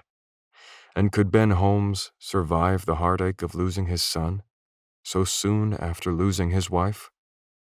There's got to be a way home, thought Justin. There has to be. 58. "There you are, boy," Olores said. "I owe you a debt, and it was getting warm." Huh? Said Justin. Olland watched from the doorway as Justin took a seat across from Olores. The lieutenant slid a large mug across the table. Justin looked unsure, but brought the mug to his lips and tipped it back for a swig. When he lowered it, he wore a face so painfully sour that the dishes rattled with Olores's laughter. "That didn't take long," Zechariah said in the old language as he joined Olland in the doorway. "He's weak," Olland replied. "Lets his emotions get the better of him." "Doesn't every boy at that age?" said Zechariah. "We'll have to break him of it. It is too dangerous to be tolerated." "Remember, Olland, you guardians may discourage passion, but it is not inherently a fault. It can lead people to do brave things, great things above and beyond oneself." "Did you tell him?" Olland hesitated. "I mentioned it." "And?" "We must get him to Esthien. The Ruonorth elders will know what to do." They have to know what to do, he thought. "I take it the soldiers do not yet know we are leaving," Olland said. "Olores is far too merry." "Actually, they do," said Zechariah. Olland frowned. "You're not going to like it," said Zechariah. Olland waited. "Leah has decided," said Zechariah, "that she is coming with us." "Where is she?" Olland demanded. "Don't bother," Zechariah said. "I already tried. She's using our voyage across the Raditian as pretense to join us. She hypothesizes, correctly, I think, that returning to Nolia without an army would be the death of her. She says her father had good relations with some Mythaean nobles. She plans to offer future economic and political assurances in exchange for military aid in reclaiming her throne." "And you plan to allow this?" "I was a royal advisor for years," said Zechariah. "Her tactics are sound, and the Mythaeans have the largest standing armies in all of Athasia." "Because they are constantly at war with themselves." "True. I doubt that our young princess fully understands the subsequent entanglements she might be getting herself into, but it may be her best chance. And the Mythaeans are greedy. A military investment for future returns would appeal to their avarice." Zechariah paused and stroked his beard. "The leadership of Nolia is far from my utmost concern, but if we can help Leah without going too far out of our way, then what is the harm? I dare say she deserves it." Olland was tempted to agree. Leah had always struck him as too frail for leadership, too quiet, too humble, and too kind to be put at the helm of a nation. But he had occasionally glimpsed another side of Leah Anavion. Behind the quiet was calculation. Behind the humility was wisdom. And her kindness was not timid. It was merciful and virtuous. She was untested in government, but her birthright demanded her a chance, and Zechariah was right. She did deserve it. "Besides," added Zechariah, "I cannot think of any way her presence would cause great harm. I warned Justin that deposed royalty would be dangerous, but I do not think that Leah would covet power to the extent that I previously feared. Olland turned and walked away. "Just where are you off to now?" Zechariah called after him. Olland did not turn back as he said, "To renegotiate our contract. Our number of passengers just doubled." 59. Justin had not realized how strong his bond with Seabiscuit had become until he had to sell him. After the terms of sale had been concluded, he lingered at the stable, stroking Seabiscuit's snout. Steeds would be an unnecessary expense on a boat, Olland had said.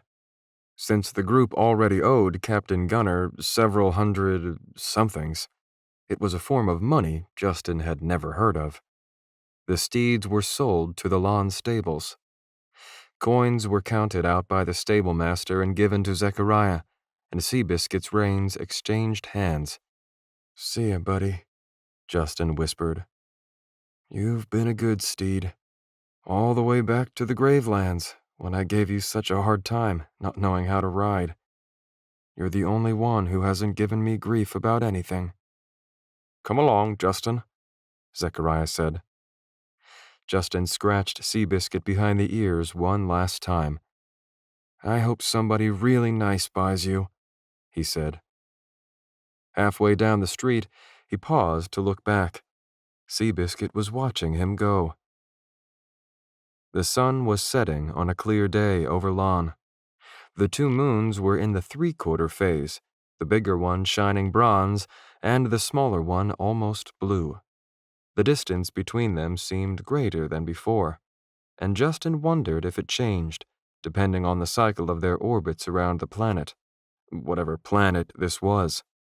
Approaching the docks, Justin spotted Captain Gunner climbing up the mast of his ship, the Griffin, yelling orders at a crew of 4 men.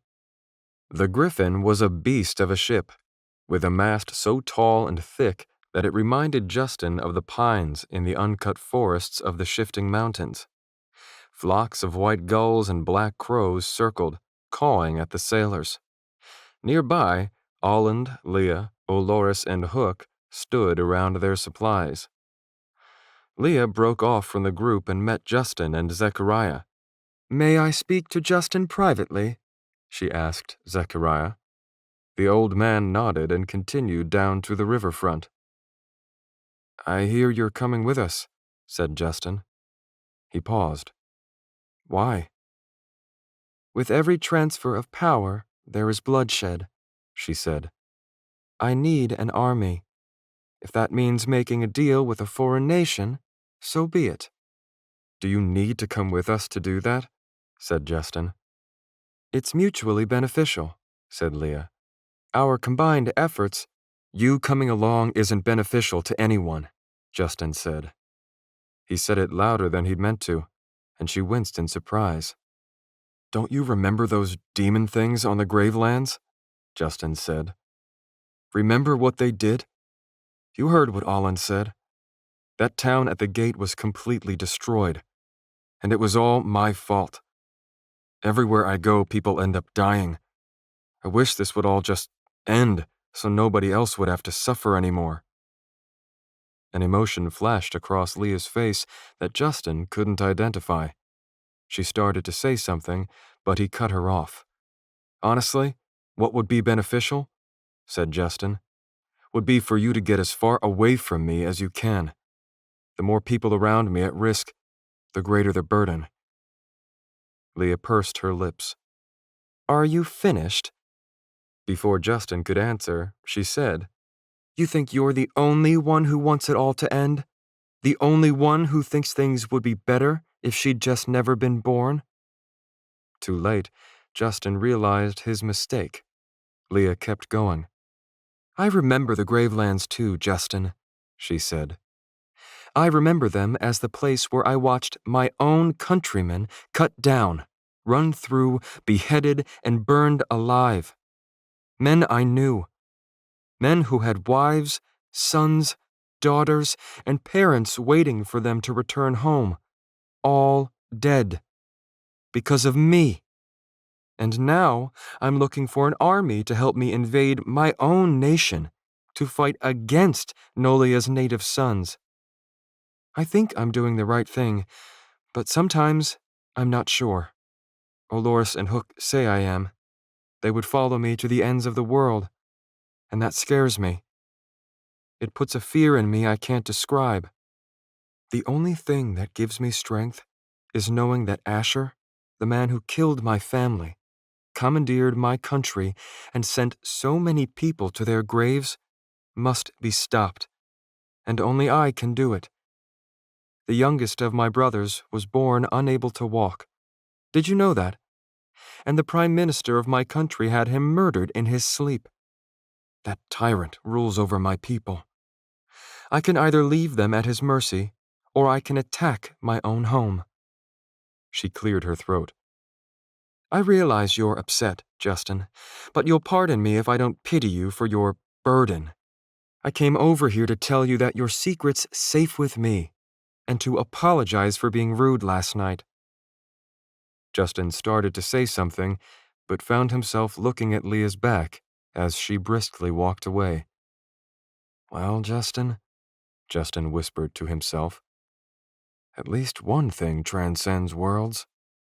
Even across the unknowable boundaries of space and time, you're still terrible with girls. Justin made his way abashedly toward the ship. He could see several men out on the river in a small skiff, waiting to extend the boom, a giant steel chain that was extended and locked across Lons Harbor every night to prevent ships from entering or leaving. Apparently, Gunnar had used his influence to delay the boom's extension tonight, but the men in the skiff looked impatient. Zechariah, Olland, and Leah had boarded the Griffin, but Olores and Hook were still standing on shore. I don't know, but what the princess says goes, Olores was saying as Justin approached. Hook made some quick signs with his hands, including pressing one hand flat and moving it up and down in flowing hilly patterns. That's the point of the boat, Olores said. As long as you're in it, you don't have to know how to swim. Hook signed quickly and vividly. Filthy, said Olores. Do you hug your mother with those hands?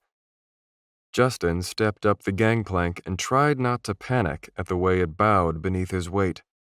This would be his first time on a boat. Ever. Just one of many recent firsts. I want this ship moving, Gunnar was yelling. He'd climbed back down from the mast and was stomping across the deck. If we ain't out of this harbor before that boom goes across, someone's arse will get a taste of cold steel. He paused a moment, scratched his chin, then added loudly, To clarify, it will not be mine. The 4 crewmen hustled with their duties. One of them Justin recognized as the short, round flautist who'd been playing on stage the night before. The other 3 were dirty, bearded men in ragged clothing, so unsavory that they made Gunnar look like a saint in white robes. Justin tried not to make eye contact with them as he joined Olland, Zechariah, and Leah at the bow of the ship. He tried not to look at her either. How long will we be sailing? Justin asked. A few days, answered Zechariah. Olores and Hook, having finally made it on board, approached the company at the bow. Olores joined them, but Hook kept going and leaned over the side of the ship, his shoulders tense. Is he all right? Leah asked. I think so, Olores whispered. But he doesn't much care for the captain. He won't say why. I know he hates boats. Might just be nerves. He lowered his voice to an even quieter whisper. These sailors are in a foul mood. I don't blame them either. Bad luck to sail at night. Everything else is against us, Zechariah said. Why not add luck to the list, just for good measure? Your observation is noted, Olores, said Olland. We'll tread softly with the crew to avoid complications. Should we tire of treading softly? Said Olores. We outnumber them, and we are better armed. Last resort, said Olland. The one-eyed man named Gunnar sashayed over to them. A more mismatched troop of brigands I have never seen, he said, shaking Olland's hand. I ought to have told you to shove off when I still had the chance. You'll wish you had, I'm sure, Zechariah said. Olland introduced the passengers, and Gunnar shook hands with each of them, all except Hook, who remained off by himself. Olland used everyone's true names except for Leah, whom he introduced as Lee Tensong. Justin didn't know if the false name had been decided upon before or not. Either way, Leah took it in stride. Delighted, Miss Tensong, Gunnar said, kissing Leah's hand. You may well be the first human female to board this ship. Human? Olor said. There have been fish, of course, said Gunnar. But telling the boys from the girls is no easy trick, so admittedly that's only a guess. He then marched off, shouting, All's aboard! Let's shove off! Mooring lines were loosed. Long poles were used to push off from the dock, and Justin watched the moonlit waters slide by. The current caught them, and he almost lost his balance as the ship swung in the direction of the Green Springs flow. Gunnar hopped across the deck and took a wild leap. For a moment, Justin thought he was going to go flying overboard, but his body stopped in mid-air when he snatched a hanging line. He hung, suspended by one hand, dangling haphazardly over the side of the boat like a monkey on a vine. He removed his great feathered hat and made a gracious bow toward the men on the skiff with the boom. Sorry for the delay, my good fellows, he yelled. Your patience is rewarded. Free drinks at the brig. Tell 'em Gunnar said so. Hear, hear, one of the men shouted, and the others joined in. As the ship passed the walls and cleared the end of the harbor, a warm wind hit Justin's face.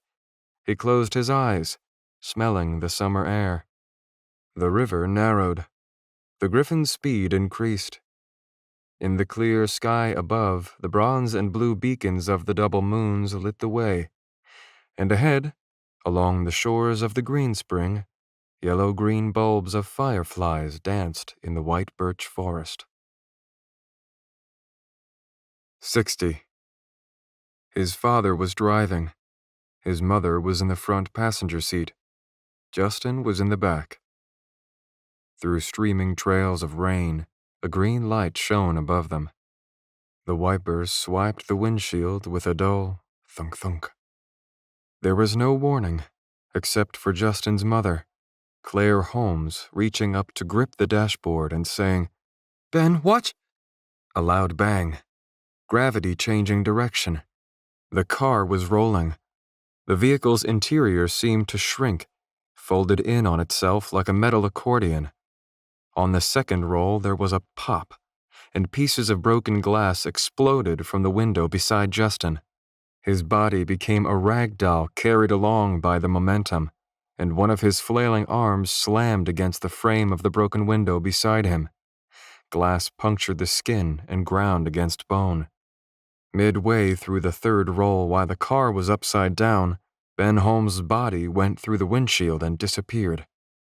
Then, final roll completed with a violent slam forward, Justin's mother made a surprised, exhaling sort of sound. 61. Justin sat up in bed, gasping for breath. His room was dark, lit only by slivers of sunlight penetrating the boards in the ceiling. People were talking. Their shadows walked above him. Someone, Gunnar probably, shouted something and laughed. Justin ran a hand through his hair. Would he ever stop having that dream? The door to the tiny room swung open without a knock. Light spilled in around the silhouette of an old man in gray robes. In the blink of an eye, Zechariah leaped across the room, whipped his sword from its sheath, and brought it to Justin's throat. "I thought I'd told you to keep your weapon on you at all times," said Zechariah. He gestured to the sword Justin had left propped in the corner. across the room isn't close enough. It's pretty effective where it is, Justin said. As a diversion. Zechariah looked confused. Justin raised the weapon in his hand, the long, single-edged knife called a dirk, and pressed it gently against Zechariah's stomach, just below the rib cage. The old man blinked in surprise. Then he smiled. He removed the sword from Justin's throat and stepped back. It seems this time I made the critical error of underestimating my enemy, Zechariah said, sheathing his sword. We're going ashore for lunch, if you care to join us. I'll be there in a minute, said Justin. Zechariah nodded, smiled again at the dirk, and left the room. Justin sat quietly, thinking back to the dream. Not a dream at all, but a memory. It hadn't been his father's fault. He'd had a green light and was midway through an intersection when the SUV plowed into them, striking the passenger side at full speed. It had been dark and raining, but the SUV had been driving with its headlights off. It would be discovered later that the driver's blood alcohol content was .27. Justin didn't remember the end of the roll, but must have woken up a few times before the paramedics arrived, because he did remember the cold, hard rain pelting his face. The next clear memory was being in a hospital bed. They gave him the news about his mother shortly after. Ben Holmes was a different person after that night. Physically, of course, but mentally too. Before losing his wife, Ben had been ambitious, loud, and kind. His kindness seemed to have intensified after the crash, but the other qualities had all but died out. Before losing the use of his legs, he had exercised every day. He had been a three-sport athlete all through high school and had wrestled the 165 weight class in college. After dropping out during his sophomore year, he worked at a sawmill in northern Pennsylvania for a few years. He reconnected with his college girlfriend, Claire, now a real estate broker, working in her hometown in midwestern Pennsylvania, and they eventually married and had a son. Shortly after moving north to start his new life, Ben took the real estate license exam and became an agent at Claire's firm. Ben may have never finished college, but in every other way he was a scholar. He was a voracious reader and a lover of the sciences and philosophy. He loved sports and had been Justin's coach for wrestling, Little League, football, and basketball. As for Claire, she never missed a game. Literally. When Justin thought about it, he could not remember a single match or game when his mother hadn't been there. Always in the stands.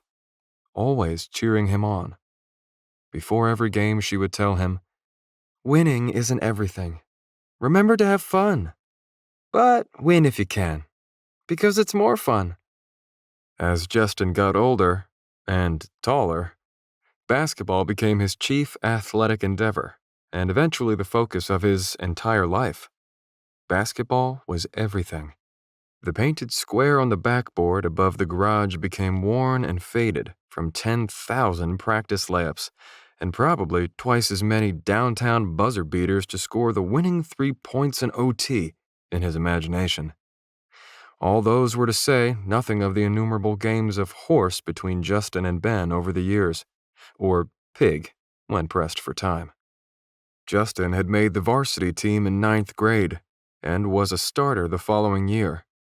His junior year, he was the team's leading scorer. College scholarships were a possibility. Ben was incredibly proud of his son's achievements, but he frequently reminded Justin that athletics and academics were not mutually exclusive.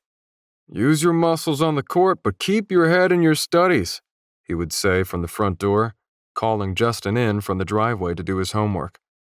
"Knowledge stays with you. Your body doesn't."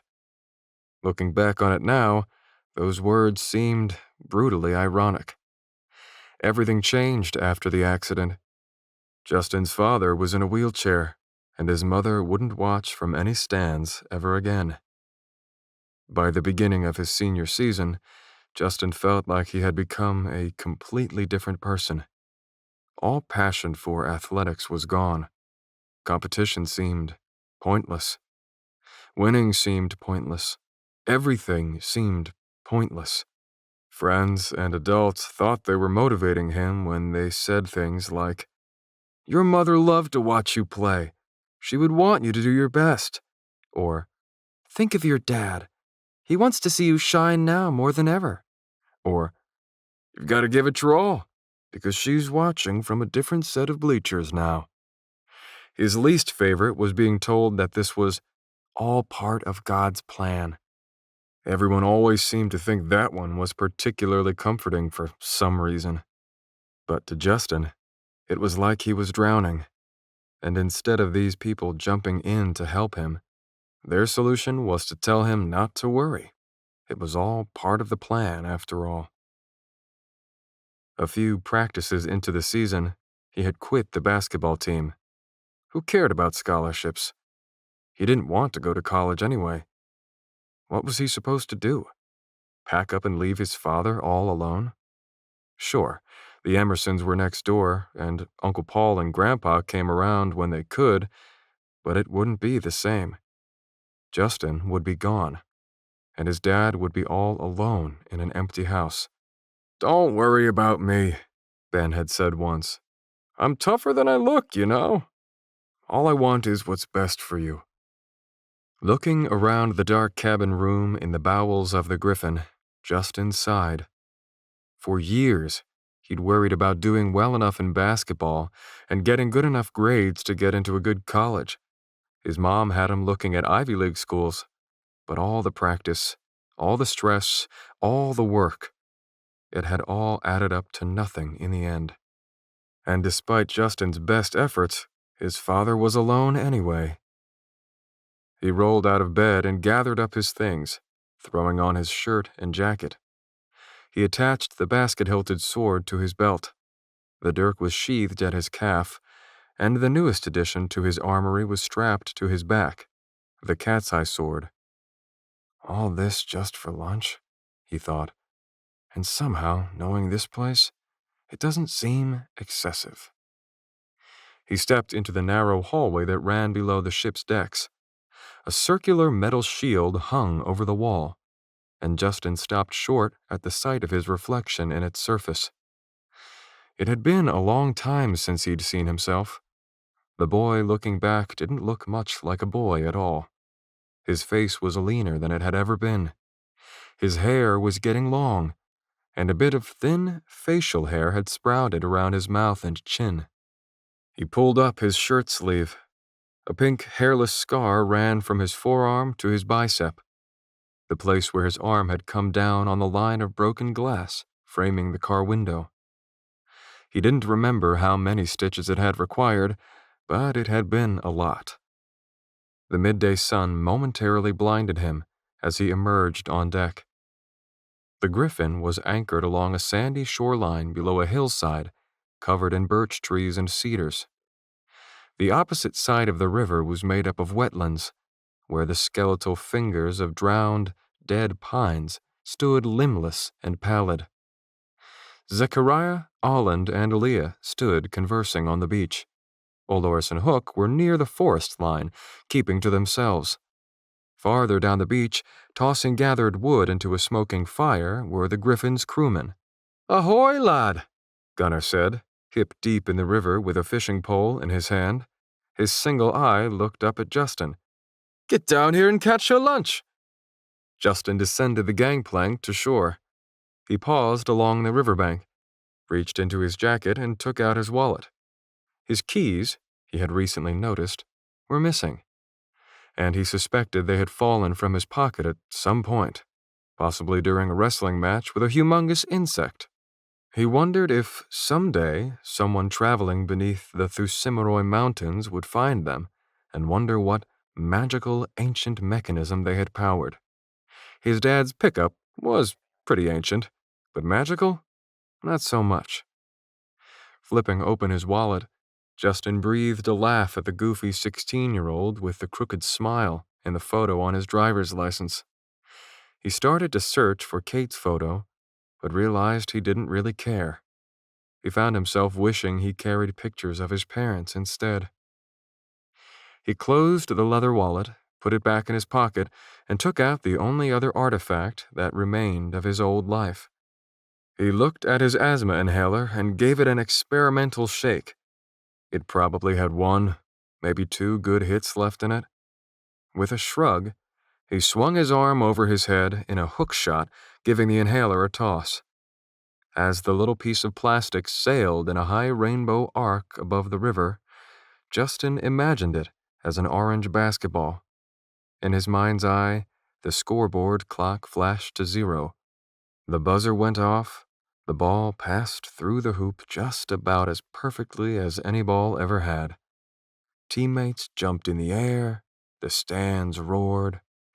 Dad sprinted out onto the court and grabbed him, hugging him, picking him up and hoisting him high above the others. In the stands, Mom had her hands folded over her mouth, barely able to contain her pride. The inhaler landed in the water with a plop, floated for a second, and sank. 62. That boy just don't learn, Called one of Gunner's crew. Getting a smart licking, Another taunted. Hey boy, you're bleeding. Justin got back up, ignoring the comments and the blood running over his eyebrows. Zechariah rushed him, attacking high. Justin blocked. The sound of scraping metal lit up the air, and they broke apart. For a while, Justin had fished with Gunner and his crew in the river's shallows. He had always liked fishing when he was a child. And today, he managed to stay on pace with Gunner and the sailors, landing 4 small blue-gray trout. His friends had only watched from a distance. Justin found that he enjoyed the sailors' company.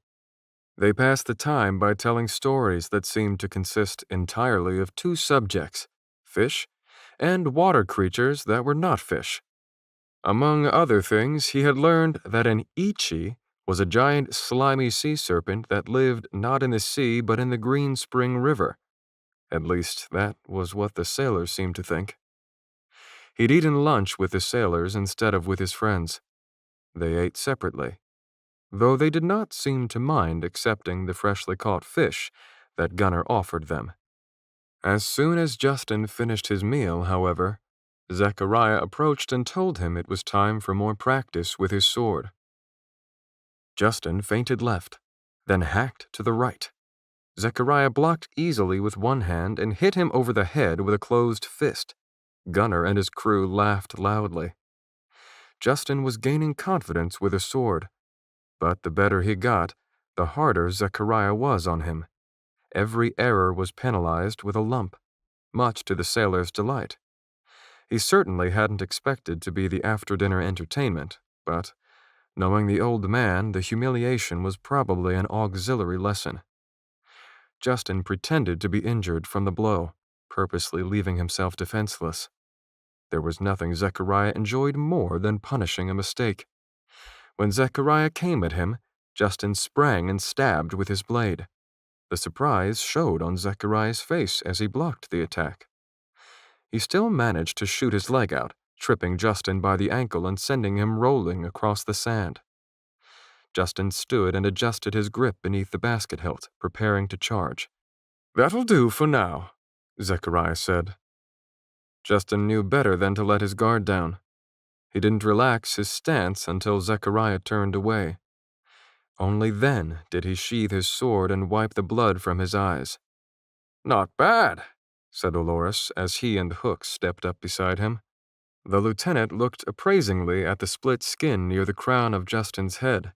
"At the very least, you're learning how to take a beating." Justin cracked a smile. Dolores grinned and slapped him on the back. Hook offered him a canteen, and Justin took it and made the sign with his hands that he had learned meant thank you. Hook's eyes lit up. He responded with the sign that meant you're welcome. Justin was in the middle of taking a drink when Leah approached. Without a word, she stood on her tiptoes to examine the wound on his head. "You don't have to," said Justin awkwardly, bending down so that she could reach his head. She paid him no mind. She parted his hair with her fingers and touched the injury. He felt the odd, tugging sensation of his skin crawling. Soon, the pain of the cut subsided, and she walked away. He reached up to his head, touching the spot. Some of the blood was still wet, but the skin was closed, fully healed. "Thanks," he called after her, but she did not even turn around. She had not spoken a word to him since their confrontation at the docks. He didn't blame her. Justin handed the canteen back to Hook and said, "I'm going to wash up." At the river's sandy bank, he knelt and splashed his face and forehead. An unexpected smile tugged at his lips as the water turned red with his blood. "Boy." Justin turned to find Olland standing behind him. His approach had been silent. "Have you tried the stone again?" Olland said. "Not since you gave it to me," said Justin. "Try it again," Olland said. "You need to practice every day." "Okay," said Justin. "But, like I said, where I come from, the average person can't shoot fire." "Where I come from, the average person can't do such things either," said Olland. "I am not average, and neither are you." Olland handed Justin his cat's eye claymore. Justin had given it to him for safekeeping while he sparred. "One other thing," said Olland. "We are approaching a forest. The lawn people call it the Dreckwood. It is a place of daemon energy." "Daemon?" said Justin as he strapped the claymore to his back. "I remember Zechariah using that word. He said it was an evil version of Aurum?" "Something like that. Fire has water. Birth has death. Good has evil. Aurum has daemon." "So, can people use daemon too?" Olland gave him a look. "People cannot use evil. It is evil that uses people. Daemon has a will of its own. It has wants. It seeks to manipulate. Even if a person's intentions are good, anyone who seeks to use daemon becomes a slave to evil. The Dreckwood's life force is a twisted, deformed shadow. Daemon energies feed the very roots of the trees. Such places are breeding grounds for goblins." An involuntary shiver tingled Justin's spine as he thought of the creatures he had seen crossing the river south of Lawn. Child-sized demon monsters with mummified, blackened flesh, who fed on the living innards of their prey to absorb their life energies. "There is a duality within the human soul," said Olland. "Increased familiarity and sensitivity to Aurum will amplify a person's sensitivity to both sides of the energy." Justin cocked an eyebrow. "What does that mean?" "When a person first begins to understand Aurum and realizes his own potential, his heart will desire to do good. But the more a person becomes one with Aurum, the more daemon will seek to corrupt him. The closer you get to the light, the more the darkness wants you. Temptations become stronger. Evil draws nearer. An invisible war is waged within the soul. As the Rue au North proverb goes, bright light casts deep shadows. It is not enough to simply train your body. Being quick on your feet and sure with a blade will not save you from every foe. It is not even to train your mind. You must also train your spirit." With 2 fingers, Olland touched his head, then his shoulder, and then the center of his chest, saying, "Mind, body, spirit. A true warrior holds them in balance." Justin was about to say something, but was distracted by raised voices. He and Olland turned toward the source. Having missed the setup to the situation, Justin wondered how Hook had found himself sitting alone in the center of the 4 sailors. They stood over him, speaking to one another in jeering, bullying tones. "Don't got the look of a Western man, do he?" said one. "I set all apart like a bloody islander," said another. You an islander, boy? Asked the short, fat man. Hook, of course, said nothing. He was peeling an apple with his knife, giving the process his utmost attention. Can't ye talk, lad? Someone said. Anger began to boil up within Justin. He looked toward Olores some distance away, and wondered why the lieutenant didn't intervene or say something on his friend's behalf. He was just standing there, watching, and smiling. Crab's got his tongue, I guess, said a sailor. Thinks he's some kind of pirate with that bandana. The short, fat sailor leaned forward, reaching for the strip of cloth Hook always wore tied around his forehead. Why don't you let a real sailor wear that, boy? You can have it back if... One instant, Hook was sitting on the ground, with the fat sailor leaning over him. The next, the sailor was on his knees, and Hook stood behind him, his left arm wrapped around the sailor's neck in a chokehold.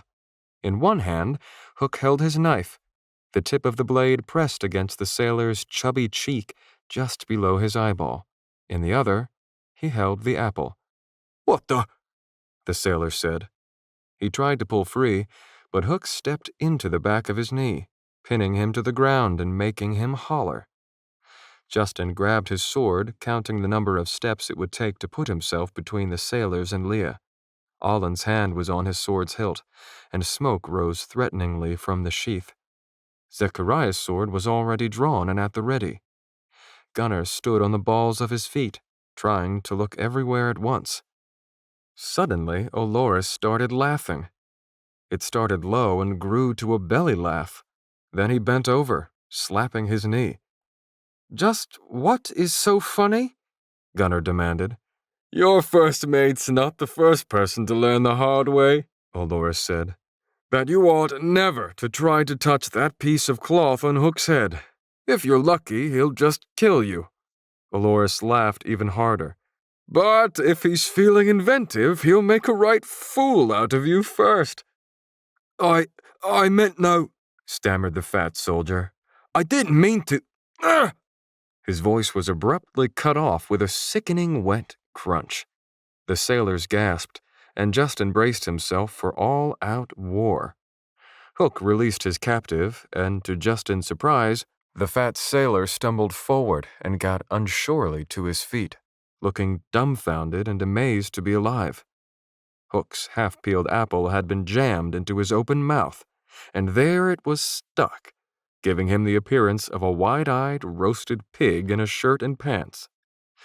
The display was too much for Olores. He fell backward and landed on his rear, laughing harder than ever. Hook stood with a smile, twirling the knife between his fingers.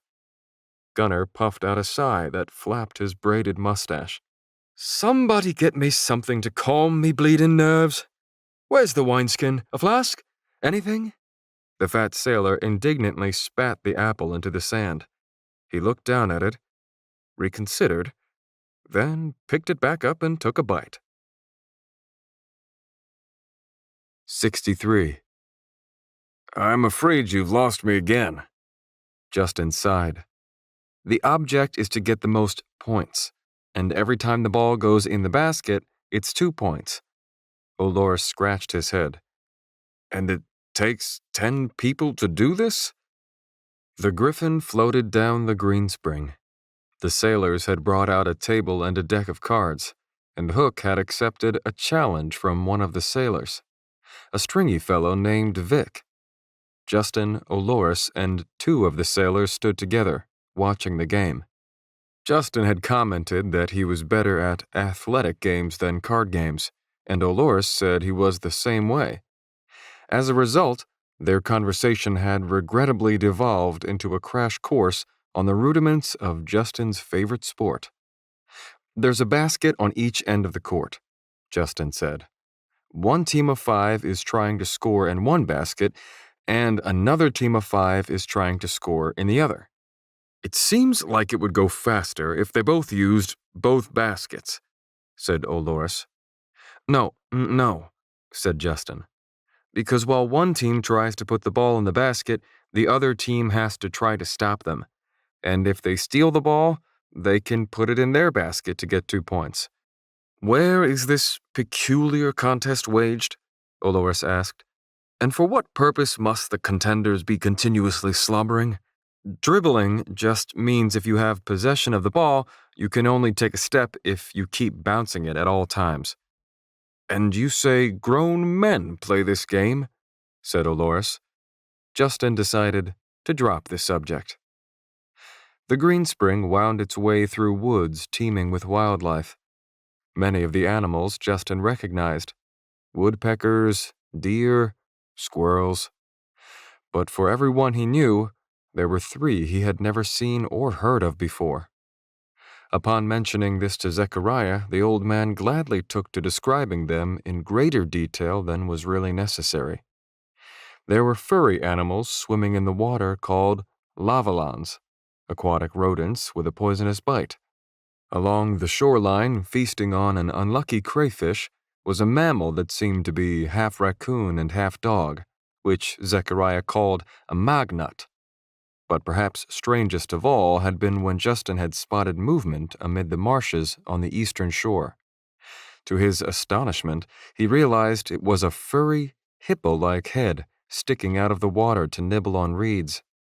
It was, Zechariah had informed him, a bowtooth, a giant, hairy, 4-legged water-dwelling mammal. Justin hadn't seen any large predators yet. He was hoping not to. "That's smart!"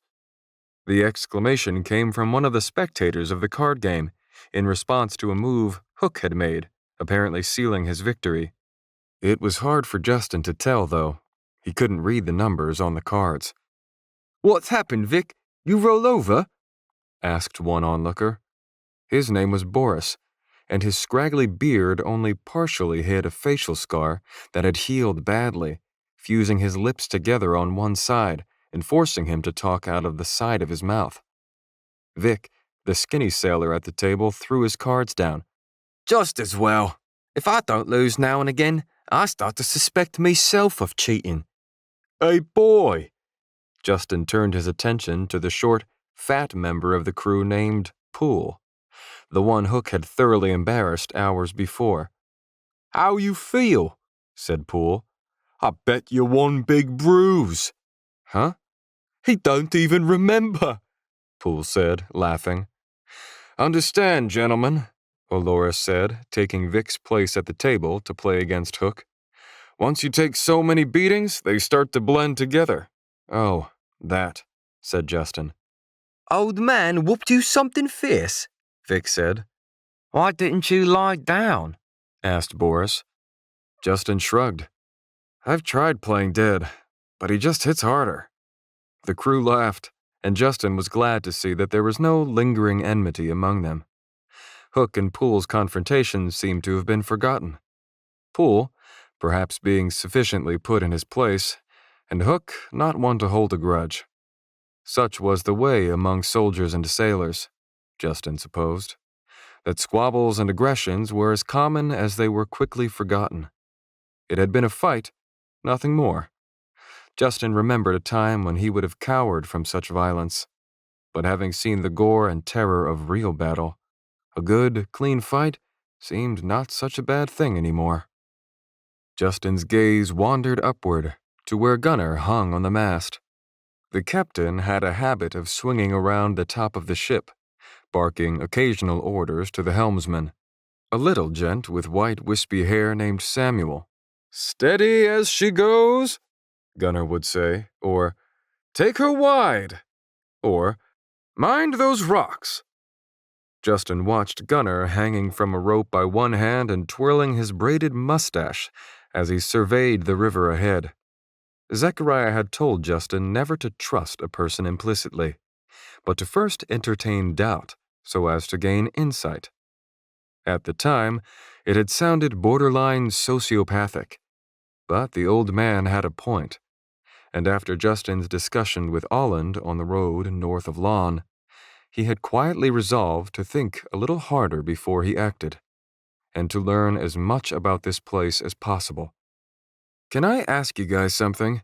Justin said, gesturing to Gunner. "Who is he?" "The captain," said Boris. He's Gunnar Eric's Nimbus. I know, but who is he really? He's not from Lan, is he? No, Poole said. Came from the Far East. Magician, don't you know? You're mistaken, Vic said. From his own mouth, he told me he was once a knight in the Zerothan cavalry, stole a bundle of gold from the king himself, and fled west to become a riverboat captain. Wasn't no knight, said Boris in his half-mumbling lisp. Got royal blood, he does. Men fought for him. He wasn't a king, but near it, I believe. Wait a minute, Olores said. You mean to tell me not one of you knows who he is? Course we know who he is, Boris objected, looking a little hurt. He straightened up haughtily and said, He's the captain. The others agreed. Magician, Olores scoffed, slapping a card down on the table. I tell you, he knows magic, said Poole. Has himself a little garden. If you must know, came Gunnar's voice from above. All turned their attention to where the captain hung from the mast, his black locks unfurled in the wind. I was born at sea, he said. When I was no more than a week old, the ship wrecked, and an otter carried me up the green spring, dropped me as a baby in the middle of the Dreckwood, where a pack of wolves took me in as their own. I suckled wild wolf mother's milk, only till my teeth came in, of course. Then ate nothing but raw Ursus hound livers till I grew to manhood.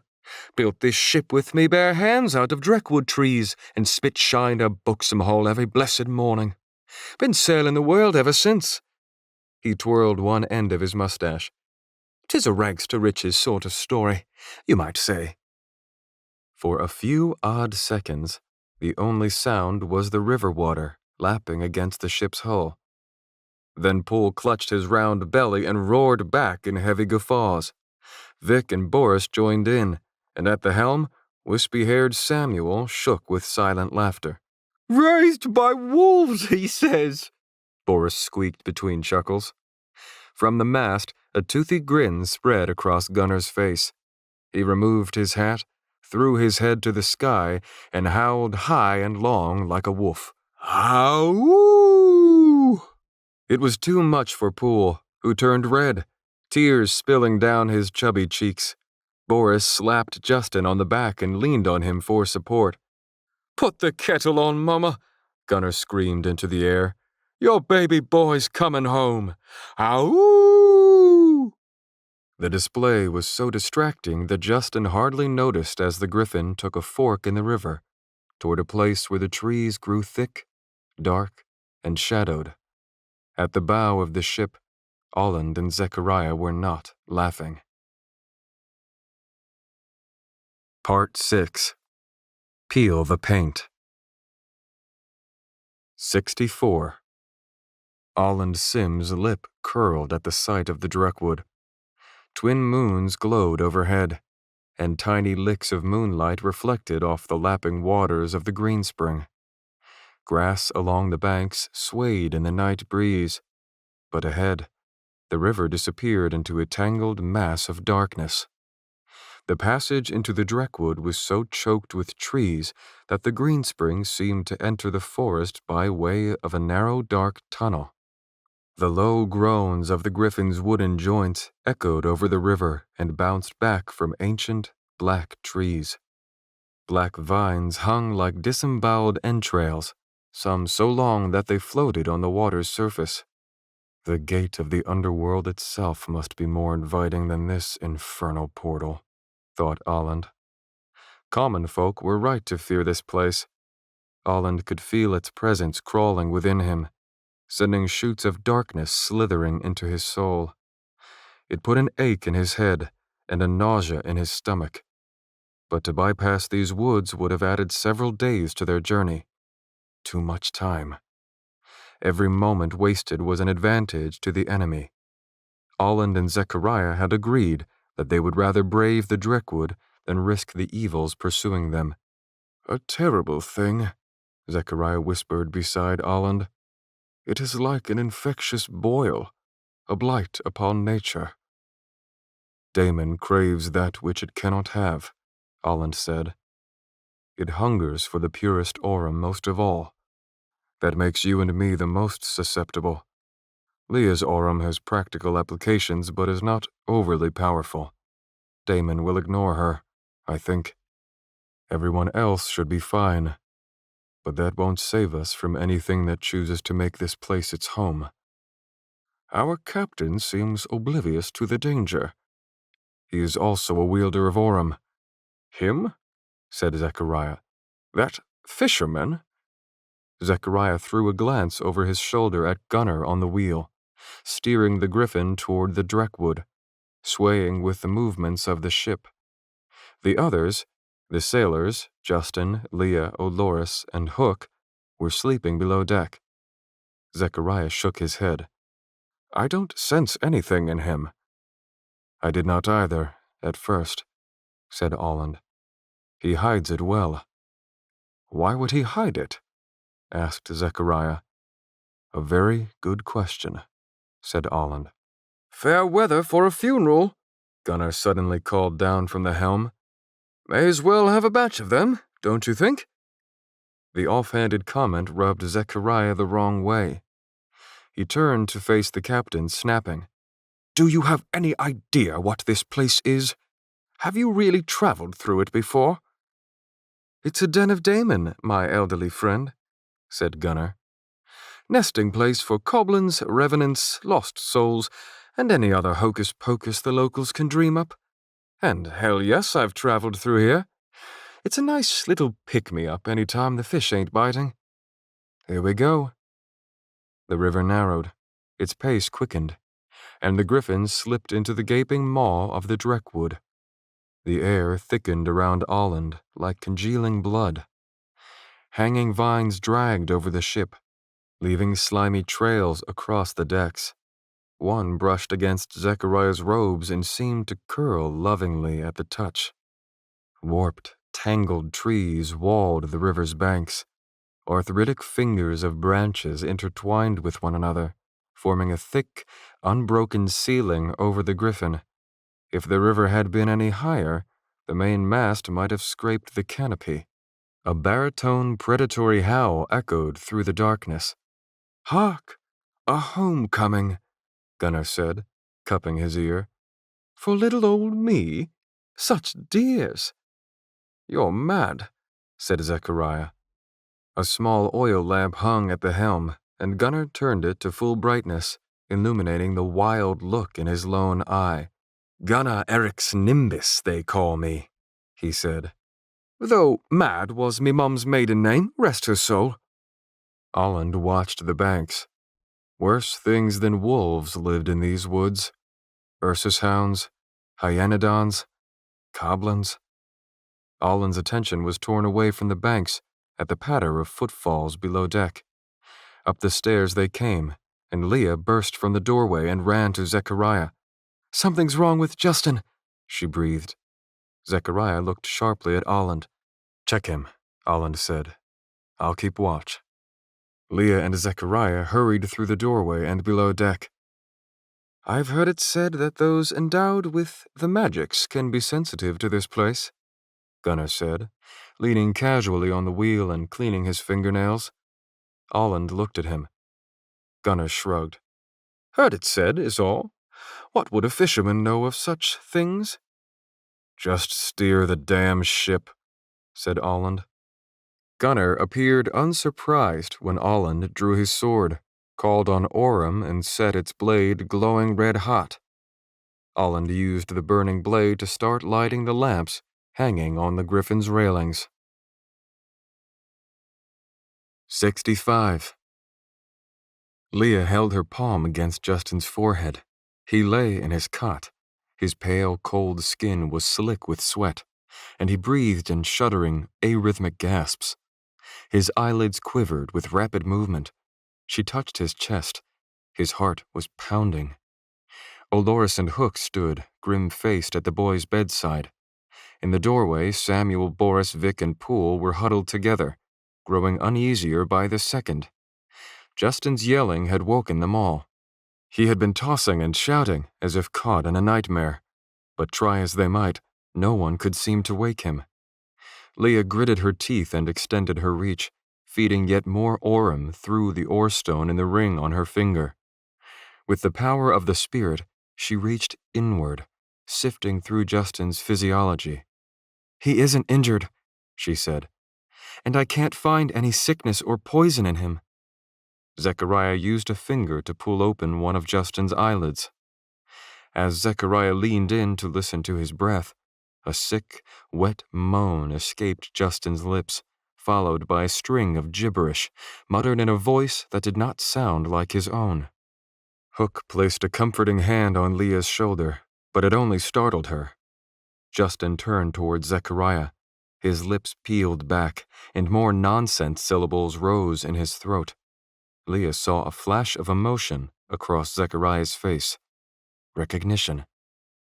Not nonsense, Leah realized. Another language. "Is he talking?" she said. "Leah," Zechariah said, "please tell Olland to come down here." "What can we do?" said Olores. "Take the crew and guard the decks," said Zechariah. "Guard them from what?" asked Olores. Zechariah didn't even look at him. "Now, please." Olores and Hook exited the room, and the sailors were more than happy to follow. Leah followed as well, but paused to look back. The old man was mumbling something back to Justin, speaking in the same language that had come from the boy's mouth. Olores was waiting for her in the hallway, with his spear and shield in hand. They walked wordlessly down the hall and up to the top of the stairs.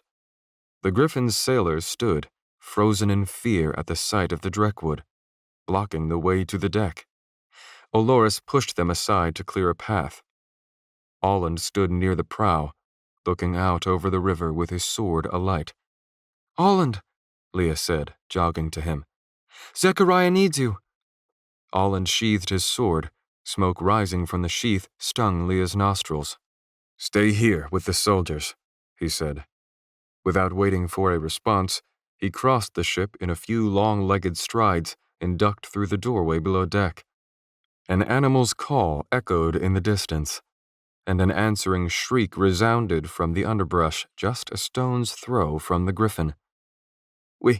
We're in the Dreckwood, ain't we?" the sailor named Vic said. He had a long knife in his hand, but his feet were rooted to the deck. "As I suspected," thought Leah. "They haven't been through here after all." "More foul than I ever imagined," Boris said from the side of his mouth. Without warning, Olores beat his spear against his shield with a clang, jolting them to attention. "Spread out," he barked, even louder than the clang of the shield. "A lot of good you'll do huddled together like kittens. You, get to the stern. You, patrol aft. You, hold that weapon like you mean it." The sailors, visibly shaking, rushed to comply. Their weapons were the ramshackle tools of highwaymen. Vic gripped his knife's handle with 2 hands. Samuel had a hatchet. Poole had a blunt mace. Boris had 2/3 of a broken, rusty old sword. "Steady, lads," Gunnar said from the helm. "It's a 2-day trip to the other side. No use jumping at shadows and bird calls. Keep this up and the stress is gonna kill you before anything with teeth gets the chance." Leah swallowed hard. The captain's words did little to calm her nerves. 66. "I've never seen this before," Olland said. Justin arched his back, tossed his head, and gargled. Olland quickly turned him sideways, allowing vomit to spill from his mouth to the cabin floor. Zechariah wiped his lips with a rag. "I don't understand," said Zechariah. "What's happening to him?" "Damon," said Olland. "Something's gotten hold of his spirit. During Rue au North training, some of our tests involved deliberate exposure to Damon, to teach the trainee to defend against it. Students who fail the test sometimes lapse into a state of delirium, a bit like this. But I've never seen it so severe." "Delirium?" said Zechariah. "Look at the boy. He's dying." "He will die if we don't break its hold on him," said Olland. There was an herb that the elders sometimes administered in these cases. Grilkin. It's medicinal. Maybe Leah carries some? Otherwise, we'll have to turn around and row back upstream. The closer it is in proximity, the more easily he will be to control. Justin moaned long and low. Zechariah squeezed the boy's hand. Go, he said. I'll watch him. Olland exited the cabin, and his swift emergence back on deck startled Boris so badly that he dropped his 2/3 of a sword. It clattered to the floor, prompting a vulgar comment from Oloris about slippery hands. Leah, Olland said, we need Grilkin. Leah removed the leather pack from her belt and began rooting through it. It was filled with glass vials containing seeds, dried leaves, nuts, berries, nectars, and powders. Grilkin's a hallucinogen, she said. It's not really the sort of thing you carry in a field kit. I may have something here that could mimic its properties, but I've only ever heard of Grilkin being used in surgeries. You're forgetting its recreational potential, Gunnar spoke up from nearby. I don't reckon you'll find any growing along the riverbanks, but if you do, save me a pinch, won't you? We've got a sick man below deck, Olland said, raising his voice over Gunnar's. Your crew had better know how to row because we're turning back, now. There'll be a surcharge for that, said Gunnar. Leah, who had emptied her entire bag on the deck to search through it, shrugged and said, I'm sorry. It was worth a try, said Olland. If we turn back now, Justin may survive. May survive? Said Leah. By the spirit. Grilkin, you said? Gunnar called over. Might be that I've got some. Olland turned. Again, Gunnar was casually cleaning his fingernails. For someone so generally foul, he did that an awful lot. You do? Leah said. I don't say I do, said Gunnar, but I might, for the right price. Leah sneered. Do you realize Justin could die, you son of a— What price? Said Olland. Gunnar seemed to think hard about it. He was steering the ship with his pinky finger. Well, I couldn't help but notice the boy's sword. A sword, said Leah. For a plant? Aye, but what a dear plant it is at a time like this, said Gunnar. Need determines value, Miss Tensong. Supply and demand. Basic economics. We have swords, said Olland. We'll find you one. Gunnar grinned, flashing his gold tooth. But you know the one I mean. Olland's jaw clenched. Justin's cat's eye sword, forged with athriic shards in the blade. That treasure was not one to be bartered away on a whim. At what point Gunnar had noticed it, or how he'd realized its value, Olland didn't know. Or if that's not an option, said Gunnar, I'd be willing to consider your sword, Sims. This time, Gunnar's smile stretched so far that it tugged at his eye patch. You'll have my sword, Olland said, when I sheathe it in your pelvis. Gunnar laughed. I'm sure that would make you feel better, but it won't help the boy much. If we can't agree on a deal, I'll simply turn us around, and we'll start doing a little hard rowing and a lot of hard praying. Olland stared Gunnar down. The man didn't budge. The boy's sword is yours, said Olland. Deal, said Gunnar.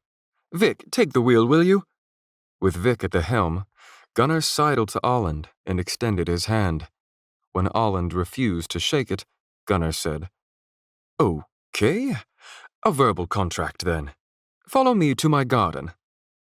Gunnar turned and walked the opposite direction. Leah looked at Olland incredulously. Garden? She said. On the lower deck, Gunnar stopped before a giant crate, unlocked it with a key hanging from his neck, and threw back the lid with a thud, revealing a folding, multi-layered case. The interior was sectioned off into hundreds of compartments, each with a tiny label to identify its contents.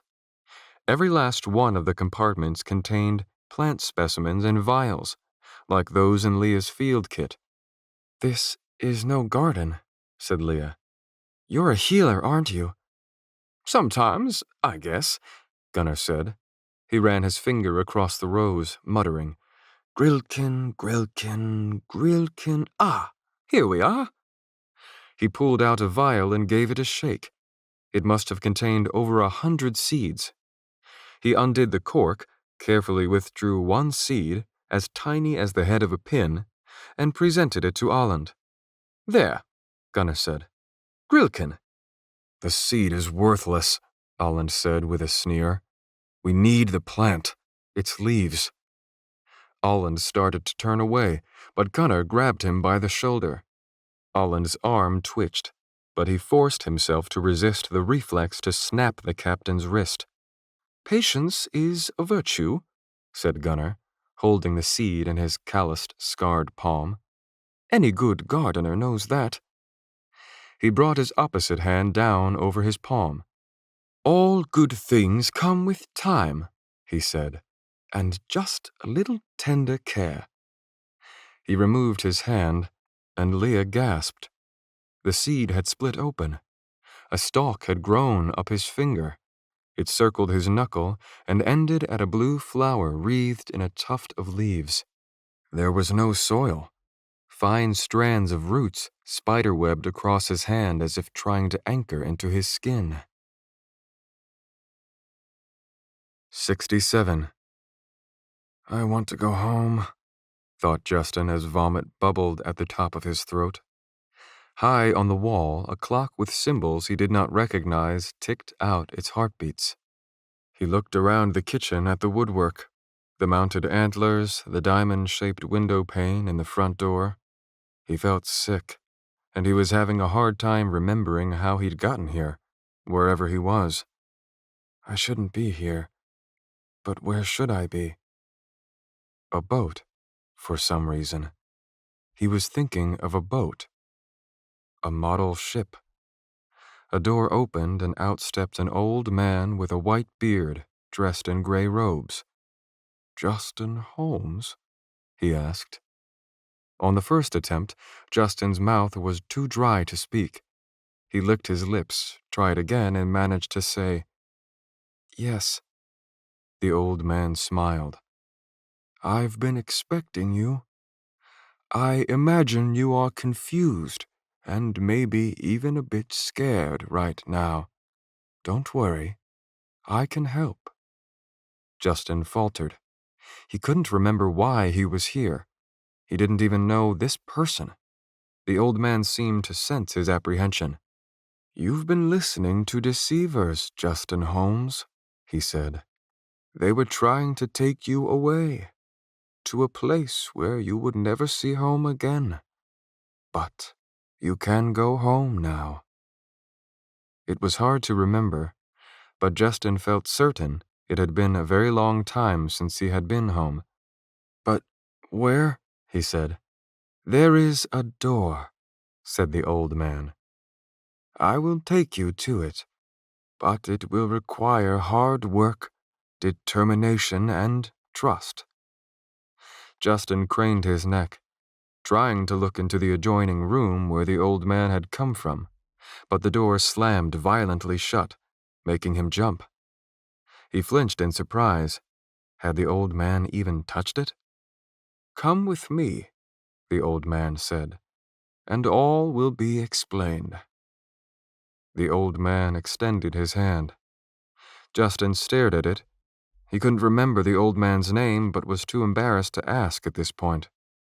He took his hand and they walked to the front door. They left the house, and the air was bitterly cold. They were in a mountain village. Bald-headed men in furs roamed the town with bows and quivers on their shoulders. Women with babies strapped to their backs sat scraping animal hides. A thin layer of snow, like butter scraped over bread, covered everything, even the men's bald heads, and little flakes fell from the gray sky. All around loomed mountain peaks. Justin felt sure he had seen this place before, maybe in a dream. The trouble was, He couldn't remember if it was a good dream or a bad one. They shared a hut with a dark-haired woman and 2 soldiers. Justin sparred with the old man using sticks as swords so he could learn how to fight. When he got hurt, the woman healed his wounds. They left in the night and found a burrow that led deep underground. Cave beasts tried to hurt them, but the soldiers were fierce and kept them safe. Time slithered tangentially. The world swirled with mist, and everything seemed shrouded by a dark pall, persistently limiting visibility.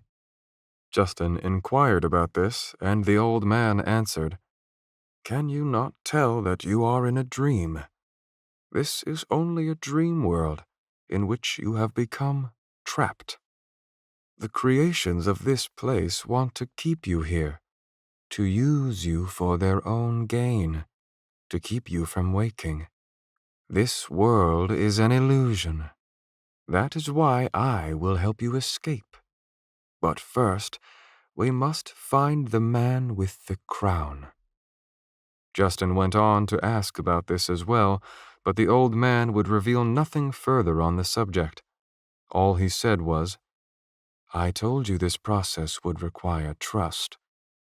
Trusting him was not easy. There was something foul about the old man. Something Justin only noticed if he paid very close attention. Sometimes his eyes weren't the right color, or the edges of his cloak faded to black when they should have been gray. As soon as Justin noticed these things, they always changed back. On the 3rd day in the caves, they reached a crossroads. Justin found himself leading the procession. He knew the way because he had been here and done this before, and he took the path that led right. "Stop," said the old man. "You are going the wrong way." "No, I'm not," Justin said. "This is the way." The old man looked confused in the blue light of his glowing stone.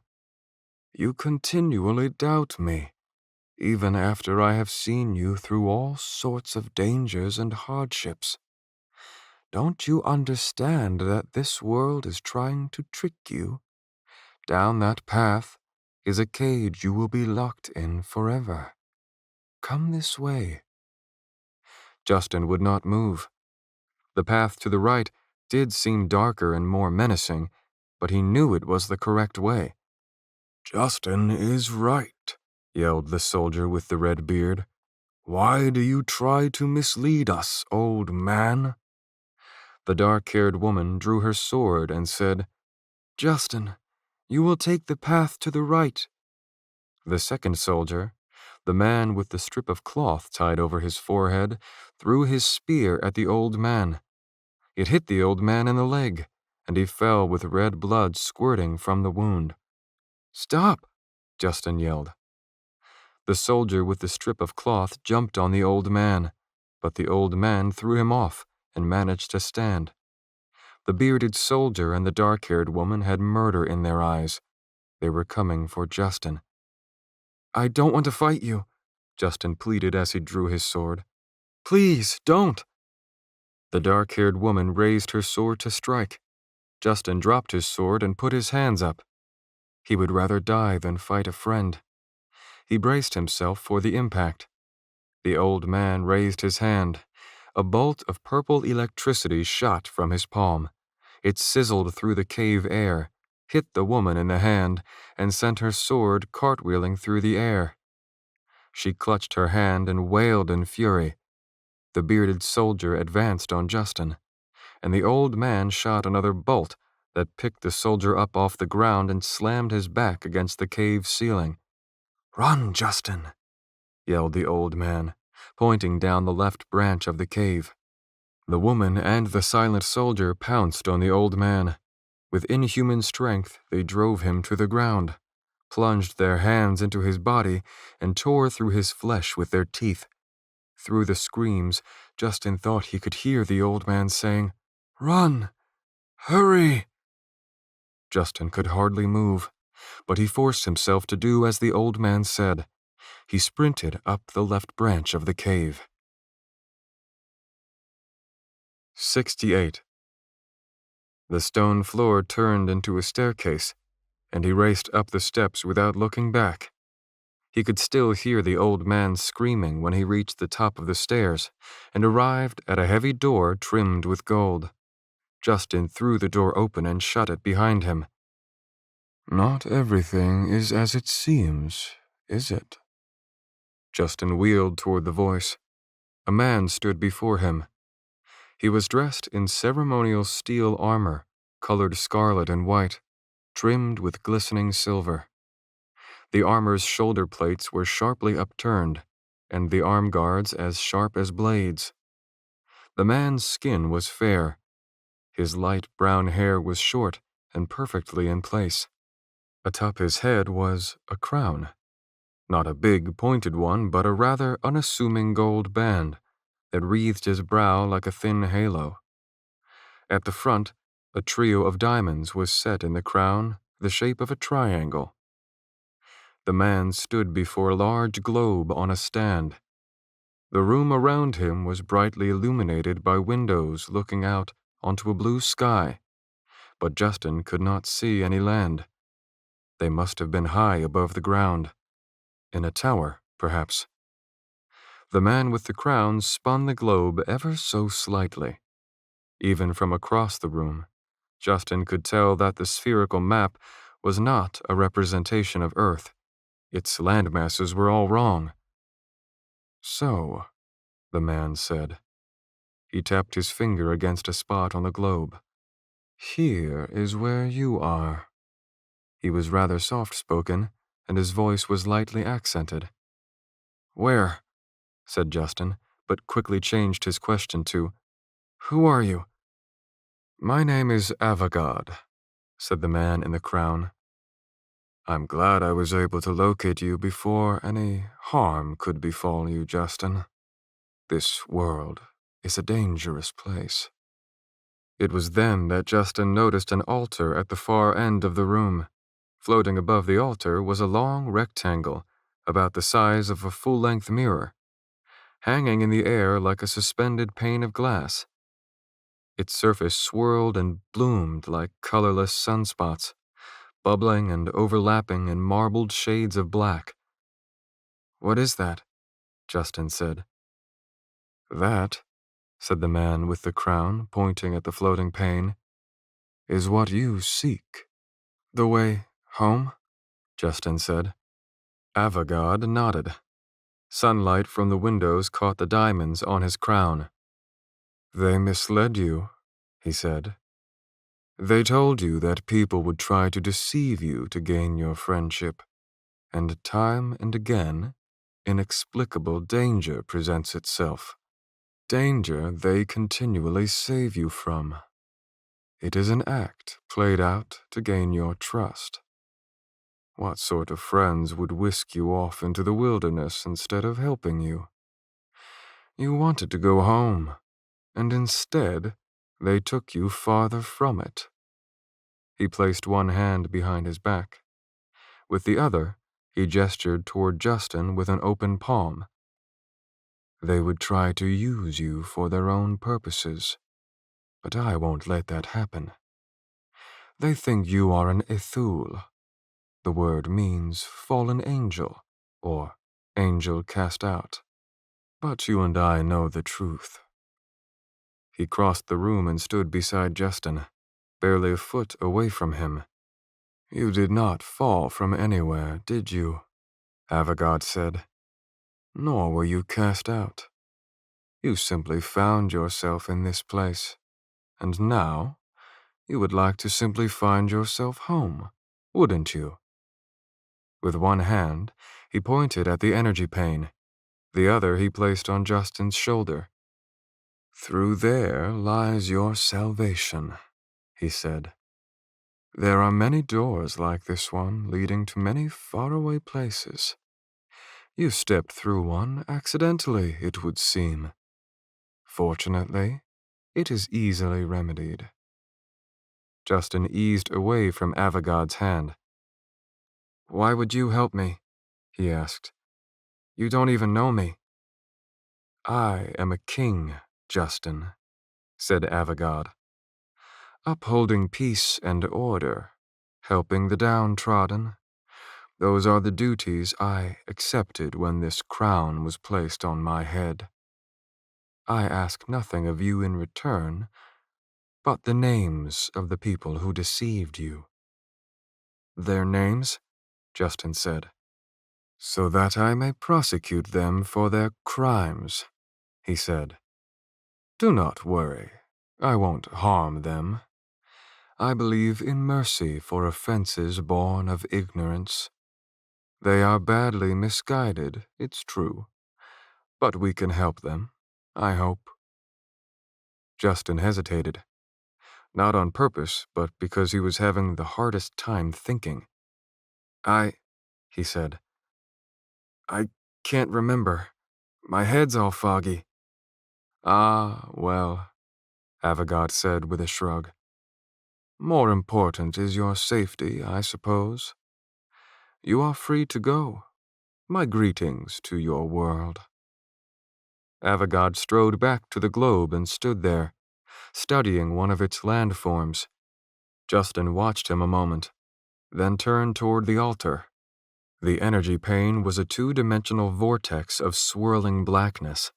Not pitch black, not midnight black, but a muddled, imperfect black, as if a child had mixed too many paints.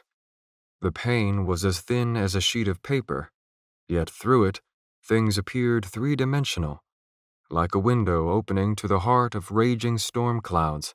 Step through it, said Avogad, and you will arrive in the very place that you exited your world. Justin turned. Avogad's voice had become halting and strange. Go, Avogad said. They are trying to infiltrate this place. Over the course of speaking the sentence, Avogad's voice dropped like a soundtrack slowed to half speed. Looking around, Justin realized everything was slowing. The vortex in the energy pane was decelerating, and outside, the clouds in the sky were frozen. He tried to move and found that he, too, was in slow motion. The only thing operating at normal speed was his mind. Quickly, before, said Avogad's deep voice, they sever the connection. A corner of the room broke from its foundations and started to float away in zero gravity. Other parts of the room shattered. The windows twisted, and their glass broke under the strain. Blocks of stone cracked through their centers with puffs of dust and floated away from themselves in opposite directions. The globe lifted off the floor, stretched like a wad of chewing gum, and snapped. Justin tried to run for the energy pane, but his body was moving more slowly than ever. It was like the air had turned to sand. Everything was fading and blurring. The doorway home cracked through the center and shredded into pieces. Then, everything was gone. 69. Leah watched Olland strip the leaves from the Grilkin plant and grind them between his calloused hands with quick, abrasive motions. Its acrid aroma gave her pinpricks in her sinuses. Leah glanced at the captain patrolling the deck with his crew. How did he do that? She said under her breath. It wasn't sleight of hand, was it? He grew that plant. How do you think he did it? Said Olland. Aurum? I knew he possessed some kind of power, said Olland, but it was impossible to anticipate the form or its degree. He doesn't have the feel or look of an Aurum user. He is not who he would have others believe he is. He is a fool and a lowlife. A lowlife, certainly, said Olland. But what does it say about us? To be outsmarted by a fool? This mixture, Justin must swallow it. I have something for that, she said. Leah searched through her field kit and found what she was looking for, a spool of cloth-like material. She was careful to dry her hands before touching it, as the delicate material used to create medicinal capsules would begin to disintegrate the moment it was exposed to moisture. Ideally, it was to be handled only with kid-skin gloves, as even the natural oils on human skin were enough to begin the process. But these were far from ideal circumstances. A healer's work rarely was. She tore a piece and presented it to Olland, who poured the Grilken powder onto the material. With practiced hands, Leah rolled and folded it into a compact capsule. Then she heard screaming below deck. Olland sprinted to the stairs and down below deck. Leah did her best to keep up. She rushed down the stairs into Justin's room, and all intelligent thought escaped her. Justin lay in bed with a foaming sneer across his whitened face. The words of another language were booming from his lips. Beside the bed, on his knees, was Zechariah, screaming in pain. He had been holding Justin's hand for comfort when she had left. Now, Justin held Zechariah. The old man's hand was crushed within Justin's grip. Blood poured down Zechariah's arm. His fingers pointed in all the wrong directions, and shards of off-white bone could be seen in the sticky gobs of blood that fell to the cabin floor.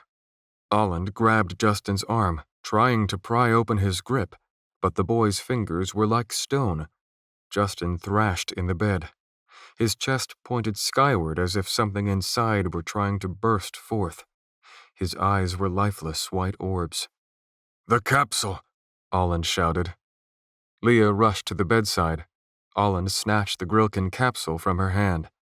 He grabbed Justin's jaw and held it open in mid-wail, and he tossed the capsule into his mouth. With both hands, Olland clamped the boy's jaw shut. Suddenly, Justin let go of Zechariah and reached for Olland's throat instead. Olland ignored it, keeping a tight hold on the boy's mouth. Zechariah tucked his bleeding hand under his opposite armpit. With his good hand, he grabbed Justin by the neck and worked his fingers against his esophagus, trying to force the capsule down his throat. Within seconds, Justin's thrashing lessened. The low, guttural voice died off in his throat. His eyes were still open, but the whiteness was clearing. Still, Olland did not remove his grip until Justin's head lolled back onto the pillow and he lay dormant. His eyelids drooped, then closed, and the color returned to his face. Aside from some lingering spittle at the corners of his mouth, he appeared to be sleeping normally. Olland leaned in to listen for breath. "He's out," he said. "He can't be controlled while so deeply unconscious." Zechariah let go and plopped to the floor on his rear. Leah was at his side. She wrapped her arm around his shoulder for support as she examined him. Tears clung in his beard. He pulled his injured hand from his armpit, and the sight made Leah's stomach turn. His hand looked like it had been crushed beneath a millstone. Blood leaked from puncture wounds where bones had broken through the skin. She placed her hand above his, calling on Orem, and quickened his blood's clotting to staunch its flow. "How long will the drugs last?" Zechariah asked through gritted teeth. "It varies," said Olland. "Several hours at least. If we can barter for more Grilken, he might survive long enough to reach the other side of the forest." "We can't keep him drugged for that long," Leah said. "It's not healthy, I agree," Olland said. "But it's less dangerous than leaving him at the mercy of the Dreckwood's power."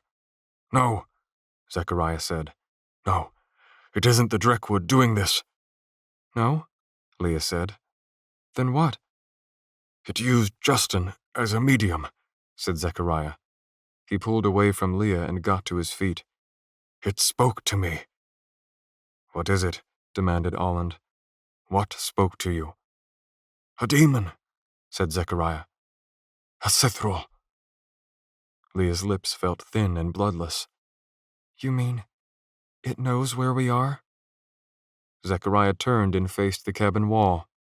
He stared ahead, eyes unfocused, as if he were seeing straight through the ship. "It doesn't just know where we are," he said. "It is here." Zechariah wheeled around to face Leah. "Leah," he said, Can you fix it? She stared at him stupidly before realizing what he was talking about. She looked at his hand. Given enough time, it might be possible to. No time, he said. For now, I shall fight left-handed. Zechariah's short sword flashed from its sheath. He held it in his offhand, upside down, the tip pointed toward the floor. He strode past Leah to the door. Olland drew his sword too. He looked at Leah. Lock the door, he said. No matter what happens, do not leave this room. Leah could only nod.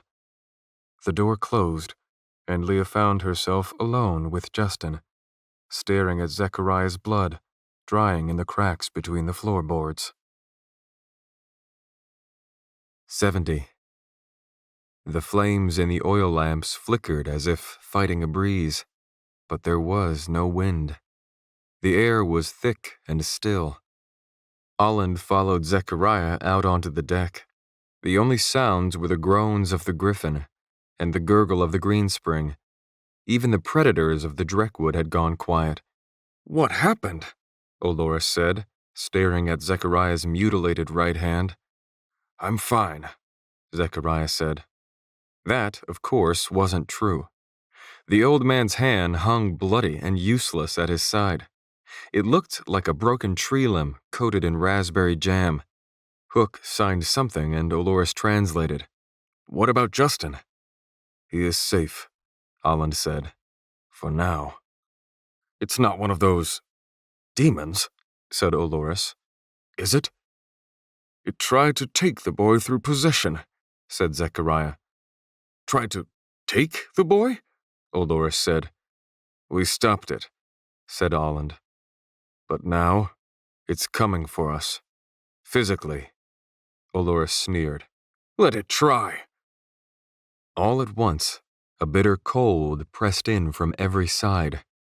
The lamps dimmed even further, fighting against being snuffed out by an unseen force.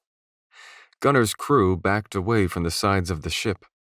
Their breath issued as puffs of steam, proof that the chill in the air was no illusion. From all around them came a dull, scratching noise, like many spoons scraping many empty bowls. Claws, Olland realized, on the ship's hull. Something moved in the branches over the river, sending black leaves drifting down to the deck. Undergrowth along the banks rustled and shook. Hisses and growls started low and grew louder by the second. Goblins, Gunner whispered, sliding his cutlass from its sheath. A blood-curdling howl cut through the darkness. In unison, dozens of creatures suddenly dropped from the trees. They leapt from the banks and scrambled over the sides of the ship. Long-limbed demons the size of children, with leathery mummified skin and hairless bodies, lean and corded with muscle. Their hunched, bowed, deformed shapes hopped on swift, clawed feet, dripping fangs bared, tails dragging behind them or extended for balance. Olland called on Orem and set his sword alight. It thrummed with living power, turning the cold air to steam. The orange glowing blade looked fresh from the smith's furnace, so hot that it hurt Olland's hands and face just to be near it. For Nulia! Olores roared. The goblins threw themselves at the men, screaming with bloodlust, gnashing their teeth. Olland cut high, rending asunder a goblin in mid-air. Zechariah slashed upward with his downward-pointed sword and followed with a quick, raking stab, leaving two goblins spewing black blood. Gunner kicked one in the head, knocking it overboard, then ran another through with his cutlass. Hook drove his spear through two goblins at once, while Olores struck one with his shield, snapping its spine and sending its beady eyes rolling back in its head. Poole, Samuel, and Boris swung their clumsy weapons at anything that came near them. Vic, at the helm, held a white-knuckled grip on the wheel. What the creatures lacked in intelligence, they made up for in numbers and animalistic abandon. They threw themselves on sword and spear. Their claws flashed even in their death throes. One jumped at Vic on the helm, and Olland sent a jet of flame from his sword, frying it in mid-leap. Then he drew his long knife, plunged it into an attacking Coblin's eye, and tore the face from the skull. A Coblin charged through Hook's defenses. It slashed him across the face with its claws, but the silent soldier grabbed it and twisted its head full around to the tune of a crunching snap. Nearby, Zechariah swung his sword and sent a head rolling. But even as bodies piled up, more Coblins fell from the trees and jumped from the shores. Olland, cutting, hacking, and shooting flames, found himself surrounded. Despite a fine effort, the humans' perimeter was breaking, forcing them apart, making them vulnerable. "We should be winning this," Olland thought as his burning sword did its deadly work. "But they're hitting us in all the right places, separating us, behaving more like an infantry unit than a herd of beasts." All at once, a mass of Coblins broke from the rest and charged for the door at the rear of the ship, the stairs that led below deck. Olland ran for the door, but was overtaken. Coblins drove him back, using their numbers to ultimate effectiveness. He could only watch as they scratched, tore, and beat at the door that led to Justin and Leah. "The stairs!" Olland shouted. The rest of the men tried to respond. Zechariah started for the stairs but was quickly pinned down. Olorus shouted in rage as he attempted to break through, but he could do nothing. Hook threw his spear. It needled through several Coblins at the stairs, but it wasn't enough. The door was ripped from its hinges, and the Coblins spilled in. Gunnar and his crew had dropped back to defend the helm where Vic was trying to navigate amid the chaos. But all at once, Gunnar abandoned his defenses and sprinted into the heart of combat. He hurdled an attacker, planted a foot on another, and leapt for the doorway. 71. Gunnar came down in the middle of the Coblins at the stairs, catching them by surprise. With cutlass flashing, he hacked down beast after beast with quick strokes. A black, leathery body crashed into him, and he lost his footing and fell backward. He tumbled down the stairs. His sword was thrown from his grasp as he hit the bottom. The Coblins bounded down at him, eager for his living entrails. Gunnar pulled a small pouch from his belt, opened the drawstrings, and threw it at the stairs. Tiny seeds spilled everywhere. With a grunt of effort, he raised his hands. Veins bulged in his forearms as he called on his power. Seeds grew to full-grown plants in a split second's time. Roots grew into spears, jousting through Coblin's lower jaws and bursting from their heads in full bloom. Vines strangled lanky bodies as flowers blossomed on the branches. Gunnar fed life into the plants, weaving them together, constructing a barricade to substitute for the broken door. But one Coblin managed to get through the attacking plants. Before Gunnar knew it, he was flat on his back, with the lone Coblin pinning him down. He caught a lucky grip on its neck, and that was all that held back the jaws snapping inches from his face. Hot breath doused him with the stench of decay. He gritted his teeth against the pain as claws ripped through his clothing and raked his skin. Gunnar lurched against the creature, grabbed another pouch from his belt, and tossed it into the little devil's mouth. With a burst of power, he willed the seeds into bloom. The skull expanded, then burst like popping corn.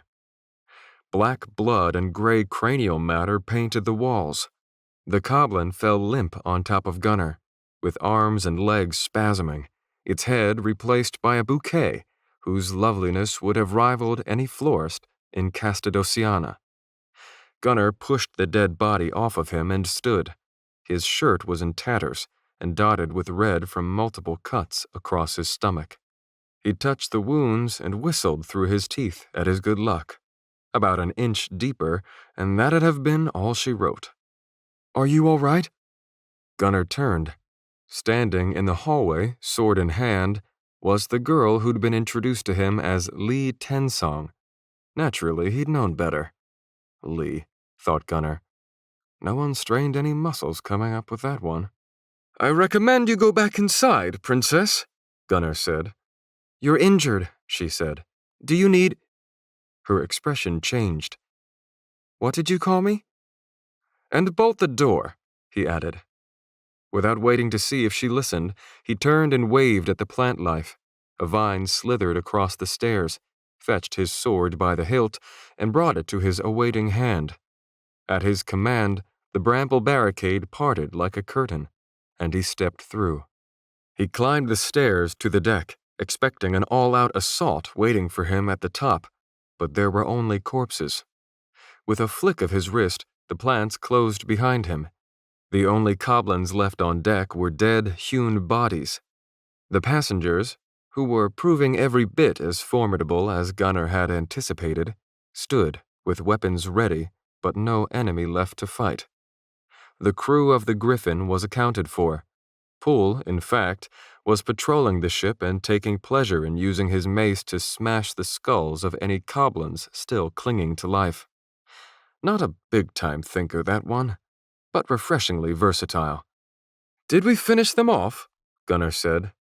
They stopped, said the one with the red hair and the overactive mouth, Olorus. They retreated? He looked at Olland and added, Goblins do not retreat. They do not attack in ranks either, said Olland. It was not a retreat of their choosing, said the elderly chap, Zechariah. They were called back. Called back? Gunnar said. By what? Captain? Vic screamed. A sudden shift in weight threw the Griffin off kilter so violently that Boris and Samuel fell sprawling to the deck. Several oil lanterns on the bow went out, plunging the front half of the ship into darkness. From the darkness came a loud smashing sound. Broken, splintered pieces of the ship's railing came flying and spinning out of the shadows. Something had hit the deck. Something heavy enough to shatter the railings to toothpicks and throw the seaworthy Griffin off balance. Gunnar wondered if a tree had fallen on the front of the ship. Repetitive, booming vibrations shook the deck beneath Gunnar's feet, rhythmic tremors that felt like footsteps. Then, into the light stepped a black boot the size of a tabletop. Deck boards bowed beneath its weight. With another step, a giant emerged from the shadows. It had 2 arms and 2 legs, and walked fully erect like a human. But its size and dimensions were so disproportionate that there could be no mistaking this thing for human. Its shoulders were 5 feet wide, and it stood at least twice as high. Other than some crude rags draped over its midsection, it wore no clothing. Instead, its body seemed to be constructed of jagged black bone armor. Muscles flexed and shifted beneath exoskeletal plates. The head was fleshless, a deformed, human-like skull made of jagged black bone. Sharp, interlocking teeth lined the end of a wide, heavy jaw. Sprouting from its forehead were 2 black horns, like iron spikes. The eye sockets were empty pits, radiating a red glow from within, as if a fire burned somewhere inside, just out of sight. It took another step into the light, revealing a sword held in one of its skeletal hands. The notched blade was half a foot wide and the length of a full-grown man. The lantern light around the monster, not the flames of the lamps, but the illumination they produced, rippled and warped, as if not even light could escape the pull of its presence. A high demon, said Zechariah. A Sithrol, said Olland. The silent soldier, Hook, was nearest the monster. He bravely stood his ground at the giant's approach, but it lunged forward faster than its towering frame should have allowed. Hook had no time to react as the massive arm swung forward and swatted him like he was a pup. The blow lifted Hook off his feet. Judging by the way his arms flopped, he was either unconscious or dead before he ever left the ground. His limp body hit the deck and rolled unnaturally. Olores rushed to his aid. Boris and Poole dropped their weapons and retreated to the far side of the ship, whimpering and cowering. Tears covered Samuel's rosy face, but he could not move. Vic tripped over a Coblin corpse as he retreated from the helm. Without anyone to tend to the wheel, the ship drifted aimlessly down the river. Gunnar stepped forward. "All right, you big son of a whore," he said. "Ain't no such thing as a free ride. You board my ferry, best be ready to pay the toll." Olores growled a series of rage-fueled nonsense syllables, clanging his spear against his shield as he stepped up to stand beside Gunnar. Hook's motionless body still lay at the rear of the ship. Olland and Zechariah took up places alongside Gunnar and Olores. Coblin blood dripped from their weapons, mingling with their own.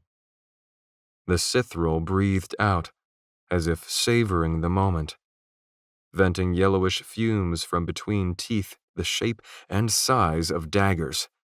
Inside the empty eye sockets, the unseen fire seemed to burn a little more brightly. 72. The sound of battle overhead had been replaced by a deathly hush. Whether the silence meant the battle had been won or lost, Leah did not know. She watched Justin closely. Under the drugging effects of the Grilkin plant, he slept calmly, but his breathing was rapid. Her healer's instincts, along with countless hours spent at the bedsides of the sick, told her to hold his hand for comfort. But each time she reached for it out of habit, she remembered Zechariah's hand, and decided that a gentle grip on the upper arm was the wiser choice. It was a summer evening, but she was freezing right down to her bones. It left her weak and lightheaded. Only once had she felt this way before. The Gravelands, when those monsters had pursued them. "Are they here now?" she wondered aloud. Her teeth chattered as she spoke. "Could they have—" The ship rocked, nearly knocking her over. She heard the sound of breaking boards. In the aftermath, she looked at the cabin door and realized the knob was turning. Leah's throat went dry. The knob spun full around, then caught against the lock she had secured at Gunnar's request. The doorknob wiggled. Someone or something was trying to come in. Quietly, Leah let go of Justin's unconscious arm, drew her sword, and put herself between the door and the bed. The door jumped on its hinges.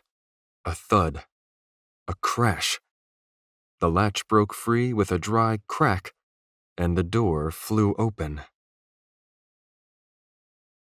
73. "So we meet again," thought Olland, looking up at the black skull of the Sithril. "Wish I could say it's been nice knowing you, boys," said Gunnar. "But I'll be honest, this is turning out to be one of the worst excursions I've ever been associated with." Olores started to say something in response, but the Sithril opened its blade-toothed mouth and bellowed a roar. The same voice that had come from Justin's throat, now amplified 1,000 times. The monster lifted its giant sword high. The four humans roared battle cries of their own, and they bolted forward to meet it. Zechariah slashed upward. The Sithril swung its giant weapon, blocking, and the force of the impact sent the old man stumbling backward. Gunnar drove his sword at an opening, but the monster backhanded him with its offhand. Like Hook, he was lifted and thrown like a plaything. He would have soared overboard had one desperately flailing hand not caught a line that hitched up the ship's sails. His arm wrenched nastily against the momentum, but his grip held firm, and he hung suspended from the mast. Olores charged, driving his spear at the Sithril, but the monster brought its gargantuan blade down like an axe to the chopping block. Olores was forced to roll sidelong to avoid the Cithral's sword as it broke through the deckboards and stuck there. Seeing his opening, Olland swung his sword in midair. The blade turned white-hot and issued a jet of angry flame at the skull-like head. The Cithral lifted its free hand and seemed to catch the blast. Olland's fire warped and swirled as if caught in a whirlpool. The fire shrank, dimmed, and then disappeared entirely, absorbed into a singularity.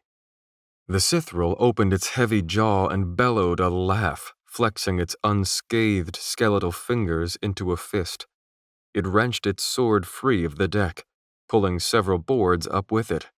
Then, the Cithral's blade whistled through the air in a horizontal swipe at Zechariah. The old man ducked it, then narrowly avoided a huge foot as it stomped and burst a hole through the deck. Olores took advantage and circled around from behind. He drove his spear into the back of its leg. The Cithral roared in pain and swung its weapon.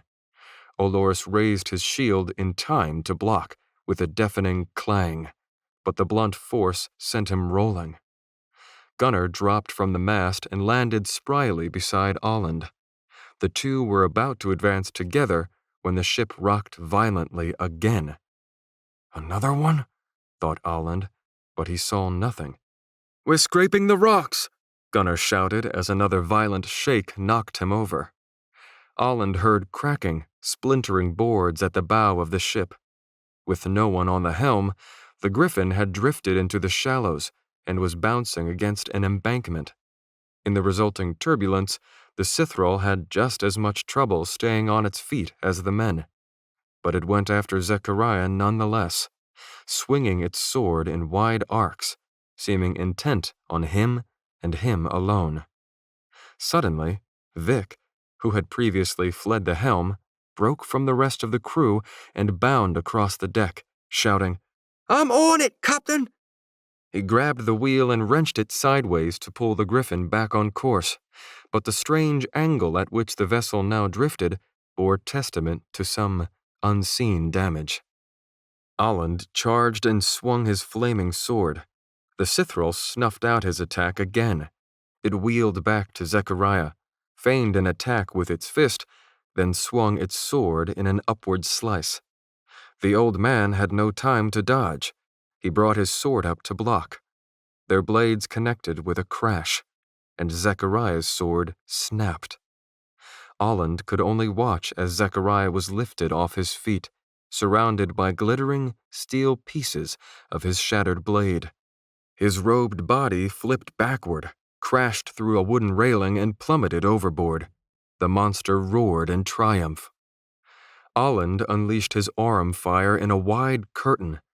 Beneath the shrouds of flames, the humans charged. Gunnar stabbed the underside of the Cithral's arm. Olores drove his spear between the bone plates of its lower back. Olland slid across the deck and slashed his white-hot blade into the back of the Cithral's knee, chopping through flesh, muscle, and tendon. Black ichor squirted from several arteries and splashed his face as he jumped back to avoid a stomp. The Cithral raised its hand and pointed at him. Indigo electricity danced across its fingers. A ball of concentrated darkness grew within its palm. Remembering the monster's daemon attacks on the Gravelands, Olland planted his feet and readied himself like a coiled spring. With a sharp pulse, the ball of energy shot from the monster's hand like a loosed projectile. Olland dove sidelong. He felt the chilling blackness of Daemon as the orb zoomed dangerously close to him as he dove. The projectile continued on past him and hit the helm, where Vic still held the wheel. The ball of Daemon hit the ship's deck and exploded with a sound like underwater thunder. Items at the periphery of the blast were either set aflame with black fire or shredded by the shock wave. Ropes, boards, and shards of metal whizzed through the air, propelled outward by the concussion. Sections of the deck lifted and fractured. Anything within the blast zone disintegrated like sugar in water. At its epicenter, Vic's body was visible as a shadow for half a second. Then, the shadow drifted apart from itself, dispersed into a haze, and vaporized. "No!" Gunnar screamed. Heedless of the debris raining around him, the captain charged the Cithril. He reached into the pouch at his belt and tossed a handful of seeds. They scattered, harmless as sand, until he called on Aurum. Vines and shoots exploded outward in a torrent of greenery, wrapping around the monster's legs and climbing up its body. With hands outstretched, Gunnar orchestrated their rapid germination. The Cithril sliced at the plants with its sword and tore at them with its massive arms. Gunnar drove harpoon-like branches between exoskeletal plates. He knotted tree limbs and wove webs of vines, and soon, the Cithril's sword arm was pinned to its side. Olorus and Olland took the opportunity to stab and hack repeatedly, spilling black blood, but it only seemed to anger the thing. Olorus backed away and unsheathed the spear from his back. With a war cry, he crow-hopped for momentum and hurled it at the Cithril's head. His aim was true. The spear broke on impact, but not before entering the empty red eye socket. The blade cracked a hole in the back of the skull, leaving the long wooden haft protruding all the way through the head. The uninjured eye blazed redder still. The monster thrashed against its floral bonds with renewed rage. Olland doused the Cithril's body in liquid blue flames that ignited Gunnar's plants into a brush fire. Anchored in place, burning alive, a spear stuck through its skull, and losing black blood by the bucketful from a score of wounds, the Cithril fought on. 74.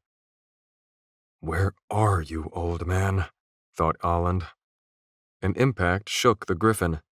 The ship was slamming into the banks again, but with its helm destroyed by the Daemon blast, all means of steering, and any chance of correcting their course, were lost. Snapping timber echoed through the night. The ship bounced off the rocks and careened back out into open water, rotating like a wheel. Gunnar was on his knees, shouting with the effort of maintaining his Aurum attack. His hat was gone, and his long black locks hung, sweat-soaked and disheveled. Thus far, his plants were slowing the Cithril down enough to prevent it from finishing them off, but he was tiring. Finally, Gunnar's shoulders slumped. His arms dropped to his sides. He had nothing left to give. The Cithril's maw opened in an eager roar. Bathed in flames, it broke free of the brush, raised its massive sword overhead, and took aim on Gunnar. Gunnar lowered his head, resigned to his fate. Suddenly, the flash of a distinct Aurum presence from above. "There you are." Olland hauled back and tossed his sword, spinning through the air. It sailed high over the Cithril's head. Zechariah dropped from the mast's rigging like a diving hawk. He landed on the Cithril's shoulders. With his only good hand, the man caught Olland's sword by the hilt. The blade was still hot with Olland's power as Zechariah drove it into the Cithril's neck. The blade caught on bone. The Cithril bayed a strange roar and reached up, groping for the old man, but Zechariah pulled the sword free, hauled back, and chopped twice more, severing the spinal cord and the connecting tissues. Zechariah dismounted and landed roughly. Olorus's burning spear was still protruding from the Cithril's head as the disembodied fleshless skull fell and bounced across the deck. The monster took one more step, then froze. Its headless neck became a geyser of viscous, oily fluid. It dropped its sword, raised its arms in shock, and fell to its knees. Purple energy rose from the neck, then expanding, sizzling over its body. The daemon energies that had fueled it were turning on their host, imploding. Pieces were torn inward, ripped off the bone like succulent meat. The body collapsed inward, one piece at a time, shrinking into a broken fossil of its former self. Finally, with a bright flash, the residual daemon energy exploded. The blast knocked Olland off his feet. Chunks of the deck were torn from their supports, flaming and electrified with otherworldly energies. Olland looked up just in time to see the main mast, broken in twain, plummeting down on him like a felled oak. He scrambled, dove, and felt the rush of displaced air as the top half slammed into the deck behind him. The spinning, damaged ship rocked upon its axis. Debris rained into the greenspring with muffled plops. The ship's rocking lessened, and Olland got up. The air was not so cold. The oil lanterns shone brightly again. Those that remained, anyway. Olores, Gunnar, and Zechariah all watched the place where the Cithril had been. Nothing remained but its head. At the ship's aft, Hook was slowly regaining consciousness. The frantic sailors were leaning over the ship's railing, calling for Vic, apparently in the misplaced hope that his death had been an illusion. All the while, the griffin floated downriver in lazy circles like a maimed water bird, no longer even capable of moving in a straight line. Gunnar winced, coughed, and hacked, spitting up thick blood onto the deck. When the fit passed, he wiped his mouth and said, "Would someone mind fetching the healer? Think I got something pretty well busted up in here." Olores started for the stairs, but stopped in mid-step and turned to face Gunnar. "How did you know she's a healer?" he demanded. "I know exactly who she is," Gunnar said in an impatient sort of way. "Tell the princess if she fixes me up, she can have all the grilkin she wants." Olores's brow furrowed. With a wave of Gunnar's hand, the plant barricade at the top of the stairs parted, allowing Olores to pass through freely. Olland approached the head of the Cithril on the deck. It lay propped upside down on its twin horns. He kneeled and pulled Olores's smoking spear free from the head, and the skull, twice the size of a man's, broke apart as if it were made of charcoal and disintegrated into a pile of black ash. The monster's sword must have gotten caught in the implosion. No matter. Not a man alive could have lifted such a weapon. "You mind telling me what that thing was doing on my ship?" said Gunnar. It appeared his jovial irreverence was spent. Olland only stared at the pile of ash. Zechariah nudged him, then wordlessly handed him back his sword. Finally, Gunnar yelled, "I'm talking to you two, you bloody—" "Turn the ship about!" Olores shouted as he scrambled back up the stairs. "Turn about! Now!" Gunnar appeared to be armed with a sardonic reply, but Olland cut him off. "Why?" Olland said. "Justin and Leah," Olores said. "They're gone." 75. "If they fell overboard, maybe they've made it to shore," shouted Olores. "What do you mean, they're gone?" Olland demanded. "Vic! Vic!" shouted the sailors into the murky, churning waters. The smoking griffin raced uncontrollably downriver, turning this way and that, as everyone on board tried to be heard at once. All except Hook, the ever-silent soldier, and Zechariah, who just sat down cross-legged. "Turn about," Olores repeated. "This instant." "Are you certain they're gone?" Olland said. "You think me a liar, mercenary? Move aside." Olores tried to elbow past Olland, but instead, he bounced off him ineffectually. He appeared surprised. Opting for the high road, he swung wide to march across the deck to Gunnar. "I say again, turn this ship around," he shouted at the captain. "I'm waiting," Gunnar said, watching Olland ignoring Olores. "What was that thing doing on my ship?" "You heard the lieutenant," Olland said. "Do as you're told." Gunnar's single eye glared at Olland.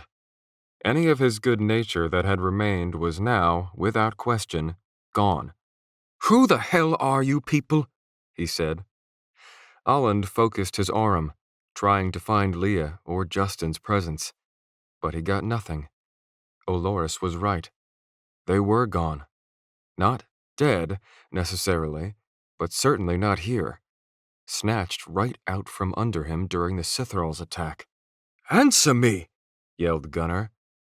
"I thought you feared nothing in the Dreckwood, Captain," Olland said, turning toward the forest, trying to extend his senses through the darkness and into the trees.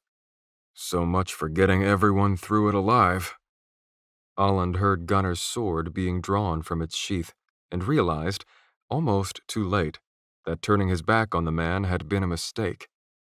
Olland wheeled back around just in time to lean away from Gunnar's cutlass as it sliced in a horizontal arc at his head. Judging by the breeze against Olland's nose as the blade passed by his face, it had missed by about an inch. There could be no mistake. That was meant to be a killing blow. Across the ship, shouts were raised. Weapons were drawn. In a fury, Gunnar slashed at Olland a second time.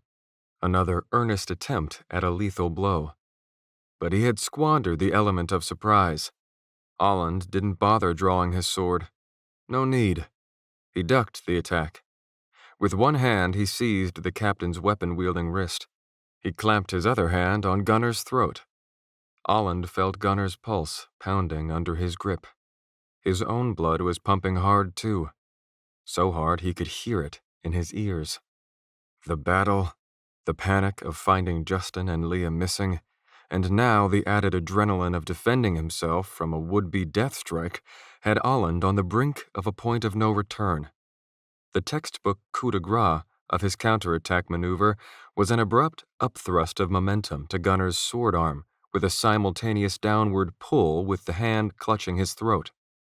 The opposing forces would tear the tendons of Gunnar's shoulder, rendering his weapon arm physically incapable of resistance. Then, all that was left was to turn the opponent's weapon on himself, with a quick upward stab into the belly and up under the rib cage, shredding stomach, liver, and lungs all in one go. If done perfectly, one could even puncture the heart on the first try. Olland had only done it perfectly a few times. He wondered if he could do it again. Gunnar inched his free hand toward a knife at his belt, but Olland squeezed his neck as a warning, and the captain withdrew. Olland held Gunnar, inert, staring into the captain's single eye as he debated what to do with him. The rest of the men watched. No one dared say a word. Olland considered for a moment. A slow death would be preferable to a quick one, in this case. To make an example out of this man. "You," Gunnar gagged beneath the force of Olland's grip. "You mongrel cur! It killed him! Vic's dead!" "Yes," agreed Olland. "Vic is dead, and it is my fault. You thought killing me was the solution? Best case scenario is I'm dead and you're no better off than you were a moment before. Worst case scenario is this." Olland squeezed again. Gunnar's cheek twitched. His face was turning blue. Olland hesitated, then released his grip. Gunnar pulled away, his sword raised threateningly as he doubled over, gasping for air. "You want to know why a Cithrall was on your ship?" stated Olland. "Has it yet occurred to you that a Cithrall may be the least of your worries? That there may be more of them?" "So it was a Cithrall," Gunnar said hoarsely, rubbing his neck. "It was," Zechariah said. He alone, Olland noticed, had not armed himself during the altercation. He remained seated cross-legged, staring into his lap, cradling his maimed hand. "Our combined efforts were barely enough to defeat it," he added. And if you two kill each other, our chances against the next one are diminished." "Is this why you wanted to sail through the Driftwood?" said Gunnar. "Because these things are looking for you people?" "Heavens, no," said Zechariah. "They're only looking for one of us." The others waited for the old man to elaborate.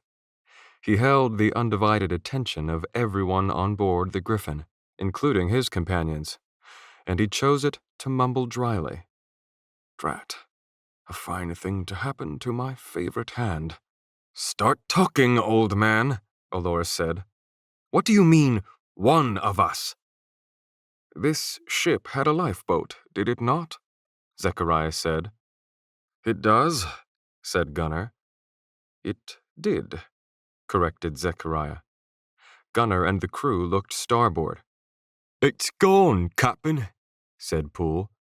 "Must have broke free in the tussle," Boris offered. "You'll find the mooring lines have been cut," said Zechariah. "Yet no one abandoned the ship." "Maybe the boy and the princess did?" Gunnar said.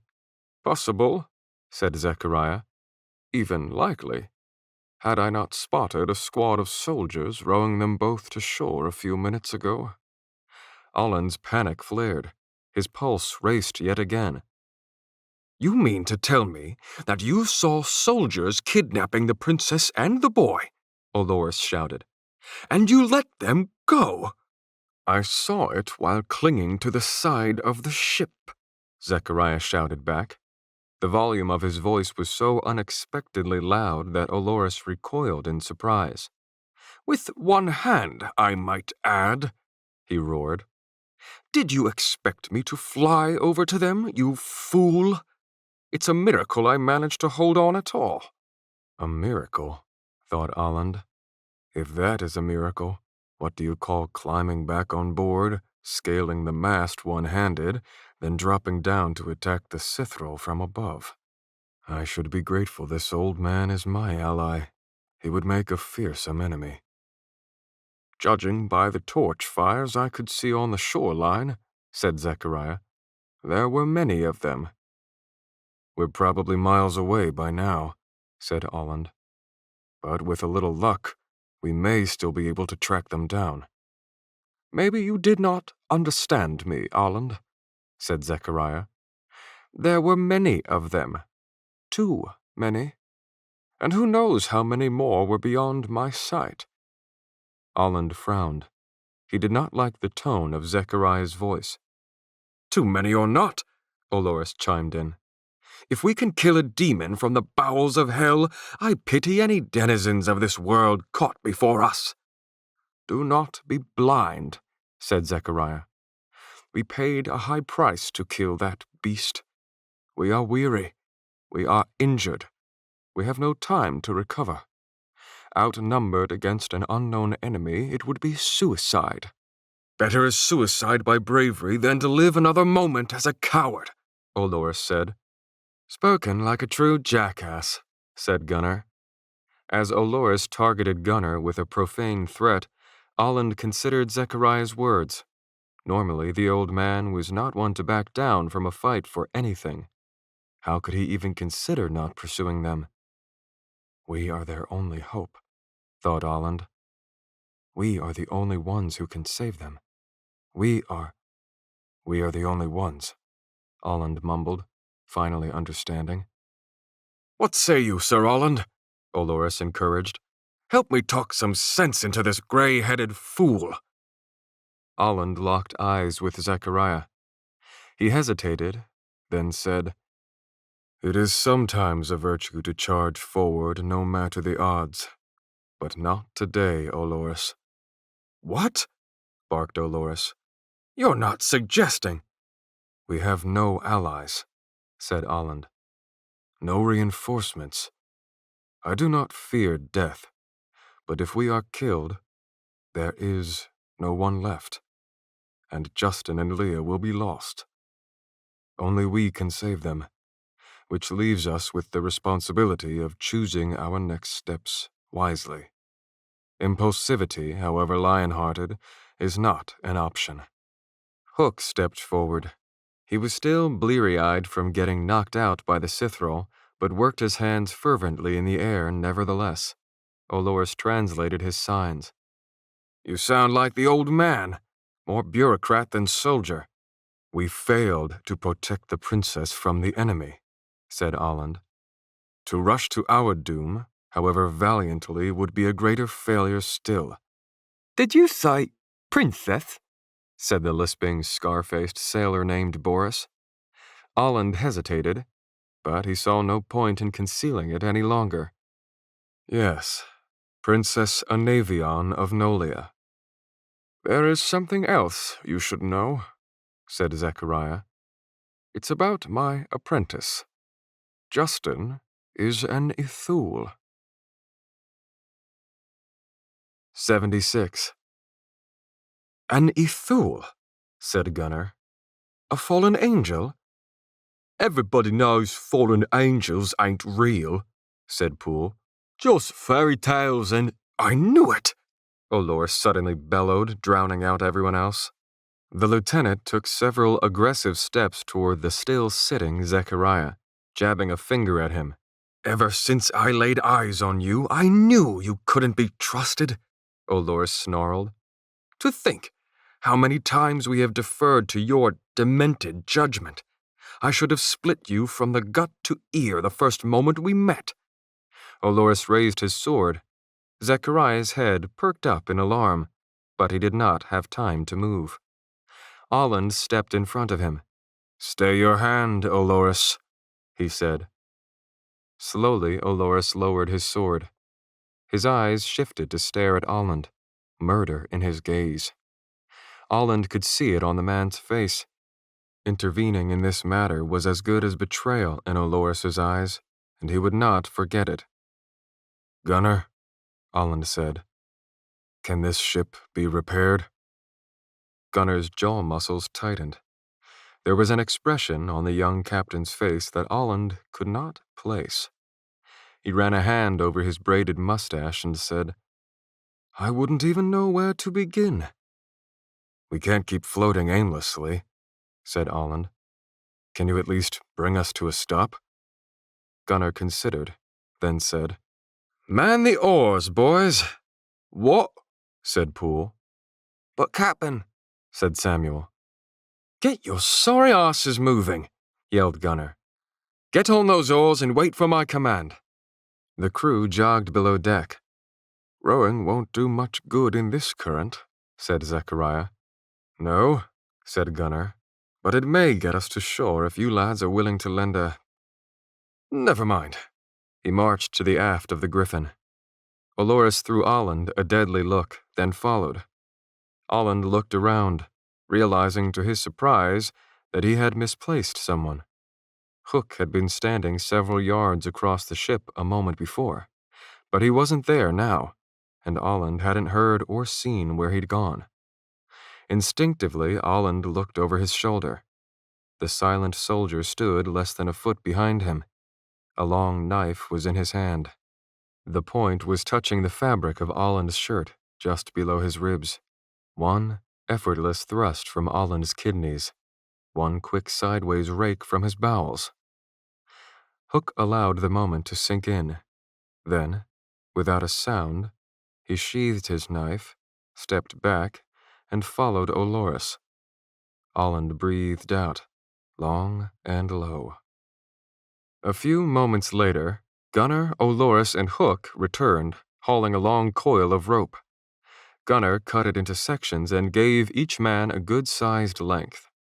Zechariah extended his good hand, and Aland helped him to his feet. The old man took a portion along with the rest. On my order, said Gunnar, I'll have the boys veer to port. That'll drive us ashore, but it won't keep us there. We need to tie up real quick, or the current will just pull us back out. That will work? Asked Olorus. Either that, said Gunnar, or the force will rip the ship to pieces. Doesn't much matter now, though. Maybe you've noticed you're standing at an angle. That's because we're sinking. Tether these lines to anything sturdy on board. When we hit shore, find a good, strong tree to dog the opposite end. The men hurried to find anchor points. Zechariah worked one-handedly to throw his rope over itself. He used his hip to hold it in place while he pulled the knot tight. Olland, watching his back all the time, had just finished tying his rope to the stump of the felled mast when a rustling sound overhead caused him to grip his sword. A few seconds later, it took that long for rain to permeate the nearly impregnable canopy. Water came pouring through. Somewhere high above, in the outside world, it was raining. "On my mark," Gunnar shouted down a trap door that led below decks. "We go hard to port. Ready? Steady. Mark!" The oars were lowered, followed by a change of direction so swift it nearly threw Olland off his feet. "Hold, boys!" Gunnar shouted down the trapdoor. The front of the ship took a hard turn to port as the back drifted lazily around to starboard. But rather than veering toward shore as intended, the Griffin just rotated on its axis. The ship seemed doomed to execute a complete spin and continue on its present course. Halfway through the turn, Gunnar sprinted across the deck and propelled himself overboard. Olland rushed to the side to see Gunnar land on the dark shoreline. With his rope trailing behind, the captain dashed through the rain toward the woods. Following the captain's lead, Olland held his rope tightly, backed up a few steps, and leapt. Olland's landing was not as graceful as Gunnar's. He crashed hard in the rocky shallows, then scrambled up the bank. Ahead, Gunnar was tying his line doubly tight around the base of a tree trunk, but the rope was uncoiling in his hands almost faster than he could tie it. Olland tossed his rope around a lip of granite. He stepped on the rope to hold it in place, threw his knot together, and finished it just as the line drew taut with an audible twang and a creak of tension. It slid dangerously against the sharp edge of the rock, but it held. With the two lines dragging against its weight, the Griffin swung toward shore, hit an unseen obstacle downriver, and crashed to a halt. Oloris's shouting was audible over the rain as he, Hook, and Zechariah jumped ashore to find anchor points. The crew emerged from below deck and rushed to assist. At a sudden crashing amid the undergrowth, Olland wheeled around with his sword drawn. Gunnar came pushing through the bushes. He stopped before Olland, unbothered by the red-hot blade pointing at his face. "I think it actually worked," Gunnar said. "Tell me the truth. That boy, you don't really believe he's—" He was interrupted by a snapping noise downstream. Olland turned in time to see the Griffin's hull crack. The rope he had tied to the nearby rock fell slack. Boards splintered and fractured as the ship broke apart. One by one, the oil lanterns were doused as the remnants of the Griffin either floated away or were sucked below the water's surface. In the dim glow of the last lantern, Olland saw Gunnar bow his head. Then, the final lantern succumbed to the river, and all light went out. Part 7. Stones of Years. 77. Justin woke beneath deep, dark water. Panicking, he flailed and kicked, swimming hard toward the surface. His lungs burned, his heart pounded. An interlude from one of the songs in his father's strange record collection was inexplicably spinning in his head. A driving bass guitar, a screeching organ, and snare-heavy drums in a 10/8 time signature. There was something at the bottom of the water, a nightmare that was real, sinister things that had snared him, trapping him in the murky depths for what seemed like ages, showing him things, whispering, burrowing dark chutes into his consciousness. But all the things he'd been told and shown faded until he could no longer remember them, leaving only sickly cobwebs in his mind. His soul quivered with reverberations of faceless fears. He tried to keep swimming up toward the surface of the pool, but there was no life left in him. Pinpoints of light flared in his vision like camera flashes. Was this what it was like to die? He could hold his breath no longer. He sucked in, knowing that his mouth, throat, and lungs would fill with the murky waters, and all would be over soon. Instead, oxygen filled his lungs. The flashes of light before his eyes became spots. Then the spots expanded and opened up, consuming his vision, changing the dark pool into a bright blur. He thought he could still hear the snare drum and the screeching organ as the bright blur gained focus, until it became a campfire. A perfectly normal campfire, and a relatively small one at that. The music faded to silence. Not dying, he thought. Living. And for the first time, he wondered what that really meant. He lay on his side on the ground. His body ached. He was hungry and thirsty, and his mouth tasted like bile. Was he in the old man's hut? On the grasslands beneath starry skies? On the floor of a cave? Before he could decide, he heard a woman's shout.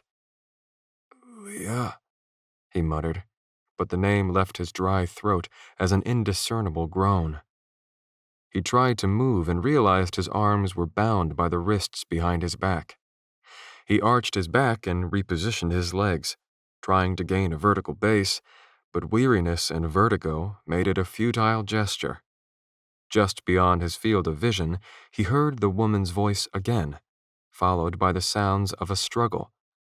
"Let go of me," said the woman. A man was laughing. No, giggling. "What is happening?" screamed Justin's fevered mind as he struggled against his bonds. "Come on, Justin. Get up. Get up." Suddenly, Justin heard a strange sound, a blunt impact, like a mallet hitting a slab of uncooked meat. Drops of liquid pitter-pattered on the ground around Justin. The man's giggling was replaced by a startled cry. Tiny spit crackles emanated from the fire's embers as sputtered fluid sizzled in the flames. Something hit the ground within Justin's field of vision. He thought at first that it was some yet-to-be-prepared dinner item, like a leg of lamb. But then he noticed that it was wrapped in a shirt sleeve, and still moving fingers on the end were scratching in the dirt. The man's startled cry rose in volume and timbre. "Quiet," said a deep voice. The screaming man obeyed. His cries died down to pitiful, jaw-clenched moans. "She is not to be touched," said the deep voice, somewhere behind Justin and high above him. "Anyone who lays a hand on her will lose it." Justin stared at the arm on the ground, severed above the elbow and leaking in the dirt. It groped once more, as if trying to grasp hands with an invisible ally, then stopped moving altogether. "Pick it up," said the deep voice. What? Said the moaning man. "Pick it up. You will carry it." A one-armed man, half his body painted red with trailing gore, mournfully approached the limb. His remaining hand trembled as he reached down and picked up his own arm. "Time to go," said the deep voice from above. Justin was unceremoniously hauled to his feet. His legs were like jelly, but he managed to lock his knees in place and stay standing. Walls of ancient, forbidding forest encircled a camp of 50 or more people he did not recognize. He tried to scan the crowd for Leah, but soldiers were kicking the logs of the fire, spreading the embers and snuffing them with dirt. The fire died, and all was darkness, but for a few torches whose dim spheres showed grim, unfamiliar faces and shadowed silhouettes. Soon, the torches were moving into the trees. When the man in front of Justin started moving, he was shoved roughly from behind. With his hands bound behind his back and no arms free to catch himself, Justin stumbled forward and bumped into the man in front of him. The man turned and backhanded Justin across the mouth, so hard that he immediately tasted blood. The aggressor from behind pushed him again, forcing him to move dazedly onward. Justin spit the blood out of his mouth. Pain, he thought. Pain is a distraction. Blood is a distraction. Ignore them. Think. How did you get here? What's the last thing you remember? You were in a tall tower, weren't you?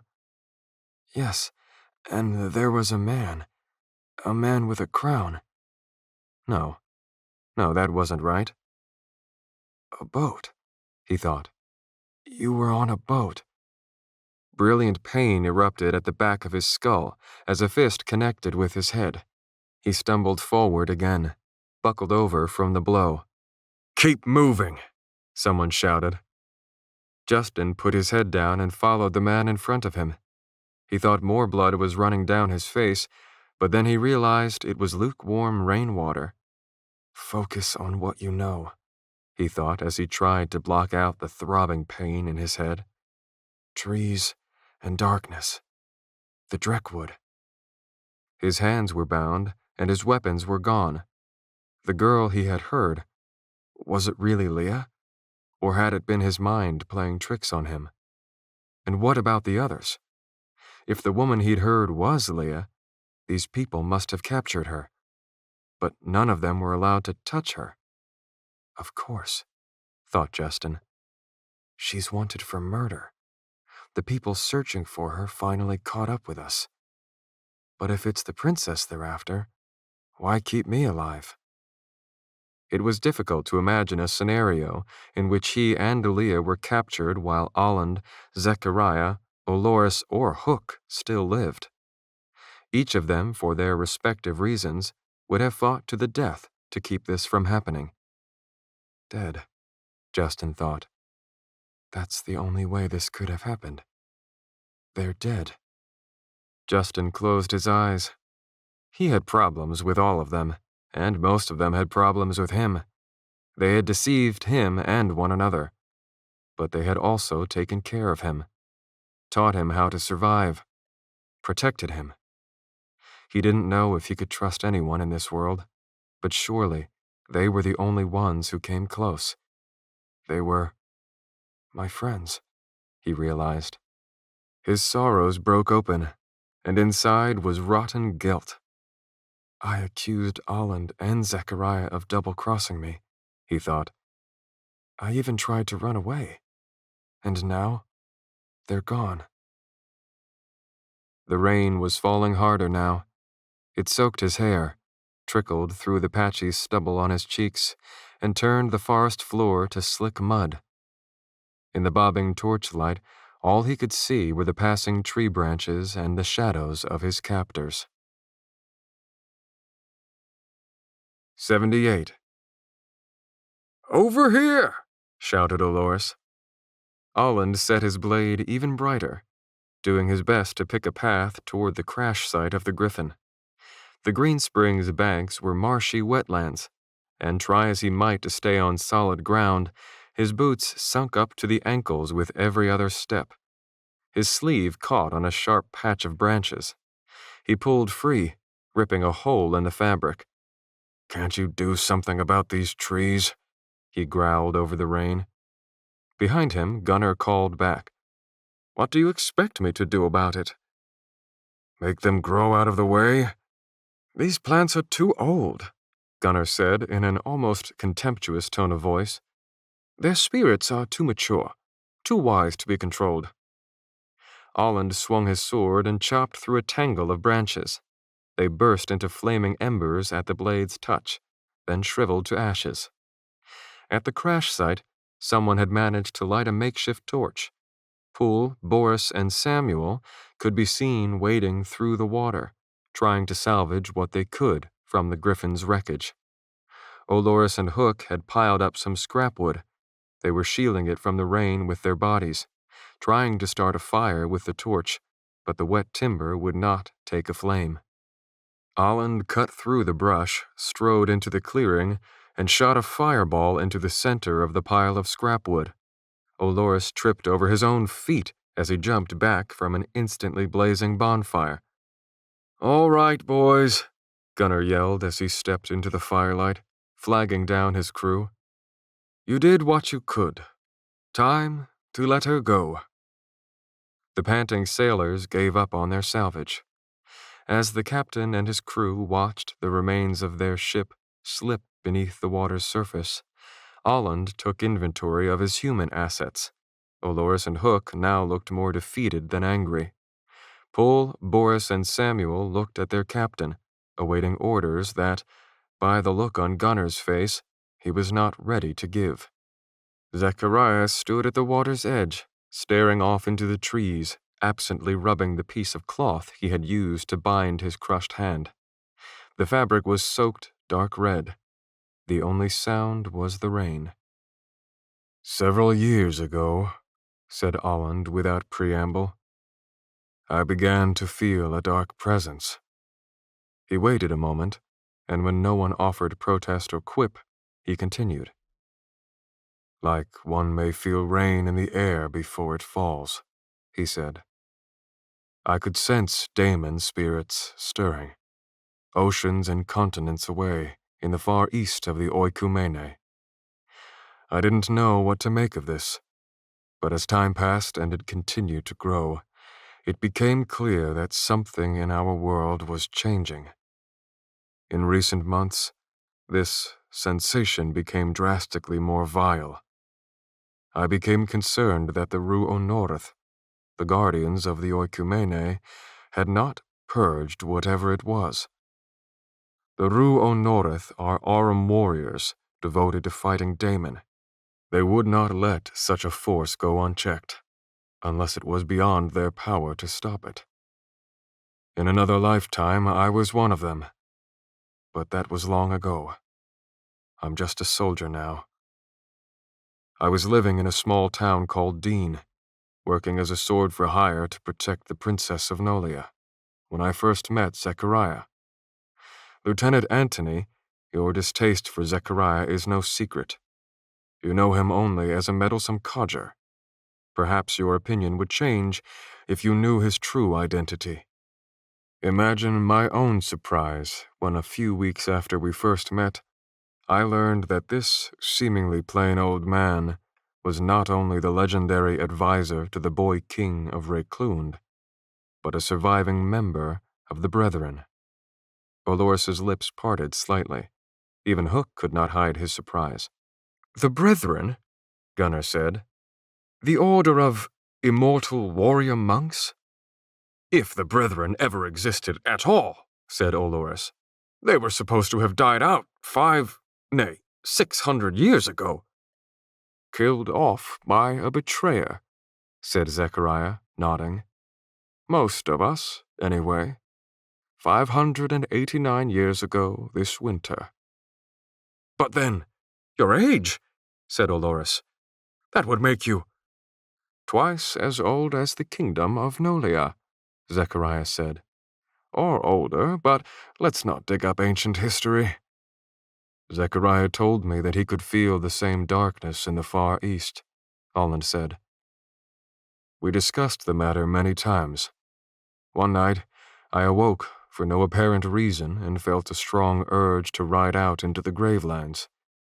I obeyed the instinct, and just before dawn, something happened. An explosion of Aurum power.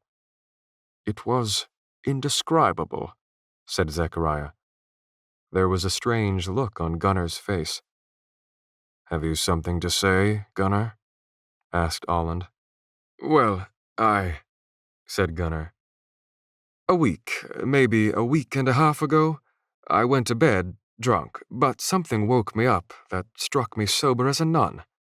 I thought it was a dream, but I could still feel echoes of it for a long time after that." "1 week ago," said Olland. "The timeline fits." "If you, Gunnar, could feel it many miles away," said Zechariah, "imagine what Olland and I felt, being so close. Imagine how many others must have felt it as well." Gunnar shook his head. "So what was it?" "The epicenter was near my location," said Olland before Zechariah could say any more. I rode toward it. The sun was coming up, and I saw buzzards circling in the sky. Beneath them lay a human body. I was almost too late. I had to kill one of the carrion birds before it could begin feasting. I found a young man, unconscious, but alive. There were no tracks, no sign of how he had gotten there. It was as if he had fallen from the sky. Olland let the words sink in. Hook signed something. Justin, Olores translated. Olland nodded.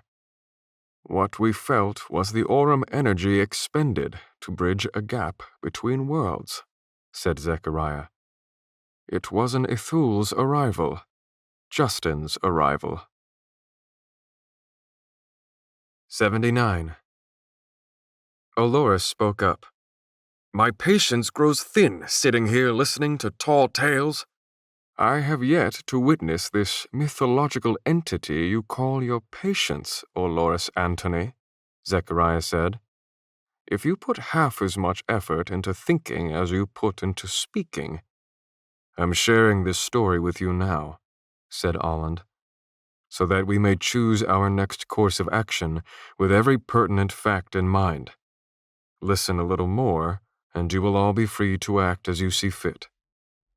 I have told you about the daemon in the east. Now, you have seen a Cithrul with your own eyes. These are not the only strange goings-on. Refugees flood westward, fleeing war in Aram. Goblins migrate in hordes, and less than 100 miles north of us, an armada patrols the Raditian Sea, a fleet of warships of unknown origins. I can vouch for that, Gunnar said. The rain had let up, and he pulled his pipe from his pocket, packed it, and lit it with a flaming piece of debris pulled from the fire. Travelers staying at the brig have been talking about it for weeks. Hundreds, some say. Thousands of black sails.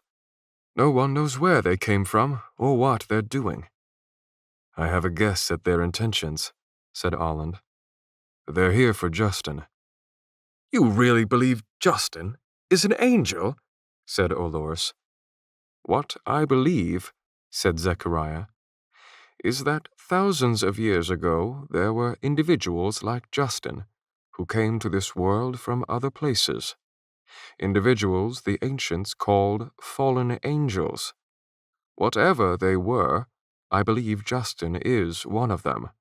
You're speaking as if all that stuff really happened, Gunnar said. How's the story go? Demons enslaved mankind, so angels came down to save humanity? That's just the folklore of the Western world. In other regions, folklore is different. What makes this drivel any truer than any other? Until an hour ago, Vic probably thought that Cithrul were only folklore and drivel, said Olland. Belief notwithstanding, you saw what happened to him. Gunnar glared over his pipe at Olland. The sailors hung their heads. This drivel is as real as you or me, said Olland. You don't need to believe in it for it to kill you. It is only rational thinking that restrains my hand, Sims, Olores growled. It is one thing for you to believe such nonsense, but you've dragged a lady of royal blood along on this witch hunt, and now she's gone because of you two. And for what? Olores kicked viciously at their campfire, sending flaming embers flying. As all that is holy as my witness, if any harm comes to her, I will cut out both your hearts. Your feelings are noted, Olores, Zechariah said wearily. But Olland is correct. Your belief in the matter is not a requisite for reality. 50 years ago, a prophecy foretold that an Ithul would appear in the Gravelands, and that this event would mark the beginning of a time of unrest. I went to the Gravelands in pursuit of that prophecy, and there I waited for a fallen angel. Supposedly, Ithuli were powerful warriors. Can you imagine what I thought when Olland brought Justin to me? A weakling of a boy, pitiful, delusional, infuriatingly helpless. I expected a fighter. But Justin did not know where he was, how he had gotten here, or why. As you mentioned, Gunnar, it said they helped liberate humans from slavery beneath the demon overlords. Later, fallen angels were like living idols, worshipped as gods, inspiring populations to rise up and unite. If properly trained, Justin could still help us fight this enemy, said Olland. But, said Zechariah, if he fell into the enemy's hands, he could destroy us. And that is what I fear may have happened tonight. The circle was silent. Hook raised his hands and signed. You are lying by omission, translated Olorus. Living idol, that I understand, but how can he destroy us? Olland hesitated. According to the legends, Ithuli were capable of immense Aurum power. Some say that one Ithul possessed the power of 100 ordinary humans. Others say 1,000. They could build monuments by raising a hand, said Zechariah. They could kill with a thought. Their whim was reality. Some Ithuli were just living idols and figureheads, but others seized their authority by force. The same individuals who defeated the demons turned against humanity. Few historical accounts remain from those dark periods of history, when superpowered tyrants held the Oikumene at their mercy.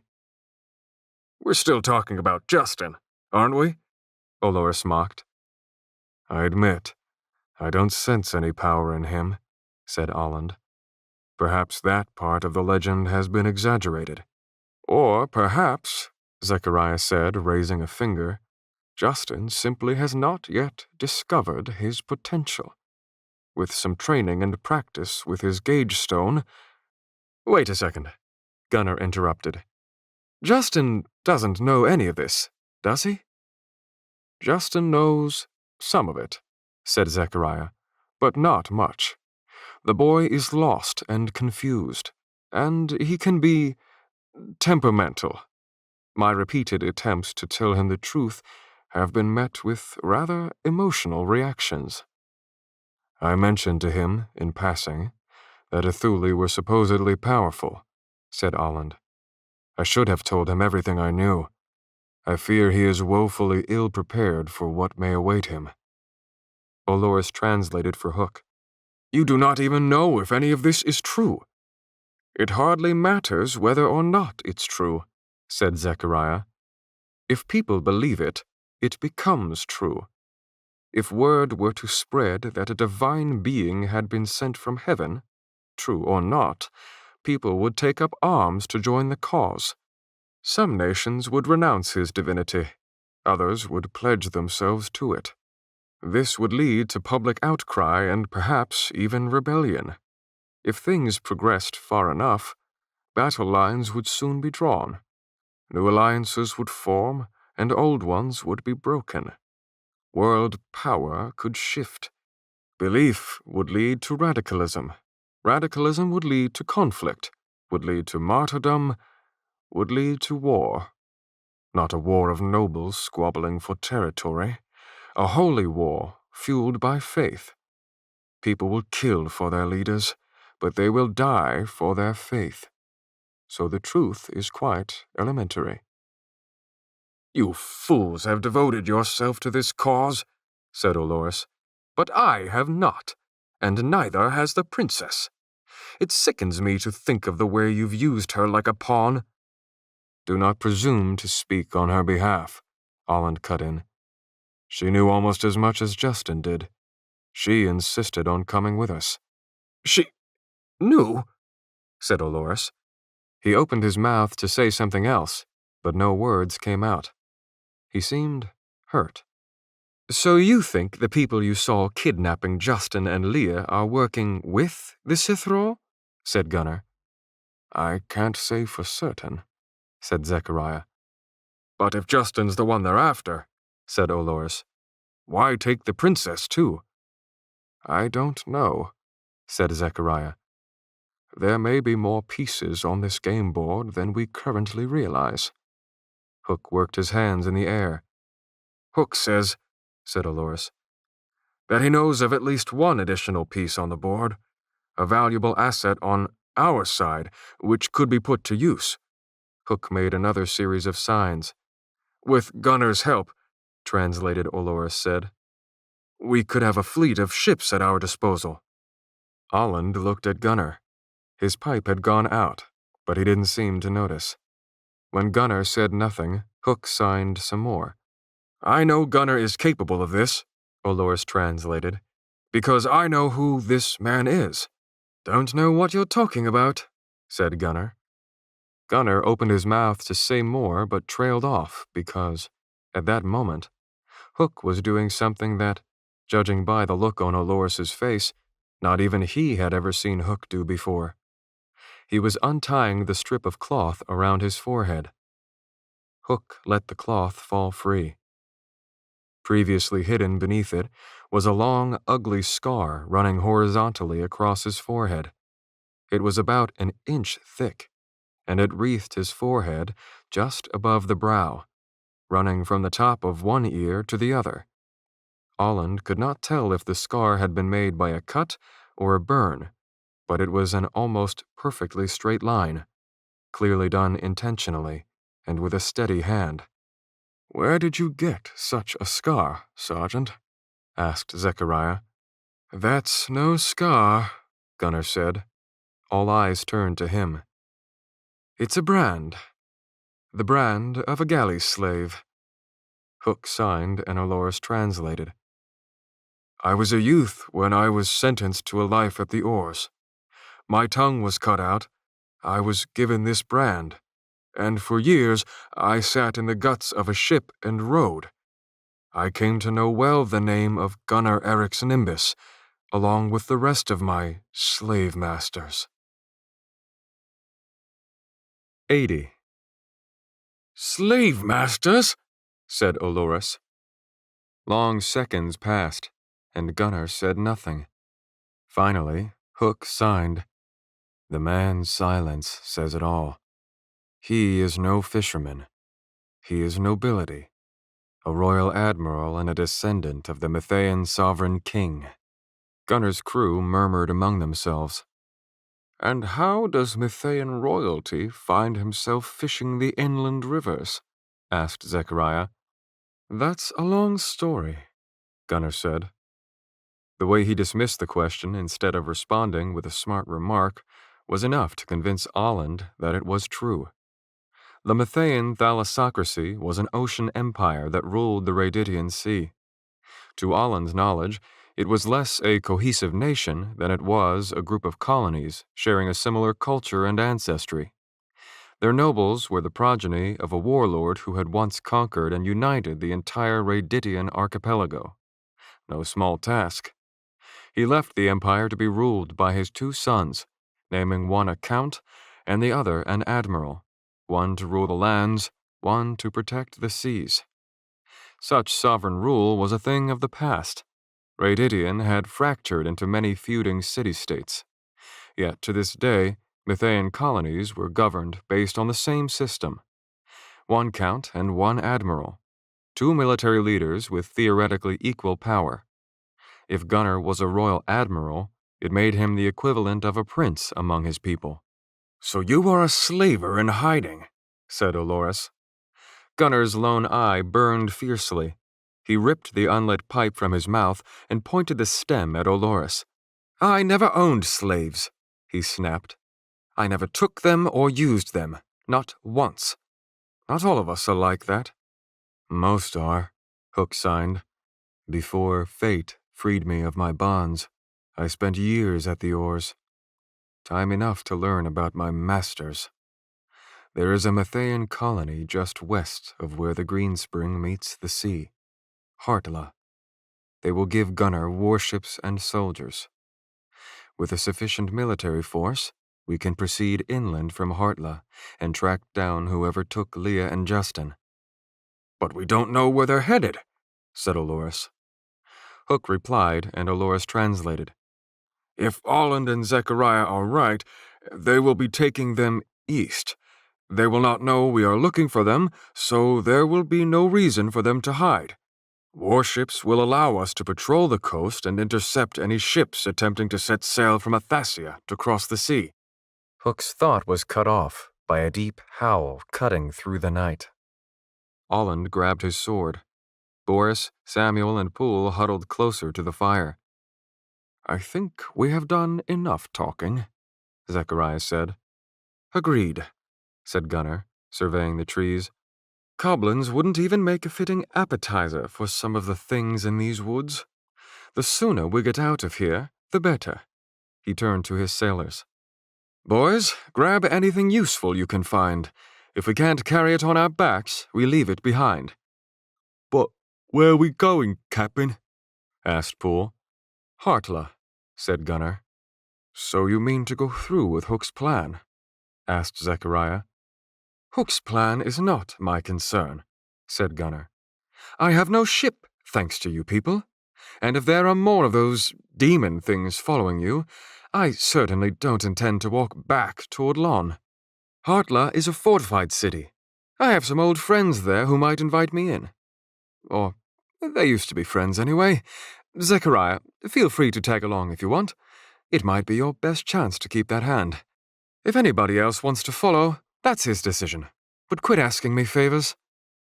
While Gunnar and his crew packed up and prepared to move downstream, Olland turned his gaze upstream, in the direction of an unknown enemy that had captured Justin and Leah. If mere human beings had committed this kidnapping, Olland would not have hesitated. It did not matter that they were already many miles away, or that Olland was weary from the previous battle. He would have traveled to find their trail, hunted them down, and destroyed them all. But there were, in a literal sense, bigger things to worry about than human beings. Sacrificing himself in a hopeless pursuit would help no one. But if Gunnar could be convinced, maybe Hook's plan would work. Maybe they could gain reinforcements at Hartla and intercept this enemy instead of hunting them down. Olland was aware of Zechariah, Oloris, and Hook watching him, waiting for him to make a decision. Gunnar and his sailors started downstream. Olland followed them, and the others followed Olland. 81. This is torture, thought Justin's fevered brain as it happened. Literal torture. He never saw their faces. They were always hooded. He had determined that he wouldn't tell them anything, no matter what they did to him. And that would have been a noble gesture if they had asked any questions. They barely said anything. They just heard him, over and over.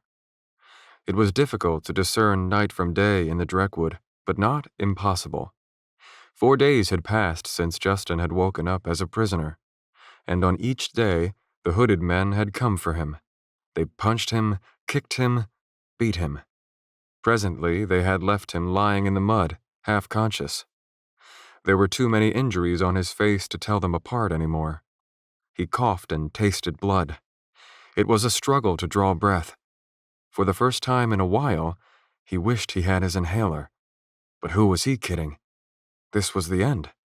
He would stop breathing entirely soon enough. Someone approached. Without looking, he knew they were bringing her to him. He could hardly see her through his swollen eyes, but he felt her kneel beside him. "Oh, Justin," Leah said. "Think my," Justin said. "Rib broken. Hard to breathe." Leah placed her hands on his midsection. He felt her arm wrap around the broken piece inside him. He braced himself. The fixing was often even more painful than the breaking. He cried out at the tight wrench within his body as the rib was pulled and positioned back into place. Warm, healing hands willed the pieces of bone to grow and knit together, to build into each other until they were one again. The pain lessened as the surrounding inflammation reduced, and breathing became easier. "Thank you," he said. "I should just refuse to do this," she said.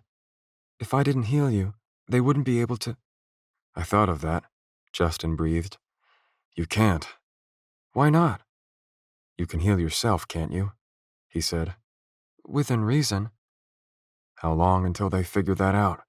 Justin said. If you don't do as they say, they might hurt you too. I think that's why you're here, to fix what they break. Despite the pain, he forced a smile. Just like Zechariah's training sessions. Leah smiled too, and Justin thought he could see tears in her eyes. She healed his broken nose, one of the most painful and most consistent of injuries, and forced down the swelling in his eyes by healing the traumatic tissue and draining the blood that had pooled beneath the skin. One by one, she reset his broken fingers. Justin forced himself to sit up. He was bare-chested, and his skin was covered with bruises, dried blood, and cuts where the skin had been broken. Leah closed the opened wounds, and Justin watched in dull fascination as the skin melted together like hot butter. The resulting scars were noticeable but not disfiguring. In spite of the circumstances, he enjoyed watching Leah work. The only time they were allowed near one another was when she healed him. The rest of the time they were kept far apart. You're pretty good at that, said Justin. It used to be my job, Leah said. They haven't done anything to you, have they? No. They leave me alone except when they need me to heal you. Justin lowered his voice to a whisper. He knew there were guards somewhere nearby. Have you learned anything? They say we'll be out of the Dreckwood soon, she said softly. After that, I think they're taking us northeast. What's northeast? The sea. Justin tried not to react visibly to this news, but inside, he felt sick. Some of them have accents I've never heard before, Leah said. I still don't know why they're doing any of this. If only I had been awake when they came for us, said Justin. He had learned that during the raid on the Griffin, he had not only been unconscious, but drugged against the symptoms of a strange sickness. Leah said there had been a Coblin attack on the Griffin, and she'd felt something big climb aboard the ship. Then, strange men had broken into the cabin, grabbed both of them, and dragged them out through a cargo door. Leah and Justin had been tossed into the Griffin's lifeboat and taken away. The last thing Leah had seen was Zechariah's limp body thrown overboard into the darkness. It must have been one of those Sithral things, thought Justin. He tried not to think about the implications. That Zechariah was probably dead. The others, too. Have you overheard anything? Leah asked. Not much worth repeating, said Justin. From what I can tell, they were waiting for us in the Dreckwood. I don't know how they knew we were coming. It sounds like they snuck in while Olland and the others were fighting that demon, but I don't understand how they timed their attack so perfectly. This Lysak they talk about, I think he's in charge. I haven't seen him yet, said Leah, but the men say he's a giant. They say he's part Cyclops. Cyclops? Human-like creatures that grow 25 feet tall. They are said to live on the ice fields of Otunmer in the far south. Probably only fairy tales. I know what they are, said Justin. Or at least my world has stories about them. Supposedly, Cyclops carry a type of weapon called a Volge. It's a polearm, kind of like a spear but with a wide cutting blade. It's like a meat cleaver on a long pole. Maybe Lysak buys into the myth too, because I've heard them say he carries one. Justin shuddered, thinking back to that first night when Lysak had cut off a man's arm just for trying to touch Leah, then forced him to carry it. The wounded man had done all right for a mile or so, but gradually he had fallen behind, growing weaker with each passing minute. Leah had tried to help him, but they would not allow her. When the one-armed man could walk no more, he had been left behind. Justin hoped he had bled to death before Coblins or anything else could get to him. I'm sorry, Leah, said Justin. This is my fault. You should have left in Lon when you had the chance. You could be on your way home right now with Oloris and Hook. Now you're here, and they're probably— Stop apologizing, said Leah. I made my choice. I bet you would rather be home too. But what good is going home if you have to leave your friends behind to get there? The sound of approaching footsteps signaled that their time was up. Leah, Justin said. try not to tense up next time, She said. Men came out of the trees and hauled Justin roughly to his feet. if you can relax your muscles, Leah called as he was dragged away. the hits won't be as bad. Justin kept his eyes on Leah for as long as he could. See you next time, he thought as she disappeared in the darkness. 82. Justin was tossed to the ground before a campfire.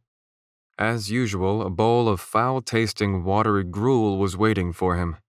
He picked it up and started to eagerly slurp down the contents, but a boot connected with his hand. The bowl hit his face, and the contents spilled down his front.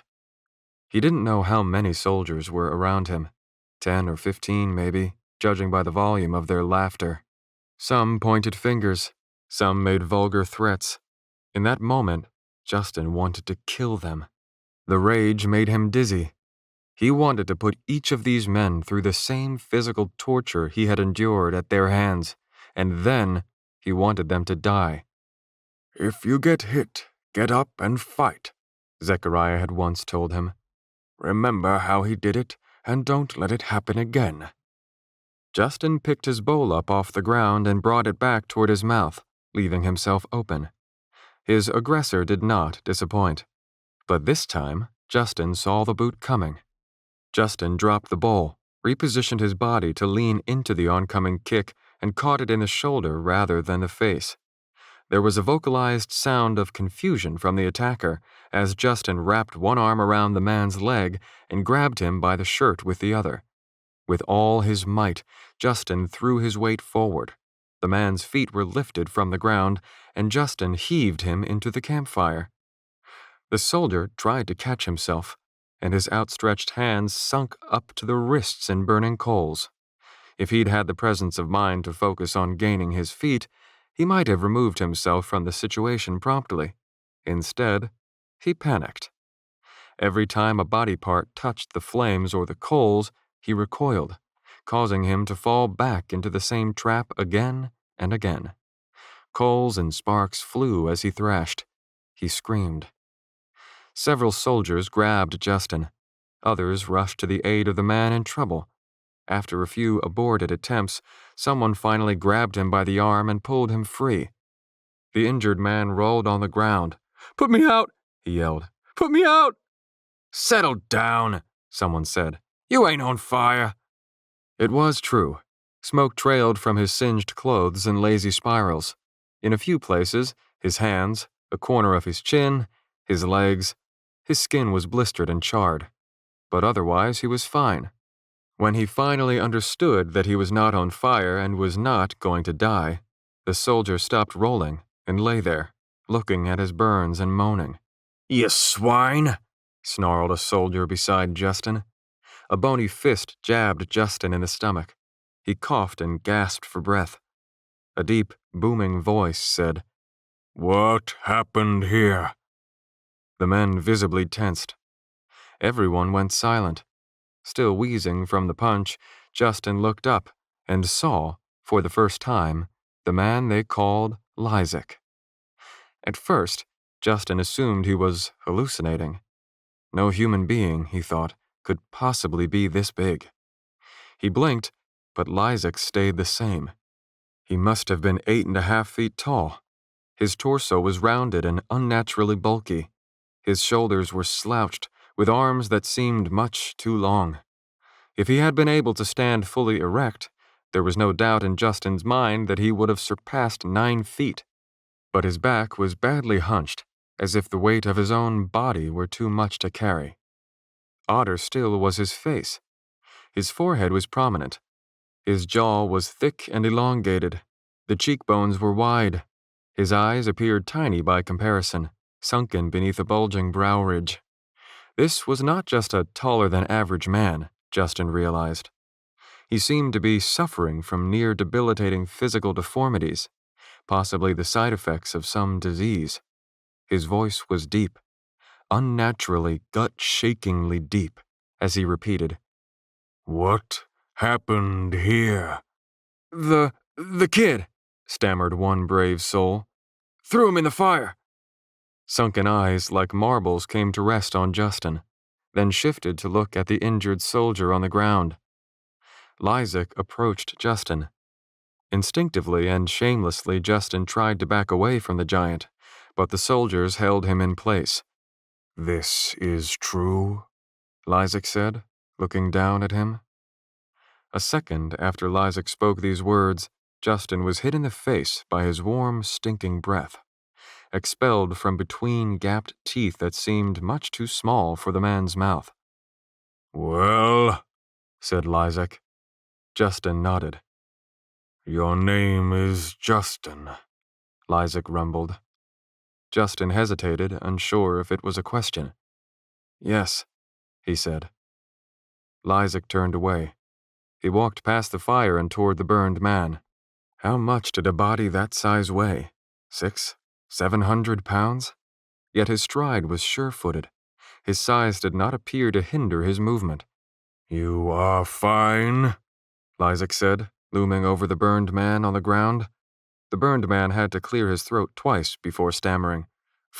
Fine, sir." Lysak's gaze turned back to Justin. "This man," he said. "You intended to kill him?"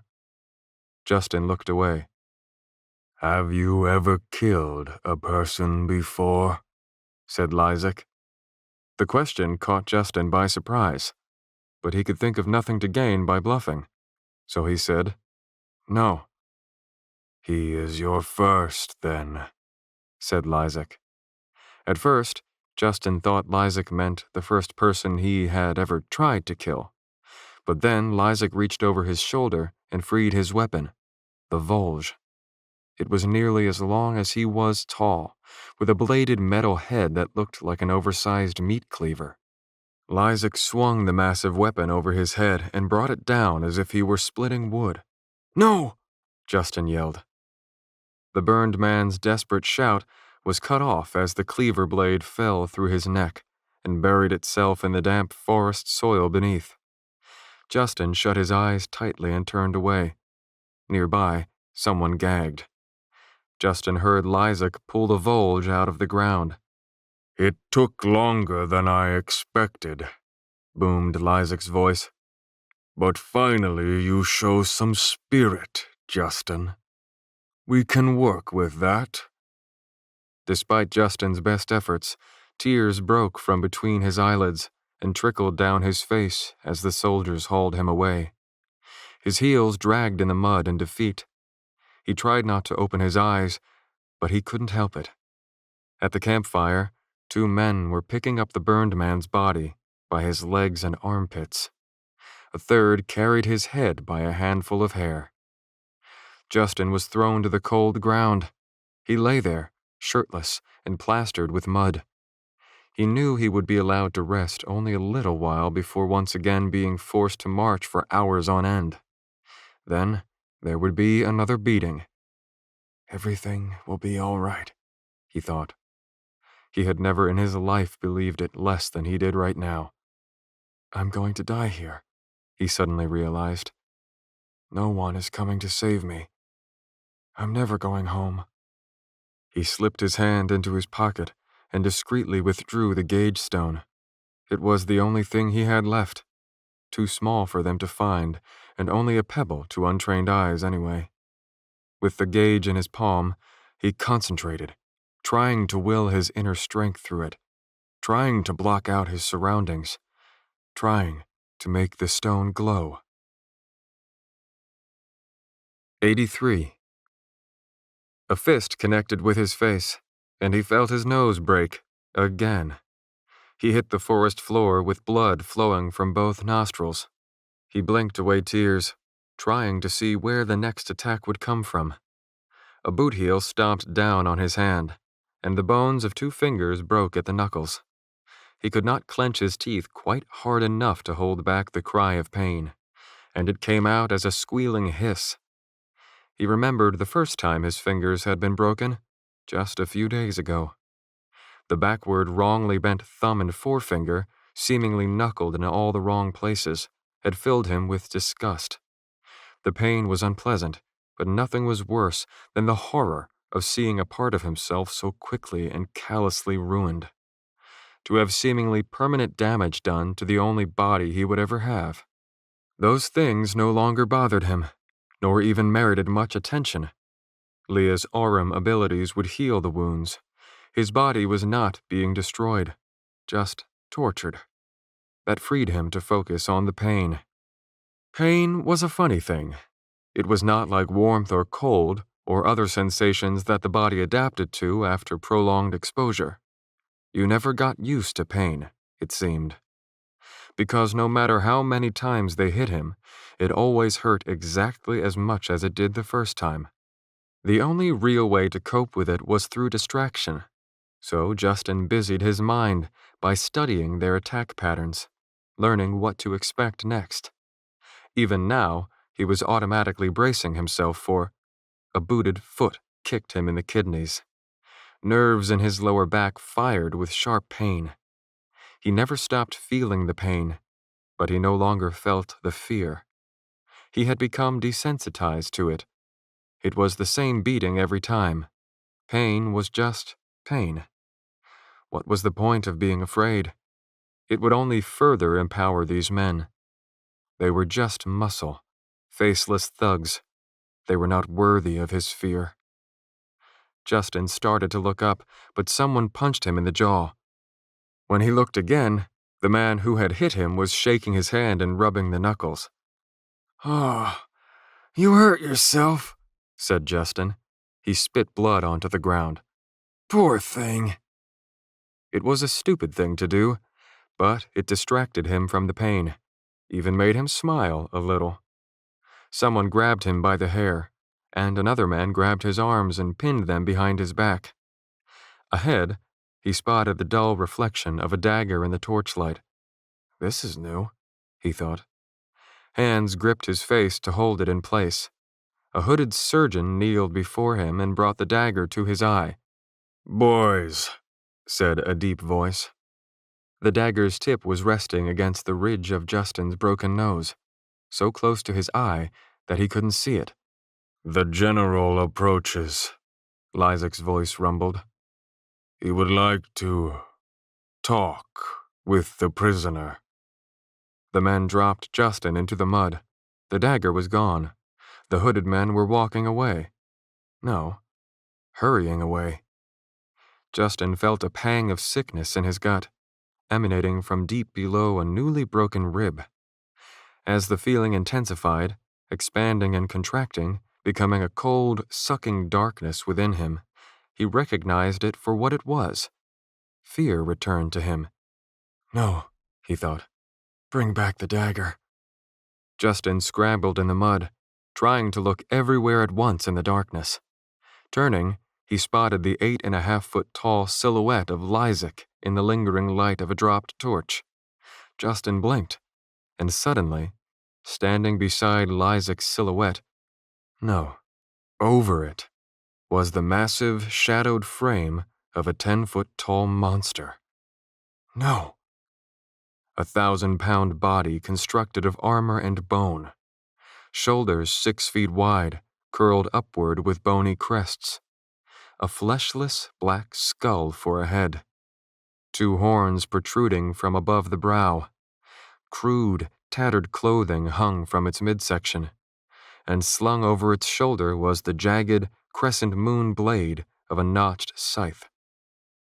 The Sithrul pushed past Lysek, as if the giant man were a child.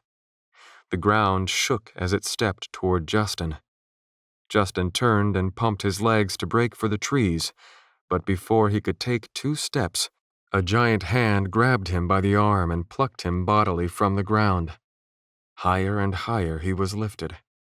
His forearm, caught within the grasp of a monstrous fist, burned with a pain the likes of which he had never felt before.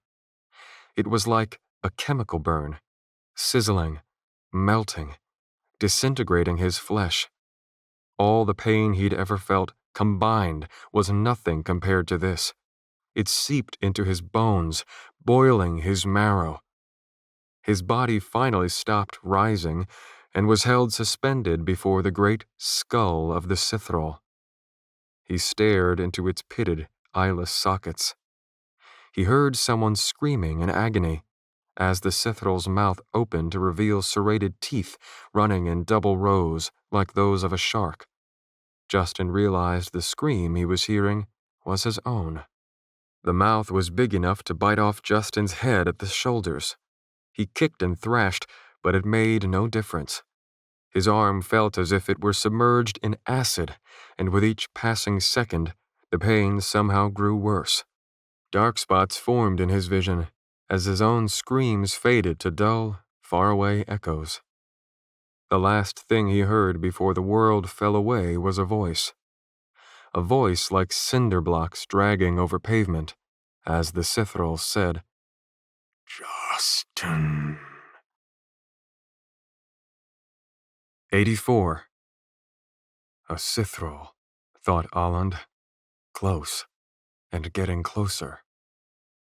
Olland wondered if anyone else among their little group had noticed the way the temperature had dropped so suddenly and so unnaturally, or the way the shadows around them seemed darker, as if they had thickened into physical manifestations. For a while, Olland thought he could sense a Cithrol following them. Then the feeling had disappeared suddenly and reappeared miles ahead. Now it felt like one was right on top of them. Olland walked at the rear of the procession. The group had followed the Greenspring for a whole day after the Griffin's crash. Then, on Gunner's assurance that he knew the way, they had left the river and blazed a trail straight into the untamed Dreckwood. A windstorm besieged them on the third day. Limbs had crashed down from high above, but the deep-rooted demonic trees of the Dreckwood did not sway or shift. Every night, predators circled, and on the third night, Olland had been forced to slay an Ursus hound, a carnivore with the size and strength of a bear and the swiftness and cunning of a dog. They were viciously territorial, and this beast had proven too insistent for its own good. They had cooked its meat over the fire, but it tasted of blood and rot. Today had been uneventful thus far, save the sensation of the Cithrol close by. A crash in the underbrush ahead brought Olland to full alert, but it was only Boris tripping on a root. "The gods curse this place!" Boris hissed out of the side of his scarred mouth as he stood and brushed the leaves from his shirt. "Been told all me life it were haunted. Should have listened to me mum and been a farmer." "Your mother was a whore," spat Poole. "Aye, she was," Boris agreed. "and thank the stars. 'Twas the dirty coin of a lonely farmer's that put the pants on me arse." "Quiet," Olores commanded. "I think I saw something." Olland reached for his sword and squeezed a white-knuckle grip on the hilt. Smoke rose from the sheath. Olores craned his neck to get a better look through the trees. "What is it?" said Zechariah. "A bit of light, I think," said Olores. "A reflection of some kind?" Gunner stepped up beside Olores and squinted with his single eye. "Dawn hitting the cliffs, I believe," he said. "Means we're nearly out of these woods." Olland was no native of the Western world, but he knew that the northern edges of Athasia were wooded coastal plains that bordered wild scrublands. One of the most well-known characteristics of the region was a series of sandstone ridges that ran perpendicular to the coastline. They zigzagged along the continent like a thunderbolt, creating sheer cliffs and canyons. Their destination, Hartla, was situated where those cliffs met the sea. Gunner looked smugly at Olores. "See, Red? Told you we weren't lost." Olores scratched self-consciously at his ginger stubble. "It is not your sense of direction that worries me," he said. "It is the fact that I still think I should have gone to search for Leah. Were it not for Hook's plan, I never would have agreed to—" "Hook's plan this, Hook's plan that," mumbled Gunner as he pushed his way through the trees. "I don't know if you've noticed, but Hook's plan is contingent on the selfless cooperation of one person in this group whose goodwill has surpassed its breaking point. You bastards owe me a hell of a lot of gold, plus a new ship and/or financial compensation in equal value of the vessel in question, plus the supplies lost in the wreck, hazard pay for continuing on foot through hostile territory, surcharges for general pain and suffering. Don't think I'm not keeping track. Hell of a time to call in favors." Gunnar continued protesting, but Olland was not listening. Zechariah tripped on a rut in the path and steadied himself on Poole for support. He patted the stout little sailor on the shoulder as a thank you, then kept walking. Olland frowned. "Old man," Olland said. Zechariah halted. Slowly he turned to face him. "I wish you would stop calling me that." "Your hand," said Olland. Zechariah sighed and rolled up the right-hand sleeve of his robes. He had bled through his wraps again. Olland had managed to stop the bleeding a few times, but the wounds kept reopening. They had no medical supplies, and fresh water was difficult to come by in a poisonous place like the Dreckwood. They hardly had enough for drinking, let alone for cleaning wounds. They were running short on fabric for clean wraps, too. Beyond some basic first aid, Zechariah's wound had essentially gone untreated for 4 days. "Quite the time to lose our healer," said Zechariah. "Pray that heart lies close," said Olland. "It will be difficult to stave off. Infection has already begun in earnest," said Zechariah. His head wobbled a bit as he spoke, as if fighting dizziness. "This hand is beyond saving. It's the rest of me I am wondering about." Olland leveled his gaze at him. "I know, the brethren were famously immortal," said Zechariah. "But immunity to the adverse effects of time and decay is not strictly immortality. We are no better protected from physical damage or violent deaths than anyone else. Our immortality only applies until it is acted upon by an outside force, like the sickness brought on by a badly infected wound." Olland remained silent. Death by infection was a unique brand of unpleasantness. If the hand was as bad as Zechariah said, their only recourse would be amputation. The question was, would it happen in Hartla under a surgeon's saw, or in the field beneath Olland's sword? 85. The foliage thinned near the sandstone cliff faces. No longer was the path choked with rock-hard branches and brush. The blackened, daemon-fed trees were replaced by less sinister sycamores, cypresses, and oaks. Soon, Olland felt a nearly forgotten sensation, the warmth of the sun on his shoulders. It was mid-morning when they reached a jagged rock wall. Trees and flowering brush, clinging to its facade, hung over a creek that hugged the base of the cliffs. They rested and gathered water. Zechariah removed himself from the group to wash and bandage his wound in private. He refused to let anyone look at it. An hour later, as they followed the creek along the base of the cliff, Olland heard a sound that stopped him in his tracks. A distant roar echoed through the forest. The call of a Sithrol. The rest of his party walked on, undisturbed. Even Zechariah seemed not to have heard it. Olland gripped the hilt of his sword and resumed marching. "I hope this city truly holds allies of yours, Gunnar Eric's Nimbus," Zechariah said quite loudly. "Even if it does," Gunnar said from the front of the procession, "intercepting the people who took Leah and Justin might not be as easy as you think." "You are certain these people will remember who you are?" Zechariah asked, again very loudly. Gunnar looked over his shoulder, making a face at Zechariah's uncharacteristically noisy voice. "I don't think it'll be a problem." "I hope you are right," Zechariah replied, "because several of them seem to have arrows aimed at your head." As Zechariah finished his sentence, Hook and Dolores threw themselves to the ground. Gunnar got down on his haunches, unsheathed his cutlass, and scanned the surrounding forest. A few seconds later, the sailors managed to get their weapons free and duck down as well. "No need for all that," Zechariah said. He gestured toward the cliffs. "They've got us penned in. If they want to kill us, there'll be little stopping them." Olland squinted into the forest. Now that the old man mentioned it, He noticed the places where the canopy was unnaturally unimpeded by branch cover, clearly manipulated by human hands. Once these areas were evident, it was not hard to trace them to the geometric shapes of camouflaged guard posts in the trees. Archers were stationed within them.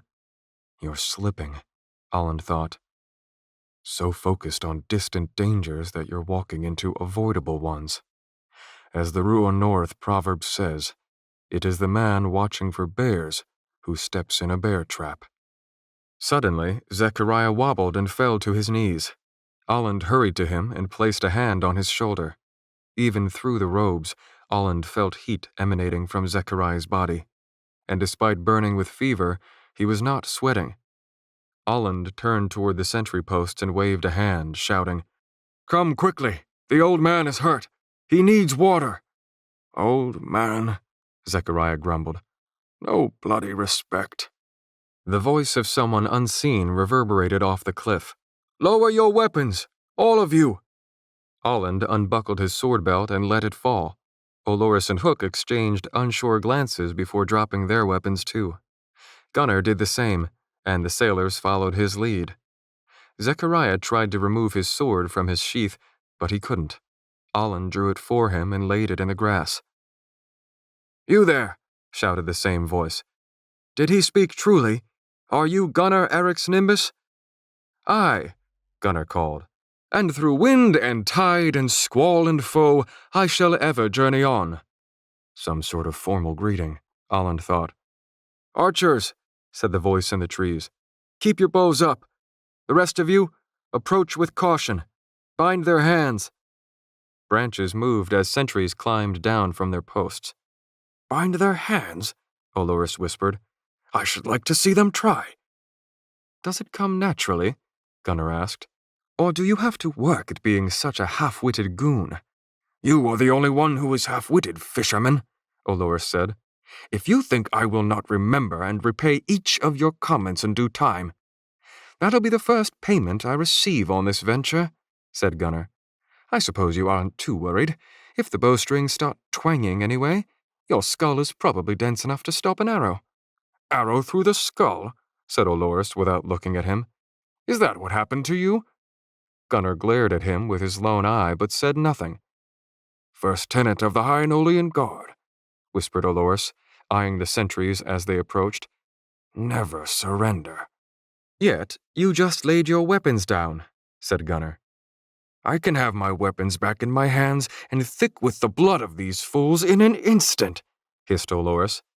A High Guard swears a life oath to protect the royal house by any means necessary, including death.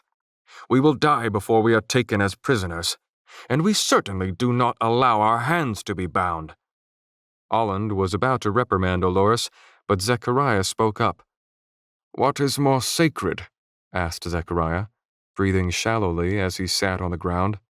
Your oath to the royal house, or the tenets of the High Guard? The order to never surrender was probably meant as inspiration for courage, not as an excuse not to think. But if you are so blindly devoted to the tenets of the High Guard, a mostly extinct order that as good as betrayed its own benefactors, then your life oath ends today, I think. I would only ask that you first please distance yourself from the rest of us, so that none of the arrows loosed at you accidentally hit me. Olores growled but said nothing. 2 squads of sentries clad in orange-trimmed leather armor approached. There were short swords at their belts, but they did not draw them. Holland offered his hands and did not make eye contact with the young man, almost a full 12 inches shorter than him, who tied his wrists with sturdy leather cords. When the same soldier bent over to bind Zechariah, he saw the bloody wraps and instead helped the old man to his feet, unbound. Nearby, Olores and Hook both allowed their hands to be tied. No one approached Gunnar. Gunnar raised his hands to the closest sentry. You forgot one, Sonny. Our commanding officer ordered that you not be bound, sir, said the sentry. Gunnar's face changed, taking on a look of such disapproval that the sentry shrank beneath it. You see these men you have bound? said Gunnar in a voice that was deadly quiet. "I am one of them. Either we are all prisoners or none of us are. Now bind my hands. That is an order." The sentries fidgeted. After some hesitation, the young man stepped forward and bound Gunnar's hands. With guards at their flanks, the group was led into the woods.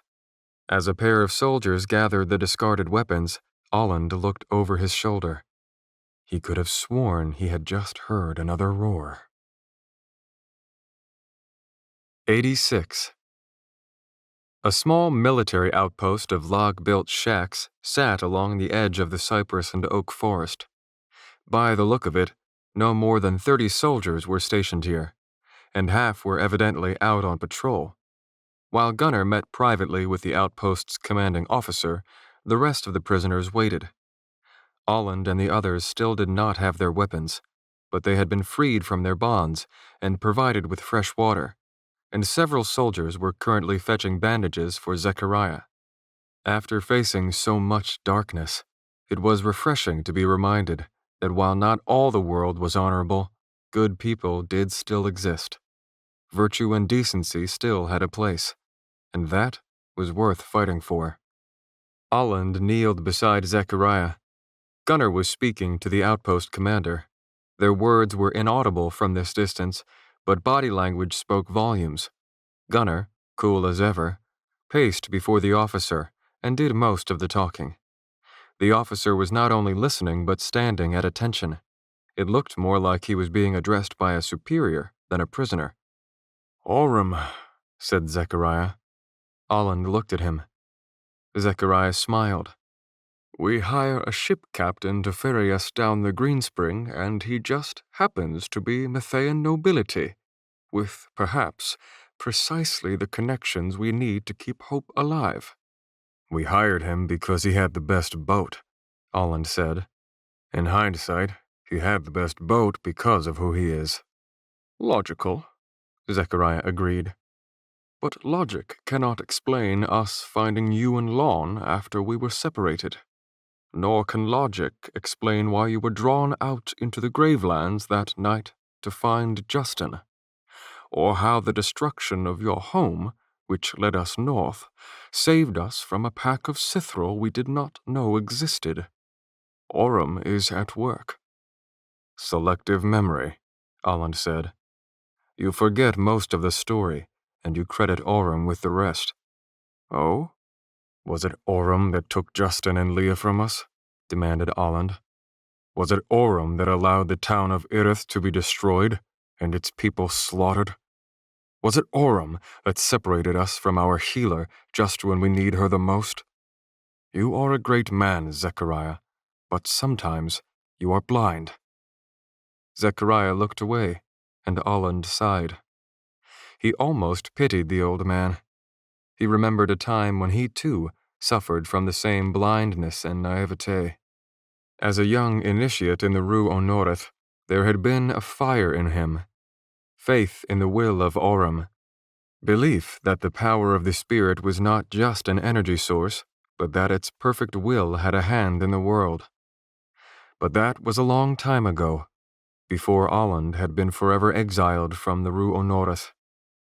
There had been no conspiracy against him, no mistake, no plot, no injustice. Olland had simply exercised his free will.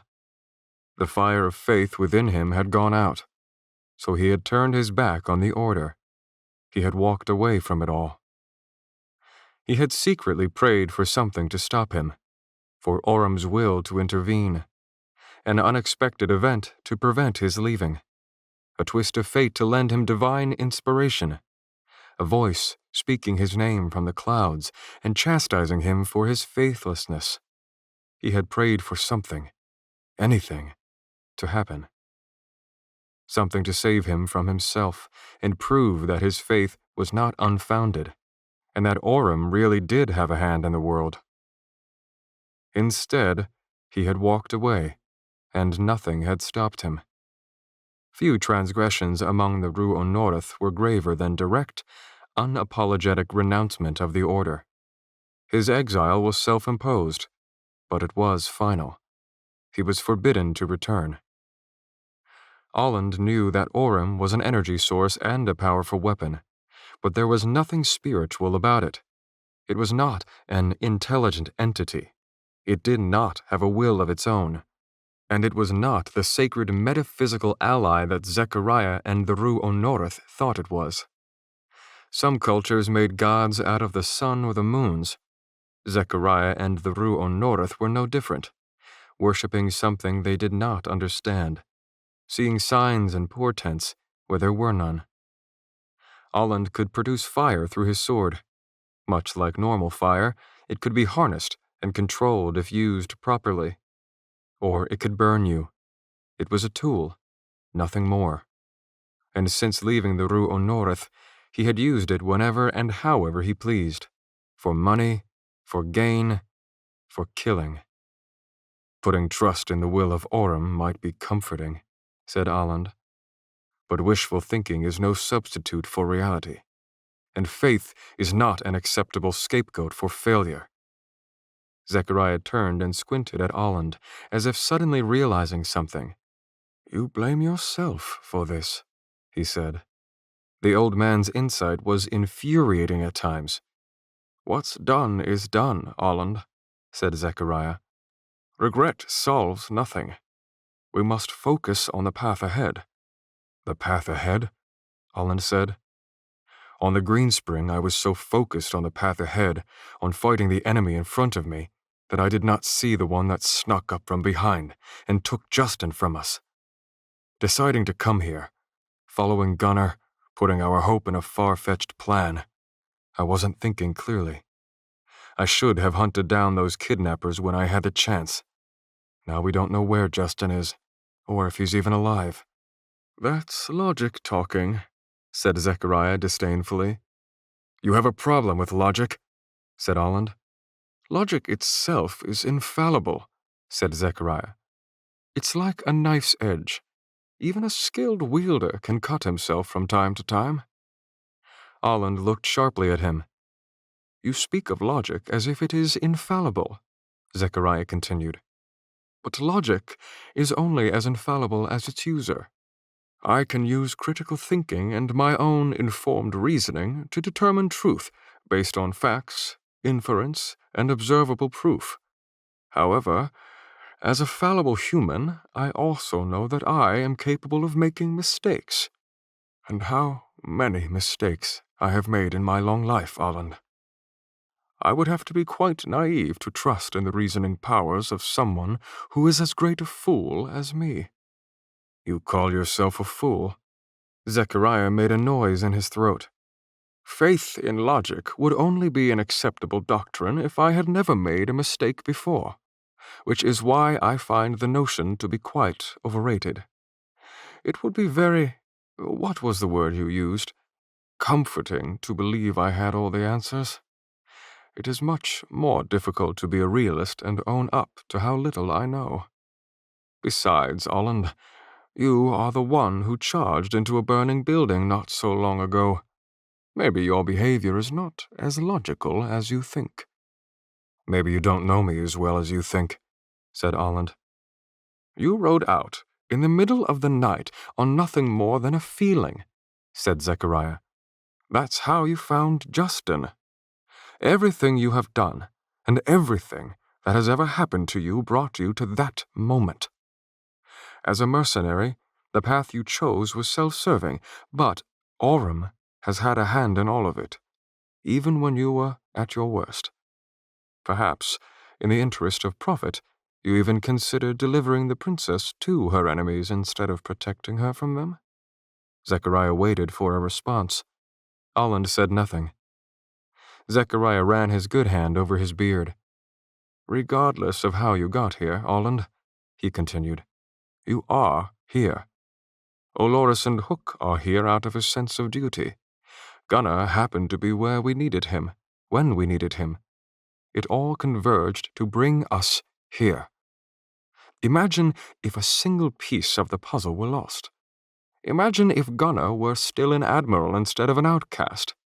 Imagine if I had not been on the Gravelands. Imagine if you were still a Rue Honora. you would be halfway across the world. Instead, you were exactly where you needed to be, exactly when you needed to be there. Are you trying to say, and, Zechariah cut in, lifting a finger, Princess Anavion not only willingly joined us, but as an Aurum-gifted healer? You are right to say that she was taken from us when I needed her the most, but she is, presumably, with Justin instead. Perhaps when he needs her the most. Up ahead, Gunnar was concluding his conversation with the outpost officer. The officer saluted him smartly. Gunnar nodded in a bored sort of way, then came walking toward Olland and Zechariah. Justin was cast out of his world and fell into this one, Zechariah said. Are we any different? Torn from the worlds we knew and borne off like pollen in the wind? Was it all by chance and coincidence? You may feel that you have failed, Justin, but no one is a failure so long as he soldiers on. Gunnar, Olores, Hook, and the others look to you for courage. When you give up, that is when you fail. Zechariah grabbed Olland's shoulder with his good hand and squeezed with bony, pale fingers. The strength of his grip was remarkable. Don't give up, Olland, he said. Gunnar arrived and knelt down beside them. They're giving us passage to Hartla, he said. Shouldn't be more than a few hours' journey by wagon, but I really can't promise what'll happen when we get there. I'm taking an awful risk here. It does not go unappreciated, said Olland. Gunnar made a face. Don't thank me just yet. Walde von Moritz was a friend once upon a time. But people drift apart. Allegiances change. As far as I know, we're just as likely to be welcomed in open arms as we are to be slapped in irons. Keep that under your hat, though, will ya? He gestured toward Olores and whispered, Wouldn't want that one doing anything characteristically stupid. Not to question your integrity, Captain, said Zechariah, but I'm beginning to think the story of your upbringing among the Dreckwood wolves is full of holes. Gunnar smirked. What's news, fisherman? Asked Olores as he and Hook joined them. All's well so far, Gunnar said. He nodded to Hook. There's a chance your plan may work. Olores perked up. You'll do it? Look, don't get too excited, said Gunnar. Hartla's shipbuilders are the best for hundreds of miles. At some point, I'll have to stop there anyway to get a new ship, given that the Griffin fell victim to your manipulations. The way I figure, the only thing better than one ship is a fleet of ships. With a few words in the right places, I might be able to convince a disenfranchised captain or two to abandon their posts and follow me out to sea. Could be the start of a lucrative privateering venture. Do you think the Heartlands will give you ships? That's the real trick, ain't it? Said Gunnar. Their leaders, politicians, we might be able to convince them to see the political benefit of saving a lost princess, though I can't vouch for what they'll want to do with her. Olores squirmed but said nothing. Hook, said Olland. Do you anticipate any trouble? Hook looked at him but did not sign. What do you mean, trouble? Asked Olores. Were you freed? Olland asked. Hook signed. No. Escaped? Said Olland. Hook signed. Yes. And the Mathayans? Said Olland. What is their policy regarding runaway slaves? Hook's next sign required no translation.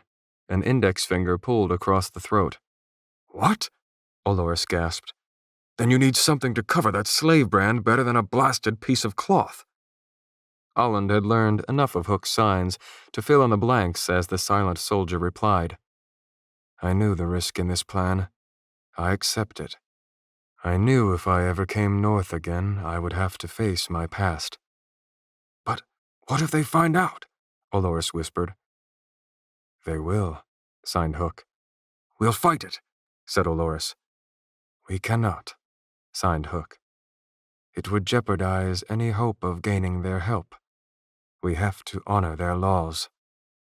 It will be a cold day in hell before I honor the laws of slavers, Olores said.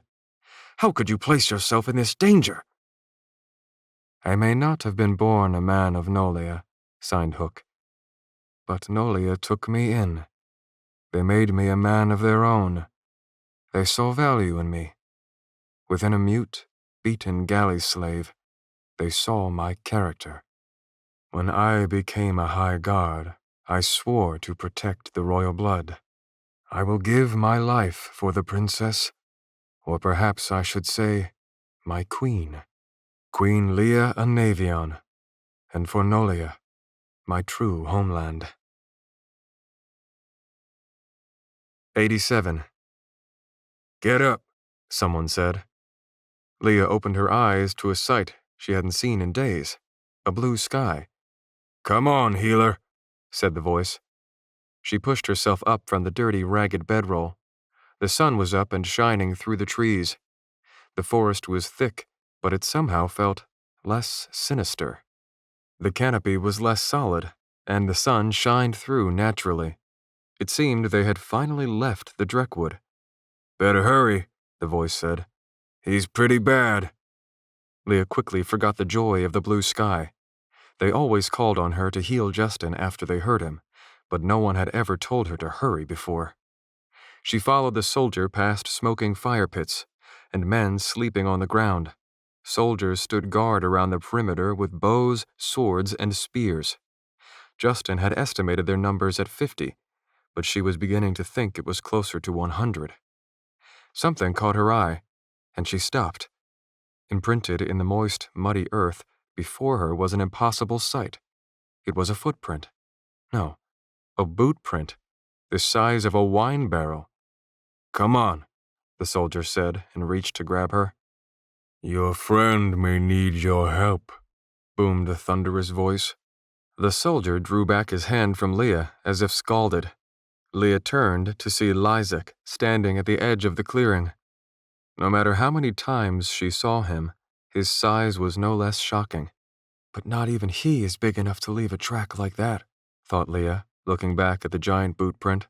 Only one thing is. She tried not to falter beneath Lysak's gaze as she approached. The beady eyes sunken in his malformed head always watched her in a suggestive manner. She stopped before him, entirely shadowed by his giant form. "Do you see that footprint over there?" she said. Yes, said Lysak. I think it was made by a Sithrall, said Leah. A high demon. They are extremely dangerous. If one is close, we need to get out of here before... She trailed off at the look on Lysak's elongated face. His lips curled into a smile, bearing tiny gapped teeth like rounded pebbles lodged in his gums. The Sithrall are indeed dangerous, he said. Your friend can attest to that. Lysak gestured toward the center of the clearing. Leah's eyes went wide. Only now did she notice Justin's body lying in an immobile heap in the mud behind Lysak. She sprinted to him.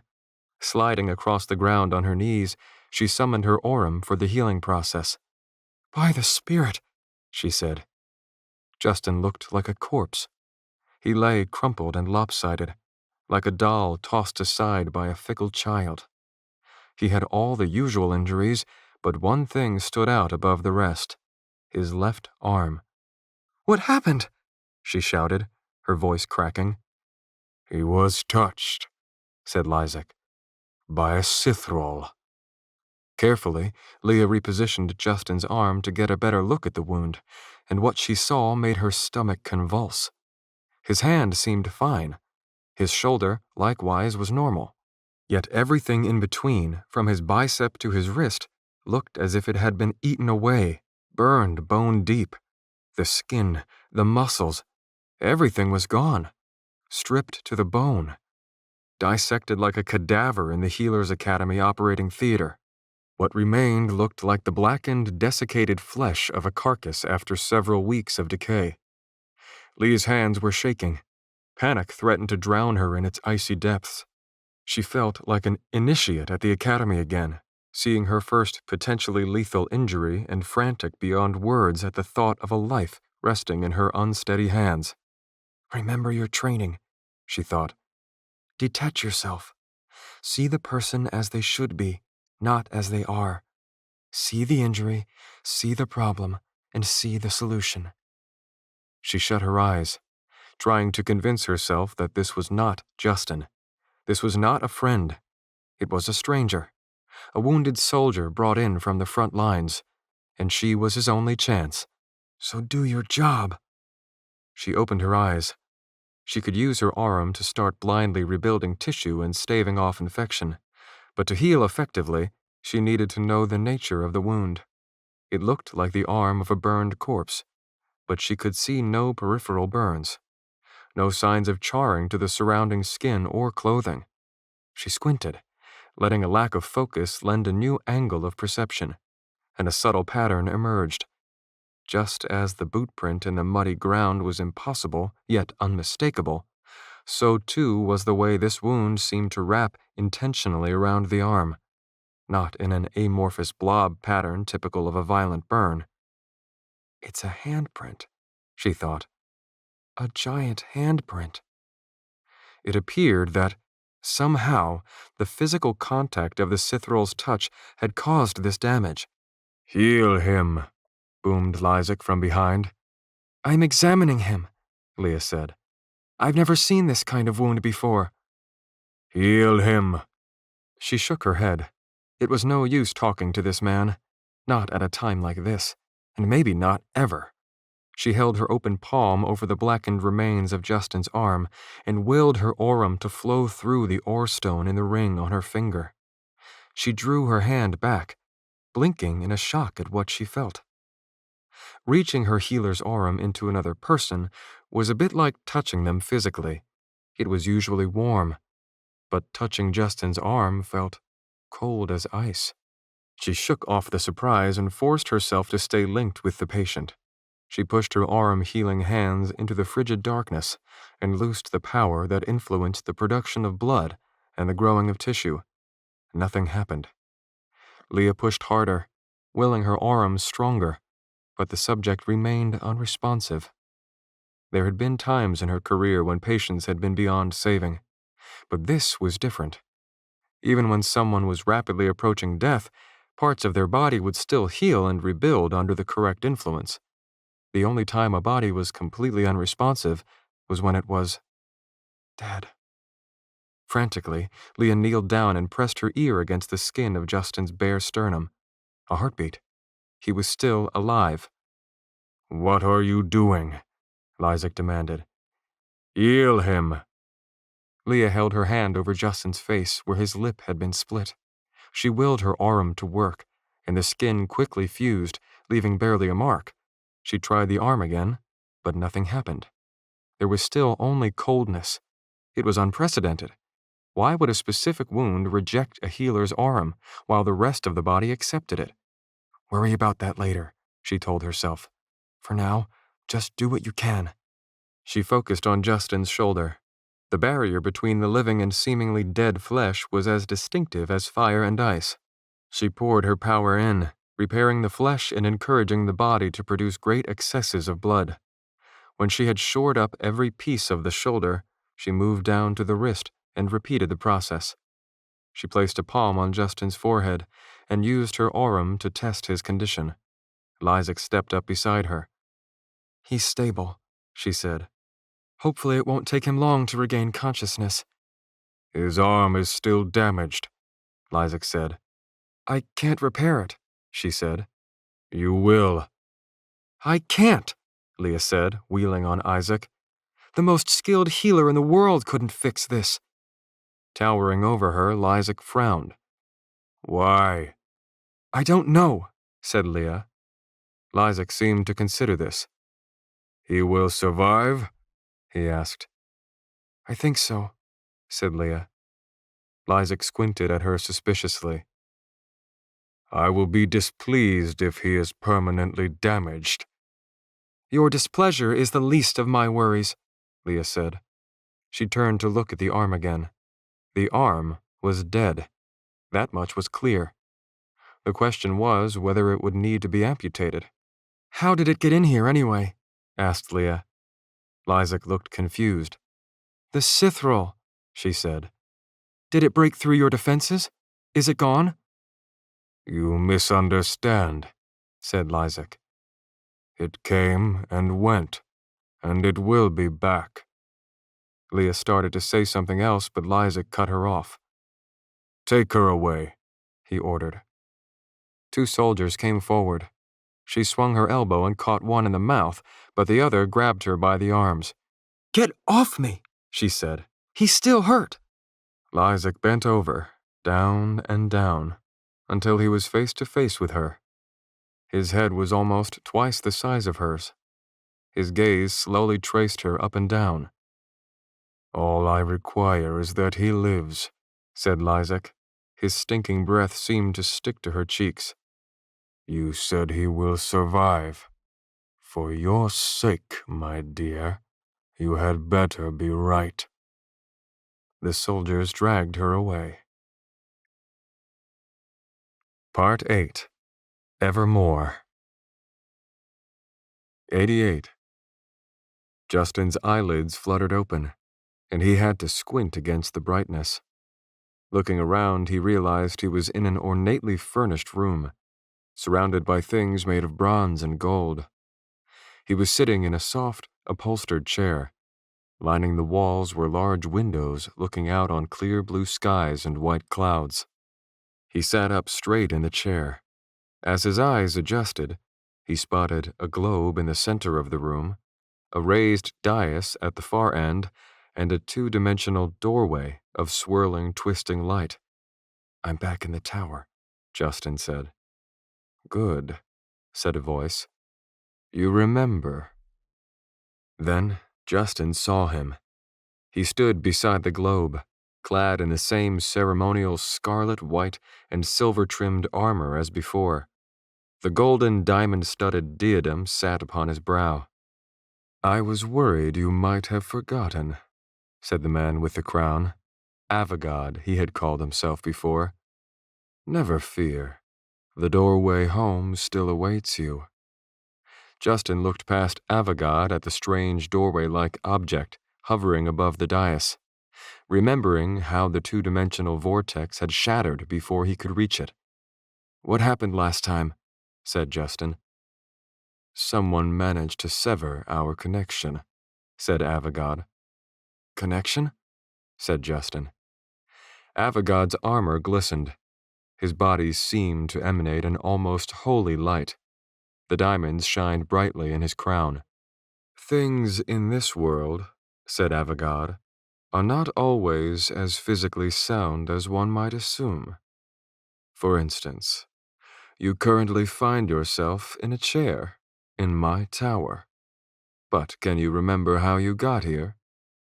"I remember something," said Justin. "I was in mountains, then caves." He trailed off. He shut his eyes, trying to remember. "You were taken from your home against your will," Avogad said, putting his arms behind his back, "to a place that did not seem real, correct?" "I think so," said Justin. "Your first instincts were astute," Avogad said. "You knew this world wasn't real, and you knew there must be a way home. But time and again, people who claim to be your friends have found ways to prevent you from discovering the truth. I've been watching you, Justin. I watched as they pulled you farther and farther from home, deeper and deeper into their world, a place held together by paper-thin walls and delicate threads. It might look real. It might even feel real. Don't be fooled." Justin stood from the chair, looking around the room. "What about this place? Does it seem real?" Justin ran a hand over the arm of the upholstered chair, feeling the texture beneath his fingertips, letting his nails drag across the individual threads. "You're currently trapped in a dream world called the Oikumene," said Avogad. "When you are there, the things around you seem genuine, much like a dream. It's only after you leave that you realize it isn't real. You may appear to move from place to place or experience the passage of long periods of time. You may even feel pleasure or pain. For instance, wasn't your arm hurting just now? Justin's brow furrowed. Now that Avogad mentioned it, he thought his left arm had been hurting. He held it up to look at it, but there was nothing wrong with it. Not a scratch. The pain felt real, didn't it? Said Avogad. But you sustained no injury. The woes of the dream world are all inventions.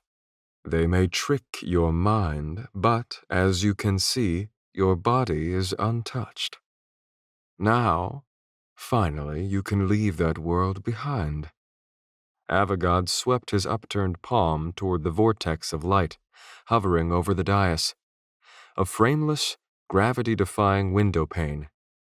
You need only step through the door. Justin stared at the pane, trying to make his mind work. There was a world beyond this room. He had seen so much and met so many people, but he was having a hard time remembering any of it. He raised his arm, the arm that had been hurting, and stared at it. Nothing was wrong with it. There wasn't a single mark. But that's not right, Justin thought. There should be a mark. From an accident. An image flashed across his mind. A heap of twisted metal and shattered glass. His left arm sliced nearly to the bone. That had happened. He knew that had been real.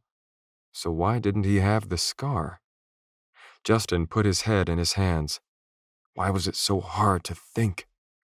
You may want to hurry, Avogad advised. Remember what happened last time?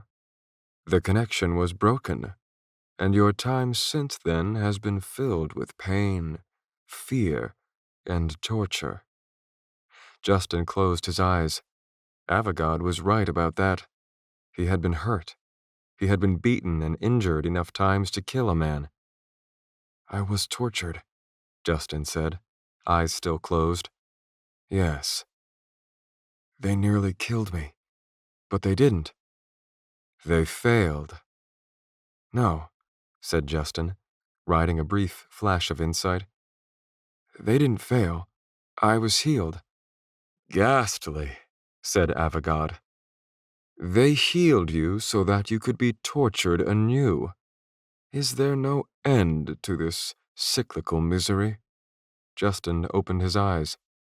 They didn't heal me. Leah did. Who? Said Avogad. Leah, said Justin. The princess. She healed me. Of course. She's my friend. Avogad looked at him pityingly. Their deception runs deeper than I feared. Remember the caves? That girl is no friend. She tried to kill you. Justin shut his eyes again. Avogad was right. In the caves, she and the two soldiers had turned on him. They had gone wild. They had savagely murdered the old man, and Justin had fled. But they also had not turned on him. He remembered fighting together with them against monsters. They had made it through the caves, found daylight, followed, and a river to a town, and I have two memories, Justin suddenly realized. Two memories of the same event, with different outcomes. But that's impossible. Only one can be real. But where did the other one come from? They continually deceive you, said Avogad. They've used your fear of the unknown to gain your trust. They want to use you. Justin's eyes shot open. Avogad was watching him. I thought you said Leah tried to kill me, said Justin. Avogad nodded. And she will try again. It's only a matter of... But you just said they were trying to gain my trust and use me, said Justin. If that's true, why would she try to kill me? Yet another clever misdirection, said Avogad. More manipulation to increase your reliance on them, to prevent you from ever returning home. But that is all in the past. Your long nightmare is finally over." Justin frowned. He started across the room, walking toward the strange doorway. He passed the windows and approached the dais where it hung suspended above the ground. A doorway home. Exactly what he desired. And it was right in front of him. All he had to do was walk through it. After everything he had been through, could it really be so simple? He stopped before the dais and turned to look at Avigad. The man with the crown stood stock still, watching Justin, barely breathing, as if a single wrong move might dissuade the boy from his current course. It's like he's watching an animal, thought Justin, approaching a trap. The only way to know truth, a wise man had once told him, is to entertain doubt. Suddenly, Justin knew what he had to do. 89. Justin said, "You describe the oikumene as a place where the walls are paper-thin and suspended by threads." He paused, watching Avigad for a reaction, but the man showed none. "My head's a little fuzzy," Justin said. "But as far as I can remember, in all the time I spent in the oikumene, it remained solid." He looked around the room, at the globe, the windows, the dais, the portal, remembering how they had twisted, torn, and broken. "Come to think of it," Justin continued, "this is the only place I've seen fall apart before my eyes." Justin took a step away from the portal and did not miss the look of concern that flashed across Avigad's face. "You've placed the burden of proof on them," said Justin.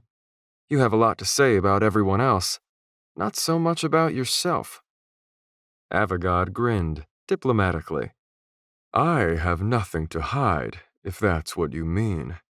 You have your free will to do as you like, of course. If you choose not to trust me, all that is hurt are my feelings. You, however, stand to lose an awful lot more on the deal." Justin looked around the tower room. "This place is very nice." "It suits my needs," said Avigad. Justin took another step back. "I think the deceivers went about it all wrong. The oikumene is dark, unpleasant, pretty dangerous at times.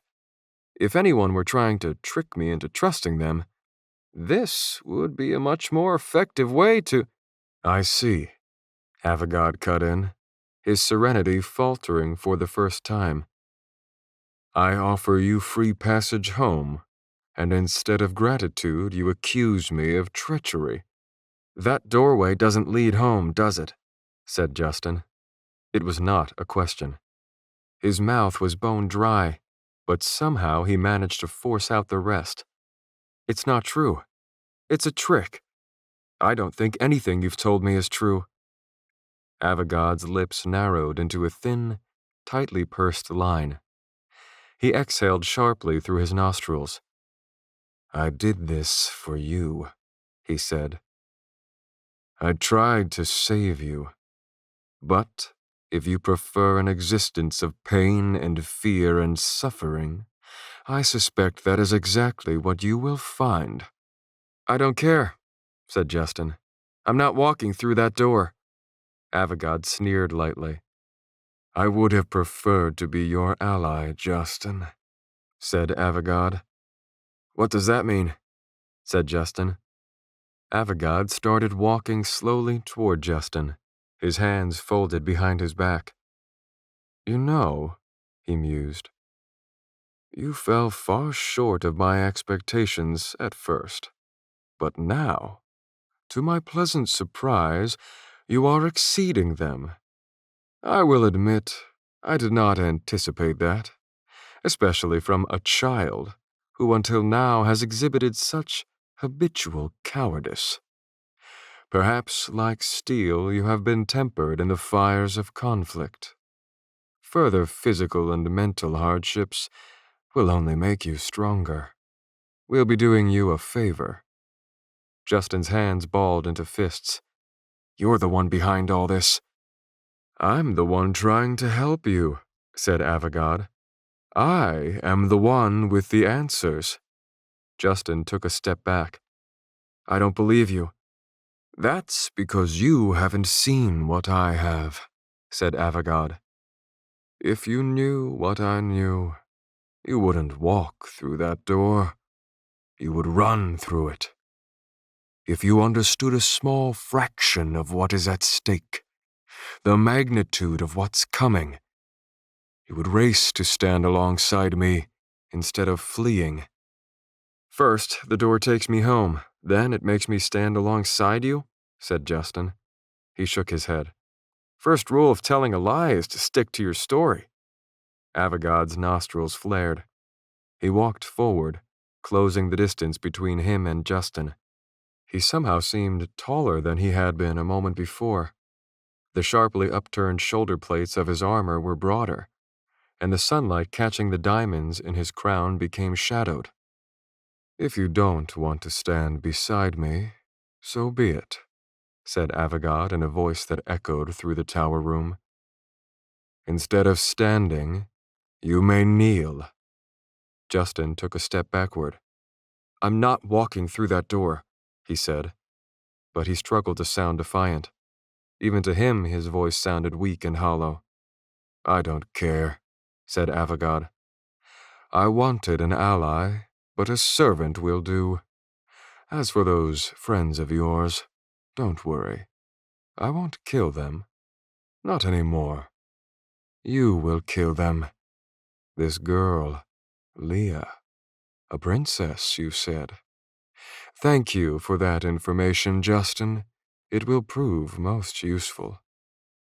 Justin suddenly realized he had involuntarily backpedaled all the way to the edge of the dais, and Avogad was still coming, walking more quickly now, getting closer by the second. Justin reached for his sword, but it was not there. "The princess will be first," Avogad said, marching toward him more quickly now. "I will make you look her in the eye as she begs you for mercy, while you pull out her heart and feast on royal flesh." In a panic, Justin ran. The large globe was only a few feet away from him, so he stepped sideways to put it between him and Avogad. Avogad kept coming, his broad shoulders now heaving with rage. Justin pushed the globe off its supports, hoping to send it rolling toward Avogad to slow him down. Instead, the wooden frame snapped, the globe fell to the floor and straight through it, as if the solid stone floor were made of paper. The tower floor ripped wide open, and a rushing wind sucked and tore at the atmosphere of the room. Avogad stepped back, shielding his face. Trinkets, books, and other items within the tower flew from their shelves and shot across the room in a whirlwind, sucked through the hole like water down a bathtub drain. The torrent was too much. Justin's body was lifted up and wrenched downward through the chasm. The roar of the swirling wind assaulted his ears. He saw a blinding flash. 90. "No weapons," said Olores. "That's a start." Olland was tempted to agree.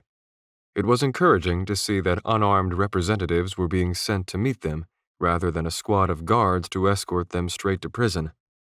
Olland and the others had been transported via a caravan of oxen-driven wagons across miles of rolling countrysides. The Radidian Sea had appeared first as a strip of dark blue, visible between the hills. Then grew closer and closer until the white knuckles of its breakers could be seen punching the rocky shores. Their wagons had passed trader camps, agricultural fields, farmhouses, and groves of walnut and olive trees, their leafy heads tousled by the ocean breeze. With so many signs of civilization, it seemed as if Hartlip proper should have been very close, yet Olland still saw no city. Instead, what he saw were the sandstone ridges, sheer cliffs rising high from the plains, extending out toward the sea. Their dirt road had turned to laid stone, and now the group stood at the edge of a canyon, cutting a narrow path straight into the cliff formations. The road led down the center of the canyon. Carved into the sandstone on either side were the larger-than-life figures of two kings. One held a scepter, the other a sword. This, Holland assumed, was the gateway to Hartla. Urban center must have been hidden somewhere beyond, or within the cliffs. The unarmed representatives currently emerging from the mouth of the canyon wore formal togas adorned with badges and emblems of rank and prestige. Statesmen, thought Holland. Better than headsmen, though not by much. Holland had paid attention to which wagon carried their confiscated weapons, and he took a casual step toward it, mentally calculating how long it would take to break the nearest guard's neck, reach the wagon, locate his sword, put it to its deadly work. The first representative approached Gunnar. Nimbus, Admiral of Epics, the representative said in a loud voice. Smiling, he gave Gunnar a graceful, exaggerated bow, holding one edge of his toga with an upturned hand. What an unexpected delight! Allow me to be the first to welcome you to fair Hartla. Through wind and tide and squall and foe, may you ever— Can't you see we've got a sick man here? Gunnar snapped. The representative wilted. My apologies, Admiral. I was only trying to— What I mean to say is— Yes, sir. Right away.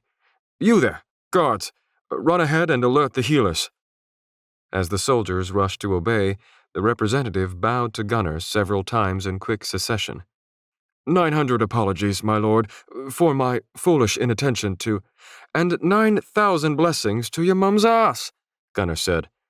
May she warm the nethers of every lusty sailor she waddles past. The representative's face turned red. A few of the guards bit their lips to hold back smiles.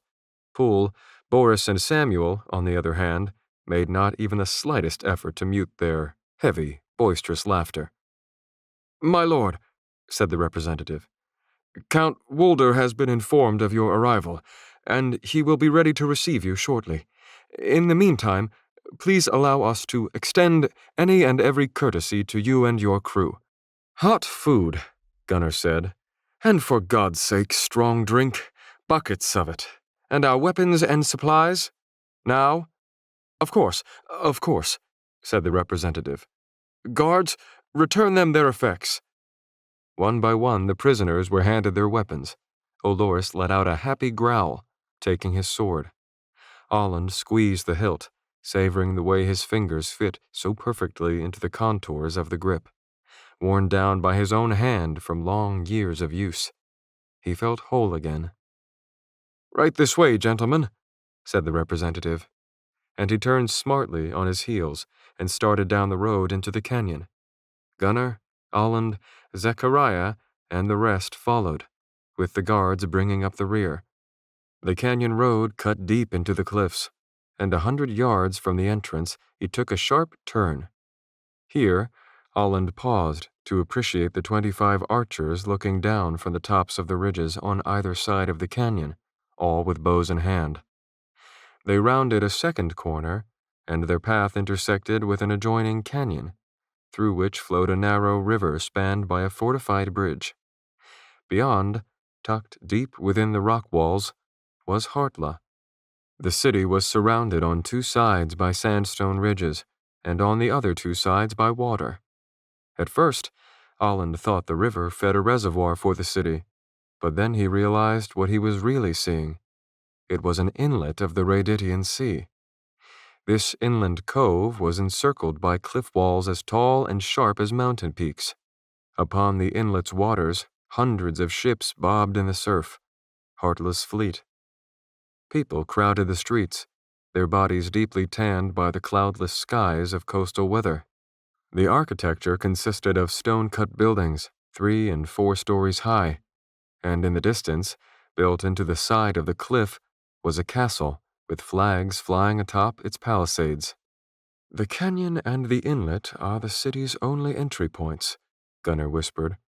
The cliffs means the city can be defended from above and below, and invaders are forced into choke points along the canyon, making overall numbers useless. Incredible, said Olores. A defensive masterpiece. And a well-kept secret, said Gunnar. With enough supplies, it is said that a few hundred can defend this city against an army of 10,000. With a good strategist at the helm, thought Aland, that might not be far off the mark. They reached the city side of the bridge, and an empty cart was wheeled to them, pushed by several young men and women.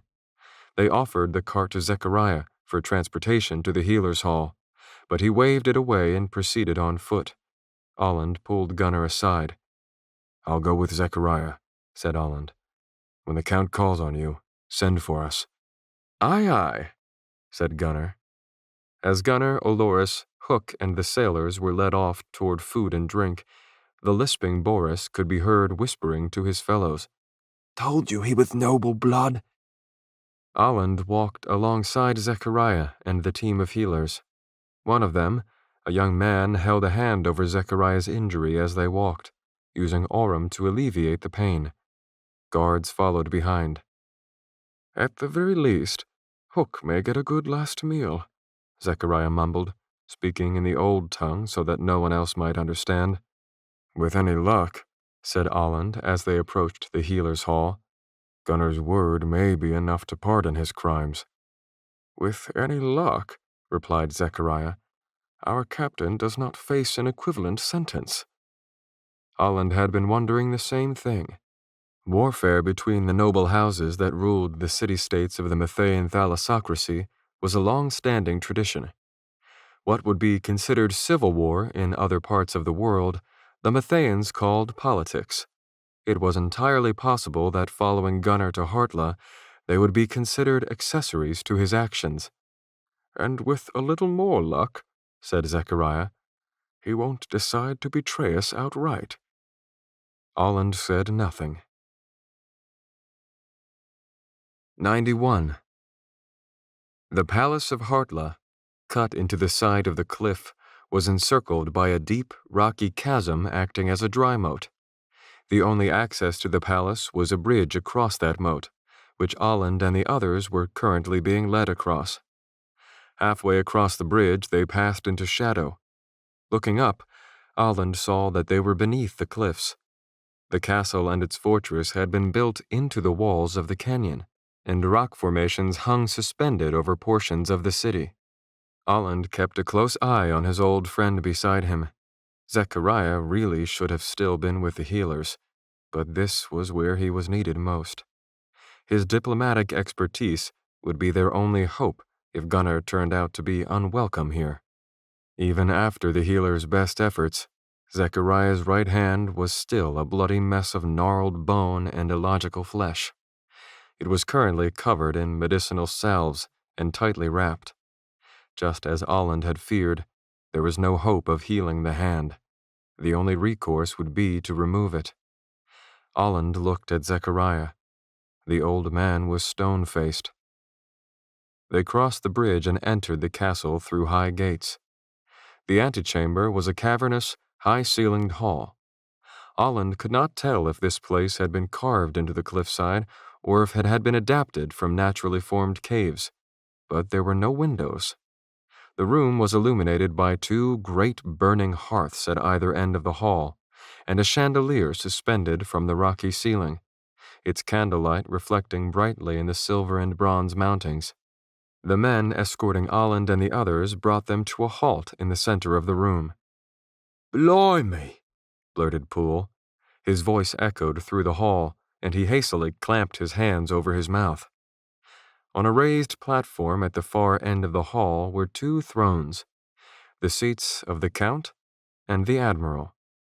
One was currently occupied by a portly, broad-shouldered man, clothed in orange and white. His gray-streaked beard was tied in a long braid. He wore not a crown, but a great helmet adorned with the thick ivory tusks of some sea creature. The tusks curved downward from the helmet, so that the tips pointed forward above his shoulders. At the base of the throne stood several diplomats and advisors in togas. "Your Highness, Morix, Count of Hartla," announced one of the escorts, "may I present His Highness Nimbus, Admiral of Apex." The man on the throne nodded impatiently. Gunnar stepped forward with his hands resting on his belt. "Walder," he said. "Been too long. I trust you've been well?" The Count responded only with a cold, calculating scowl. "Okay then," Gunnar said. "Now that we've got the pleasantries out of the way, let's get down to business. I require a flagship and several escort vessels, as many as you can spare, each with a crew of Heartless best sailors, and weapons, lots of them, food and drinks, by the plenty. I like my men and women to feel like they're taken care of. As far as entertainment—" "You are as insolent as ever," the Count bellowed. "And you're as fat as ever," said Gunnar. The Count's scowl deepened. "Maybe you've forgotten that, by definition, there cannot be insolence among equals," said Gunnar. Olland did not think Gunnar had intended the statement to be a joke, but given the difference in appearance between these two men, a count on his throne, crown and all, and a stinking, travel-beaten man wearing the flag of his sunken ship as a bandana, the idea that they were equals was comical. The Count sighed and rubbed his temples. "Do I even dare ask who the rest of this rabble is?" "This is my crew," said Gunnar. "Even that runaway slave?" said the Count. Olland looked at Hook. His expression was blank. Olorus, however, clenched his hands into fists. His stubbled cheek twitched. "Runaway slave?" said Gunnar, looking around. His eyes found Hook. "You mean this worthless dog? Oh, he's a slave, all right. Serves on board my ship. But he's never run away. Nor will he if he values his life." "I can see this is going nowhere," the Count interrupted. "Guards!" 92. Olland looked from side to side, trying to estimate how long it would take the palace guards to reach him, calculating whether he could put Walder to the sword before they massacred his friends. "Leave us," Walder finished. For a moment, even Gunnar's bravado faltered. He let out an audible sigh of relief as the palace guards began dispersing in ranks. Walder waved a hand at the scribe and advisors, saying, "You two, get out." They hurried to leave.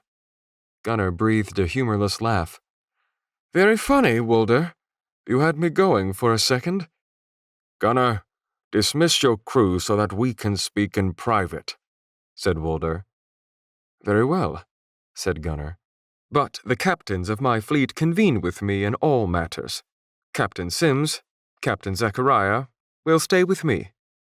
Walder von Morix made a sound of exasperation, but conceded with a nod. Gunnar turned to the others in the group. "The rest of you, go find something to do," Gunnar said loudly. Then he leaned in and whispered, "Olorus and Hook, take Poole, Boris, and Samuel outside. Tread lightly. Walder hasn't decided to kill me yet, but there's still plenty of time for him to change his mind.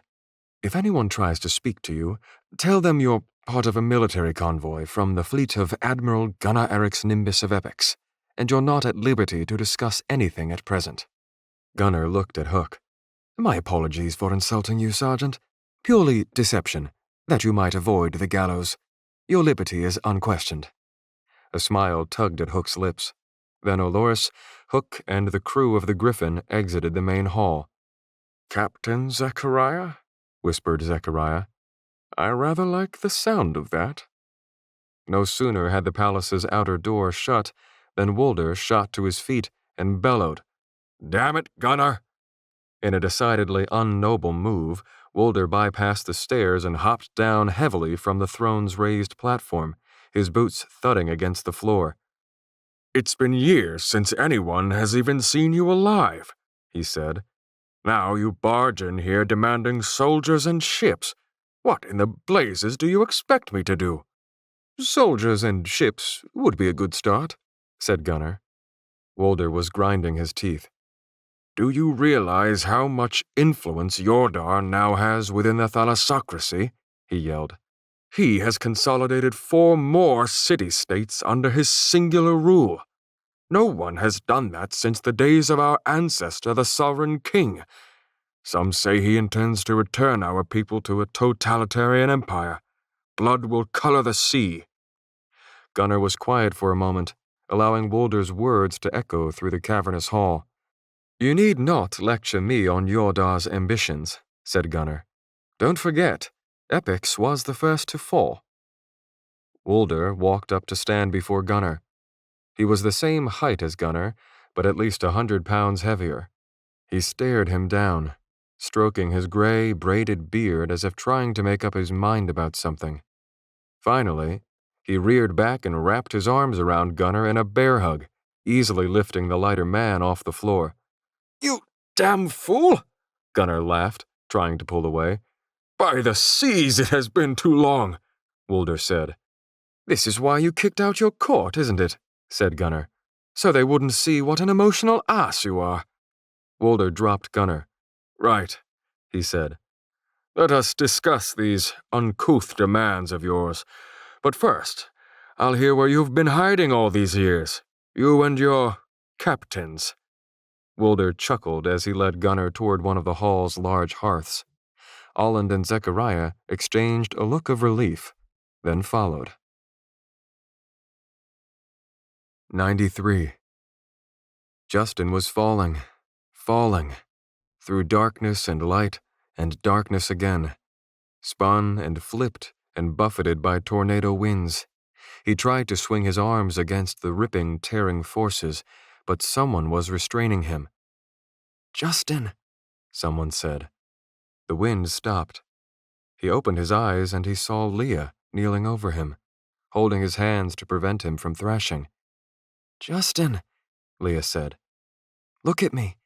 It was a dream. You are okay. Understand? You were dreaming. Everything is all—" "Have a god," Justin blurted.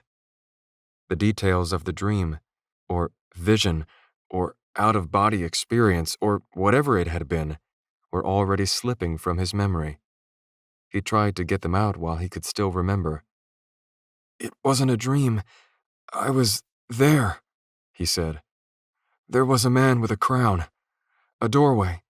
He wanted me to walk through it, but he's a liar. I talked to him. I think I've talked to him before, but it's hard to remember. He wants to use me, he said he would."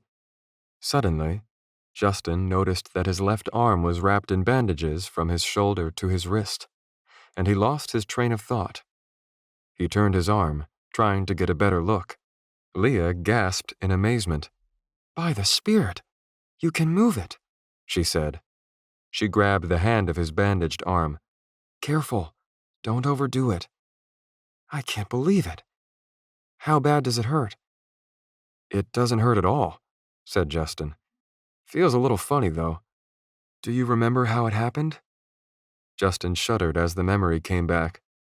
The massive, dark form of the Sithrall pushing past Lysak, plodding forward, grabbing him by the arm. Justin scanned their surroundings. It was midday. Smoke from cook fires hung in the air. Dozens of armed men encircled the encampment, and others could be seen moving between the trees.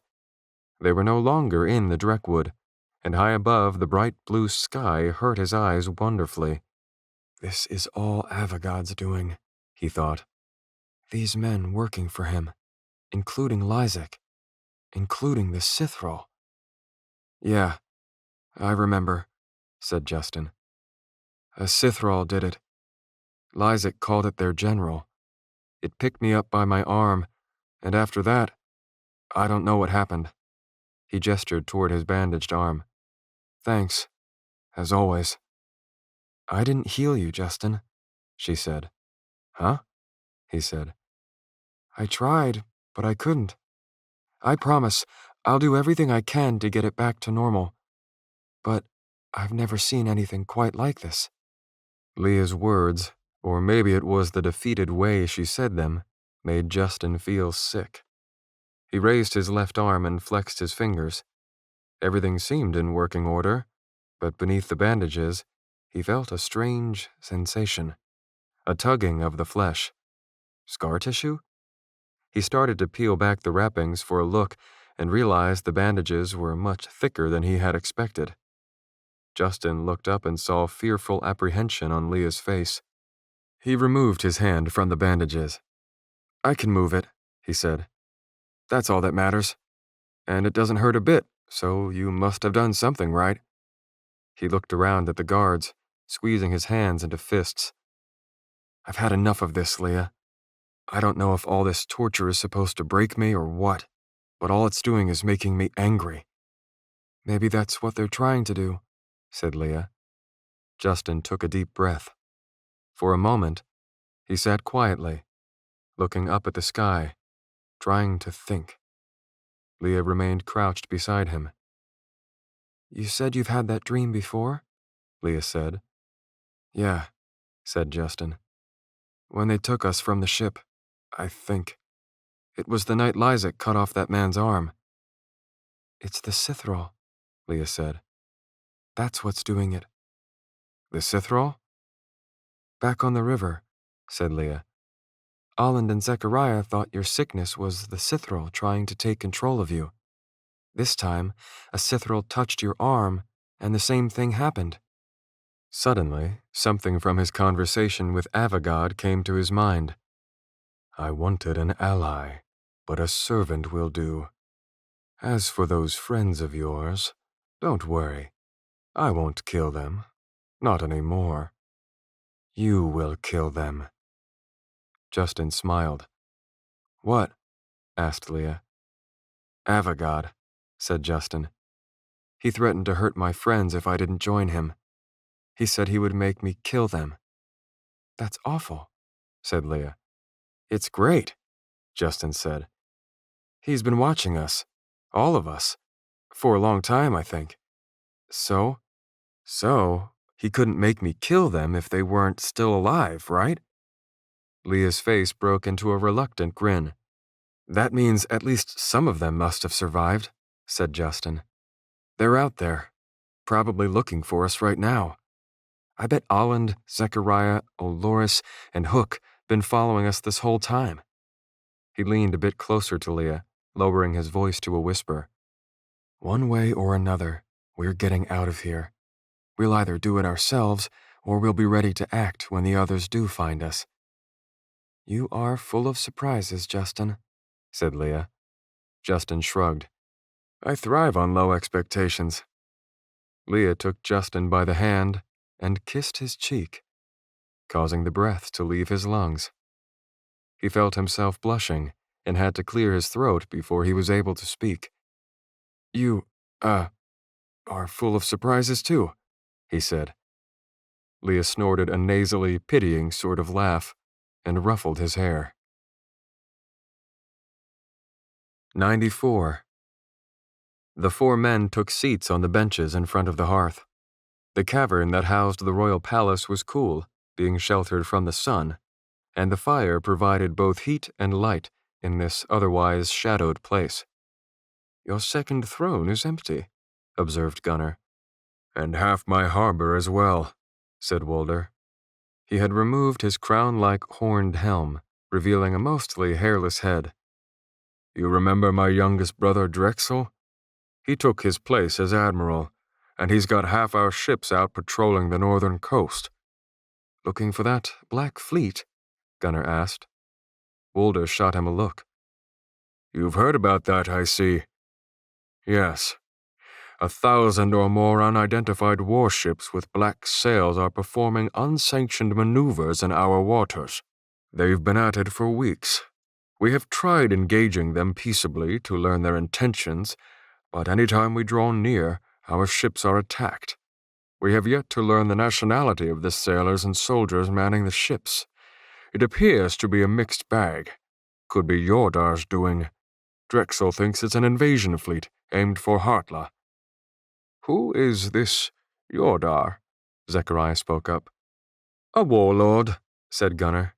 "His actions are what drove me from the thalassocracy." "Yordar rules from Pell," said Wolder. "In addition to Aperçu, he has conquered 4 other city-states. He accepts nothing but unconditional victory. His invaders pillage and burn and murder. He executes ruling nobles and installs puppet leaders in their place, whom he calls governors. And he has taken the title of Lord Count of the Raditian. To me, the title confirms his ambitions to rule the entire archipelago. All this he does under the pretense of restoring us to our formal imperial glory. The sovereign king who unified the archipelago and formed the thalassocracy did it to defend against barbarian invaders from the west. He did not build his empire through betrayal and murder. Speaking of which, said Gunnar, does Yordar know I'm alive? Walder sighed. I never told a soul about your visit here before you journeyed inland, but palace walls have ears. Rumors always get out one way or another. Word must have reached Yordar because he came here personally to question me about your whereabouts. I told him I hadn't seen you. Whether or not he believed me, I do not know. He has had a sharp eye on Hartla ever since. You can understand our unease, therefore, regarding this black armada sailing in our waters. Walder paused to growl in anger and slam his fist against his leg. Why, Gunnar? Why now? Don't you see what this will do? Yordar already desires Hartla, the gateway to Athassian trade routes, and now you show up, announcing your name in front of soldiers, statesmen, and anyone who will listen. We won't be able to quell the rumors this time.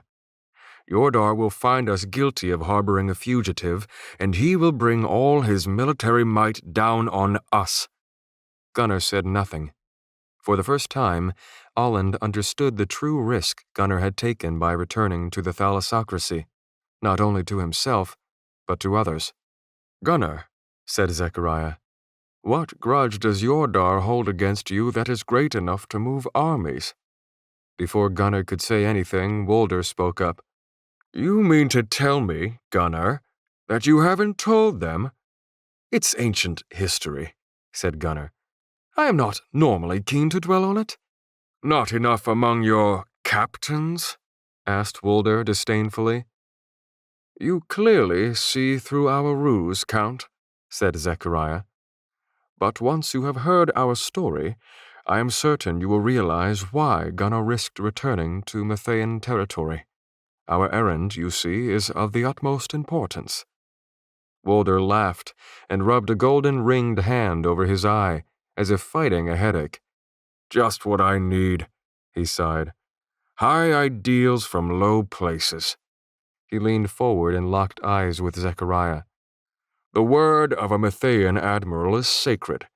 Therefore, I accept Gunnar's claim that you two are captains, and that the rest of those lowlives are your crew, but I cannot imagine who you think you are to speak to me. You two, a crippled, dusty old man and an ugly, long-legged hedge knight. You are nothing. He adjusted his significant girth on the bench. And nothing will speak when nothing is spoken to, not before. Zechariah chewed on his tongue in annoyance, but Olland almost smiled. The Count could hardly be faulted for his ignorance. In a way, such a blunt display of authority was to be admired. They might speak out of turn, said Gunnar, but they speak truly, Walder. Recent events found me ferrying some passengers, these men and their companions, toward the coast. Along the way we were attacked by an unknown enemy force. Olland did not miss the change in Walder's face. It was no mistake that Gunnar referred to their attackers as an unknown enemy. It played to the Count's existing fears. One of my men was murdered, said Gunnar. He paused. And my ship was destroyed. Not the Griffin, said Walder. Gunnar gave a stiff-lipped nod. My condolences, said Walder. A fine ship she was. 2 others of our party were kidnapped, said Gunnar. One was the Princess of Nolia. Walder looked at him suspiciously. They say the Nolian royals are all dead. I had heard the same, said Gunnar. But a loud banging interrupted their conversation, and Olland turned to see the palace's outer door thrown open. 95. A man marched into the throne room. He was dressed like a common Heartland soldier but wore a large hat, similar in style and size to the one Gunnar had lost. Though not as heavily built, he was the spitting image of Wolder, right down to the braided beard, which was shorter and showed no gray. He couldn't have been much older than Justin. "I nearly called the heralds liars," the man said as he strode toward them. "Gunnar Eric's Nimbus, back from the dead. Through wind and tide and squall and foe, may you ever journey on." "Morix, Admiral of Hartla," said Gunnar, standing and gripping hands with the newcomer. "Drexel, you must have been a much younger man when last I was in Hartla. I'm sure I would have remembered such an off-putting face. Meet my captains, Alland and Zechariah." Drexel sat down without looking at either of them. "What news from the north?" said Wolder. When Drexel hesitated, Wolder added, "No need for discretion. Gunnar is harmless." "Our scouts have been patrolling all corners of the surrounding waters," said Drexel. His voice was raspier than Wolder's, deceptive for his younger face. "This morning, several of our ships did not check in. They are still missing, and the Black Fleet moved again in the night. The whereabouts of the majority of the fleet are unknown, but a small fraction of it seems to have blockaded the old port town of Gaius." "Isn't that just north of here?" said Gunnar. "Aye," said Wolder. "A wildfire burned down the town a few decades ago, and it was abandoned and never rebuilt. Now, it's a hideout for bandits and such." "There is only one reason for the fleet to occupy those ruins," said Drexel. "To use it as a staging ground for the invasion of Hartla." "Yordar has you jumping at shadows, Drexel," said Wolder. "Our southern borders are far more vulnerable. Why would anyone mount an invasion from the north? The cliffs prevent passage by land." "We can't rule anything out," Drexel said. "We still don't know who these invaders are. They wear no uniforms and fly no colors except black." "We theorized that the enemy who took Justin and Leah would take them across the ocean," thought Alland. "And now a fleet appears. Is it possible that this isn't an invading force, but an escort?" "There's more to this story," said Zechariah, who must have been thinking along the same lines as Alland. "We have information that might explain some of what's happening. If you'll bring our associates back in here, we can explain everything." The old man's words caused a flash of anger from Wolder. The Count stood, stepped toward Zechariah, and raised a finger at him, shouting, "I thought I told you to keep your stinking mouth." Alland stood, drew his sword, and swung it in a rainbow arc over his head. In mid-swing, he set it ablaze. The von Morixes barely had time to jump back before Alland hacked his sword through the bench, mere feet from where Wolder had been sitting a moment before. The bench split cleanly into two flaming pieces. Wolder tripped and hit the ground on his ample rear. Drexel leapt to his feet with his hand on the sword's hilt, but he dared not draw it. "This is no frail old man you speak to," Alland roared, his voice rattling the chandelier overhead. "This is the brethren Zechariah, last of the immortals of the south, and I am no hedge knight. I am Alland Sims of the Rue Honorath, a guardian of the Oikumene and wielder of the sacred stone." Slowly, Alland pointed the tip of his sword at Wolder's face. The fire intensified. The flames dancing furiously across the blinding blade could be seen reflected in the Count's eyes. "We will endure no further disrespect from the likes of you," Alland said. Alland allowed Wolder and Drexel to watch the blade a moment longer. Then, with a flourish, he extinguished its flames and drove it into the sheath at his side. "With credentials like that," said Gunnar, "I pretty much had to make them captains." 96.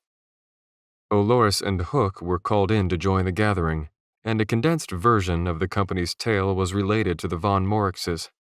Soon, Wolder and Drexel, who had at first required the threat of Allen's flaming sword to remain attentive, were listening closely. "So you mean to say," said Wolder, "that you believe the Black Fleet at Gaius is the same enemy that waylaid you in the Dreckwood and captured Princess Anavion and the boy?" "That is our theory," said Zechariah.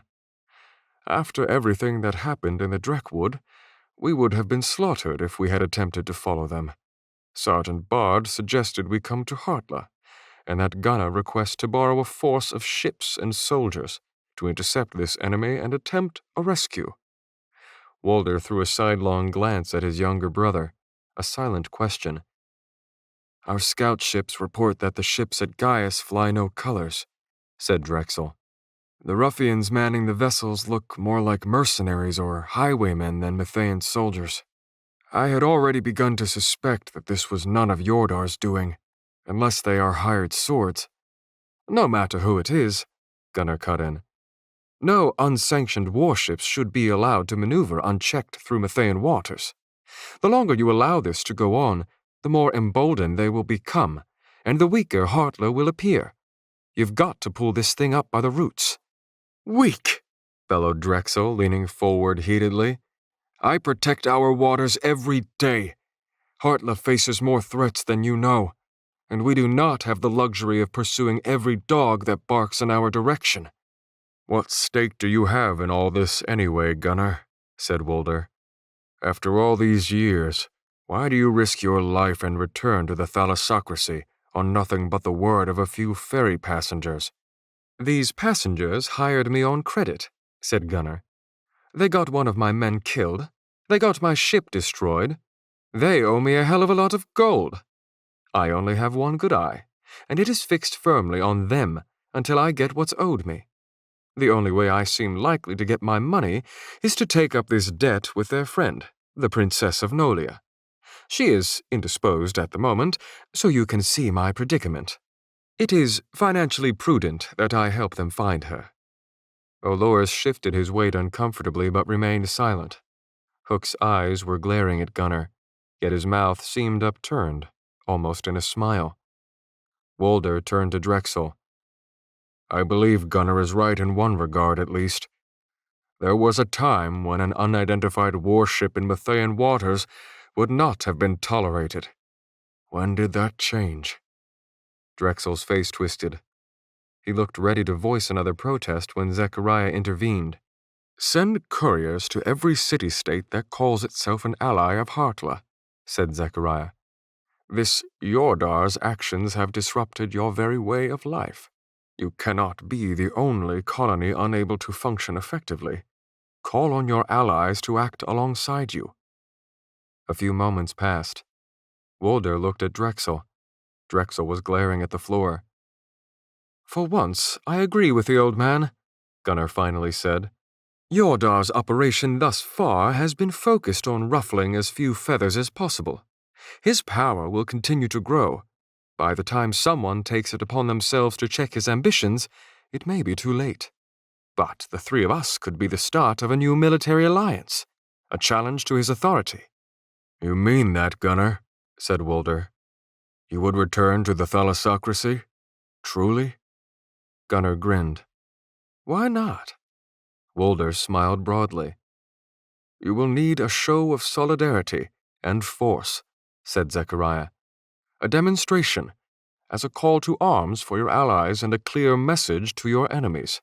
"The Black Fleet at Gaius," said Wolder. "That is what I have been saying," said Drexel. "Let us act. Let us bloody our swords against this enemy." Allen shot Zechariah a look. Not for the first time, he noted that the old man's skill at manipulation was impressive and frightening. 97. Hours had passed since the conversation with Leah, and dusk had fallen. Justin, yet again sitting alone in the firelight in a corner of camp, on yet another dark evening, reached for the bandages on his left arm. He touched the edge of the bandage, but he hesitated. Do I even want to look? He thought. The thought gave him the strangest feeling of déjà vu. He remembered what it had felt like to wake up in a hospital bed on Earth, staring at bandages encasing the same arm like a cocoon, and wondering, why am I here? He remembered thinking his arm felt very, very dirty, and he had been wondering if he could take a shower when the doctor had arrived with the news. There's some pretty bad damage to the muscles in your arm, the doctor had said. But with recovery time and rehab, most people can usually prevent or minimize any long-term problems. He paused to look at a mobile device on his hand. I am also supposed to tell you that your dad is in critical condition. I can't say much more than that at this point, but he's really very fortunate. He was thrown from the vehicle and over a steep embankment. Apparently, first responders initially assumed it had just been you and your mother in the car.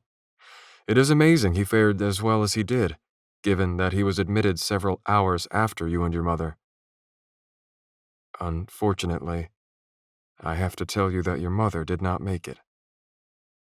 Justin only remembered bits and pieces of what the doctor said after that. Phrases like, in situations like this, and her injuries were, quite frankly, and we will bring somebody in for you to talk to. The conversation ended when the doctor asked, Justin, do you understand what I'm telling you? And Justin answered, My mom died. After that, Justin still kept wondering, why am I here? But now the why didn't bother him so much, it was the I. Why am I here? Why my family? Why my mom? Why me? Sitting before a campfire in the wooded wilderness, Justin closed his eyes, grabbed the edge of the bandage and pulled. It gave a bit. He felt no pain, so he pulled some more.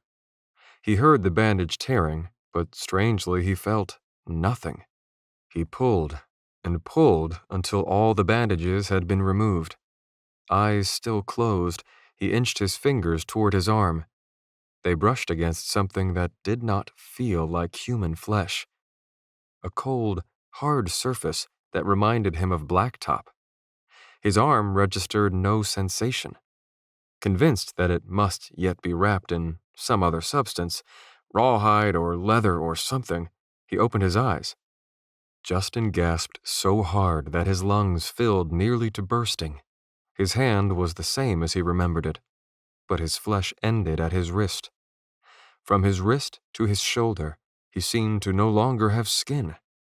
Instead, the surface of his arm was a dull, chitinous material the color of ebony. He moved his arm experimentally, and the material shifted, sliding against itself with grinding, cracking sounds. At the elbow, it seemed to be divided into sections like scales or plates. He might have been able to convince himself that it was some sort of covering growing over his skin, but that was very clearly not the case. On the contrary, his arm was quite a bit narrower than it should have been. It was as if the skin, muscles, and all other living tissues had been removed, peeled off to reveal this underneath, where ordinary bone should have been. His arm was the same diameter as his wrist all the way up to the shoulder. His bicep was missing, just gone. Justin should have been horrified, but it was too strange, like he was watching the whole thing happen to someone else. He lifted his arm and examined it, wondering in dull fascination. How could he even move a body part that had no muscles in it?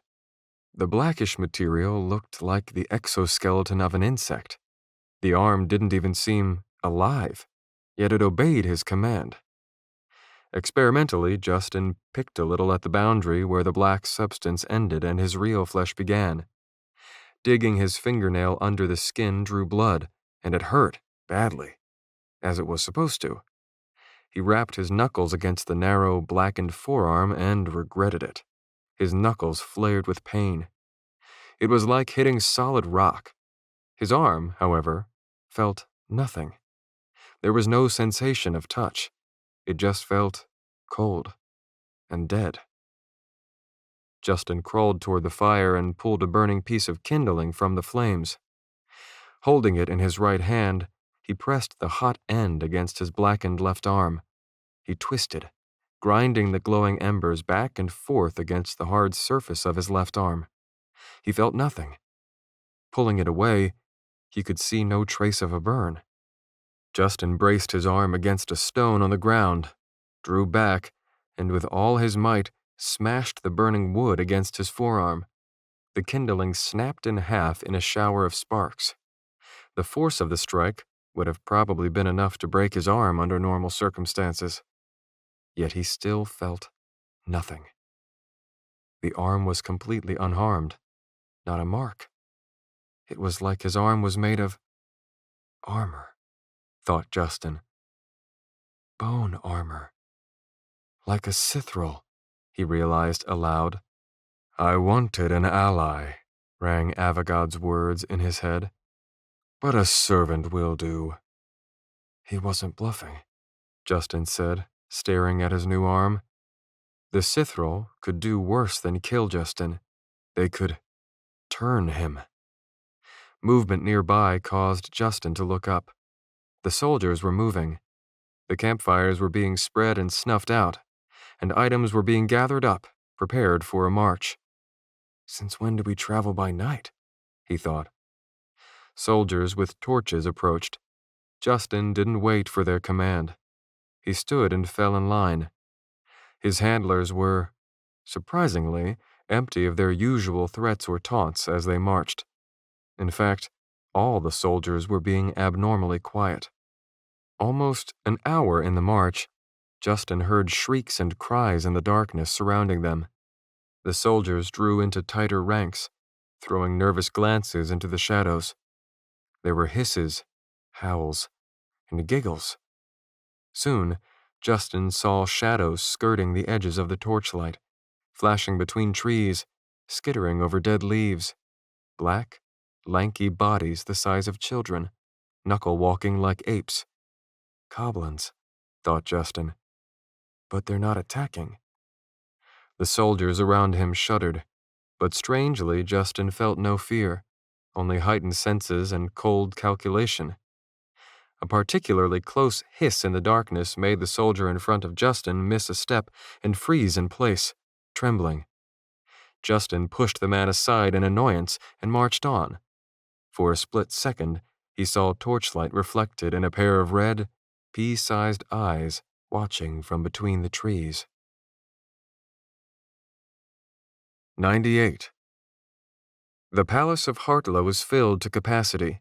500 or more people had been called for an emergency council. There were ship captains, infantry officers, lesser nobles, city officials, anyone important enough to weigh in on matters of war. Upon the thrones sat the Van Morixes. Gunnar sat in a chair beside them, still wearing his dirty clothes and the Griffin's sword and ivy flag as a bandana. Below their raised platform stood court advisors and scribes. Zechariah and Olland, Olorus and Hook, and the sailors lingered nearby. The up and down white noise of the crowd echoed through the hall until Wolder hushed the room by raising a jeweled hand. No use sugarcoating it, Wolder bellowed. Even as I speak, a fleet is massing at the ruins of the old port town of Gaius in an apparent bid to invade our lands. The room broke into mayhem. Advisors shouted to be heard. Military officers waved their hands as they demanded answers. Quiet! Quiet! Wolder shouted. The cacophony was gradually dying down until one brave soul stepped up onto a chair, pointed at Gunnar and shouted, "This is his fault!"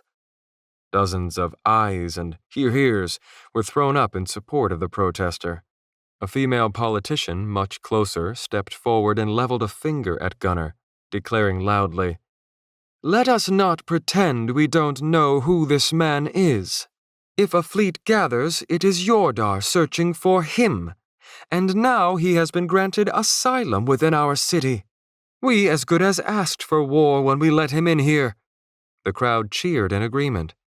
Drexel stood and raised his fist as he shouted, "I have seen this enemy with my own eyes, and this is none of Yordar's doing." "No matter who it is," Gunnar cried out, "it ends now." "Empty words," replied a scar-faced military man at center stage. "We all know the stories of your defeat, Gunnar. How you failed Yordar, and he drove you from the thalassocracy in disgrace. Now you are here, telling lies and spurring our country to war. An admiral without a colony, out for revenge and nothing else." "Silence," Wolder bellowed. The entire court was brought to order.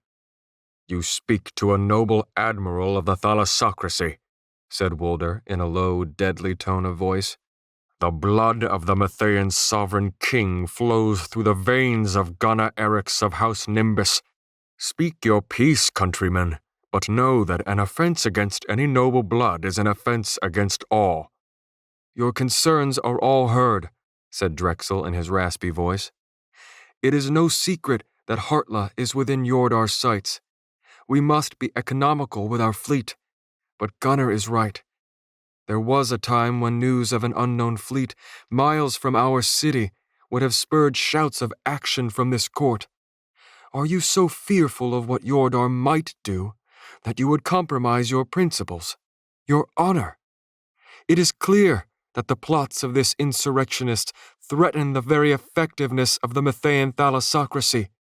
"Which is why today," boomed Wolder, "we publicly label Yordar Erik's Nimbus a sworn enemy of Hartla." Alland turned to look at Gunnar. Yordar Erik's Nimbus. Well, well. Wolder went on. "This house declares war against Yordar Erik's Nimbus, his forces, and any who bow to his counterfeit title of Lord Count of the Raditian." To Alland's surprise, a few tentative cheers went up among the crowd. "Let us be the first colony stout-hearted enough to stand against Yordar's tyranny," roared Drexel. The tentative cheers spread. Alland could see a few statesmen and city officials attempting to quell the wave of approval, but it was no use. The fervor only spread. "Let others fall in behind us," Wolder shouted. "Let couriers be sent to every ally of Hartla, calling on them to join us in a new military alliance devoted to toppling the barbarous despot Yordar Erik's Nimbus." The zeal increased. Soon the people's fists were rising and falling, as if striking the drums of war. Olores and Hook were smiling. Boris, Poole, and Samuel, caught up in the excitement, stood and shouted with the rest. To Alland, such a reaction was a strong testimony to the tensions that already existed within their hearts. These were people who had been pushed for too long, and were ready to do some pushing of their own. "Our first action," said Drexel, "will be a show of unrelenting force. We will run this unknown enemy, this black fleet that has parked itself so close to our lands, out of our territory. We will prove our military superiority to our brother and sister colonies, and show that we cannot be governed through fear of a false Lord Count, a foreign fleet, or anyone else. We will show that the strength of this race lies not in tribute paid to a tyrant, but in our allegiance to one another, and we will show the world what it means to be true-blooded Mathaean. We will make our enemies tremble." Gunnar and the von Morixes bowed to the thundering court and descended from their platforms. They gestured for Alland, Zechariah, Olores, and Hook to join them, and the makeshift war council gathered together. The plan had already been decided upon. Tonight, Gunnar, Zechariah, Alland, Olores, and Hook would lead an infantry force north along the coast and make camp south of Gaius. Meanwhile, Drexel and Hartla's fleet would sail north to meet them. At sunrise, the two branches would hit the enemy simultaneously by land and sea. A ground war and a naval assault all at once. "Tomorrow, we must not forget about the deadliest player on the board," said Drexel. "The force at Gaius is only a fraction of the whole Black Fleet. The rest is still somewhere in nearby waters, and there is hardly a force in all the oikumene that could contend with it at full strength. I fear we may be kicking a hornet's nest."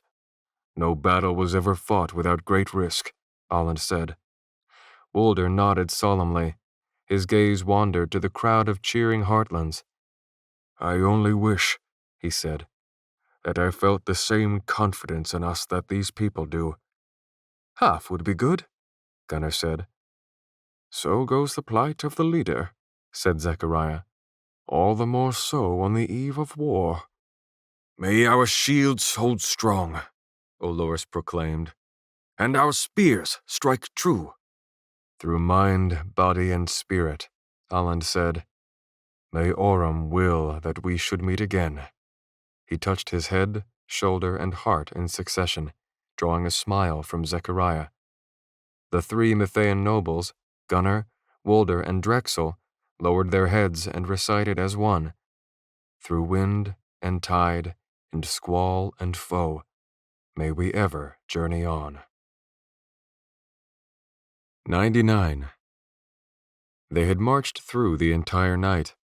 The sky was lightening with the approaching sunrise, and there was still no sense of touch in Justin's left arm.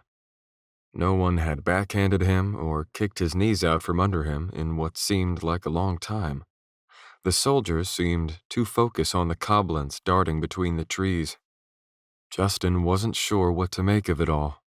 The goblins didn't act like mindless beasts driven by insatiable hunger, as he had heard them described. The soldiers were terrified, yet they did not flee. The goblins hunted them, yet they did not attack. Justin ran a hand over his blackened arm. It had hardened overnight, like a monstrous chrysalis, but he could still move it normally despite having no apparent muscles. Judging by the healthy appearance of his unaffected human hand, it must have been capable of circulating blood, though he could not imagine how. "The hell's wrong with your arm, anyway?" one of the soldiers demanded. Justin kept silent as he marched. "I asked you a question, maggot." "Hurts," Justin mumbled, which was untrue. "What?" "Hurts," Justin repeated at the same volume. "Think it hurts now?" said the soldier. "You don't pick up the pace, I'll show you hurt." Justin wondered if this soldier had ever had his nose broken, and he decided, he's about to. "I said pick it up." A boot kicked Justin in the base of the spine, and he went down. He braced himself, getting ready to ram the elbow of his rock-hard arm into the man's face, but the soldier didn't come after him. The commotion of Justin hitting the ground riled the goblins, and they shot between hiding spaces with renewed fervor, snarling and screaming. The soldiers froze in place, with their hands on their weapons. The goblins still did not attack. "Get up, you cur," commanded the thug who'd kicked him.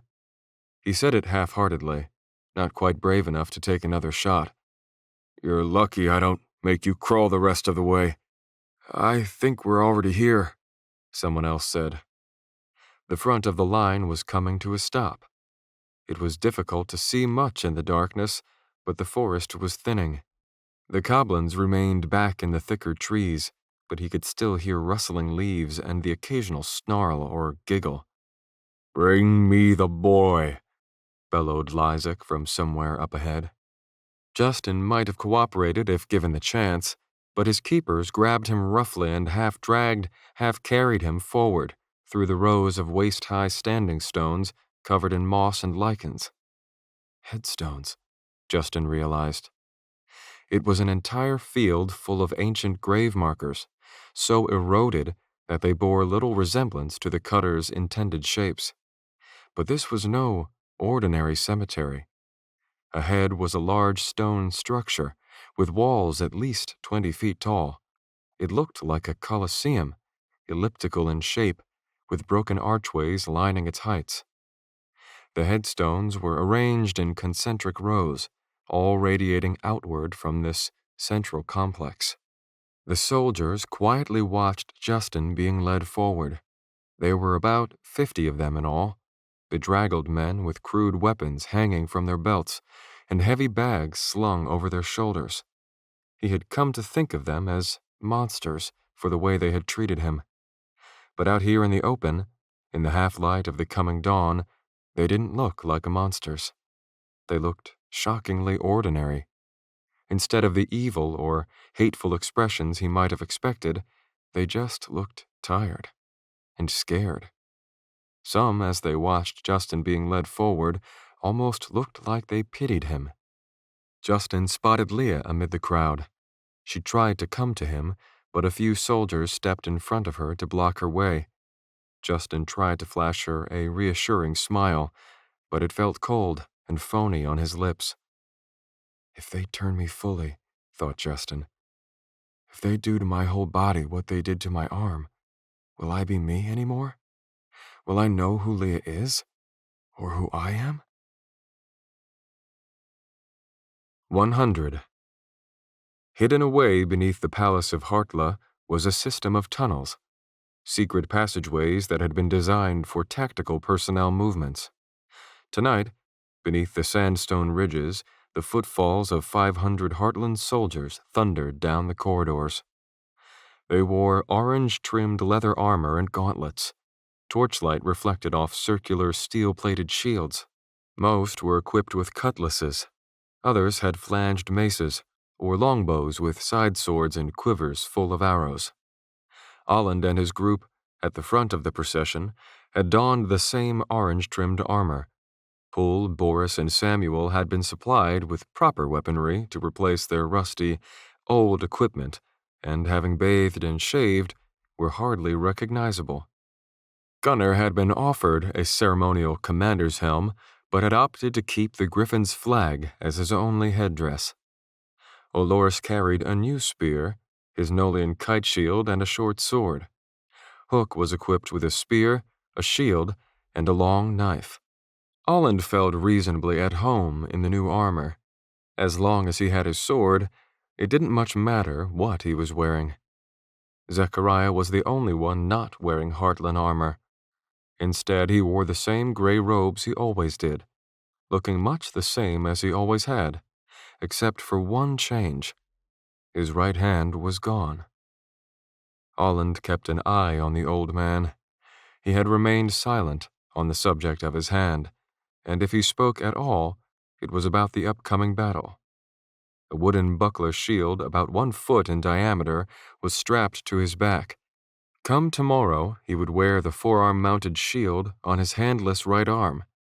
For now, the bandaged stump hung uselessly at his side. Presently, they came to a wide stone staircase that extended upward for 200 yards or more. Upon reaching the top of it, Gunnar ordered a halt. The face of every one of the 500 soldiers looked up the staircase. Only 500, thought Olland. He had hoped for more, but the Heartlands were no fools. Despite public support for their plan, the von Morixes and their city officials were not about to empty the barracks in such uncertain times. Thus, the quota that had been allotted for the operation at Gaius was frustratingly conservative. As for Olland's group, this plan relied heavily on the theory that the fleet at Gaius and the enemy who had captured Justin and Leah were one and the same. It was a theory that Olland feared was closer to a guess. He just hoped that going to war for Hartla was not the latest entry on his growing list of mistakes. "I must admit," Zechariah muttered to Olland, "when I left my little hut to join you, this is not where I expected to end up." "I told you not to follow me," said Olland. "I have been through wars as a soldier, as an officer, as a general on the battlefield, and as an advisor in the war room," said Zechariah, "but not for many years. The Oikumene has been peaceful of late. I fear that era may be coming to a close." Olores and Hook stepped up to join them. "How you managed to drag me into this," said Olores, "I will never know." "How do you think I feel?" whispered Gunnar from the steps above them. "I knew I should have charged you bastards full price. You'll have to square that debt with the true guilty party, Holland said. Justin. Still harping on that, eh? Said Olores. A common squire could best the boy in single combat, yet you think armies and navies traverse the world to find him? If you are right, which I doubt, and Justin really is to blame for it all, I will make sure he never hears the end of the trouble he has caused. Olin decided not to press the issue. It seemed unwise to test everyone's shaky tolerance of one another, on top of their sudden and rather tenuous commissions as officers in a foreign army. Gunnar cleared his throat and climbed a few more steps to look down on the soldiers assembled on the stairs. "Listen up, boys," he said in a voice that echoed through the tunnel. "We're at the threshold here. In a few minutes, I'll send scouts ahead to recon the countryside. Then, we march north out of the cover of these tunnels toward enemy-controlled territory." Gunnar paused. He took a deep breath before proceeding. "But before we go any further, it's time I cleared the air. Your count could have and probably should have chosen any number of other more experienced and more qualified commanders to lead you. Instead, because of my noble blood, he chose me. And now, out of loyalty to your count, you are expected to follow me. It has been years since I led soldiers into battle, years spent mostly fishing for trout." A few of the troops laughed, apparently thinking this was a joke. "I think, at least for today," said Gunnar, "we need to stop pretending that noble blood means anything. My father's father's father was a somebody, they tell me. That don't mean a thing today. My blood ain't any nobler than yours. I'm just some guy, like the rest of you. No, actually not like the rest of you. If anything, you're better than me. I had duty thrust on me at birth. My performance of my duties was lackluster at best, and even that was taken from me by the actions of my brother. But the rest of you have chosen to be here. From the day you enlisted to defend your homeland, your lives took on greater meaning. Entrusted to you, soldiers, in addition to your own mortal souls, are the souls of the citizens of the land you swore to protect. Every one of you holds in his or her hands the lives of your mothers and fathers, your lovers, your children, your friends. Your failure could mean their deaths, and your triumph, or your sacrifice, can mean their continued existence. Today, your lives are entrusted to me. So I want you to know that I feel the full weight of those many lives in our hands, and I will not order you into battle lightly. Whatever happens next, I don't ask that you obey me, and I don't ask you to follow me because of who my father's father's father was. What I ask is that you trust me. Trust me out of loyalty to all those mothers and fathers, lovers, children, and friends whose souls rest in our hands, whose futures depend on us. I have not earned the right to be your admiral, but if you can find it within yourselves, I would be honored to be your brother." Others in Gunnar's position might have taken the moment to try to rouse the group into a frenzy of support, or request a show of solidarity from them. Gunnar simply stepped down from the stairs without another word. Olores turned to Olland and raised both red eyebrows, as if to say, "Not bad." The tunnel remained quiet, but the 500 Heartlands seemed to Olland to stand a bit taller. 101. They camped in the forest and made no fires. Somewhere in the distance, unseen waves crashed against the rocky Athasian coastline. Olland looked up at the moons. There were 9 miles of wooded hills between here and Gaius, but their plan of attack relied too heavily on the element of surprise to risk moving any closer tonight. While Olland, Zechariah, Gunnar, Olores, and Hook scouted ahead, the rest would remain here. Olland found Gunnar with Poole, Samuel, and Boris speaking to a Heartland soldier. I'm surprised Woolder never established a presence at Gaius himself, said Gunnar. It's a decent inlet, replied the soldier. A couple years ago, the Count sent a platoon to clear out some bandits, but a permanent settlement would be more trouble than it's worth. Captain, said Poole. I mean, Admiral, what ought we be doing?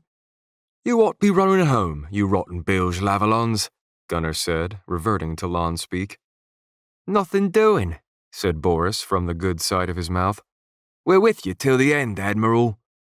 Me, a Matthian soldier, Samuel said. If me da could only see me now. Gunnar smiled. Well, if I can't run you out, then I'll need me crew by me side. Tomorrow, you three are the Admiral's personal bodyguards.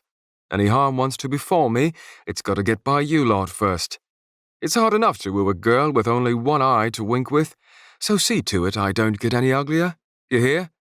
Aye, aye, Admiral, the three chorused, saluting. Upon spotting Olland, Gunnar's demeanor noticeably darkened. Would you boys excuse me? He said.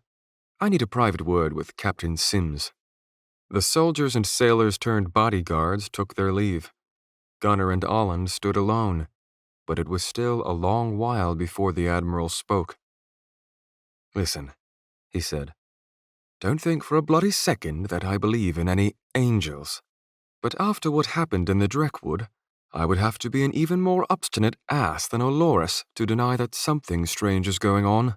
He paused. Maybe you and the old man aren't as chock full of excrement as I originally thought. So, if anything weird rears its head again, I'm deferring to your judgment.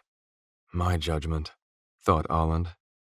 The judgment of a thug who turned his back on everything he believed in, to bloody his sword for anyone who would pay.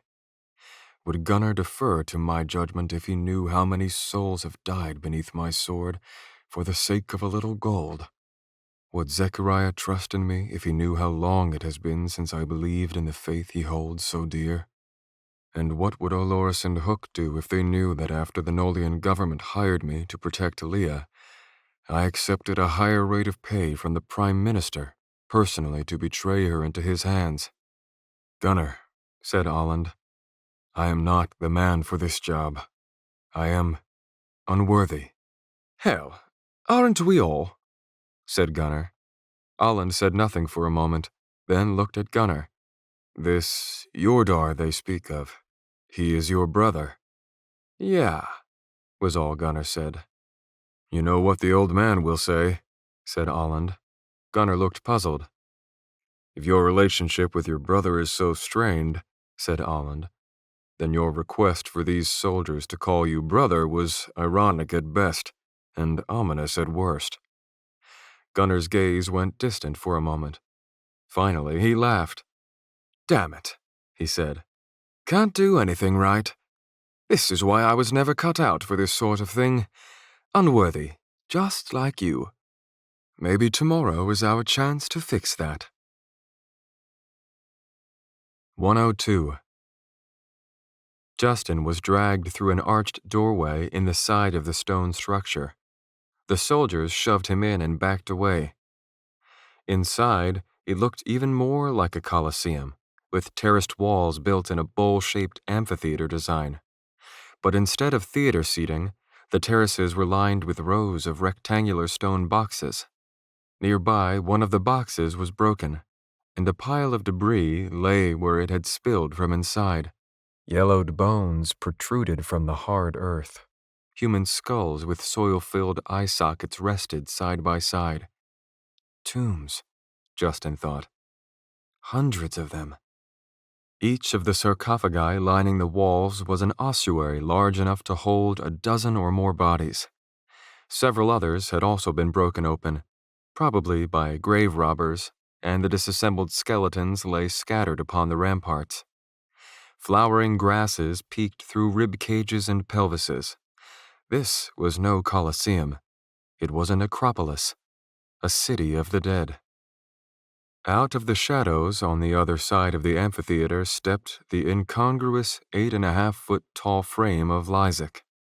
The Volge was strapped to his back, its giant cleaver-like blades sticking up above his shoulders. Justin felt the urge to be insolent, but the way that man stood there, impossibly huge, staring at him with those sunken eyes, turned Justin's tongue to lead.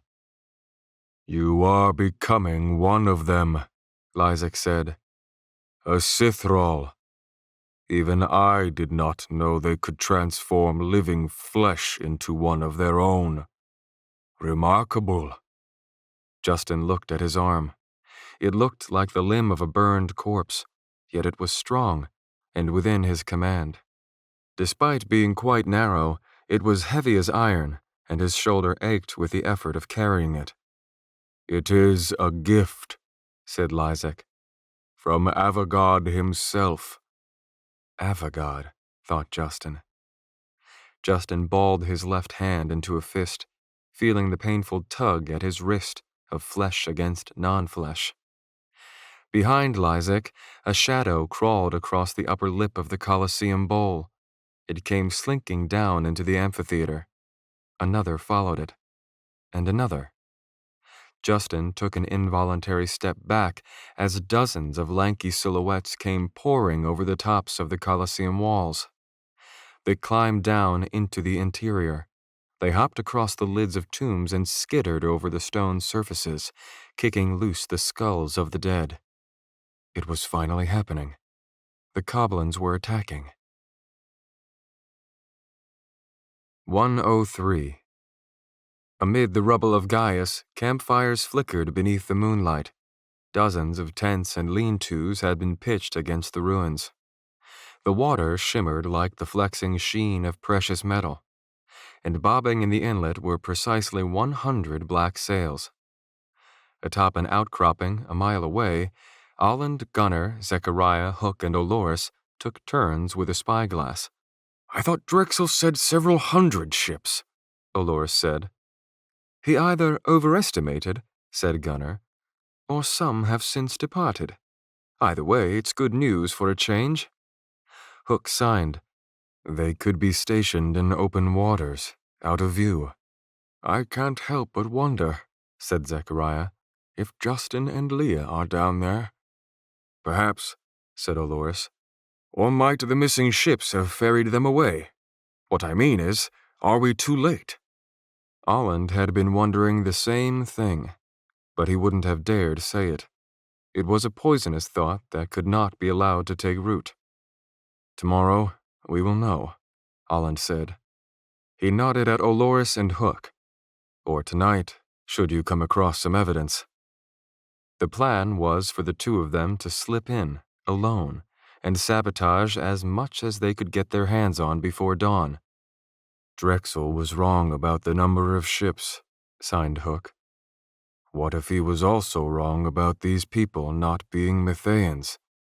Maybe it really is Gunnar's brother launching an invasion. If that is the case, we are fighting the wrong enemy, and Leah and Justin could be anywhere." "Are any of you familiar with the Demon Wars?"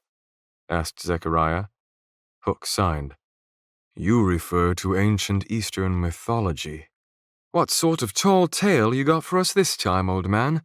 said Gunnar. "Parable? Fairy tale? Ghost story?" "Fairy tale," snarled Zechariah. The man looked at him in surprise, for he was suddenly brimming with anger.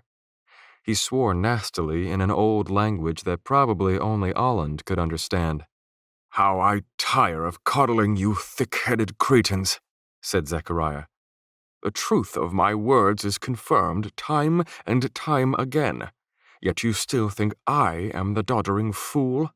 Idiots, all of you. How have you not yet found the humility to keep your blessed mouths shut?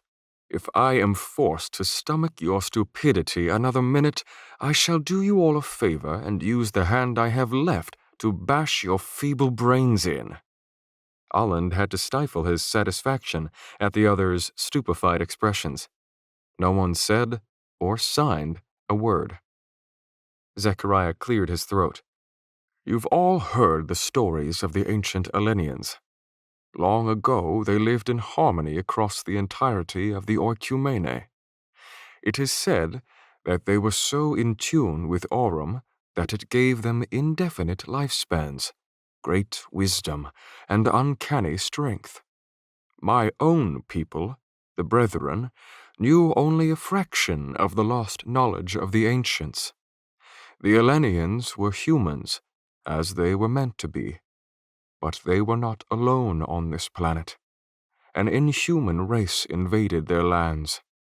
The Elenians fought back, but, over the centuries, demons overran and conquered the Orcumene. In the end, no safe haven remained. The Elenians were defeated. Humans were driven to the brink of extinction, and demonkind enslaved the remnant. For 2,000 years, the demons reigned as overlords, and the human race grew weak and pitiful under their masters' whips. Mankind deteriorated. Their innate connection with Aurum was severed. Strength faded. Lifespans became short and diseased, and the wisdom of the ancients was lost. Yet, here we are today. And how? Because humanity rose up, led by a single hero wielding Aurum power the likes of which the world had never known. It was said that this hero, called Ithul, had come from another realm beyond the Orcumene, much like the demons themselves. But this was no demon. The fallen angel led the first human rebellions and began a war that drove the demons back across the great ocean. And although the angel perished in the fighting, humanity was ultimately able to reclaim the Orcumene. Our species was freed from the captivity of demon armies because of one fallen angel. Perhaps the rumors of the Ithul's Aurum abilities have been exaggerated over time, mythologized to godly proportions. But the legend of the fallen angel still has the potential to inspire and influence, to unite armadas, armies, and allies as unlikely as us. Having said his piece, Zechariah stuck his chin out defiantly and nodded once for emphasis. "Well," said Olores, smiling, "now that Grandad has put us all in our places, I believe it's time Hook and I be off." Zechariah looked annoyed for a moment, but only grinned and shook his head, muttering, "Oh, Aurum help us." "You sure you two don't want some help?" Gunnar asked the Nolians. "Anyone tagging along would just slow us down," said Olores. "We'll stash our equipment just outside camp, slip in, cause some trouble, and be waiting for the rest of you come first light." Olland shook hands with Hook, who nodded. When he offered his hand to Olores, the lieutenant grabbed it strongly and squeezed, his hairy forearm bulging. "When we next meet," said Olores, "it will be in the glory of battle." "Give them hell," said Olland. "I'll give it to them twice," said Olores. His reply was so quick that Olland got the impression he had been told as much, and had given the same response many times in the past. Olores turned to face Gunnar. "No doubt our guardian will fight with this flaming sword, but I am curious, Gunnar. Do you plan to call your brothers and sisters into battle with you, the leaves and the flowers? Will you grow the forest up and around us for cover? Infect the enemy with a bout of hay fever? Call on the pine cones to launch themselves like siege missiles?" Gunnar smiled and gripped Olores's shoulder. "I'm afraid my talents are only useful on a smaller scale." He patted a satchel strapped to his belt. "But if all else fails, perhaps I can attract some honeybees." "Ah, the gardener's secret weapon," said Olores. "How unfortunate that the rest of us will have to make do with lowly swords, shields, and spears." "Stay alive, gentlemen," said Gunnar. Hook signed. "You too." The Nolian soldiers turned to leave, but Olores promptly fell and hit the ground with a startled grunt. Looking around confusedly, he found his feet stuck in a wad of tall grass that had inexplicably knotted itself around his ankles, tying him in place. The lieutenant laughed, vowing, "You'll get yours, gardener." Olores extricated himself from the grass and he and Hook snuck down the hillside toward Gaius. Olland watched them go, wondering if he would ever see them again. 104. Justin looked at Lysak in alarm as the Coblins advanced, but the big man seemed unconcerned as they closed in, hissing, growling, crying, and hooting.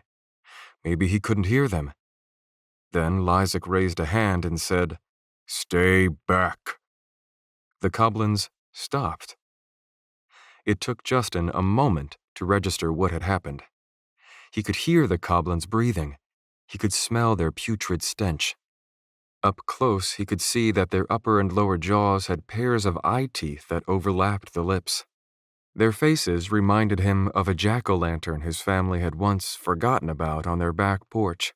For weeks after Halloween, it had sat there, undisturbed, and when Justin had stumbled upon it in mid-December, half covered in snow, it was shrunken and pruny and black, its simple, grim expression caving in on itself, and the decaying meat so rotted out that you could push your finger through it.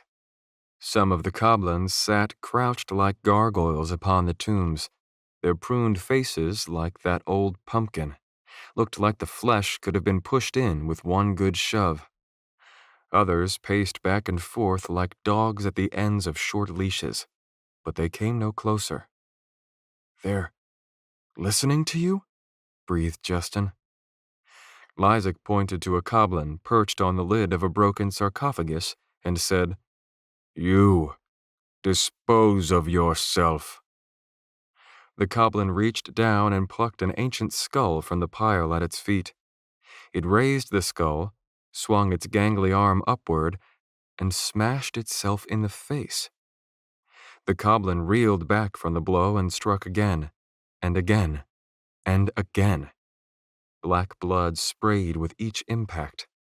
It fell to its knees, but still it kept hitting itself. Shards of bone shattered from the skull. Finally, it raised its arm for another strike, trembled, and fell. Its body tumbled down the terraced wall, pitched forward, and hit the courtyard with a thud. Dark, watery fluid oozed from the cavity where its face had been. It twitched once, then lay still. "Their obedience," said Lysak, "is unfailing." Justin could hardly speak. "I thought that they were mindless beasts?" Lysak shook his giant head, making a tisk-tisk sound with his tongue. "Hardly. Coblins, the lesser demons, were bred to be footmen. They are motivated by two things, loyalty and hunger. And they are inherently obedient to their generals, the Sithrall. Coblins are not unintelligent. They simply lack discretion. They will live like animals unless told otherwise. That is how they have lived in the Oikumene for ages, ever since the high demons were driven out and forced to leave their footmen behind, to dwell in the dark places and to hunt by night. Without leadership, Coblins are ruled only by their hunger.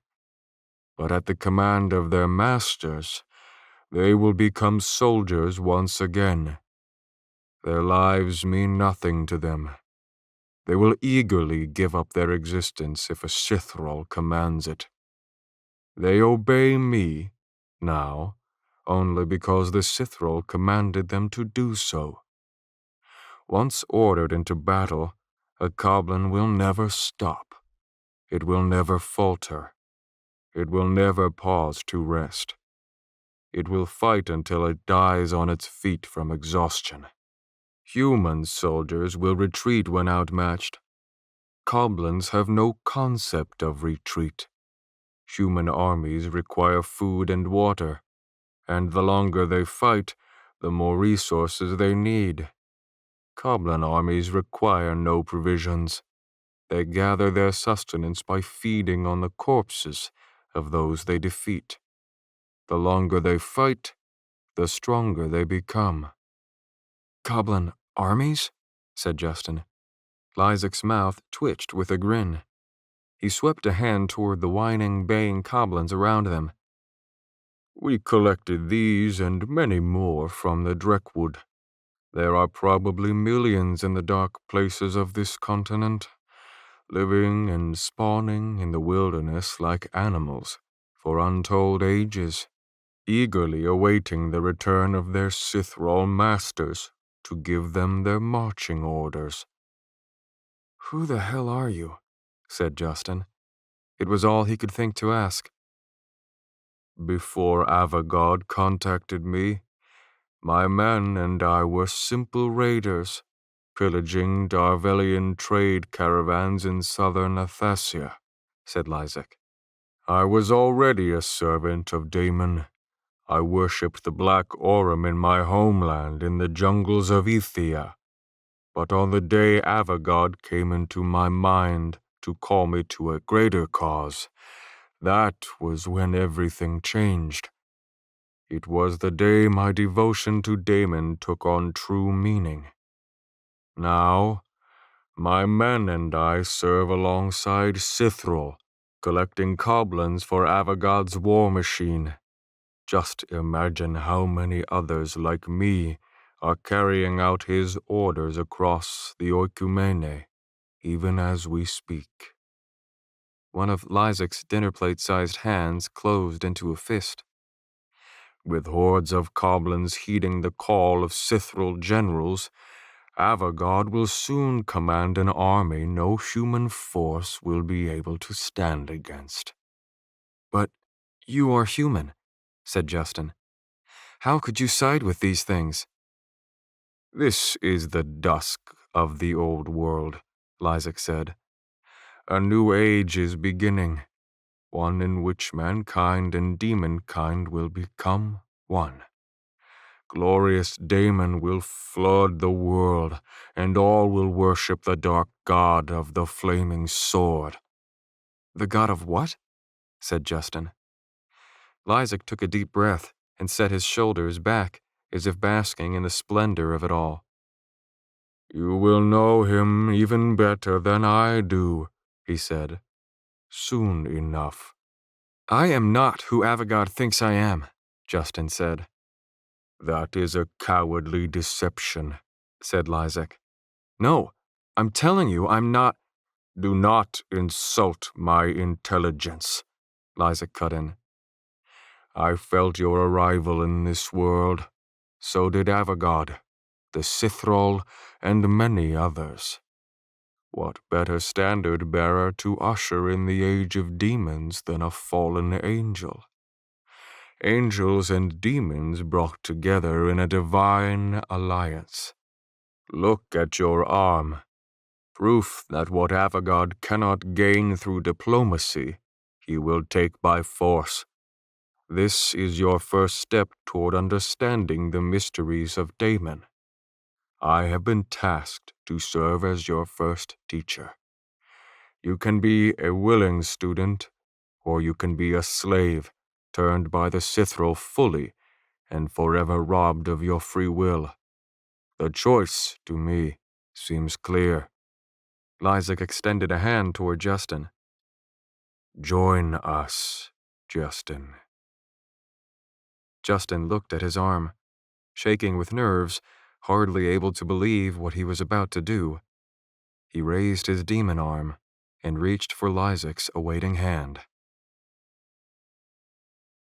105.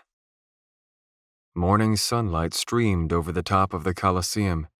Lysek smiled at Justin's outstretched hand. Justin reached up with the other hand, grabbed his own pinky finger, and snapped it backward with a pop crunch. He bit his lip to stifle a scream and almost fell to his knees from the pain. Slowly, the smile faded from Lysek's face. Justin sucked in a breath through his grinding teeth. His pinky hung, lopsided, broken backward at the base. What are you doing? Said Lysek. Just saving you the trouble, Tiny, said Justin. You think threats and torture and pain are enough to manipulate me? He grabbed his ring finger. Join you. I would sooner break every bone in my body myself. He yanked back, hard. The ring finger was stronger and didn't break as easily, but with steady pressure, it weakened and finally gave. The second knuckle popped, and the rest of the finger bent backward like a lever. Justin cried out.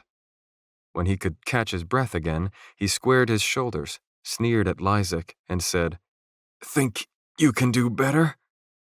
The goblins in the Colosseum had begun to rile at Justin's display, but Lysak raised a hand to restore them to order. You, Justin, are a fool, said Lysak. But you will be a valuable asset once that iron will has been broken. Lysak reached over his back and unhooked something. He swung his arm, and an object flew toward Justin and landed at his feet. It was a sheathed sword. But it was not just any sword, Justin realized. The crossguard had forward-sloping quillons, giving it a distinctive Y shape that Justin would have recognized anywhere. It was the heavy, two-hander claymore he had found in the caves under the shifting mountains. My sword, said Justin.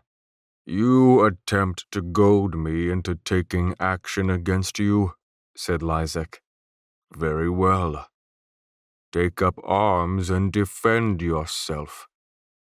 Your first lesson will be to be careful what you wish for. Justin picked his sword up off the ground, but instead of defending himself, he pulled the weapon from the sheath and pressed the blade against his own neck. Big mistake, Justin said. Lysak's face dropped.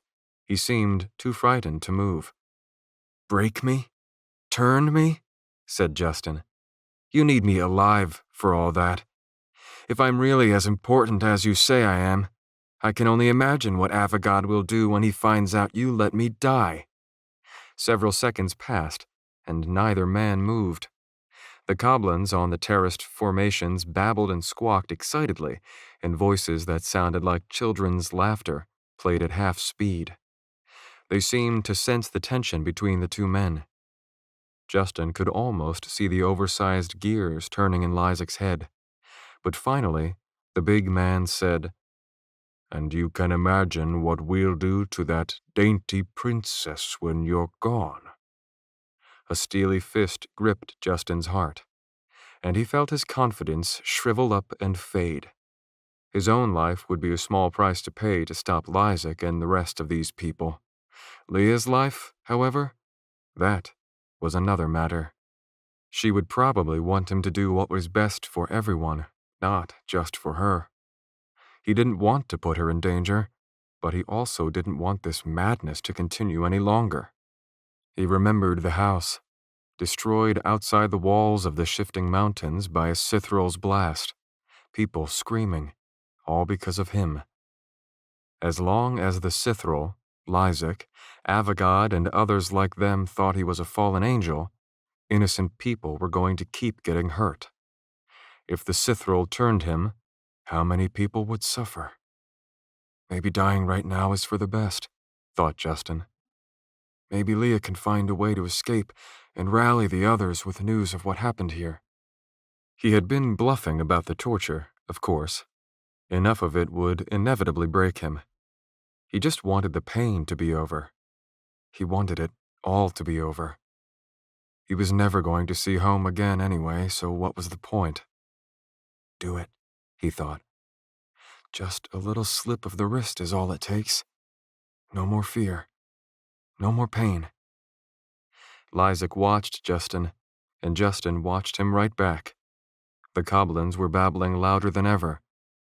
It'll be so easy, and then it's all over. Why not? End this madness now. Just do it. Do it. Come on. Do it. Do it. Justin blinked in confusion. He could have sworn he had heard that last one. Do it. Do it. The thought was strangely overwhelming. It became a chant ringing through his head. Do it. Do it! The tone changed with each repetition. At first it sounded like himself. Then it became the voice of his father scolding him. Now it sounded like his mother encouraging him. Do it! Do it! Justin clutched the sword's hilt with both hands. He flexed his fingers, tightening his grip. The chant was growing in volume and number, joined by the voices of his teachers, friends, classmates, and other voices that sounded familiar but he couldn't quite identify. Bit players in his life he had long forgotten about. Everyone had shown up for the party. Do it, they were all saying. Do it. Attempting to stall for time, Justin tried to remove the sword from his throat and realized he couldn't. The voices converged. The many became one. A single guttural tone snarled deep and fiery. Do it. Cold panic gripped Justin. He tried to open his fingers, but they were frozen in place around the sword's handle. He tried again to pull the sword away from him. The muscles in his good arm stood up with the effort, but the sword remained pressed to his neck.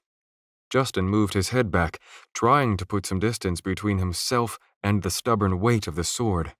If he couldn't move the sword, he could at least move his neck away from it. But the sword followed him, closing the gap. Justin gasped as cold steel dug into the fleshy part of his neck between his jaw and his Adam's apple. He wasn't holding the sword anymore. He was holding it back. Something else, some invisible force, was pushing it toward him.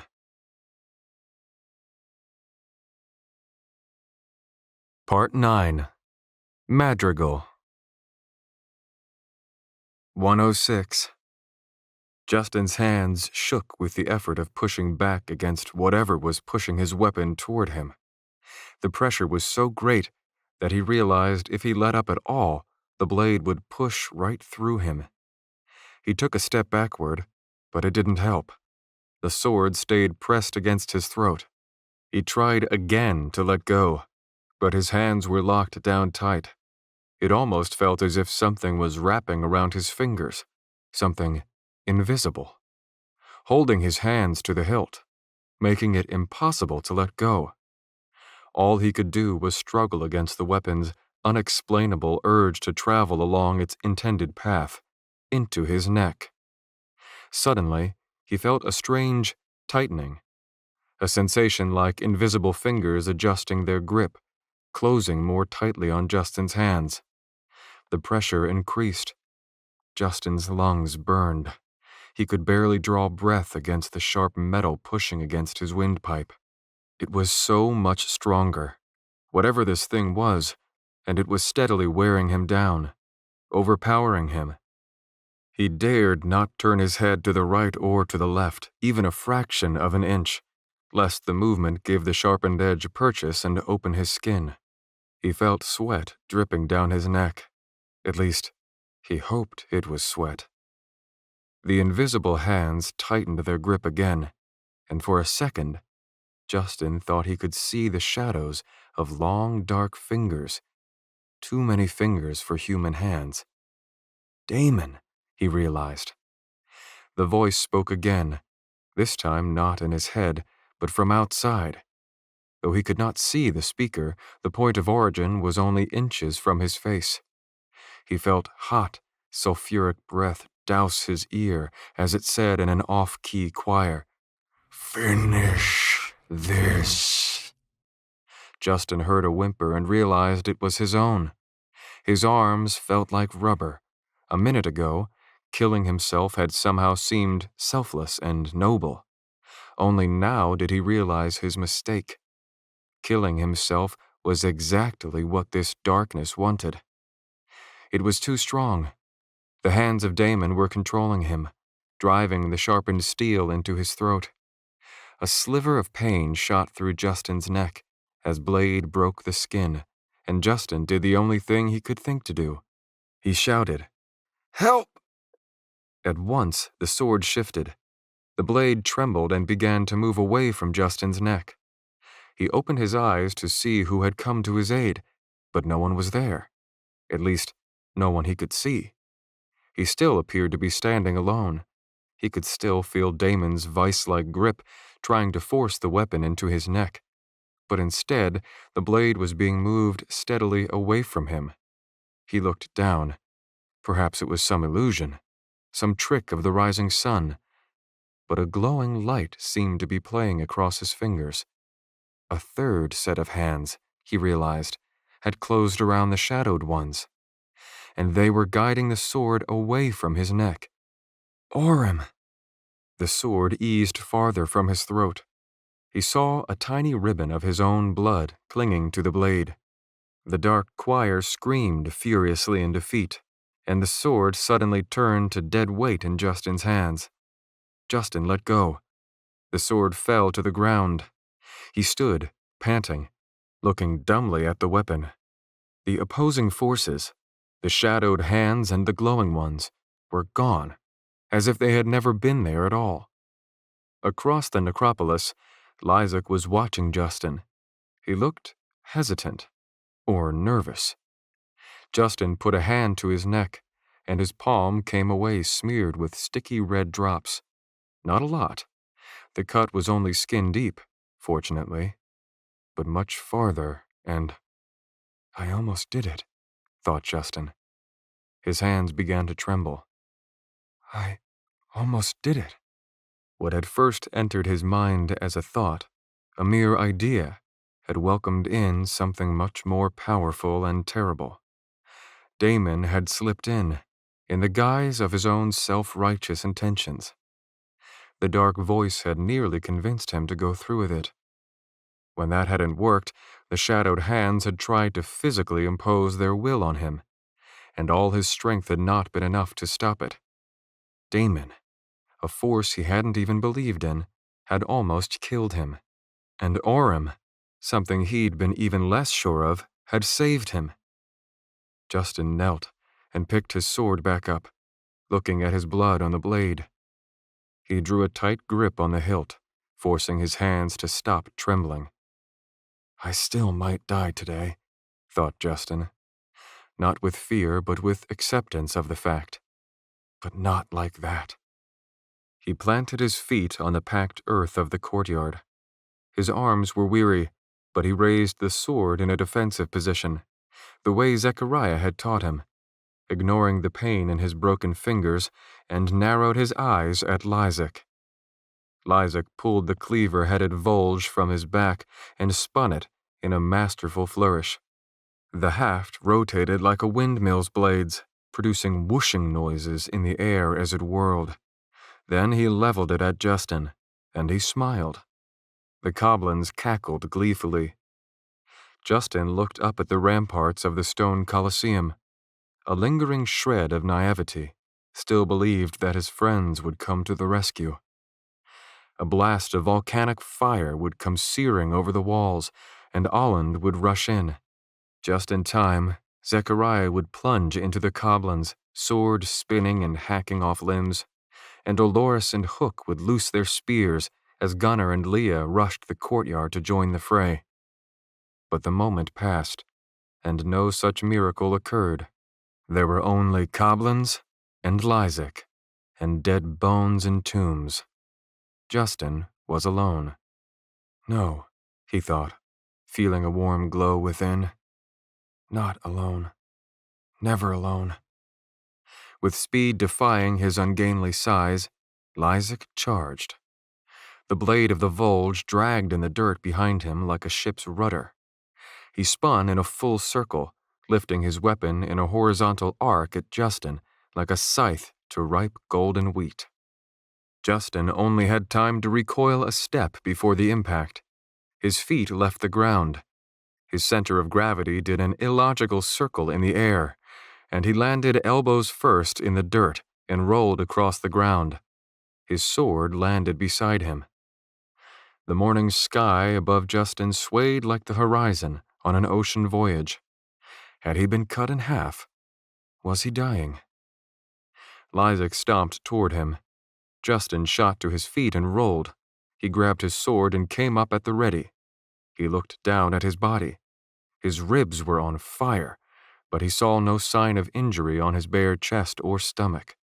No blood, except some scrapes where his elbows had hit the ground. Lysak gave a gap-toothed smile and patted the blunt, bladeless end of the Volge.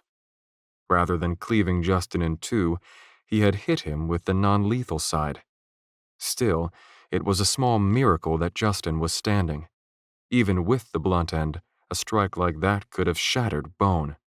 "No thinking about how much it hurt," rang Zechariah's words in Justin's head. "If you get hit, get back up and fight. Remember how he did it, and don't let it happen again." Instead of waiting for the next attack, Justin tightened his grip on his sword and sprinted at Lysak. The big man only watched. Justin spun his sword, feinted high, turned and cut low, aiming for Lysak's thigh. Before the strike could land, the haft of the Volge rapped against Justin's forearm, knocking the sword from his hands. In the same instant, Lysak's plate-armored knee drove into Justin's chest. Multiple ribs popped. Justin shouted in alarm and pain, but his cry was cut short. A massive hand grabbed him by the throat, picked him up bodily from the earth, carried him up in a wide arc, and slammed him down onto his back. What little wind was left in his lungs was firmly knocked out. Broken ribs stabbed at him from the inside. He reached for his sword on the ground. A massive boot came down and pinned his right arm against the ground. His fingertips brushed the pommel of his sword in the grass, but he couldn't reach it. Goblins screeched and howled around him. "Your pretty healer can mend broken fingers," said Lysak over him. The big man positioned the sharpened edge of the Volge's cleaver blade to let it hang suspended above Justin's pinned hand. "I'm curious to see if she can reattach them." Through clenched teeth, Justin wheezed in panic as he watched the blade drop. 107. Aland, Gunnar, and Zechariah stood on the outcropping overlooking Gaius, with 500 Heartland soldiers assembled in ranks behind them. Down in the ruins, people shouted at one another as they rushed from their tents, some hopping on one leg while still trying to pull up their pants. Several of the black-sailed ships docked on the shoreline were on fire, and men on the decks threw buckets of water into the flames. Other ships drifted aimlessly away, unmanned, their mooring lines cut. Men waded out through the water trying to catch them. "Well done, Nolians," Gunnar mumbled. Aland was tempted to agree. Olorus and Hook had held up their end of the bargain. Now, the mayhem in the enemy camp was intensifying as the rising sun revealed the white sails of the Heartland fleet. 50 ships sailing for Gaius. When Drexel's ships were in position, Aland, Gunnar, Zechariah, and the 500 Heartlands would descend the hill and charge the ruins. Thus far, all was proceeding according to plan, except for one thing. Aland exchanged a look with Zechariah. His face said it all. He felt it too. Sithrall. Not since the first attack on the Gravelands had Aland felt the presence of the daemon monsters quite so strongly. Even battling a Sithrall face to face in the Dreckwood had not felt like this. There were several of them, and they were close. The Heartland fleet drew nearer. The lead ships fanned outward into a funnel-shaped attack pattern as they neared the inlet. Archers were assembled on their decks. Of the 100 enemy ships at Gaius, less than a quarter of them had yet managed to mount a defense. One of the sabotaged ships was now completely engulfed in flames, pouring thick black smoke from the portholes as it tipped precariously and began to sink. Its men abandoned ship into the surf. To Aland's surprise, dozens of other ships still sat beached along the shoreline, unmanned. Olorus and Hook had done a fine job, but Aland did not think it was possible that they could have incapacitated the entire crews of so many ships. The only explanation: there were too few men at Gaius to have manned them to begin with, even before the sabotage. The enemy force was smaller than they had anticipated, and judging by their slow, ineffectual response to being attacked, they were poorly trained. Gunnar, apparently coming to the same conclusions, raised his fist in triumph, as if the battle had already been won. "We outnumber them," he shouted. "Now we crush the dogs beneath our boots. Cut them down. Stomp these invaders out of existence." A cheer went up among the Heartlands. They beat their shields with their swords. Gunnar shot Aland a grin. On the inlet, the first ships to meet slid against one another, hull to hull. Tethering hooks were thrown, fastening the ships together. Arrows rained down, and humans on both sides dropped dead or wounded. Heartland foot soldiers boarded the opposing ship, and with their swords, halberds, and axes, they hacked at the enemy sailors. From Aland's vantage point, the bloody theater of war was eerily silent. The scene repeated itself across the inlet. Hulls slammed, weapons clashed, bodies tumbled into the roiling surf. "It's time," said Zechariah. Gunnar pulled his cutlass from its scabbard and raised it high. "Charge!" he cried. Gunnar leapt from the outcropping and sprinted down the hill. Zechariah shouted with fury and followed, and Aland drew his sword and ran after. Behind them, the 500 Heartland soldiers stormed, screaming down the hillside. Down the hill and across the wooded plain, they charged. As they emerged from the trees, Aland saw the enemy perimeter, a paltry force of archers and guards who only now realized their exposed rear was being attacked. Officers shouted, trying to redirect their inept forces, but there couldn't have been more than 100 defenders. Child's play. 500 yards from the encampment, the Heartland army split as planned. Zechariah took half to the left. Gunnar and Aland, with Poole, Boris, and Samuel, close on their heels, took the other half to the right. The 500 soldiers diverged like a branching river. The enemies scrambled to adjust their defenses. 300 yards from camp, Zechariah's forces were arcing wide while Gunnar and Aland's platoon drove straight forward. Aland could see the entirety of Gaius now, scattered rubble, half-standing stone buildings, and white and black sails mingling on the water beyond. At 200 yards, arrows began to fall. There were dull thuds as they hit the ground, and sickening smacks when they struck true. Heroic war cries turned to screams of pain and death. To inspire his followers and frighten his foes, Aland raised his sword high and let the blade spit trails of fire into the air as he ran. 100 yards away, and Aland was eyeing up his first kill, an officer who had posted himself just a little too close to the front lines and was shouting orders at his soldiers, if these people could be called soldiers at all. They wore no armor, and were hardly armed. Aland could almost see the whites of the officer's eyes, but something at the corner of his vision suddenly reined in his full attention. Out at sea, a Heartland ship was going down, and crawling all over its decks, like parasites overrunning a host, were innumerable black figures. Leathery creatures the size of children tore open the bodies of Heartland soldiers and sailors to rip out and devour their innards even as they slipped beneath the sea. "Goblins!" Aland shouted. The warning had hardly left his lips when the cargo hold of one of the beached ships along the shoreline, one of the vessels he had assumed were unmanned, burst open from the inside. A 10-foot-tall, bone-armored monster ducked out of the cargo hold and stepped into the light. A singular jagged horn extended from its forehead, and in its hand was a giant, wickedly curved scimitar.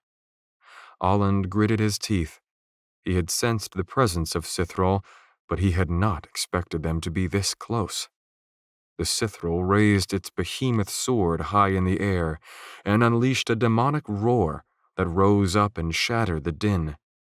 In response, cargo hold doors up and down the beach were thrown open from the inside. Rampaging hordes of goblins spilled forth from the bellies of the ships.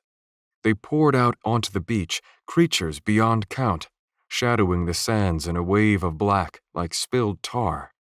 Hundreds, perhaps thousands of them, hopping, knuckle-walking, crawling and sprinting through the ruins of Gaius. As a single cohesive unit, they ran toward the advancing Heartland army. They are charging, Olland realized, at the Sithral's command. 108. The change in the Heartlands was palpable. Their charge slowed. War cries faded to silence. Confidence and enthusiasm withered. A small force of the enemy defenders broke from the camp and charged at the Heartlands.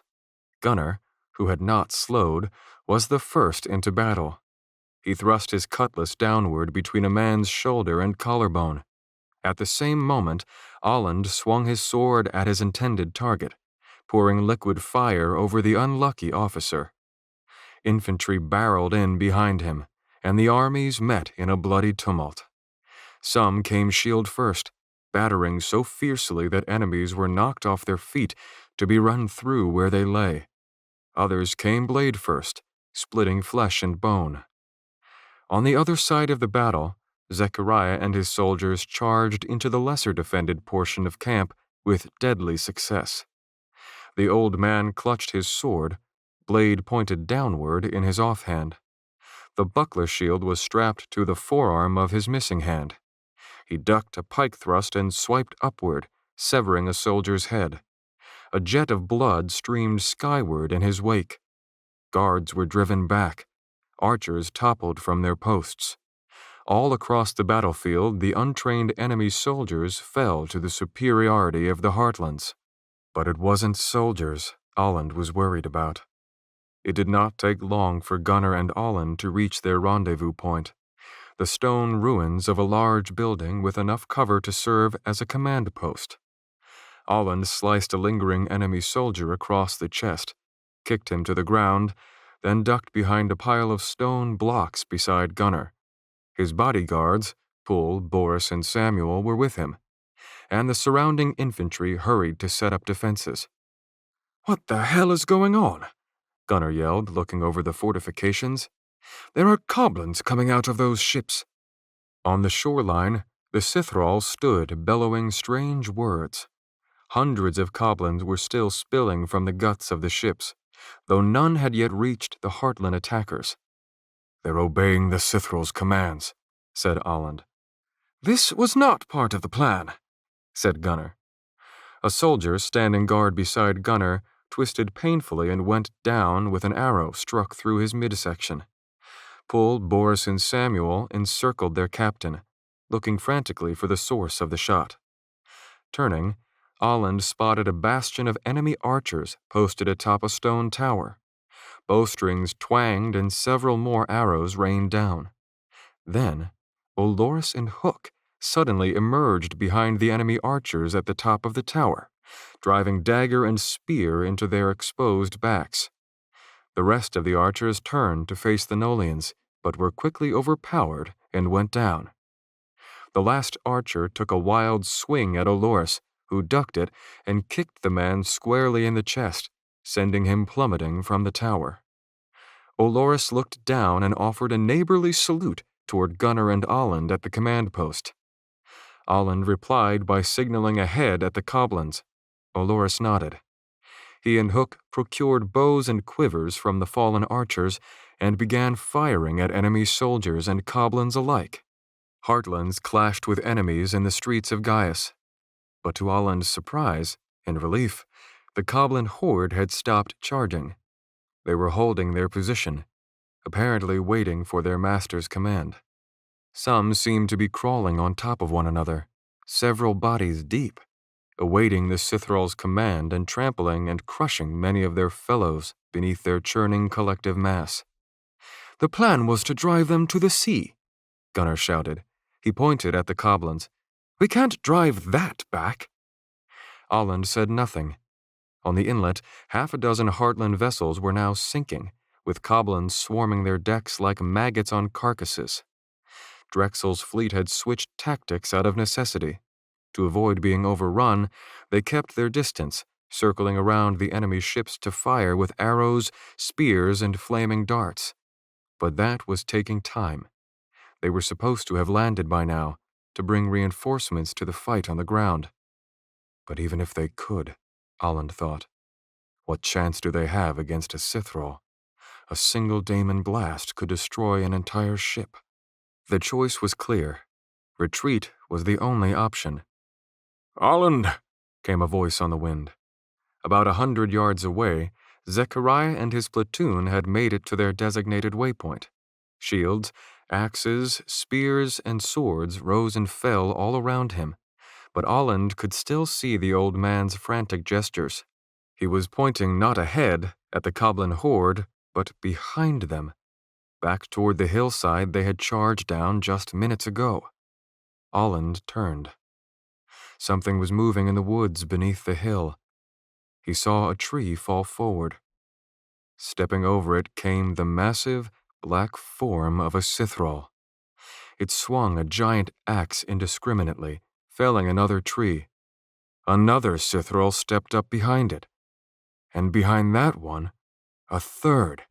"Definitely not part of the damn plan," Gunnar shouted. As the 3 Sithrall came forward, pushing over trees as if they were fragile reeds, the little hope left in Aland evaporated. It felt almost comical now to think he had ever believed they held the upper hand here.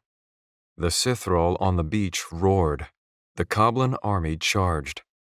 Across the sands of Gaius they stampeded, 1,000 mindless animals against a few hundred soldiers. Zechariah and his platoon pushed across the battlefield, reuniting the 2 prongs of the Heartland infantry at Aland's position. Zechariah's beard, buckler, and robes were painted in bright red splatters. The old man approached Aland and Gunnar but didn't say a word. Ahead, the Coblins were closing the distance. Behind, the 3 Sithrall were only about 200 yards away. One of them clutched a battle axe with a blade the size of a wagon wheel. Another wielded a rusty scythe, and the third dragged along a sword with a blade longer and thicker than Aland's entire body. Aland looked at Zechariah, then at Gunnar. "If I am to die," Aland said, "then I shall die well." Without waiting to see who, if any, would follow, Aland hurdled the stone barricade and ran toward the beach. The stinking black wall of Coblins rushed at him like high tide. Aland produced a wide arc of sweeping, billowing flames, burning a clutch of Coblins alive, and dousing the surrounding horde in a deadly conflagration. He charged headlong into the bulk of them, hacking, stabbing, cutting, trailing whirlwinds of fire in his wake. 109. Atop the stone ramparts, Coblins were climbing up over the ledge faster than Olorus and Hook could kill them. Detached arms still clung to the stone where they'd been hewn at the shoulders. One overzealous Coblin suddenly swung over the ledge, landed atop Olorus's back, and tore at him with its claws. Hook tossed his knife at it. The attacker slouched and fell from Olorus's back, with the blade buried in its skull. But in the same moment, Hook's leg was pulled out from under him. He toppled over the side. "Hook!" Olorus yelled. He rushed to the edge. Hook dangled over the side, holding the elbow of a severed arm whose claws, gripping the stone even in death, were all that kept him from plummeting into the churning horde below. Olorus ignored the claws digging into him from behind, tearing the soft tissues of his legs and back as he leaned over the edge, grabbed Hook, and pulled him up. Olorus turned, roaring with rage. He seized one of the Coblins clawing at him, lifted it bodily, and snapped its spine over his knee. Hook kicked another over the side of the platform. A dissonant roaring noise rose up over the mayhem of the war zone, and Olorus looked up, in time to see a Sithrall's daemon attack, a comet of black energy, rocketing directly at him. "A glorious way to die," decided Olorus. The ball of daemon hit the structure and exploded. The floor beneath Oloris's feet split and dropped out from beneath him. The tower collapsed in on itself. Goblins were still attacking Oloris as he fell. He and Hook continued to fight, even as they rode the shattered stone blocks downward toward the epicenter of the explosion. 110. Olland and Gunnar fought back-to-back while Zechariah, Poole, Boris, and Samuel did their best just to survive. Every goblin cut down was replaced by two more climbing over it to launch themselves upon sword and shield. As the goblin army attacked from the front, the three Sithril launched daemon attacks from the rear. With every blast, a dozen or more soldiers were eaten alive by darkness. After only a few minutes of assault by the Sithril, less than half of the original 500 Heartlands remained. Olland was drenched in sweat and blood. The goblins just kept coming, and his arms were growing weary from the sheer volume of the work, hacking and slashing without end. A blast of daemon landed so close that he could smell the burned flesh of its victims as they were snuffed from existence. The shockwave knocked him off his feet, and it took great effort to rise again. He summoned his Aurum and deliberately set fire to a nearby mound of goblin corpses, creating a curtain of flames to shroud his position. Mind, body, and spirit, Olland silently chanted. Claws grabbed at him from every side. He cleaved through one goblin's chest and issued a blast of flame at a dozen more, but another attached itself to his side with razor-sharp claws. Talons wedged between the plates at his forearm, puncturing the flesh. He felt blood begin to flow. He shook the creature loose and crushed its skull beneath his boot. A Heartland soldier beside him, a chunk already bitten out of his neck, was pulled to the ground and torn open. The legless torso of a halved goblin squirmed hungrily toward the frenzy. A goblin jumped atop Gunnar's shoulders and groped for his throat. A Heartland soldier caught it through the midsection with his sword, but saving Gunnar left himself exposed, and he disappeared beneath slashing claws and gnashing teeth. Claws. Teeth. It was all Olland could see. Claws, teeth, daemon, and blood. with mind, body, and spirit, Olland thought as more claws punctured his skin. More blood flowed, and the roar of battle dulled into serene silence. I commit my soul to the beyond.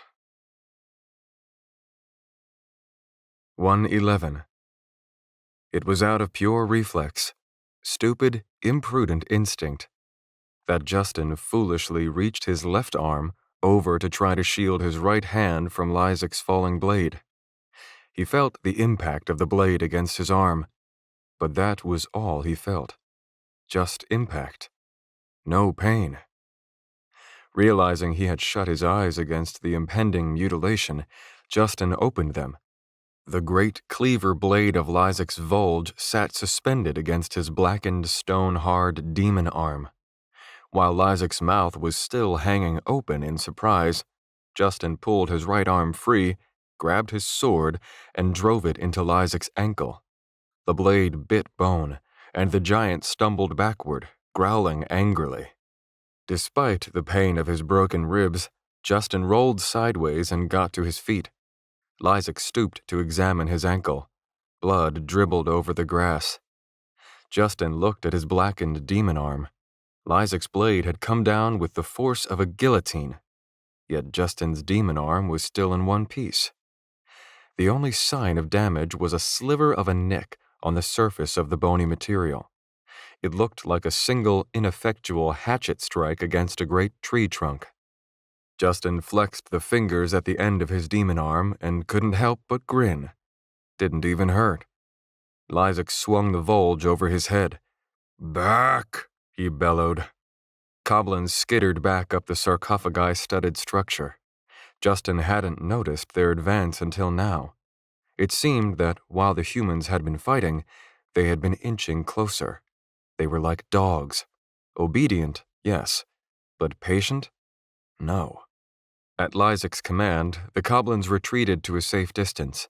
They growled and snarled, fangs bared, hopping up and down like apes. Lysek attacked again. The injury to his ankle slowed him down, but he was still deadly quick. He swung his Volge in a wide arc, too wide for Justin to evade it. Just as before, the blunt end was aimed to swat him across the courtyard. But this time, Lysek was angry enough to do real damage, maybe even kill him. Justin did the only thing he could think of. He jumped toward Lysek, into the attack.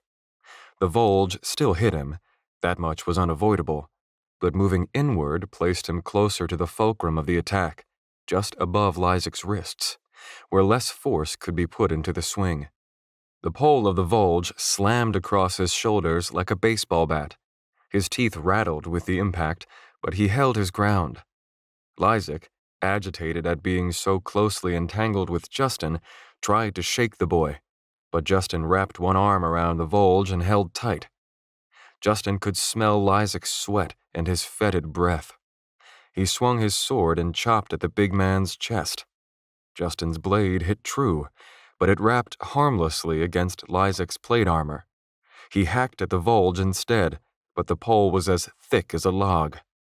His blade bounced off, gouging only a tiny wedge in the haft. Justin hardly knew what was happening as he was suddenly lifted from the ground by the pole end of the Volge and tossed. He lost his sword somewhere in midair and hit the ground knees first. He extended his hands to try to soften his landing, but the pressure against his crooked fingers made him cry out. Broken ribs jabbed at his insides. It took multiple attempts to gain his feet. Then he rushed to his sword. He tripped and landed in front of it, gasping for air. "You do not give up," said Lysek from behind. "That can be good, but only if it does not get you killed. It is foolish to fight an opponent you cannot defeat. If you die, it is all for nothing. If you survive, even if you must surrender to your enemy, you can defeat him later. Learn his ways. Bide your time until more favorable conditions. Kill him then." "Surviving is overrated anyway," said Justin. He picked up his sword and turned to face Lysek. "That strong-willed streak is going to get you into trouble," said Lysek, examining the chunk that Justin had taken out of the haft of his Volge. "We'll see how insolent you are once the Sithrul turn you fully, when your will is no longer your own, and your friends are at our mercy. Then you will know the meaning of power. You will torture that old man to death just to please Avagad. You'll slice open the belly of that guardian and present him as a feast to the goblins." But Justin wasn't listening. Something else was going on that demanded his full attention. Something inside him. He should have been angered by Lysek's words, but, for some reason, all his anger had suddenly disappeared. In its wake was something he had not felt in ages. Tranquility. The strangest sense of peace was rising up from within his chest. It washed over him, purging him of anger, fear, and doubt. It was serenity. It was understanding. It was an awareness that bordered on omniscience. As if he were somehow outside himself, watching a scene unfold, with comprehension greater than that of its players. It was sudden and certain knowledge beyond doubt. Knowledge that he could kill Lysek. 112. Justin did not understand how he knew this, but it was a truth so indisputable that it somehow required no explanation. In a way, he had never been so sure of anything in his life. Part of him wished it wasn't true. To comprehend what he himself was capable of was terrible knowledge. But a threshold had been crossed. This truth could not be unlearned or forgotten. The Justin who had lived without the knowledge of his own potential would never exist again. "And you will burn those soldiers alive," Lysak was saying. "And finally, after she has watched it all, that delicate little princess." "Let us go," said Justin. Lysak's mouth split open in a gap-toothed smile. "What?" he said. "Leah and I," said Justin. "Let us go." "You are begging me for mercy so soon," said Lysak. "No," Justin said. "I'm commanding you." Lysak's smile only sharpened. His pitted eyes shone with delight. In the constant twilight of the Dreckwood, this giant man had seemed like a monster. But now, in the full light of morning, he was even worse. The sun revealed him for what he really was, a thing worse than a monster, a human given in to monstrous deeds. "You are not a captive anymore, Justin," Lysak said. "You are my student now. We are allies, and we are both—" "Let us go," Justin repeated. "I don't want to hurt you." Lysak erupted with laughter. Huge guffaws echoed through the necropolis. The Coblins joined in, hooting and chattering as if they understood the joke. Justin sighed. He did not want to take a life, but there appeared to be little choice. He lowered his sword, he tightened his grip on the hilt, and the etheric shards forged in the blade lit up bright green. Lysak stopped laughing. Justin let the knowledge flow through him. His blade glowed. The green light became dazzling. It intensified as he absorbed and perpetuated peaceful understanding that was beyond him. He let it course through his body, through his arms, through his hands, and into the sword. The blade became an obelisk of starlight, glittering with green sparks. "Enough!" Lysak bellowed, shielding his eyes from the sword. His voice was brimming with rage, but there was also a measure of fear, almost panic. "You think you know power? I will show you true power. This ends now." Raising the Volge above his head, the giant charged. Justin's heart was a ball of fire in his chest. His veins seemed to flow with acid. Lysak barreled toward him with his weapon raised for the kill, and Justin lifted his glowing sword high over his head and said, "I'm sorry." The sword bloomed green as he swung it downward like a hammer to the anvil. The air split open, and a blast of emerald light exploded from the blade. A rush of wind tore wildly at Justin's hair. A sound like thunder pulsed against his eardrums. The emerald blast sizzled outward in a blinding arc. It rent the earth like a spade. Green sparks crackled along the perimeter as it sped toward Lysak. He had time only to drop his Volge and raise his hands in futile defense before the blinding arc of energy hit him. For a moment, his giant silhouette was visible within the emerald brilliance. The roar of energy drowned out any last sounds he might have made. Within a zero-gravity supernova, his silhouette floated, stretched, warped, contorted, and then drifted away from itself, dividing into quartered sections. The sections split into thick slabs, which fragmented into nuggets, then puzzle pieces, then specks, then a fine mist that spread and faded until even the mist was overtaken and disappeared entirely within the light. A shockwave rippled outward, flattening the grass and sending debris flying. Justin was knocked back a step, but the arc of energy did not stop. It traveled the length of the courtyard and hit the side of the Colosseum. The edifice jolted.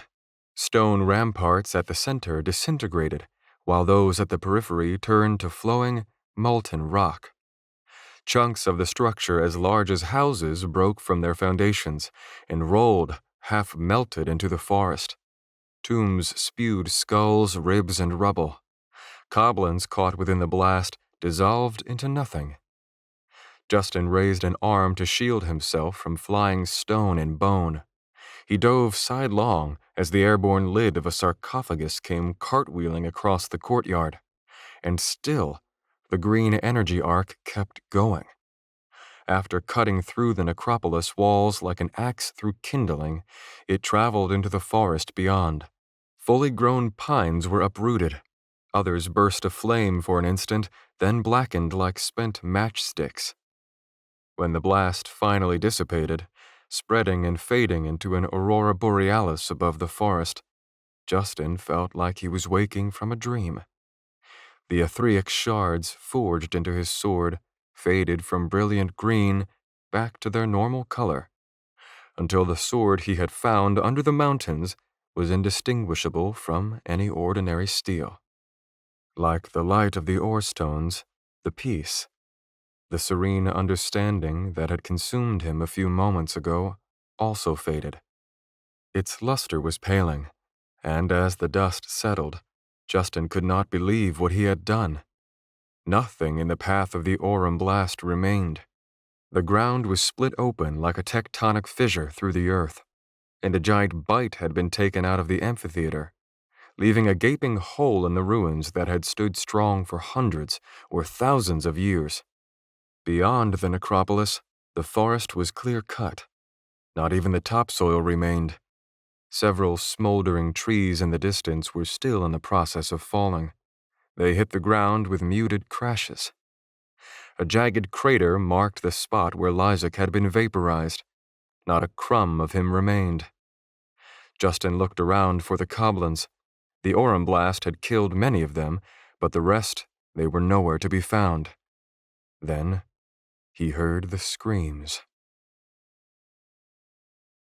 113. Instantly, Aland was deaf and blind. It felt like a lightning bolt had struck the inside of his head, engulfing his vision in white light, filling his ears with a sharp ringing. Death had come to meet him. For so many years he had chased it, unafraid to face it, welcoming it. Now that it was finally upon him, he realized how unnecessary it had been to so diligently seek a host that welcomes all comers eventually. At the end of everything, he almost wished he had more time. But time was gone now. The light would take him, and he would ride at last to commune with his ancestors before judgment, for good or for ill.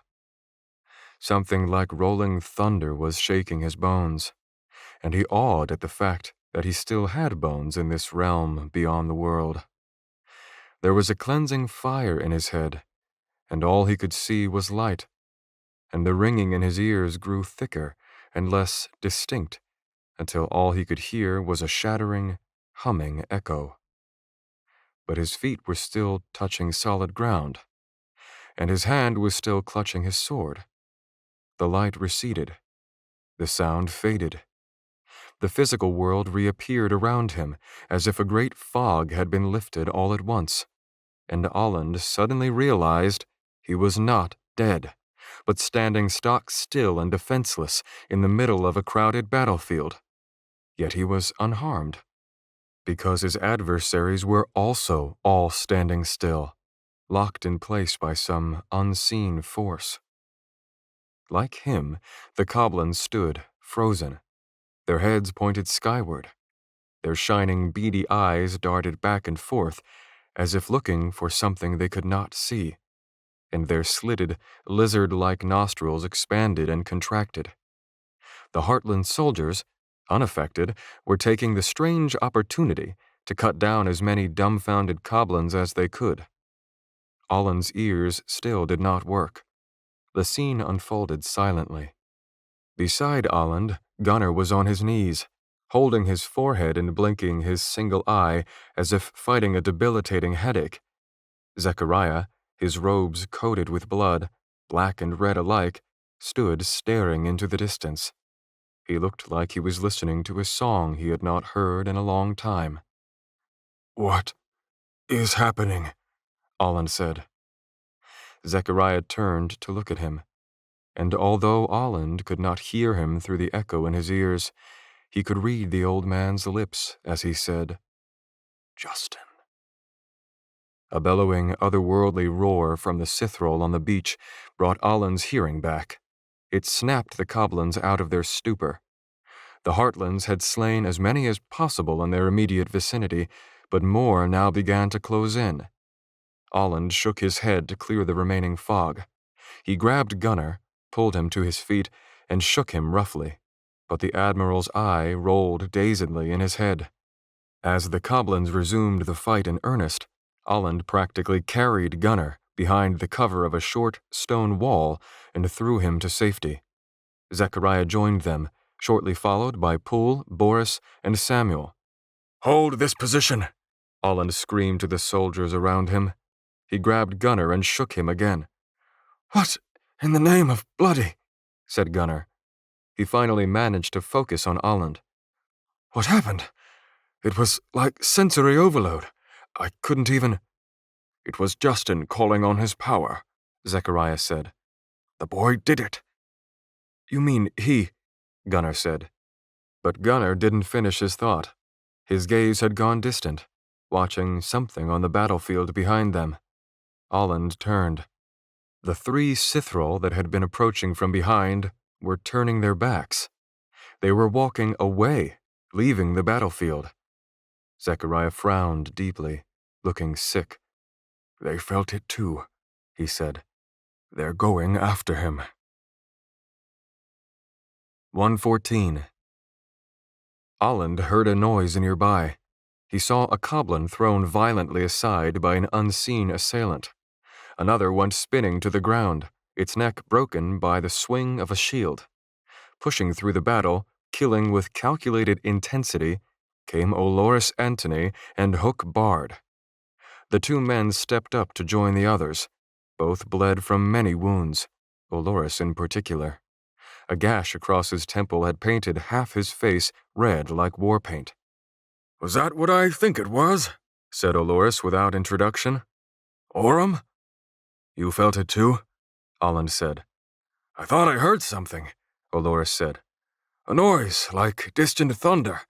But when the Coblins froze up, we took the opportunity to make our way back here and—" "It was Justin," Olland said.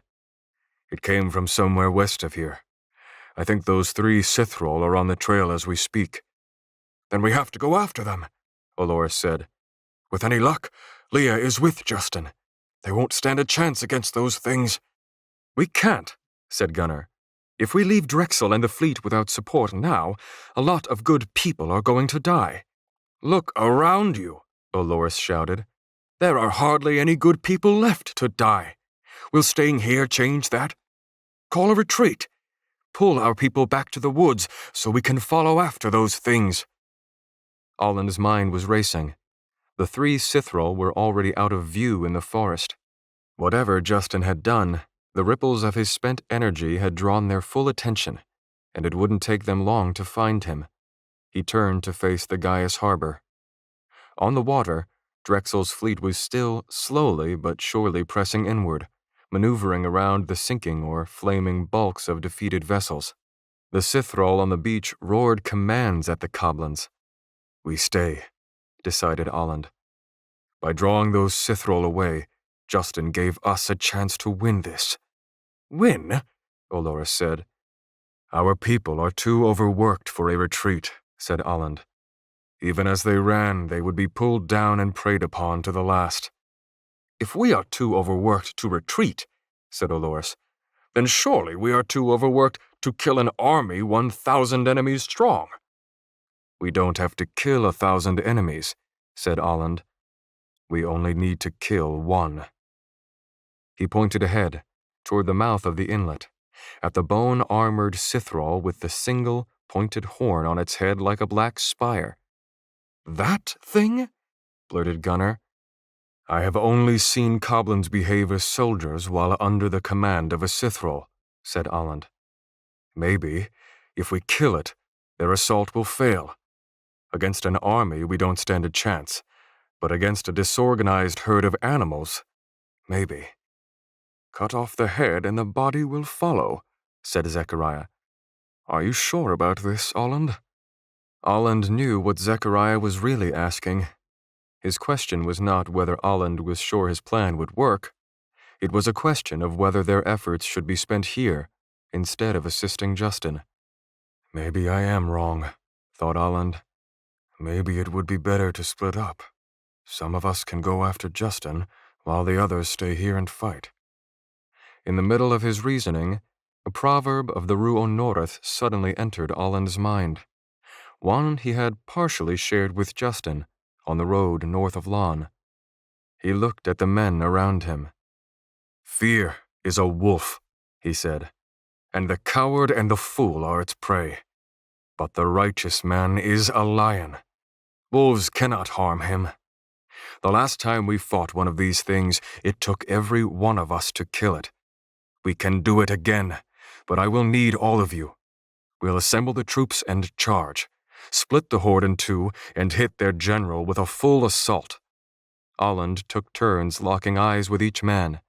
If we allow fear to govern our actions today, the enemy wins no matter the outcome, he said. Be lions. Charge with me. Zechariah stroked his blood-streaked beard thoughtfully. Few can say they have killed a high demon, he said. To kill a second will be glorious. Olores and Hook exchanged glances, then nodded. Let us drive this scum into the sea, said Olores. Gunnar turned to Poole, Boris, and Samuel. What do you say, boys? For Vic? Aye. As Gunnar and his bodyguards spread the word among the soldiers, Olland looked back toward the forest, where the three Sithril had disappeared. Hang on, Justin, he said. 1:15. Justin had almost reached the doorway when several men ran through, pursued by a group of goblins. A few bled from scratches and gashes clawed across their backs or stomachs. With Lysak dead, Justin realized, the goblins were no longer obedient henchmen. They were ravenous beasts, and friend and foe alike were fair game. The men fled past Justin, but the goblins pursuing them suddenly stopped in their tracks. They sniffed at the air and looked at Justin, then bared their fangs and began to circle him. Beady eyes watched him from snarling, drooling faces. They inched forward cautiously, as if waiting to see what he would do. They understood that he was dangerous. They had fled the Colosseum after his display of power, but now they were testing him. The deductive reasoning of these creatures, Justin decided, had been vastly underestimated. A painful scream outside the necropolis made Justin grit his teeth. Leah's still out there, he thought. He looked at his sword in his hands. Okay, you did it once. Do it again. Justin took a deep breath. He reached out for the energy. He focused on the peace and knowledge, beckoning it to flow through him, through his hands into his weapon. With a mighty war cry, he raised his sword and swung it at the goblins. Nothing happened. Crap, said Justin. The goblins screeched and attacked. Justin's first strike was pure instinct. He swung his sword clumsily but managed an effectual strike, lopping off the first goblin's head. Black blood shot skyward. The next one charged, and he drove his sword into its sternum. Another pounced before he could pull the blade free. He raised his blackened left arm to defend against it. The goblin's teeth shattered against the stony chitin of Justin's demon armor. He used the moment to pull his sword free and split the goblin's skull. He elbowed the next one in the face, and its neck snapped. Justin sprinted through the necropolis archway toward camp. He nearly collided with a soldier who fell down in front of him, blood spitting from his torn neck. A goblin pounced and pushed its claws into the man's stomach. Justin quickly killed the goblin and turned to the man on the ground, intending to help him to his feet, but the man did not move. All around, the screams of the dying filled the morning air. Swords clashed against claws and teeth. Soldiers slew goblins by the dozens, but they were outnumbered at least 5-1. No matter how many of the beasts fell, it seemed to do nothing to dissuade the rest. The creatures knew no restraint. They attacked, not to kill, but to maim and disable, so as to feast on living innards for as long as their prey could cling to life. Men went down with grievous wounds. Soldiers trailing viscera tried to crawl away as groping, tearing claws pulled them back. Red and black blood mingled and flowed over gravesites. "Leah!" he shouted as he raced through the chaos. A shadow with substance tackled Justin. He hit the ground with the thing on top of him. Claws slashed his bare chest, drawing blood and startling him with flaring pain. Intestines hung from the goblin's teeth as its jaws snapped inches from Justin's face. He knocked it back, then drove his sword through its mouth and out the back of its skull. Kicking the creature's corpse away, he rolled to his feet. "Leah!" he yelled as he ran. Fear of finding her hollowed-out body among the corpses filled him with cold dread. "Justin!" Justin sprinted toward the voice. At last, he spotted her standing with her back to a campfire. In one hand, she wielded a short-handed hatchet. In the other, a burning torch. Goblins circled around her. One lunged at her, and she swung the torch to ward it back. It retreated just in time to be cut down from behind by Justin's blade. Justin felt a searing pain in his side and turned to find a goblin clinging to him, its claws hooked in his skin. So fast! He tried to throw the creature off of him, but it tightened its grip, puncturing even deeper into his flesh and making him cry out in pain. Leah raised her hatchet and bashed the goblin's skull in. The thing went limp and fell from Justin's side. Justin and Leah took up positions in front of the campfire, standing back to back, warding off the circling predators. "Thanks," Justin said. "You all right?" "Am I all right?" said Leah. "Look at yourself." Justin was trying not to. "Lysek's dead," he said. "Long story. The short version is that the goblins obeyed him, and now that he's dead, they're going crazy. We should get out of here." Leah nodded, then tossed her torch over the goblins' heads. The creatures watched its course, and Leah turned and jumped over the campfire, running the opposite direction. Justin followed. A few goblins chased after them. Justin cut one down, and the others soon abandoned the chase in favor of easier game. As the two of them raced into the woods, Justin hazarded a fleeting glance at the carnage. Men being pulled down and ripped open, eaten alive. He recalled his wish, just days before, that these men would die, and it made him sick.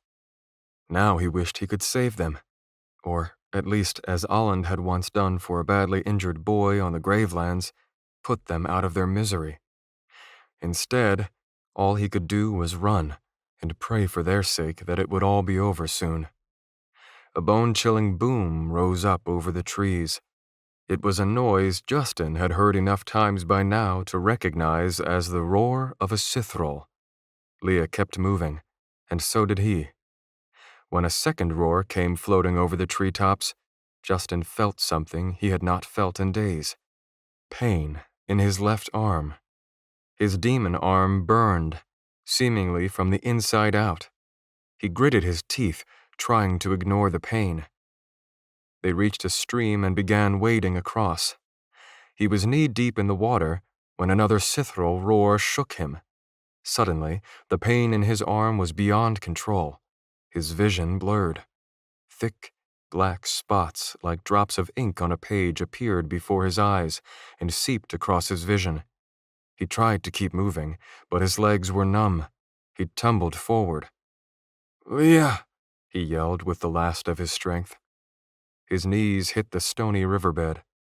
His sight telescoped to blackness as his head went under the water. There was fire in his arm, but the last thing he felt was water in his throat. 116. "You again," said Justin. Avogad smiled. You didn't think I would just forget about you." The tower room was exactly as Justin remembered it. Avogad stood before him, tall and straight-backed, in his ceremonial armor of white, crimson, and silver. The diamonds on his crown shimmered. By now, Justin understood that only his mind, not his body, was in this place, wherever or whatever this place was. As such, it did not surprise him to see that his left arm was fully human again, with flesh and muscles. Nor did it surprise him that he was wearing comfortable clothing rather than the rags of a prisoner. "My arm," said Justin. "You had it changed so you could establish a connection with me more easily." "That's part of it," said Avogad. "But it is also a sample of things to come. You will be fully turned, but there is still more I require of you. Things that can only be accomplished while you are still in your human form, before you become a Sith Wraith." "Sith Wraith?" said Justin. "You have much to learn, my boy," said Avogad. "I had a tutor arranged to teach you the basics." "Sorry about that," said Justin. Avogad shrugged. "The world is an emptier place for Elizac's loss, quite literally. But it's no matter.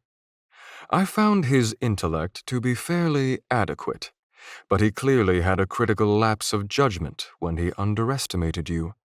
I admit, I also underestimated you, Justin. Rest assured, I will not do it again. But I digress. Using your Aurum power against Lysic was unwise. I am not the only one searching for you, Justin. There are others. Some with far less savory intentions than my own. Most simply intend to enslave you. Others want to test their abilities against a fallen angel. At least one wants to cut you open for study. And another, I have learned, wishes to devour your soul like a goblin to gain your power. Completely illogical. Putting aside their various intentions, they share something in common. All are converging on you as I speak. When you used your power, you alerted them to your precise location. "Then I'll have to deal with them," said Justin. "The same way you dealt with Lysic," Avogad said. My, you drown a rat and suddenly you do not fear wolves." Justin hesitated. "What do you mean?" Avogad stroked his chin and sighed heavily through his nostrils, as if something weighed heavily on his conscience. "Your future is painted in blood, Justin," he said. "Nothing can change that, now that you have ascended. Powerful enemies are coming your way, but you need not face them alone. That is why I have contacted you again, to propose an agreement." "I won't make any agreement with you," said Justin. "I've seen what you're doing out there. Enslaving, torturing, making deals with demons." Avogad tilted his head. "It seems Lysic shared more information with you than I would have preferred. His intellect may not have been as adequate as I thought. Maybe I should commend you for eliminating him." Avogad paused, but this time, Justin said nothing. Everything the man said seemed to be aimed at evoking a response. Maybe it was better not to answer. "You should never turn down an agreement before you've heard the offer," said Avogad. "In this case, I can offer you something no one else has. The truth."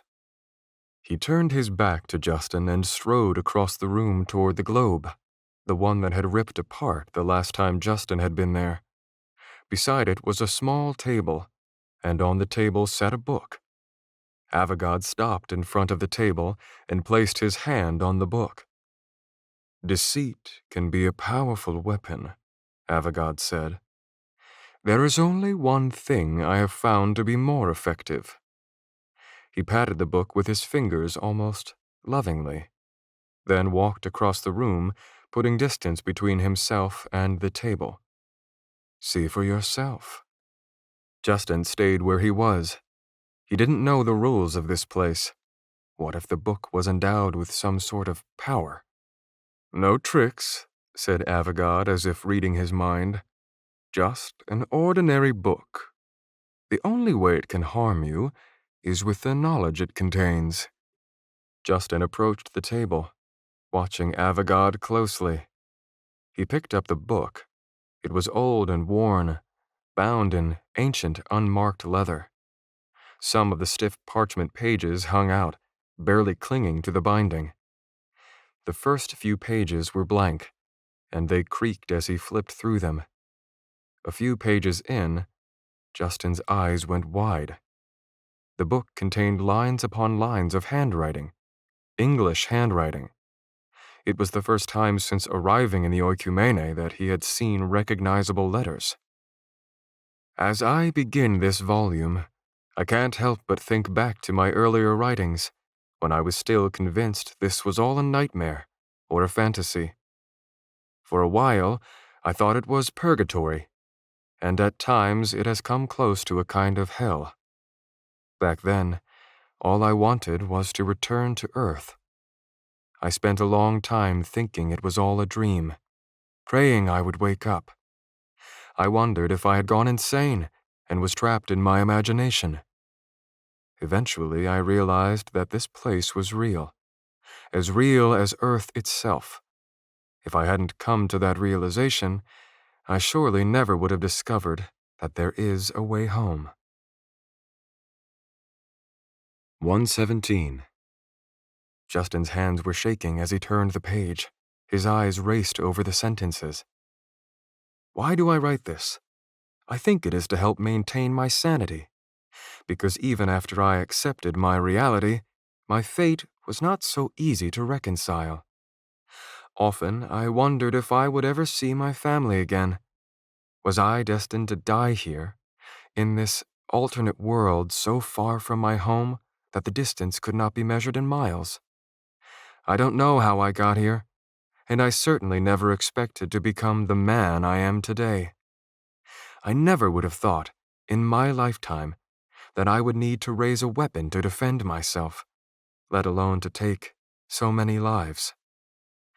I may have discovered the way home, but leaving is no easy matter. Every day I wake up and wonder, is my time in this world of swords, shields, magic, and monsters finally nearing its end? Will I ever see my family again? Or will I die here, farther from home than any map can measure? Over time, I have begun unconsciously referring to this world as Antichthon.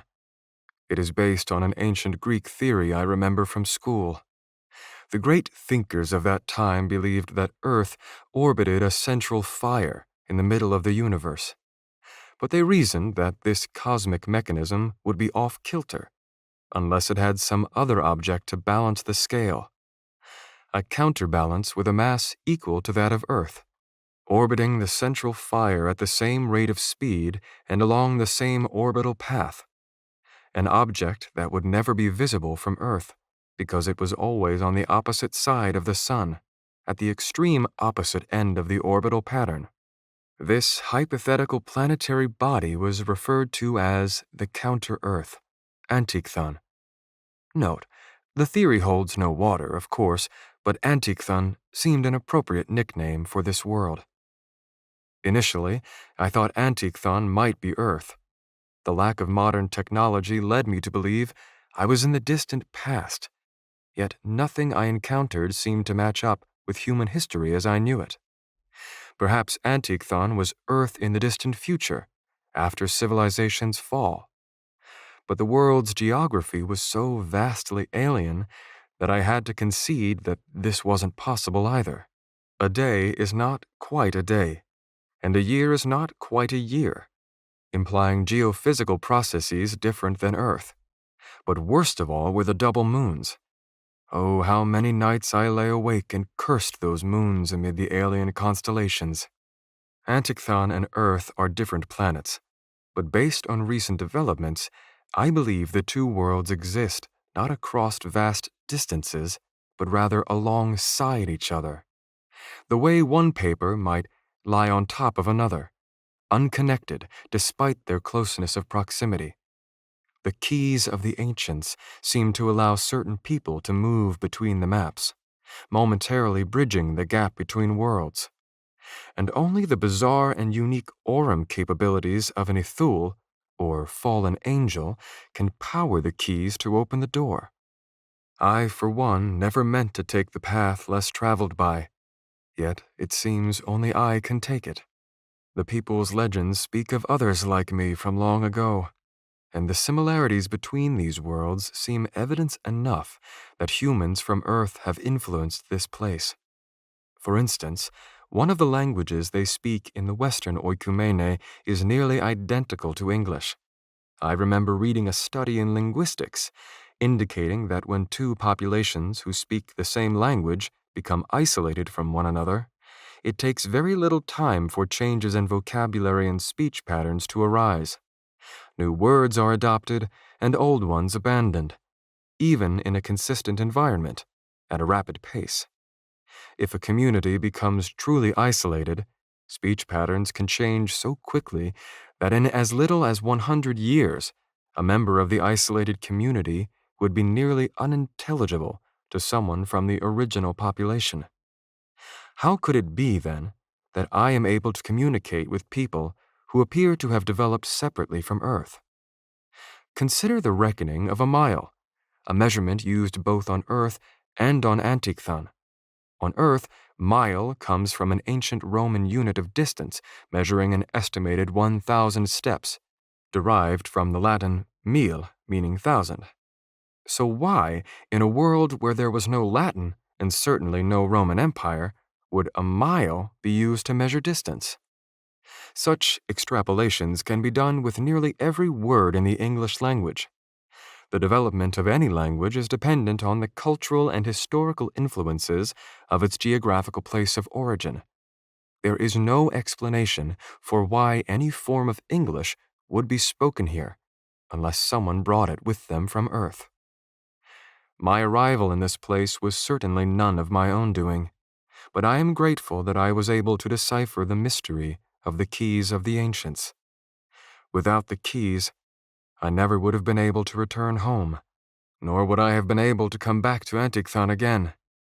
But of course, by now, I have come to understand that traveling between the worlds comes at a terrible price. Without warning, the book was wrenched from Justin's grasp. Justin jumped back in surprise. Avogad stood less than a foot away from him, though Justin had neither seen nor heard his approach. There was a malicious sort of boredom in Avogad's eyes as he turned and walked away with the book. "Where did that thing come from?" Justin asked. Avogad crossed the tower floor. He stopped before one of the large windows and stood gazing out into the sky, with the book in his hands.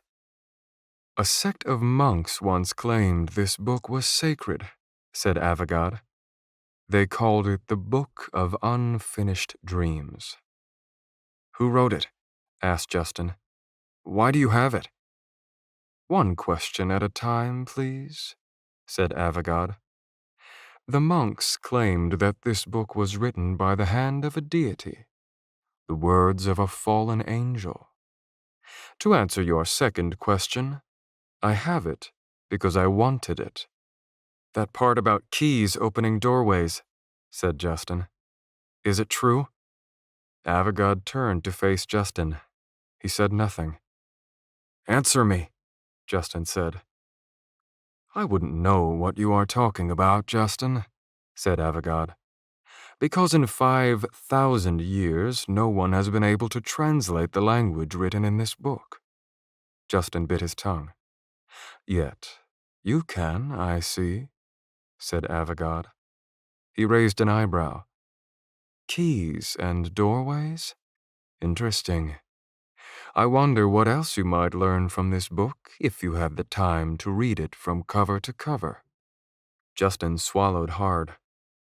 "The monks from whom I relieved this book considered it to be quite holy," said Avogad.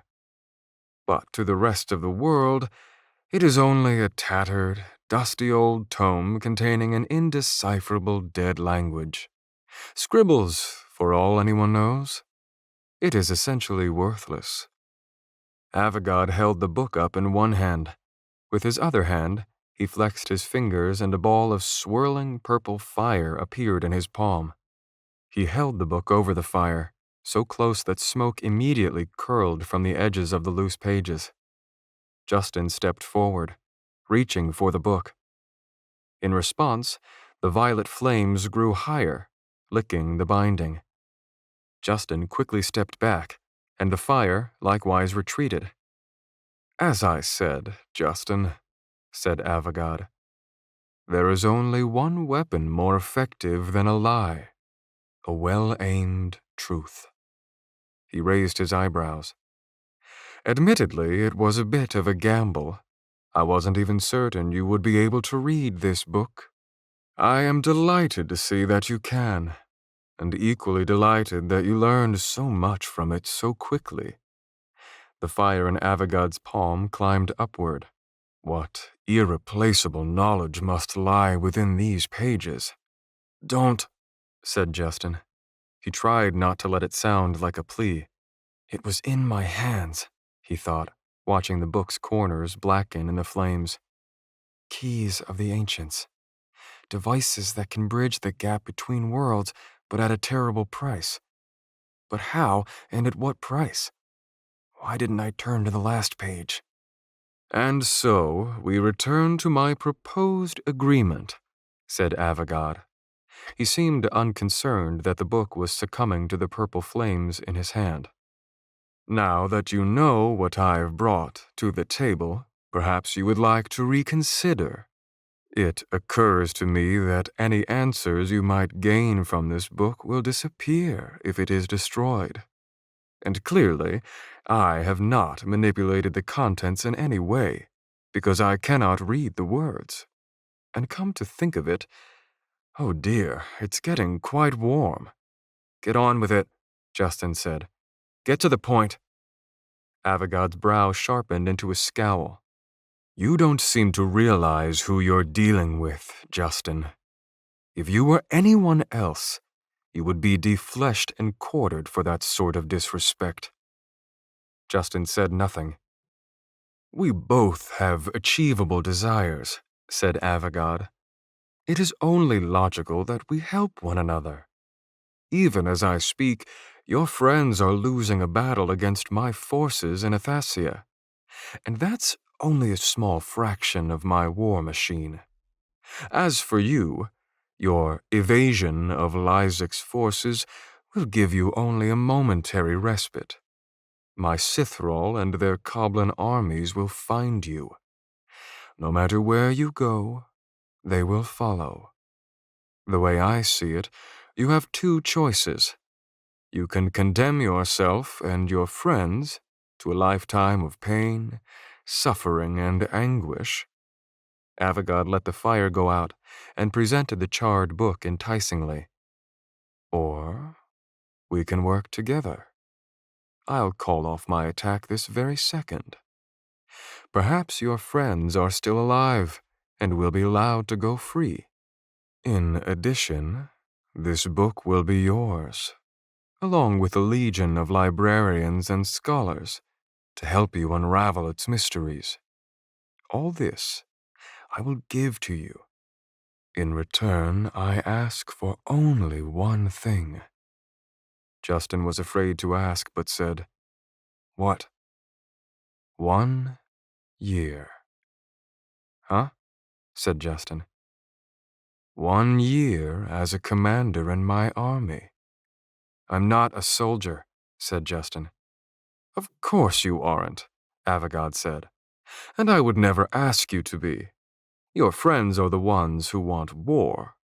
All I want is peace.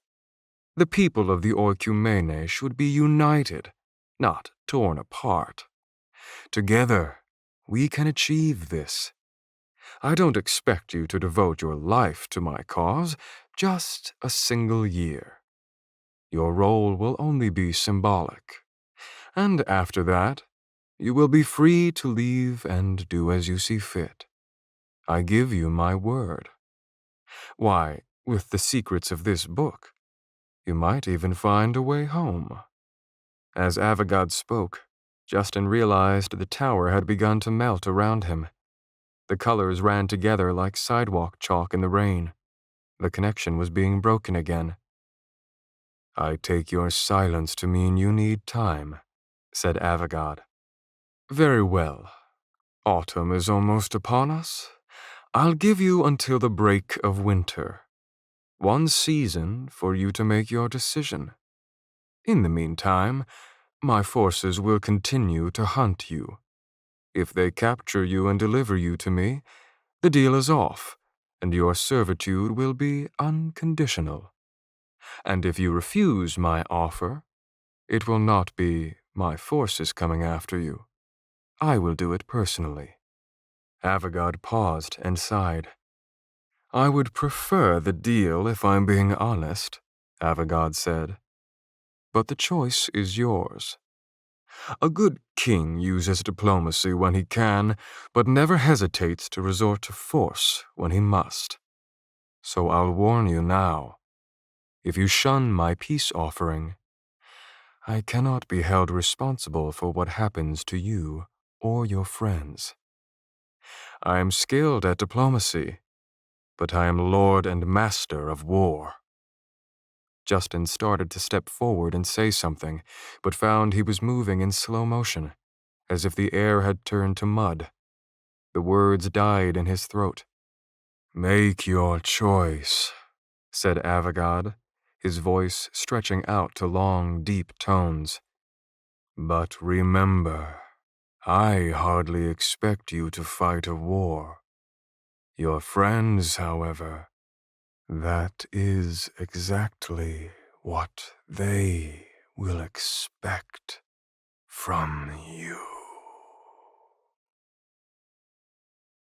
118. A heavy line of Heartland defenders did their best to keep the Coblins back as Olland and Gunnar assembled the rest of the soldiers into an attack pattern.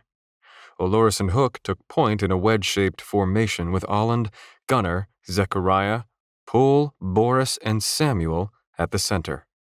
An arrow suddenly struck the face of a Heartland soldier, a young woman, positioned beside Olland.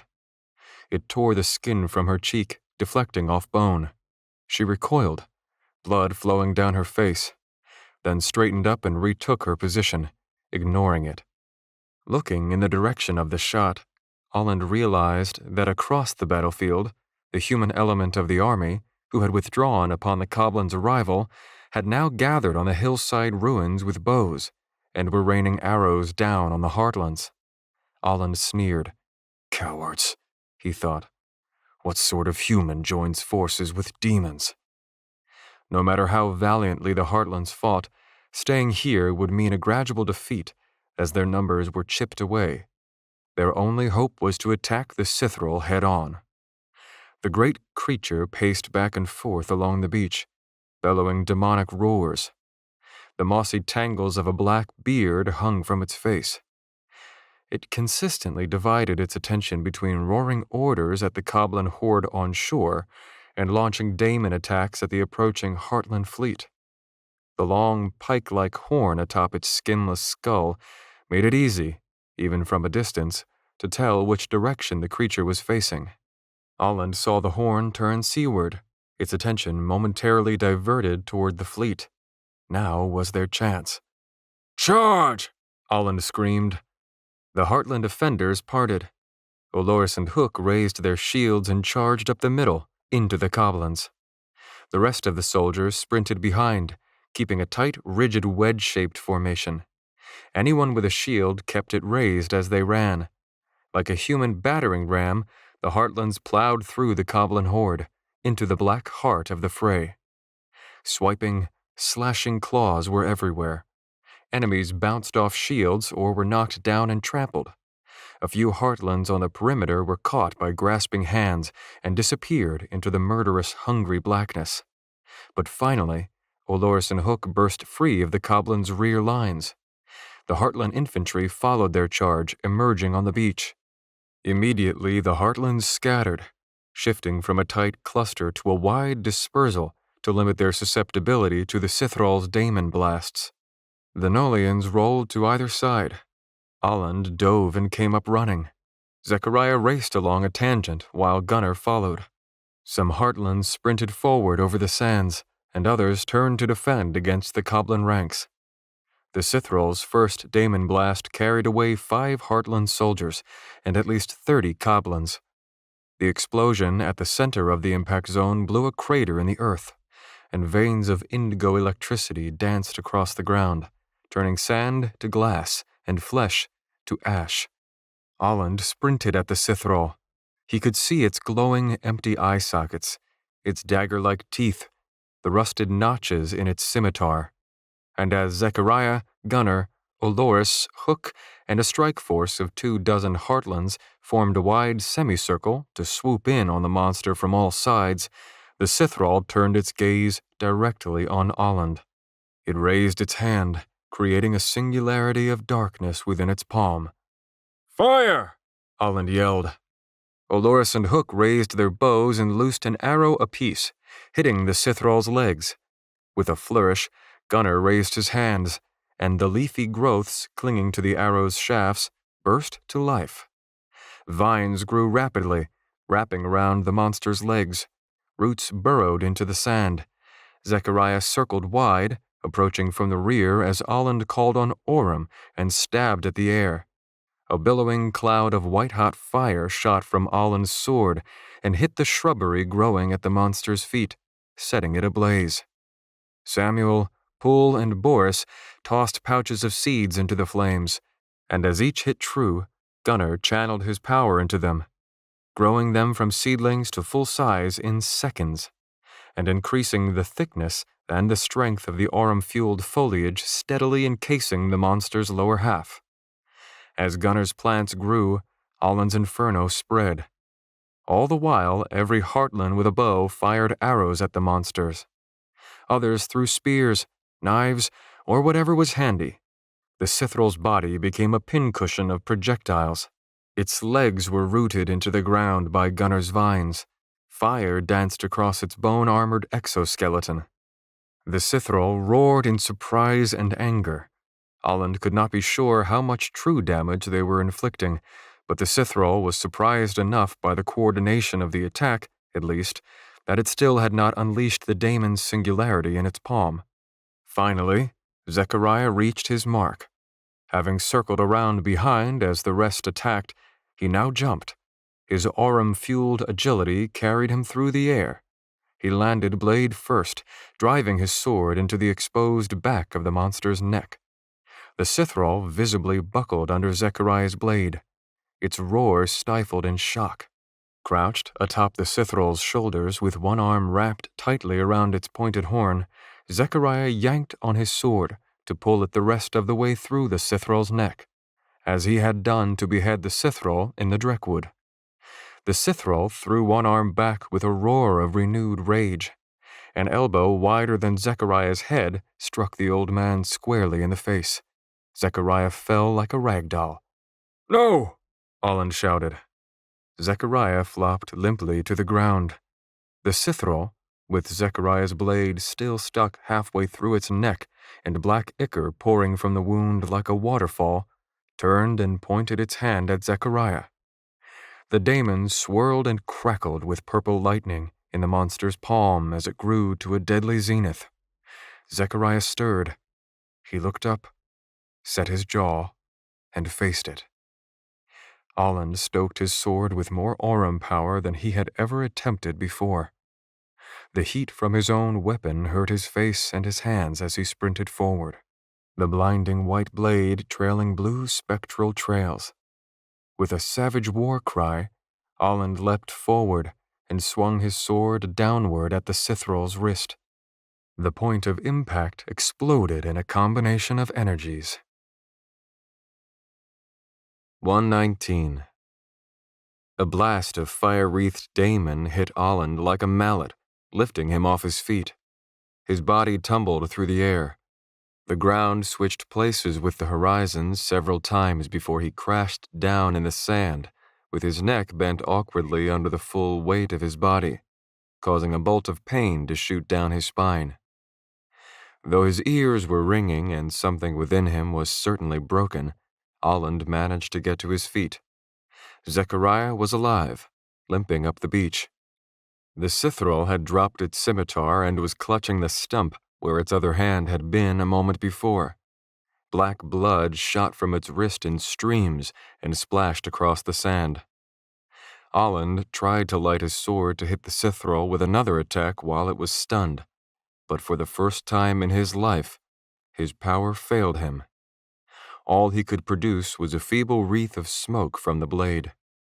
The effort alone made his head swim, and he fell to one knee. The energy he had expended in his last attack had been too much. He looked around. The Heartlands couldn't hold the Coblins back much longer. Olores and Hook had been forced to stop firing at the Cithrol and take up their shields, falling back to help reinforce a weak point in the Heartland offenses.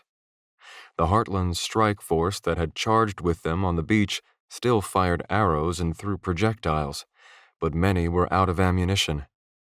The Cithrol let go of its bleeding wrist, roared in anger, and used its good hand to rip and tear at the burning vines holding it in place. Its beard was a mass of flames, but it seemed not to notice. With a quick jerk, it pulled one foot out of the sand, lifting a chunk of the ground up with it. "Olland!" Gunnar shouted. Sweat trickled down Gunnar's face. The veins in his forearms bulged with the continued effort of calling on his power. "I can't hold it," he yelled. The Cithrol ripped its other foot free and stepped forward. Olland tried to stand, but his sword was too heavy. Olores and Hook, stuck holding back the Coblins, could only watch the Cithrol pull free of its lashings and advance. Suddenly, a Heartland soldier threw its bow to the sand. Drawing his sword and raising it high, he screamed, "For Heartla!" and he charged. "Wait! Don't!" But it was no use. The man was running at the Cithrol. The rest of the Heartland strike force followed his example and charged at the Cithrol to engage the beast in close quarters. Several were carried off at once by a single swing of the monster's massive fist. The others swarmed and drove sharpened steel into the monster's stomach, legs, chest, and lower back, any weak spot they could find. The Cithrol roared in frustration. It swung its good arm at the attackers, but those who were batted down only stood back up to attack again if they could. Some were burned by Olland's fire. One man was crushed beneath a stomp of the Cithrol's giant foot, but the rest fought on. Black blood soon flowed from wounds uncountable. Heartland soldiers climbed up the monster's back to attack its shoulders and neck. Zechariah's sword was still stuck there, and one man reached it, stood on the creature's shoulders, and stomped on the hilt, driving it deeper. The Cithrol summoned its daemon power, but flailed awkwardly as it attempted to unleash the attack. The blast sailed wide and hit nothing but nearby ruins. Olland blinked. To his astonishment, the Cithrol was slowing. Its roar sounded half-hearted. The glow of its eyes was growing dim. It wavered on its feet, then dropped to one knee. The Heartlands saw their chance and took it. With the Cithrol on one knee, they pounced and began hacking at the exposed neck. Their swords rose and fell repeatedly, chopping at the neck like hatchets.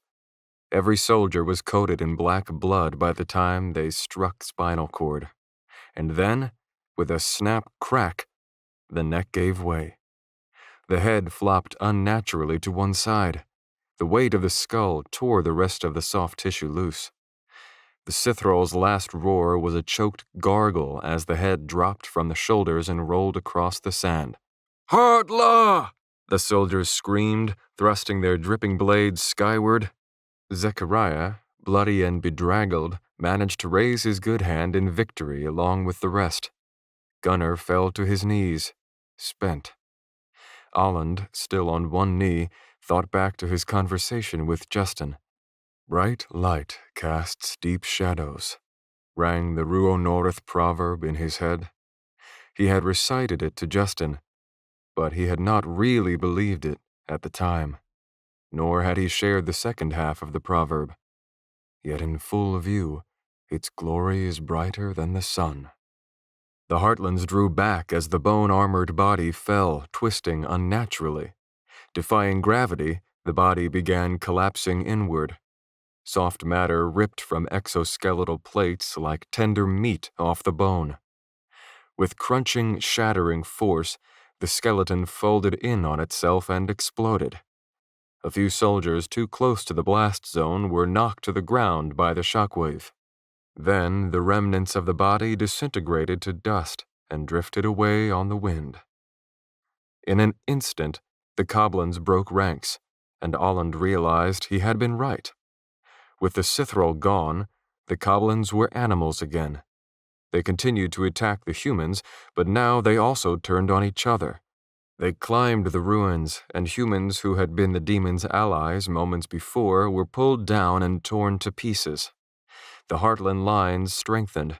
The Coblins' lack of focus made them easier to overpower, but their numbers were still too many.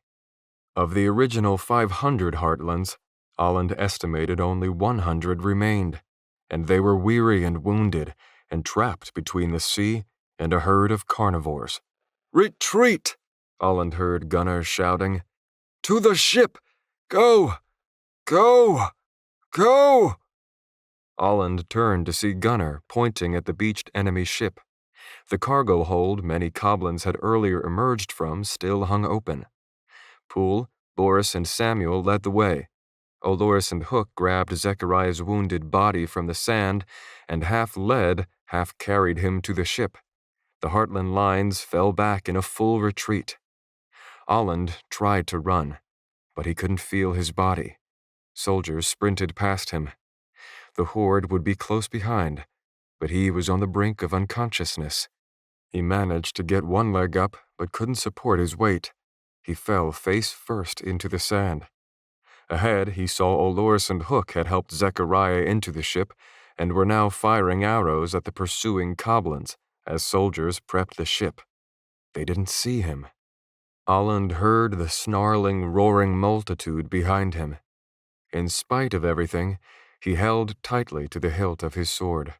His blade, ever his ally in life, would be his comrade in death. Hands grabbed him. But instead of being torn limb from limb, Aland was hauled to his feet.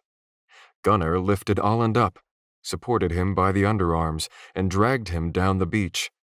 But the cargo hold was too far away. Aland's weary mind flashed back to the Gravelands, to the sight of the open gate, the Sithrol pursuing him from behind, and the knowledge that he would not make it there in time. Only by sacrificing himself could the rest be saved. Gunnar tripped, and they both hit the ground. Gunnar scrambled to his feet, but Aland could only lie there. "Leave me," Aland said. Gunnar's arms slipped beneath him. "Like hell," Gunnar groaned. Aland felt himself being lifted from the ground.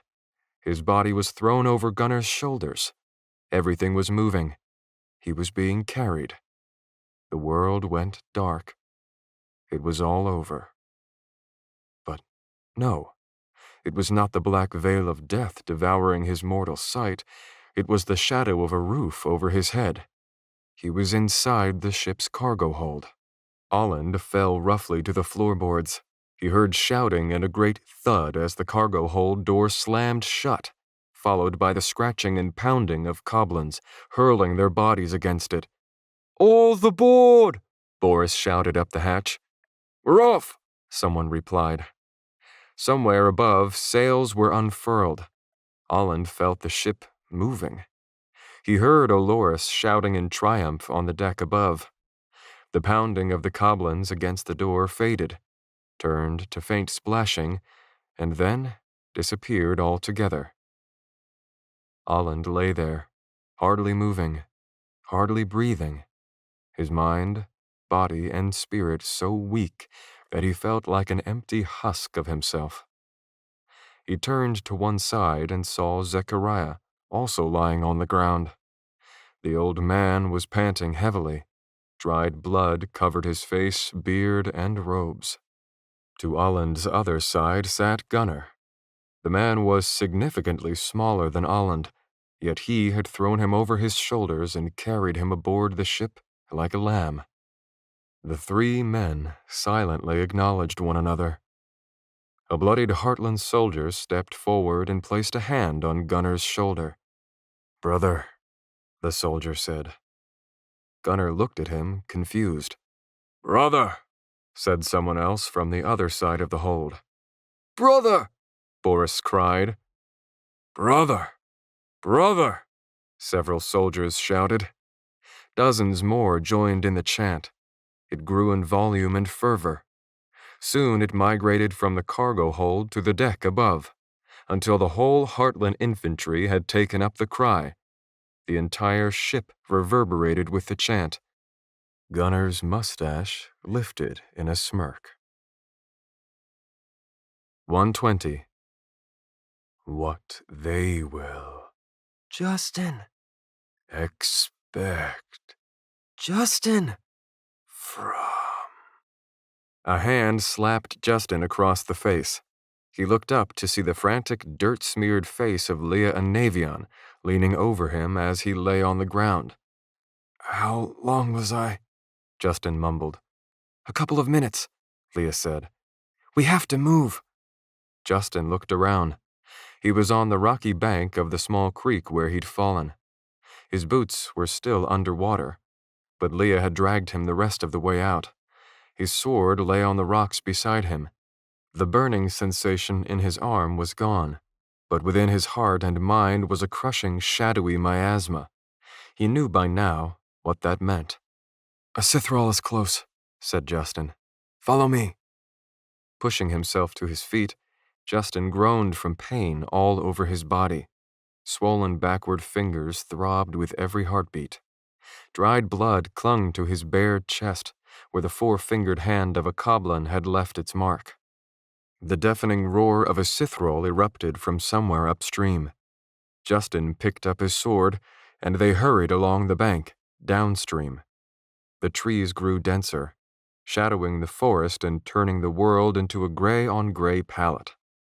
Justin did not have the strength to run, but he tried his best to hurry, clutching his side and moving in a sort of hobbled jog. All the while, he thought about the tower, the man with the crown, and the book. Unlike his previous encounters with Avogad, this recent visit was quite vivid in his memory. He remembered the words in the book, keys that unlocked a doorway home, and he remembered the proposal, the book, and his friend's safety in exchange for 1 year of service in Avogad's army. Just 1 year, Justin thought. There could be answers in that book, answers that could lead him home. Maybe if he read more of the book, he could return home before the year was even up. Maybe he could take the agreement as a bluff and make it home before Avogad was any the wiser. Another Sithrall roar blasted across the sky, this time much closer. Justin tripped over a rock and fell to his knees. Leah turned back and helped him up. Just standing caused him to cry out involuntarily in pain as his broken ribs stabbed at his side. "Let me heal you," said Leah. "Leah," he said through gritted teeth, "you're a ruler. Isn't it true that sometimes you have to make hard decisions?" "Of course," she said, only half listening. "Do you want me to heal?" "And sometimes," Justin continued, looking at the ground, "you have to make sacrifices for the good of everyone else, right? Even if that sacrifice is yourself?" Leah grabbed Justin roughly by the wrist, and he looked at her in shock. There was a severe, almost disgusted look on her face. "Stop it, Justin," she said. "Don't even say you're thinking of giving up." "If it will give you the chance to escape," Justin said, but he was cut off. "That has got to be the most selfish thing I've ever heard," said Leah. "Selfish?" Justin said. "You wouldn't be doing me or anyone else any favors by giving in to these monsters," Leah snapped. "Are you that frightened? You would rather give up than fight. Don't call that a sacrifice. You ought to be ashamed." In spite of Leah's biting rebuke, Justin actually found himself grinning. "Very tactful, Princess." "Well, it's true," she said. Justin sighed. Back at the cemetery, he had almost made a huge mistake. Nobody had told him how tricky this enemy could be. "Damon is all around me," said Justin. "It's fogging my mind, trying to make me slip up. The worst part is, it doesn't even try to defeat you. It just sneaks in and makes you think you've already lost." "We have not lost," Leah said. "You can't give in. We need you. I need you. I know you didn't choose all this, but, well, neither did I." Justin, still kneeling on the muddy bank, looked at Leah and realized she was right. Giving in, even if it did save her, would be a betrayal, because she believes in me. "Enough talking," said Leah. "Let's move." Justin stared down at the clear running water in the creek. Then he closed his eyes, realizing what he had to do. "Do you need help?" Leah asked. Justin stood and hefted his heavy sword up to rest it on his shoulder. He found a nice log lying on the creek's bank, walked over to it, and sat down. Leah's eyes went wide. "What are you doing?" "Waiting," Justin said. "No, you are not," she said. "Get up. It could get here any minute." "I'm not running anymore, Leah," Justin said. "We just talked about this. What good is it if you give up?" "I'm not giving up," said Justin. "There's a time to run, and there's a time to fight, and I'm sick of running." "But it's a Sithril. How can you fight one of those things?" Justin squeezed the grip of his sword. "The same way I fought Lysak." Leah didn't say anything. It was difficult to read her face. She was frustrated, but there was something else there too. Maybe a little pride. Maybe she was so baffled by his actions that she could find no words. Or maybe she thought he was such a fool that it was pointless to argue.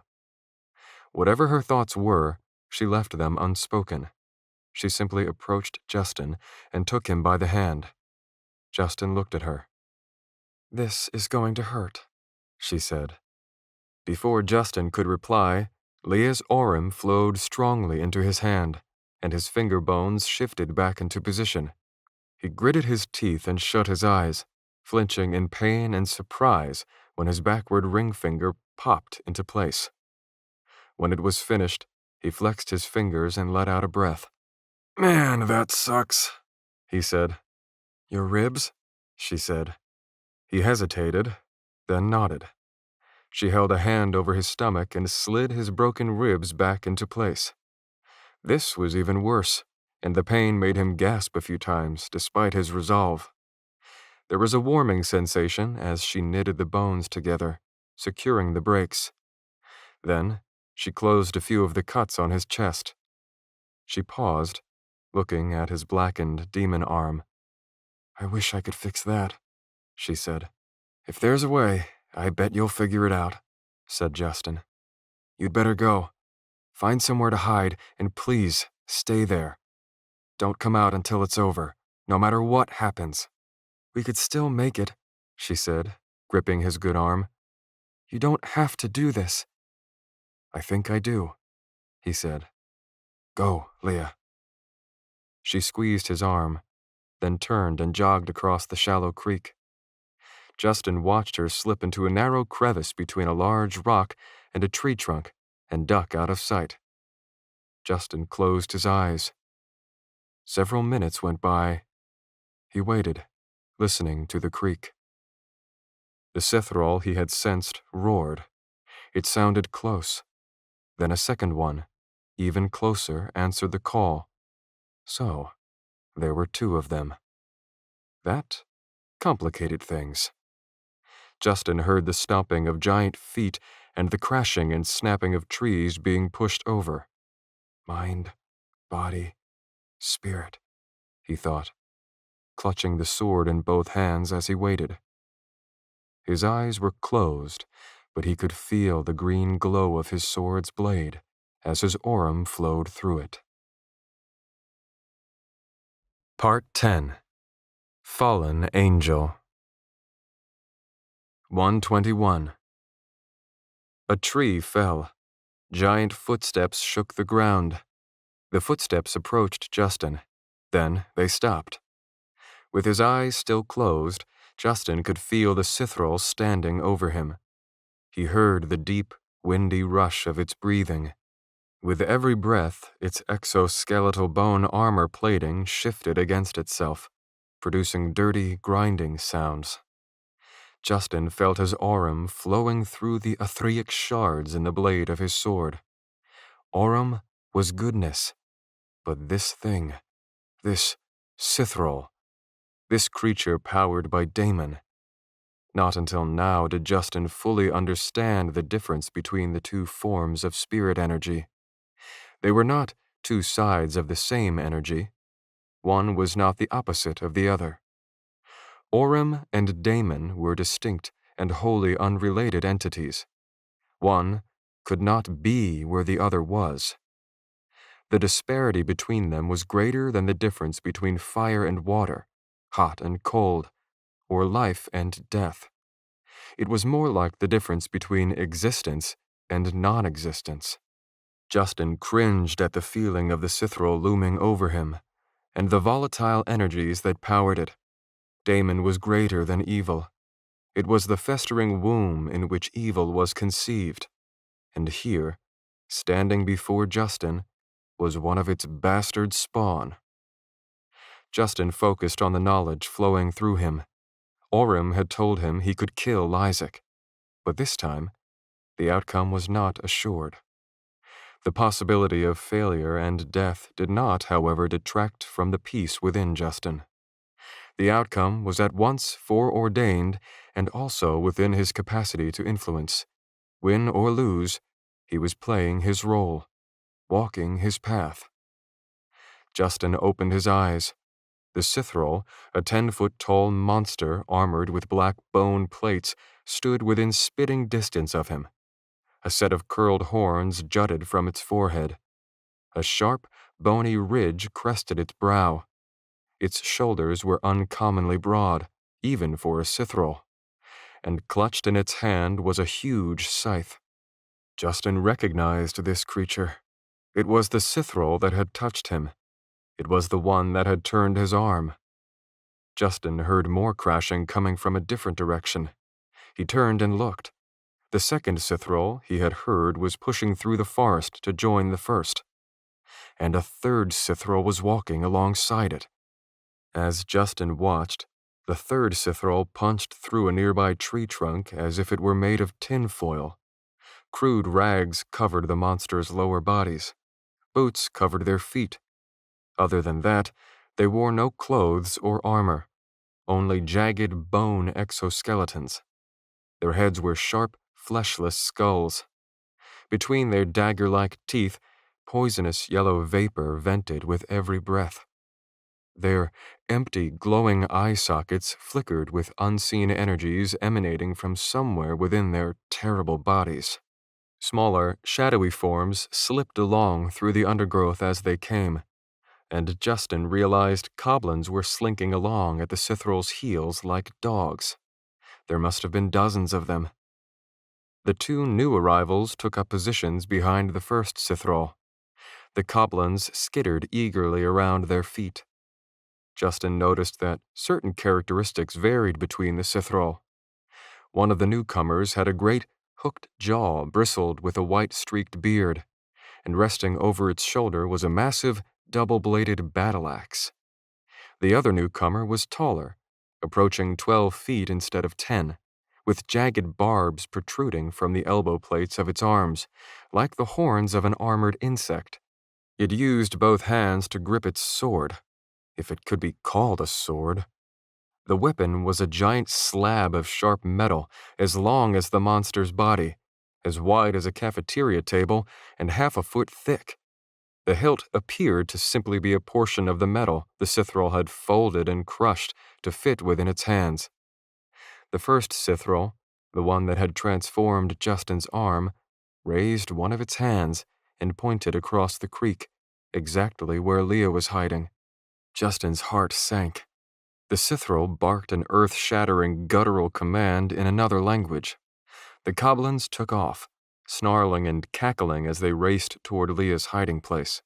As they waded across the creek, Justin swung his sword in a wide, wild arc. Aurum flowed. The air split open. A blast of green energy erupted from his blade and cut through the forest, hitting the goblins. It sliced through the land, boiled the creek water, uprooted trees, and sent large rocks rolling through the woods. Any goblins caught within the blast were disintegrated. Those along the periphery were doused in green, napalm-like flames that ate at their bodies until they fell over dead. When the smoke and steam cleared, the creek flowed over a newly formed waterfall, down into the fissure in the ground. Trees sizzled with green fire. Not a single goblin remained. All had been killed in a single swing of Justin's sword. The scythe-wielding Sithrall seemed to smile with its lipless mouth. It pointed at Justin and opened its dagger-toothed maw. You belong to Avagad. The Sithrall's halting speech sounded like the grinding of stone wheels. When the sharp teeth clicked together between words, it was like the smashing of boulders. Join us, it said, and you shall become our undying ally. Justin sneered. Never. The monster spun its scythe in a flourish. Then you shall be our eternal slave. Before Justin knew what was happening, a black vortex of daemon came flying in his direction. It hit the ground in front of him with a deafening seismic explosion, and he found himself instantly airborne, riding a chunk of dislodged earth. The jarring, unexpected impact of Justin's body striking the upper limbs of a tree knocked his sword from his grasp. He flew wildly through the canopy and crashed through branches for what felt like a long time before he finally slammed down onto the ground. Dirt, branches, and rocks came crashing down. Within seconds, he was buried beneath the debris, blocking out the sun. It felt as if a building had collapsed on him. Justin shook his head, trying to regain his bearings. His body was pinned down, but nothing felt as if it had been badly broken. He heard a Sithrall approaching, and he wedged both hands under a large limb across his chest and pushed as hard as he could, groaning with the effort. Finally, he got his feet under it and kicked it aside. He scrambled to dig through rocks and dirt. He pulled himself the rest of the way out and quickly spotted his sword. It had fallen straight down and stuck upright in the ground. Ignoring the approaching Sithrall, Justin ran and yanked his sword from the ground. At his touch, the blade turned a blinding green. He screamed in fury as he turned and swung his sword, emitting a blast of emerald aurum energy. The blast arced through the air. It seemed to hit the horned Sithrall squarely across the upper body. But the explosion that should have followed never came. The roar was swallowed up in penetrating silence.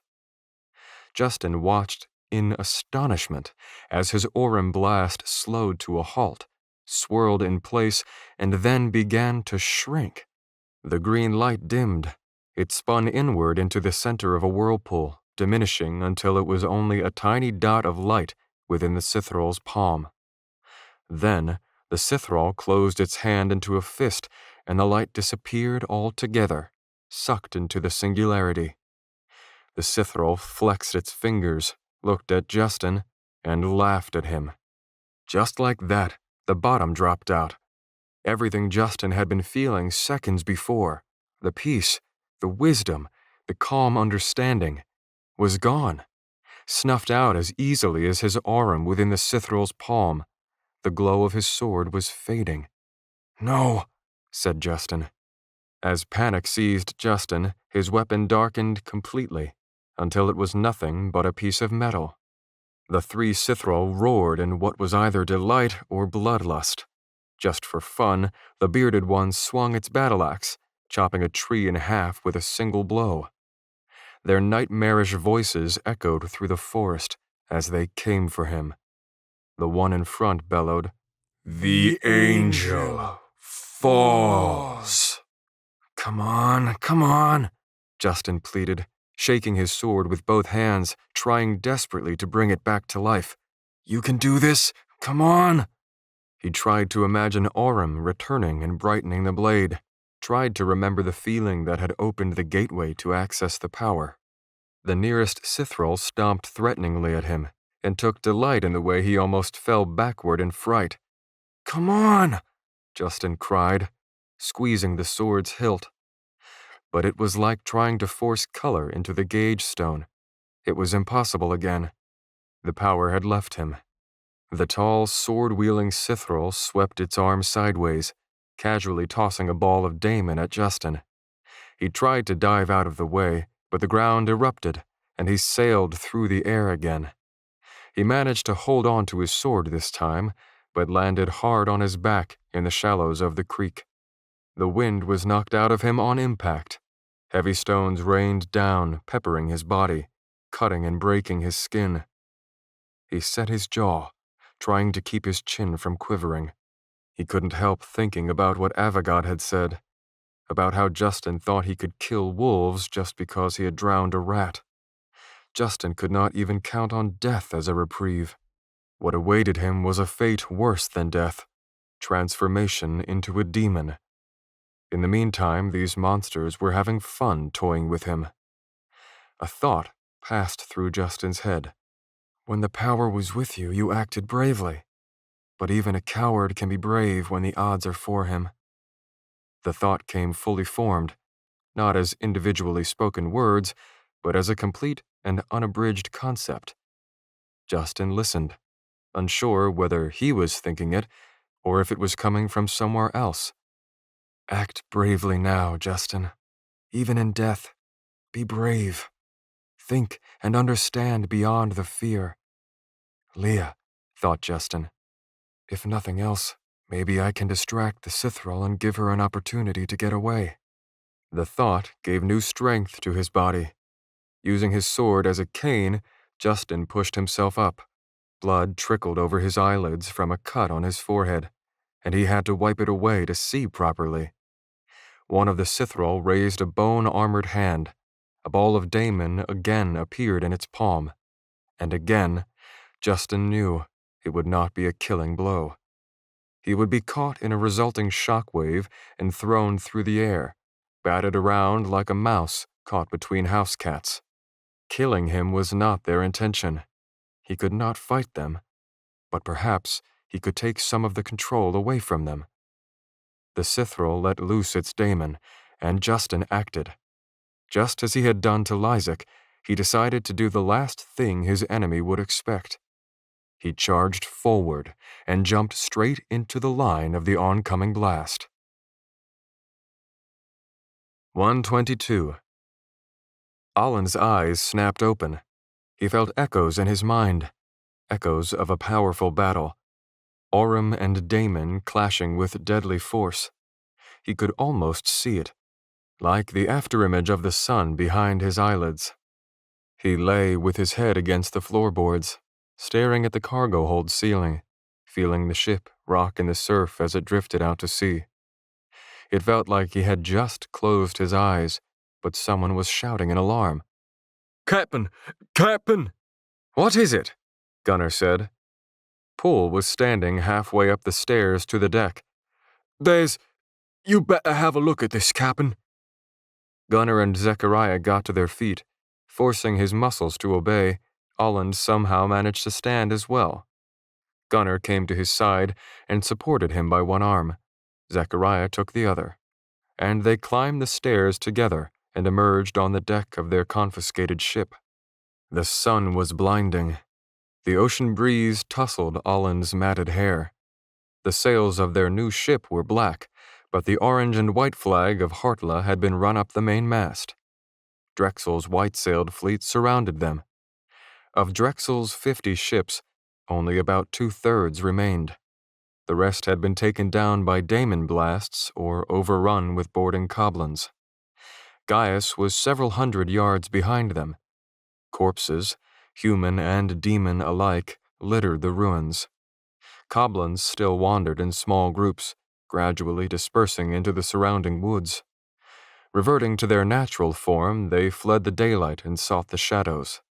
Olland hardly dared estimate how many soldiers had been lost back there. They had paid a heavy toll, but the battle had been won. And then Olland saw it. Out across the sea, the northeastern horizon was black. It looked as if the ocean had turned to tar. "What in blazes?" said Olorus. It took Olland a moment to realize what he was seeing. Black sails, belonging to black ships beyond count. "It's the rest of the Black Fleet," Gunnar said flatly. 500 ships strong at least, someone said from behind them. Olland turned. It was Drexel. He had boarded their ship, evidently to convene with Gunnar. Black blood splattered across his hat, and an open wound on his forehead testified to his contribution to the fighting. He stroked his beard and gazed out at the horizon. "Hard to tell from here," he added. "But we know from prior run-ins that it could be as many as 1,000, and the wind is with them." The survivors of Gaius stared at the black sails. Olland said nothing. He felt nothing. Their hard-fought victory had prolonged their lives for a few minutes at best. "Admirals?" came a voice from above. Olland looked up. A lone Heartland sailor stood in the crow's nest, watching the sea with a spyglass. "What is it?" Drexel said. The lookout said nothing. Olland wondered if the size of the Black Fleet had her stunned beyond words. But then, Olland noticed where she was looking. Not at the enemy to the northeast at all, but to the far west. "Well?" Drexel barked when his patience had run its course, but still the woman said nothing. "Sailor," said Gunnar gently. She looked down. "Tell us what you see," said Gunnar. "A fleet," said the lookout. "We see it," Drexel shouted, annoyed. "No, sir," the lookout said. "not the Black Fleet. Another fleet, with gold banners and blue and crimson." Drexel's brow furrowed. "Gold, blue, and crimson. Silo, Winhold, and Aurelion," said Gunnar. "Mithaean states. And allies of Hartla," said Drexel, his face lighting up. "Responding to our couriers. They have come to our aid." Now Olland could see the sails materializing on the western horizon. "They just keep coming," shouted the lookout, still gazing through her spyglass. "So many of them. And they're sailing at the Black Fleet." "Someone get me a spyglass," Drexel shouted. "Man your battle stations, all of you. Send word to the other ships. This fight isn't over.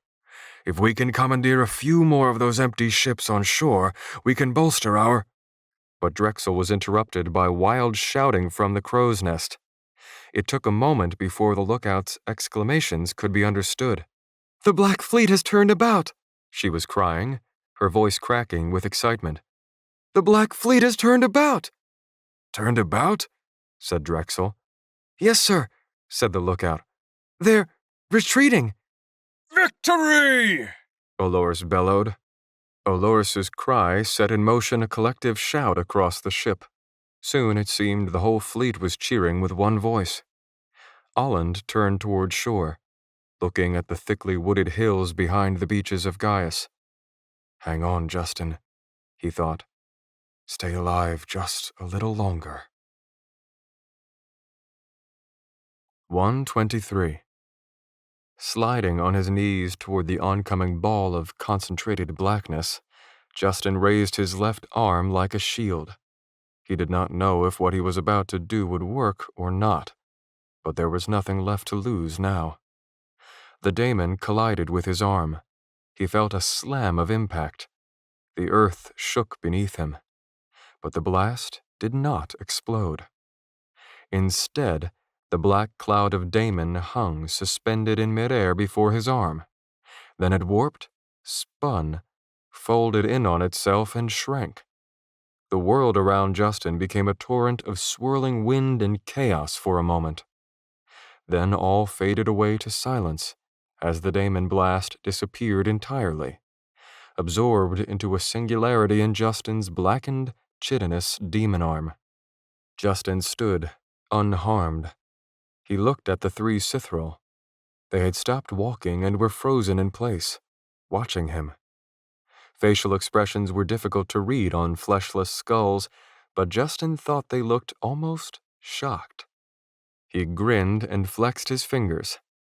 The monsters advanced on Justin, no longer laughing. They were done playing. Justin wondered what awaited him once they turned him fully. Would his mind be gone, or would he remember himself? Would he be a prisoner in his own body, robbed of his free will, forced to watch himself obey the commands of Avogad and these creatures? And if it happened now, would he ever remember where Leah was hiding?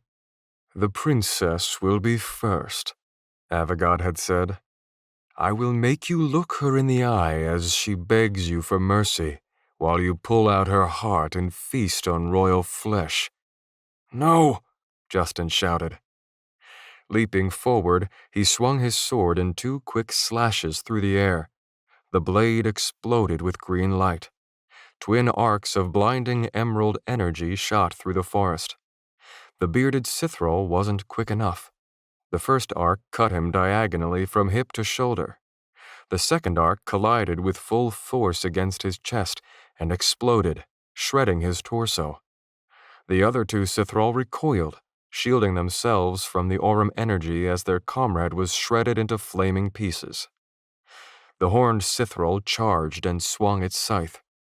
Burning pain cut through Justin's thigh. His leg buckled, suddenly unable to support his weight.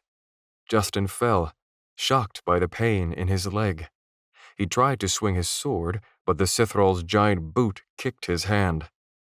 He had a momentary glimpse of his sword, kicked from his grasp, spinning through the air to land in some weeds. Justin hit the ground with a small splash. At first, he thought he had fallen into the creek. Then, he realized it was a pool of his own blood. He looked down. His leg was still attached, but the scythe had cut him to the bone, in a horizontal slice across his upper right thigh. The muscle had been cleanly severed. His hands shook uncontrollably as he clutched at the gash, trying to push together 2 hunks of flesh that should have been connected. As the 2 remaining Sithril watched the remnants of their brother's body implode, Justin gave up trying to stop the bleeding. He lay down on his chest and used his elbows to drag himself, inch by inch, toward the place where his sword had landed in the tall grass. The horned Sithril stepped forward, wedged its foot under Justin, and flipped him over onto his back. The boot came down, stamping on Justin's chest and pinning him to the ground. Hundreds of pounds of pressure drove all the breath from his lungs, making even a scream of pain impossible. The Sithril knelt over him. Justin felt cold, so cold. His teeth chattered. He could only watch in silent agony as the monster's horned head leaned down and down and down, getting even closer to his face, until he was eye to empty eye with it. He must have been no more than 6 inches away from the Sithril's face. He felt heat radiating from eye sockets as big as dinner plates. He smelled its poisonous breath. The great mouth opened, daggers parting to reveal a black chasm so wide that it could have bitten his head off at the shoulders. It raised its hand and reached for him. "Even in death, Justin," something told him. "Act bravely. Be brave, but not of your own bravery. Be wise, but not of your own wisdom. Be strong, but not of your own strength." Justin closed his eyes. Fear, panic, and struggle would not serve him in death, or whatever fate awaited him. Instead, he felt peace, courage, wisdom, and strength. He nestled against the feelings like a child in its mother's arms. He understood now that these feelings were not his own. They never had been. They had always been outside of himself, ready to welcome him in whenever he needed them. If only he had not tried so hard, maybe he could have found them with more consistency over the course of his brief life. Maybe he could have found peace, or even brought peace to others. "Everything will be all right," he heard someone say. It sounded like his mother, and for the first time in a long time, he believed it. But he also knew something else, a piece of knowledge that came to him unexpectedly, but that was unquestionably true. Somehow he knew, even without seeing, that his sword was not in the weeds where it had fallen. No, it was in the air right now. It was sailing toward him. He did not know how he knew this, or how it had happened. Leah had done it, maybe. Snuck from her hiding place, retrieved it, and thrown it his way in an act of desperation. All he knew was that it was coming toward him, and if he wanted it, he only had to reach out his hand and take it. Eyes still closed, Justin reached out with his hand. The hilt of the sword landed in his palm. Justin closed his fingers around the sword's hilt and opened his eyes. One day he would meet his end. One day he would find peace. That day would have to wait. Justin drove his sword upward between the Sithral's roaring jaws. With a splitting crack, the blade punctured the roof of the Sithral's mouth, lanced through its head, and burst out the top of its skull. The roar stopped. The Sithral made a gagging sound. Justin tightened his grip on his sword. He called on peace, courage, wisdom, and strength. They did not exist in him. They were outside of him and existed through him. They flowed through Justin, through his hands into the sword. When the combined energy met the ore stones in the blade, Aurum power manifested solidly, like a surge of molten metal. The Sithral's head was ripped from the shoulders. Black blood spewed from the neck. For a moment, Justin saw a headless body struggling to hold its ground, still trying to reach for Justin against the energy cascading from his sword. Then, the hand clutching the scythe flew off and went spinning skyward. The other arm dissolved off the bone. A leg tore away below the knee. Ribs became visible through a disintegrating torso. The body levitated as gaping holes ate through muscles, flesh, and exoskeleton. In a flaming emerald explosion, the Sithral expanded, split, and vaporized. A wave of energy pulsed like a ripple from the epicenter. A circular lightning bolt expanding outward, mowing down trees. The third Sithral tried to raise its hand in defense, but the wave hit it just above the waist and cut cleanly through its bone armor. Its top half and bottom half fell in opposite directions, spilling slimy piles of black viscera. It reached desperately for its own innards, trying to pull them in, but electrical indigo energy danced across its body. The glowing eyes went dark, and the body disintegrated. A moment passed.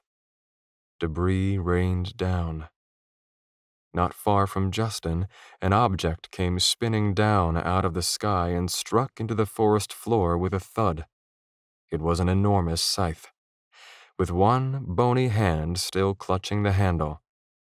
And then, all was silent. Justin let the sword fall from his grasp. His chest heaved in fierce repetition. Blood flowed freely from his leg. He couldn't move. He could hardly think. The forest canopy, which had been thick just minutes before, had been decimated by his aurum blast, and the sun beat down on him. He closed his eyes. You are full of surprises, Justin. Justin smiled without looking. Low expectations, he breathed. When he opened his eyes, Leah was limping into his field of vision. She clutched her side, and there were burn marks on her shirt. You're hurt, Justin said in alarm. What happened? It's not bad, she said. Let me see, he said. Leah removed her hand. Blood dribbled down her hip. A strangely shaped burn had scorched her on one side from her waist to her ribs. It could have been worse, she said. I managed to get out of the way, mostly. From what? Justin started to ask but trailed off as he realized the answer. It was me, wasn't it? Leah didn't say anything. I hurt you, said Justin. I'm all right, she said. I could have killed you. I told you it's not bad, she said. I'm a healer. I should know. Yours, on the other hand, is bad. Leah kneeled over him and placed her hand over the bone-deep cut in his leg, but he pushed her hand away. Do yours first, he said. You've lost too much blood. Leah, he said. Do yours first. Please. For a moment, her hard eyes were unyielding, as usual. Then, without a word, she held her hand over the wound on her side and closed her eyes. Justin watched the flesh crawl and melt together. It left an off-white blot of ugly, rutted scar tissue. I wish that scar was somewhere I could see it, said Justin. What does that mean? Said Leah as she began treating his leg. So I wouldn't forget, said Justin. So I would be reminded that I almost killed a friend. He closed his eyes and gasped against the pain of the aurum healing process. He dared not watch whatever she was doing. Saving my life almost cost you yours. Look at what I did here. This kind of power is dangerous. Leah was quiet as she worked, and Justin kept his eyes closed. Something can be dangerous without being bad, Leah said. It's all in how you use it. You used it to save us. Save us? Said Justin. All I did was buy us a little time. There are more of them out there, and if we don't... With his eyes closed, Justin didn't even see it coming. His only warning was the warmth of her face a split second before her lips pressed against his. A moment passed that was more than a moment. When their lips parted, Justin opened his eyes. She was looking down at him. He had never noticed the tiny gold flecks in the green of her irises before. He opened his mouth to say something, but Leah cut him off. Justin, she said, for once in your life, shut up. While Leah healed a cut on Justin's forehead, he lay back, rested his head on her lap, and fell asleep. He did not dream. 124. The ship's dark hull and black sails seemed almost to absorb the afternoon sunlight beating down on the Radidian Sea. Initially, a Heartland flag had been placed atop its mast, but Gunnar had ordered that it be taken down and replaced with a different one, the flag he had worn as a bandana, bearing the emblem of a sword with ivy wrapped around the blade. He had dubbed this new vessel the Griffin II. Several hours had passed since the Battle of Gaius. The Black Fleet had retreated eastward to parts unknown, and Admiral Drexel and the combined fleets of Hartla, Silo, Winhold, and Aurelian had sailed to Hartla to hold council.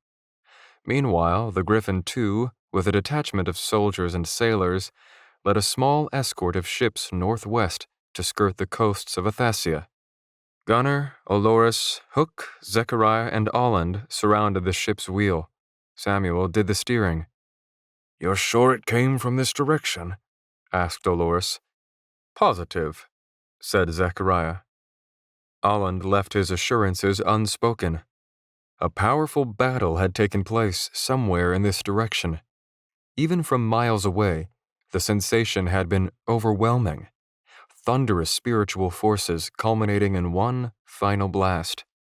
A detonation of Orem that was orders of magnitude greater than that which had halted combat at Gaius.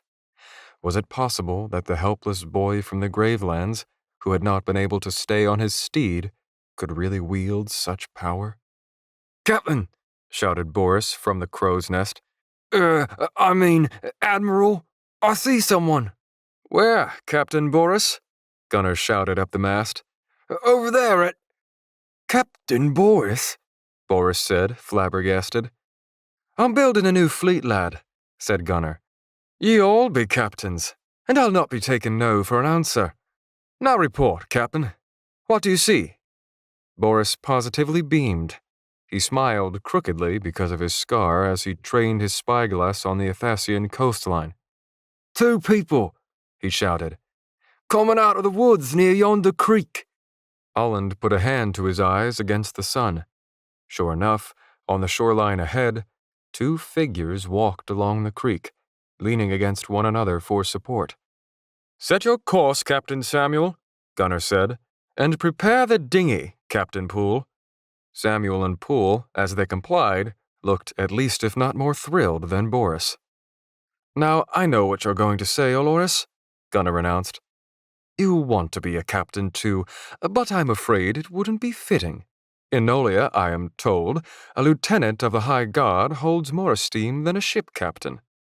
As eager as I'm sure you are to serve under me, I'd hate to see a man of your stature be demoted." "It's the boy and the princess," Boris shouted from the crow's nest. "The princess?" Olorus shouted up the mast. "You're sure?" Boris smiled and nodded. "It's her! She's alive!" Olorus yelled.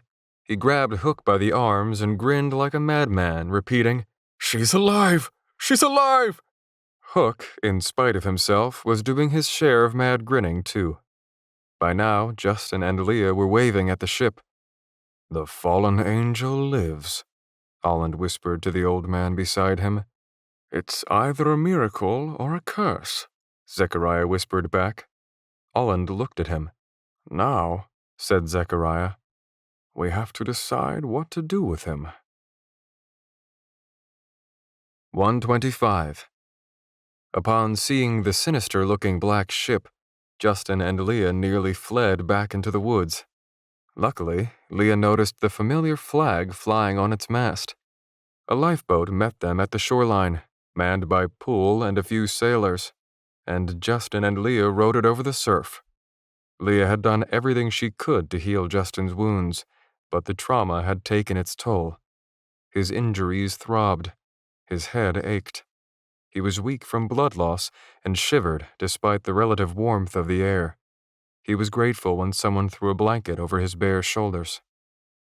Lines were dropped as they pulled up alongside the black ship, and the lifeboat was hoisted up.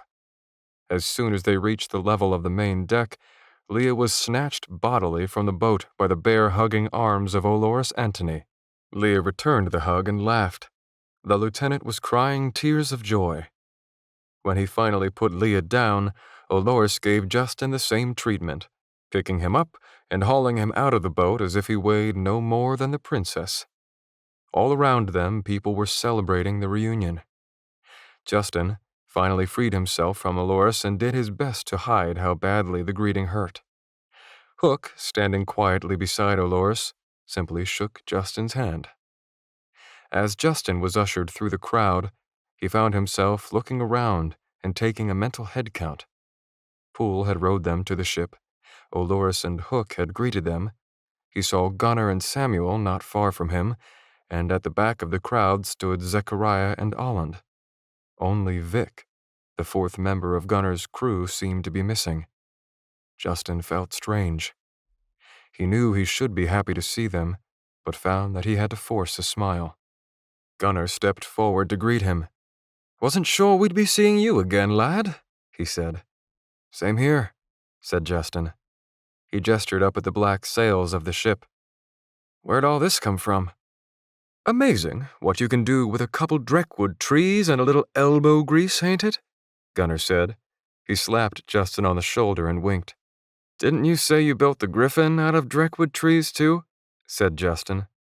"I may have exercised some creative license in the telling of that tale," said Gunnar. "The Griffin, the truth is, my uncle gave it to me." Justin cocked an eyebrow. "You see why I spiced up the story," Gunnar said. It seemed like just about everyone had shaken Justin's hand or given him a pat on the back by the time he made it to Zechariah and Olland. For a moment, the two men just stood, looking at him. Zechariah, as if addressing a troublesome youngster, and Olland with the same face he always wore. Then Justin grinned and said, "Boy, have I got a story for you guys." For the first time since Justin had met him, Olland Sims smiled. Someone put a hand on Justin's good shoulder. He turned to find Leah standing behind him. She was holding his sword. He had left it in the dinghy. "Don't forget this," she said. "Oh, yeah," said Justin, taking it. "Thanks." Leah crossed the ship to rejoin Olores and Hook. Justin watched her go. "The cat's eye sword, of course," Zechariah said with a smile. "With Athreic ore stones forged in the blade. So that is how you called on Orem. I should have known. That type of ore stone is rather rare, and the talent to use it is rarer still. It is fortunate you are one of the few who can." "A lot of dumb luck," said Justin, but his eyes went distant as he said it. He knew full well that luck had nothing to do with anything that had happened. Olland's smile changed to a look of concern. He grabbed the blanket draped over Justin's shoulders and lifted it, exposing the black, rock-hard arm. "What happened, Justin?" breathed Zechariah, wearing a look of horror. Justin leaned in. "I'll explain everything," he whispered. "But we're not safe here. I don't know how many Sithril Avogot has in this area at the moment, or—" But Justin trailed off at the look that flashed across Zechariah's face, a mix of surprise and recognition. "You know him," said Justin. Zechariah chewed on his tongue. It looked like he was about to answer when Justin was grabbed from behind and forcibly spun around. It was Olores, shoving a bottle of something into his hand. "A drink to your health, my boy," Olores called out, and he raised a second bottle and shouted for all to hear. "Here's to Justin Holmes for saving the Princess of Nolia and all our sorry asses." "Hear, hear," came the shout of sailors all across the ship. Justin raised the bottle and pretended to take a drink. Sailors cheered. Justin turned around to face Zechariah and Olland again, but the look of surprise and recognition on Zechariah's face was gone, replaced by what Justin took to be a phony smile. "We can talk later," said Zechariah. He stole the bottle from Justin's hand, took several quick gulps, and smacked his lips. "For now, let us celebrate." Poole had taken to dancing about the ship, playing a tune with his flute. Sailors started dancing. Others clapped or stomped their feet in time. Justin tried to continue speaking with Zechariah, but the old man pushed through the crowd in the opposite direction, as if something else demanded his attention. When Justin turned back to speak to Olland, he found that the tall mercenary had wandered off to speak with Leah. Justin stood alone, feeling troubled.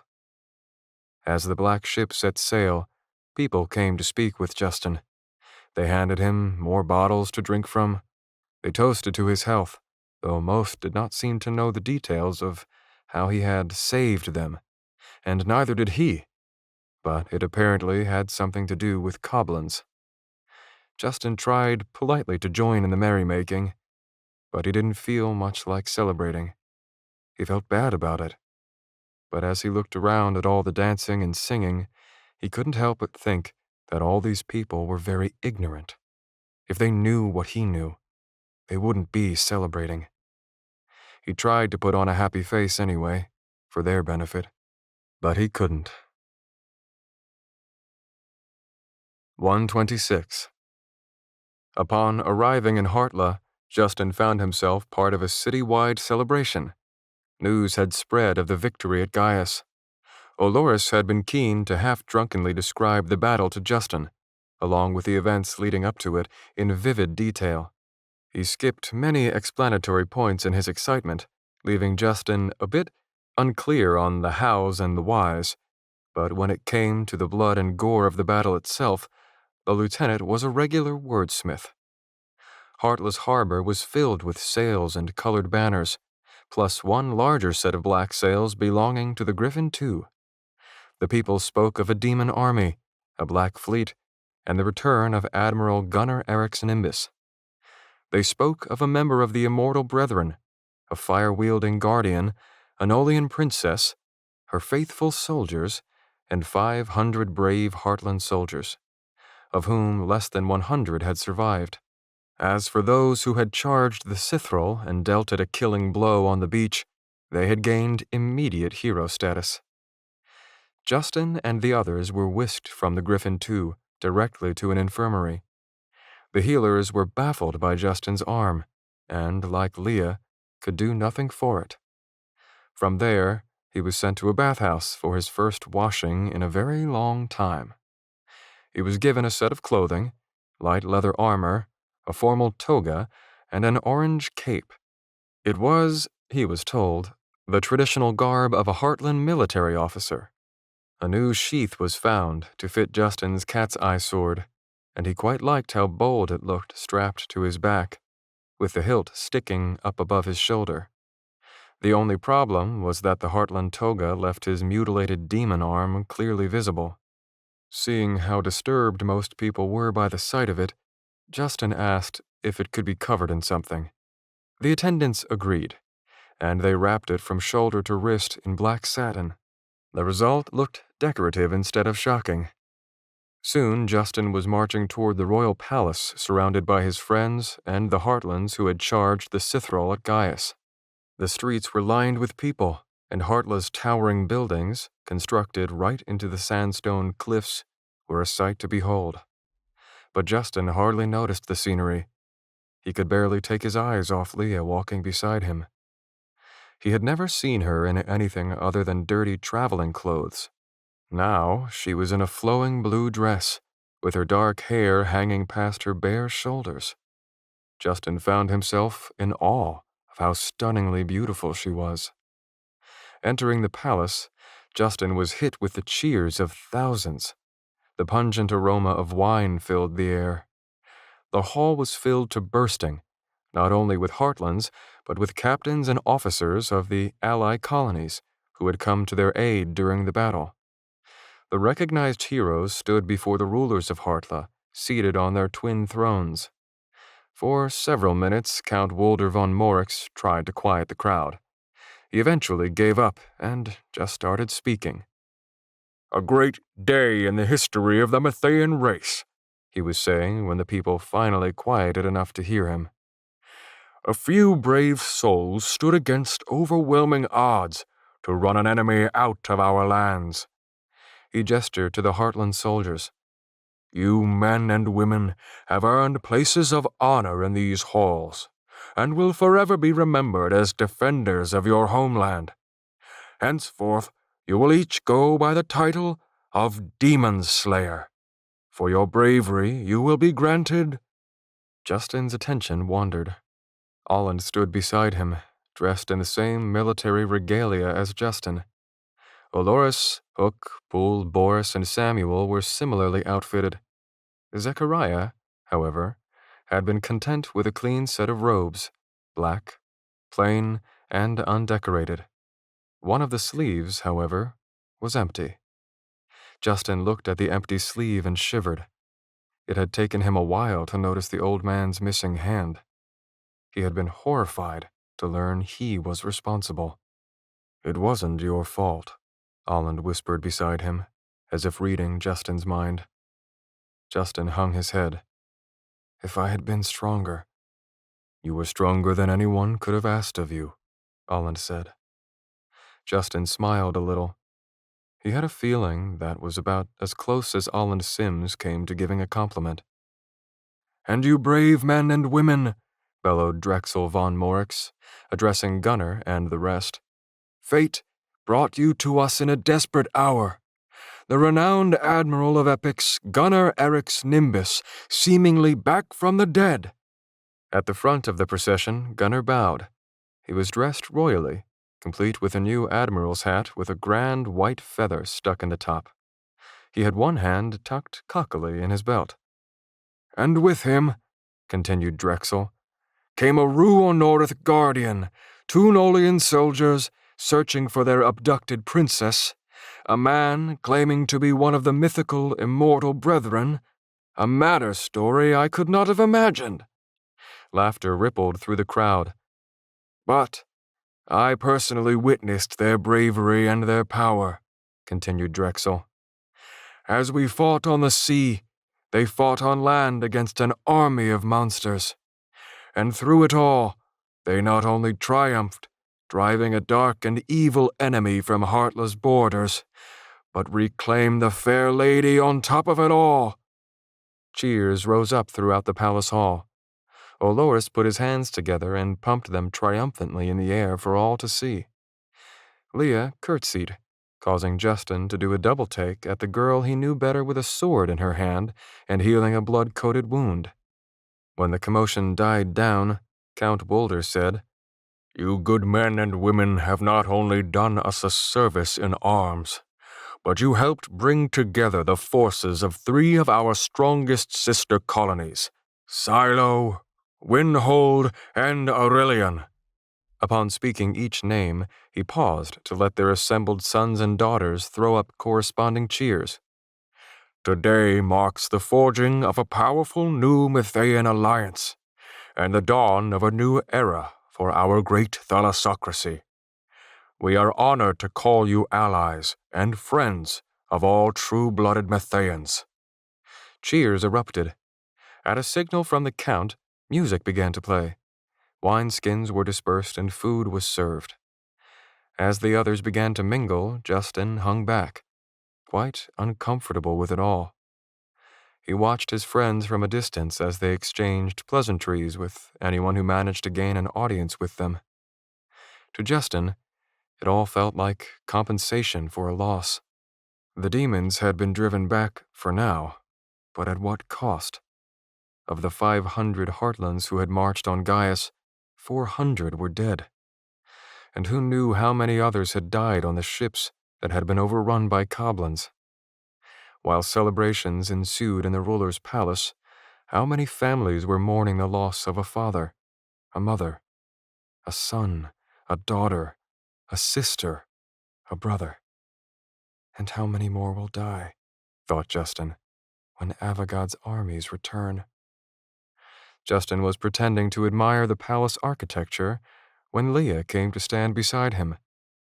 She placed a hand on his shoulder and leaned in to speak in his ear so she could be heard over the crowd. They didn't even mention you, she said. Justin blinked in surprise. He thought it over for a moment, then laughed when he realized she was right. If they only understood what you did, she said. I couldn't have done it without you, Justin said. Speaking of which, I never got to thank you for throwing me my sword back there. For what? She said, cupping her hand to her ear. For throwing me my sword, he repeated, leaning in a little closer to be heard above the commotion. Leah turned to look him in the eye. Her face spelled confusion. I didn't throw you anything, she said. Justin found himself speechless.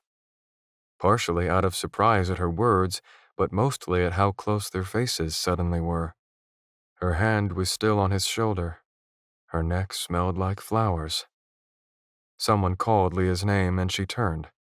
It was some dignitary wanting to toast her health. Leah turned back to Justin a moment, gave him a playful, closed-fist jab, touching her knuckles against his jaw and pushing only firmly enough to turn his head a bit. She backed away, smiling, and disappeared into the crowd.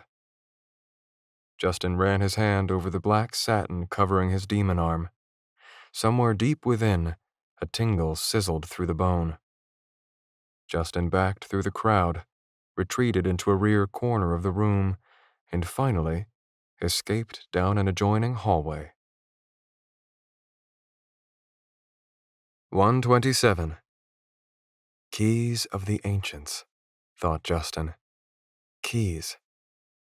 He could still hear the echoes of the Heartland's drunken revelry as he sat on the floor in an abandoned hallway, his back against the wall, staring at his sword sitting in his lap. A solitary torch in a sconce on the wall above him lit his surroundings. He thought about Avogad. He thought about his friends. But most of all, he thought about the book. How he wished he could have had more time with that book, to learn the secret of the keys that could supposedly open the way to Earth. 1 year, he thought. 1 year in Avogad's service in exchange for the book. Keys. Hiding. Justin looked up. He had not heard Zechariah's approach. Shadows fell thickly from the folds of his robed silhouette, but heaviest of all was the shadow where his right hand should have been. If I didn't know any better, Zechariah said, I'd say you were avoiding us. I can't celebrate, said Justin, not knowing what I know. Zechariah stepped fully into the torchlight. Sounds like you need a drink more than anyone. I'm afraid knowledge can be one of the greatest burdens of a life well lived. A reoccurring challenge will be wearing a brave face in spite of it. I wish I could say it gets easier. The Sithrall are collecting goblins from all over the world, Justin said. Avogad is behind the whole thing. He's got these people who are serving him. They're building an army. I know, Zechariah said. So you do know Avogad, said Justin. Zechariah hesitated. I do, though I have not heard his name in many long years. I wish I had known from the start that he was the one behind all this. He looked hard at Justin. He connected with you, didn't he? Justin nodded. And he did that to your arm? Justin said nothing. I'm sorry, Justin, said Zechariah. You should not have had to face him alone. No one should. But in hindsight, I would not change the way things happened, even if I could. He raised his right arm, indicating the missing hand. Not even this. The tribulations you faced were better than any lessons I could have taught you. You discovered your Aurum power, and it led to a great victory over the enemy.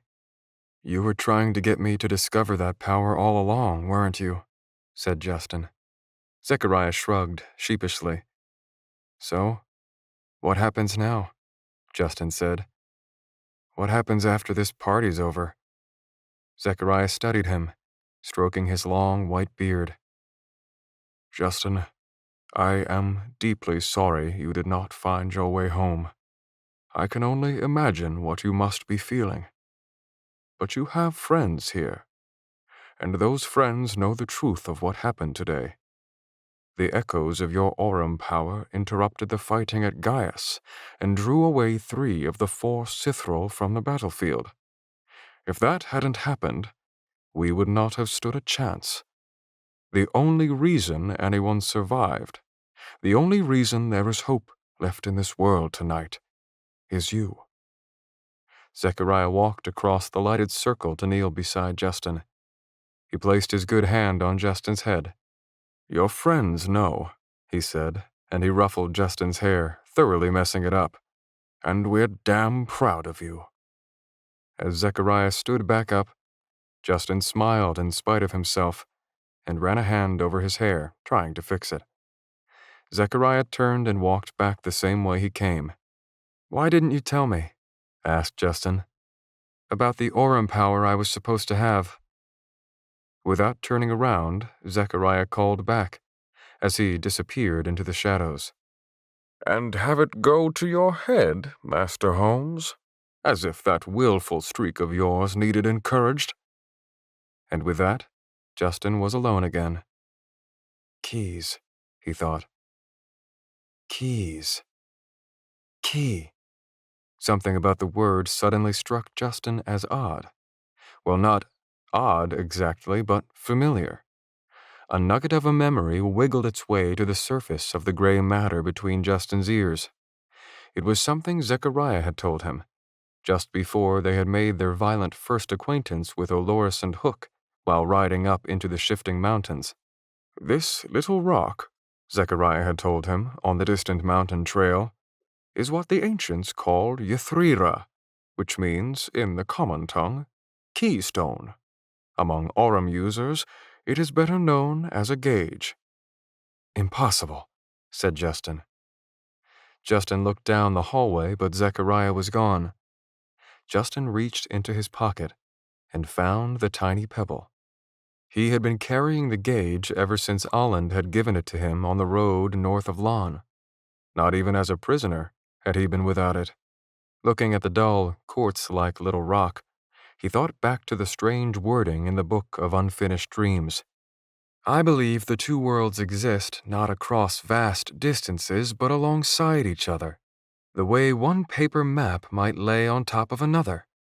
The keys of the ancients seem to allow certain people to move between the maps, momentarily bridging the gap between worlds, and only the bizarre and unique Aurum capabilities of an Ithul, or fallen angel, can power the keys to open the door. Justin held the gauge, the keystone, in the palm of his hand, staring at it. How hard he had tried to light this little amulet, and each time to no avail. He had never been able to make it glow. Not until his battle with Lysak, when the presence of evil had made the need intense, had he been able to draw on Aurum at all. If I use it now, thought Justin, and feed Aurum through it, will it take me home? Yes, came the answer from somewhere outside himself. It will. Justin stood. He removed the orange cape from over his toga and armor, and he let it fall to the floor. He slid his cat's-eye sword into the sheath on his back. With the gauge in his hand, he opened his palm until his fingers were stretched flat. He felt peace, knowledge, and understanding flowing through him. He let the power surge through his arm, into his hand, and through the stone. It had glowed blue in Zechariah's hand in the caves. Under Olland's influence, it had produced an intense orange light. But now, the bright spot that appeared in the stone's center was green as jade. The light grew, expanding outward like a dilating pupil, until the entirety of the stone was encompassed in green radiance.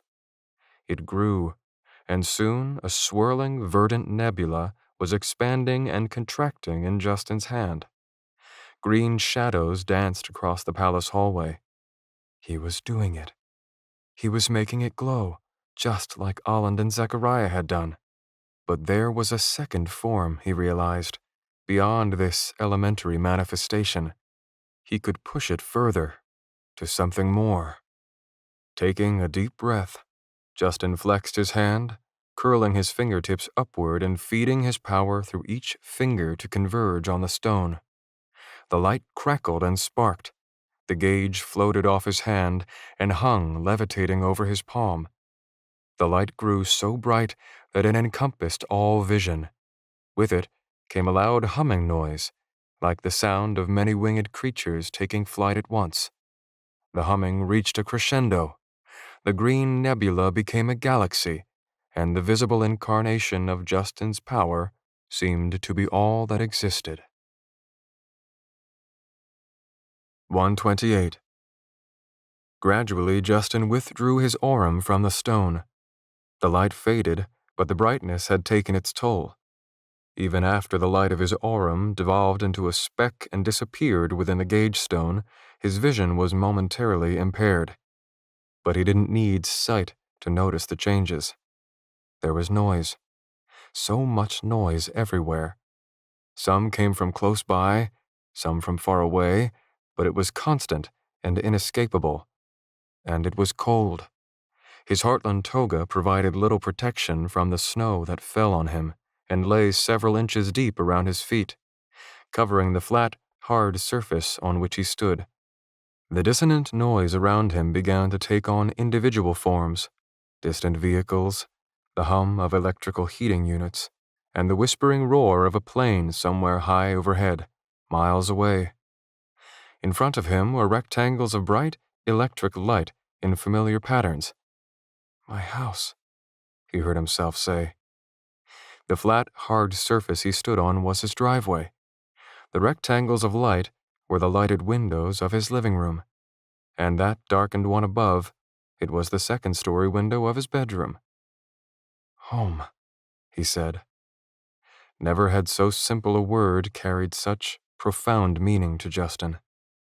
After everything he'd been through, all the death, the danger, the darkness, the sorrow, the pain, here he was, in a place where safety was not only tangible, but downright likely, and very nearly assured if you played your cards right. Here, a violent death and bloody combat was about as far removed from everyday life as the moon in the sky, the single moon in the sky. Nothing had changed. The house looked the same. The truck was in the driveway, and there were Christmas lights on every home, up and down the street. But why were there Christmas lights? Justin had been gone for weeks. Even Jeff Emerson next door, a man who was devout about purging decorations the very day after Christmas, still had twinkling strands hanging from his gutters. Turning, Justin saw his Uncle Paul's SUV parked in the driveway. Was it still Christmas Day? The same day as the day he'd left? Had it all really just been a dream? Justin looked down at his arm wrapped in black satin. He rapped his knuckles against it, hard as a stone. Definitely not a dream, he said. The weeks he had experienced since leaving seemed not to have passed on Earth. Time must have moved differently between the worlds, but none of that mattered anymore. He was home. He could go in his own house, climb the stairs to his own room, and go to sleep in his own bed. My bed, he thought as he looked up at his darkened bedroom window. I never thought I would miss my bed so much. No more sleeping on the hard ground, or on cold cave floors, or in enemy encampments, waiting to be tortured. He was safe. He was home. Everything was finally back to normal, just as he'd hoped for ever since waking up in that terrible place. Finally, things were right. So why wasn't he happy? He looked at the dining room window and realized there were people inside, seated at the table. At the head of the table was the bald head of Grandpa Holmes. Uncle Paul sat beside him. There were 2 more places set, but both were empty. One for his father, of course, and the other for him. It seemed time had passed here, but not enough for his father to not set a place for him at Christmas dinner. There was something supremely comforting about returning home to find the table still set for him. Still, he must have been missing for several hours by now. They were probably worried. If he was careful enough, he might be able to sneak in, slip up to his room to change into something normal, something that would hide his arm, and take his place at the table. "Sorry," he would say. "Ran over to a friend's house to spread some Christmas cheer. Forgot my phone and lost track of time." And then what? Life would go on as usual, just as it always had. Things would be back to normal, and everything would be fine. No more sword fights, no more demons, no more danger, no more war. But not for them, whispered Justin. Not for Leah. Not for Olland or Zechariah. Not for any of my friends. Only for me. But this is what you wanted, his inner self screamed. You're finally home. You don't have to worry about that stuff anymore. All you have to worry about is doing your homework, finishing high school with some decent grades, and—" In the window, the half-height silhouette of Justin's father rolled by in his wheelchair. Sandy blonde hair, so much like his own. Glasses perched atop a nose that was too big for his face. An infectious smile.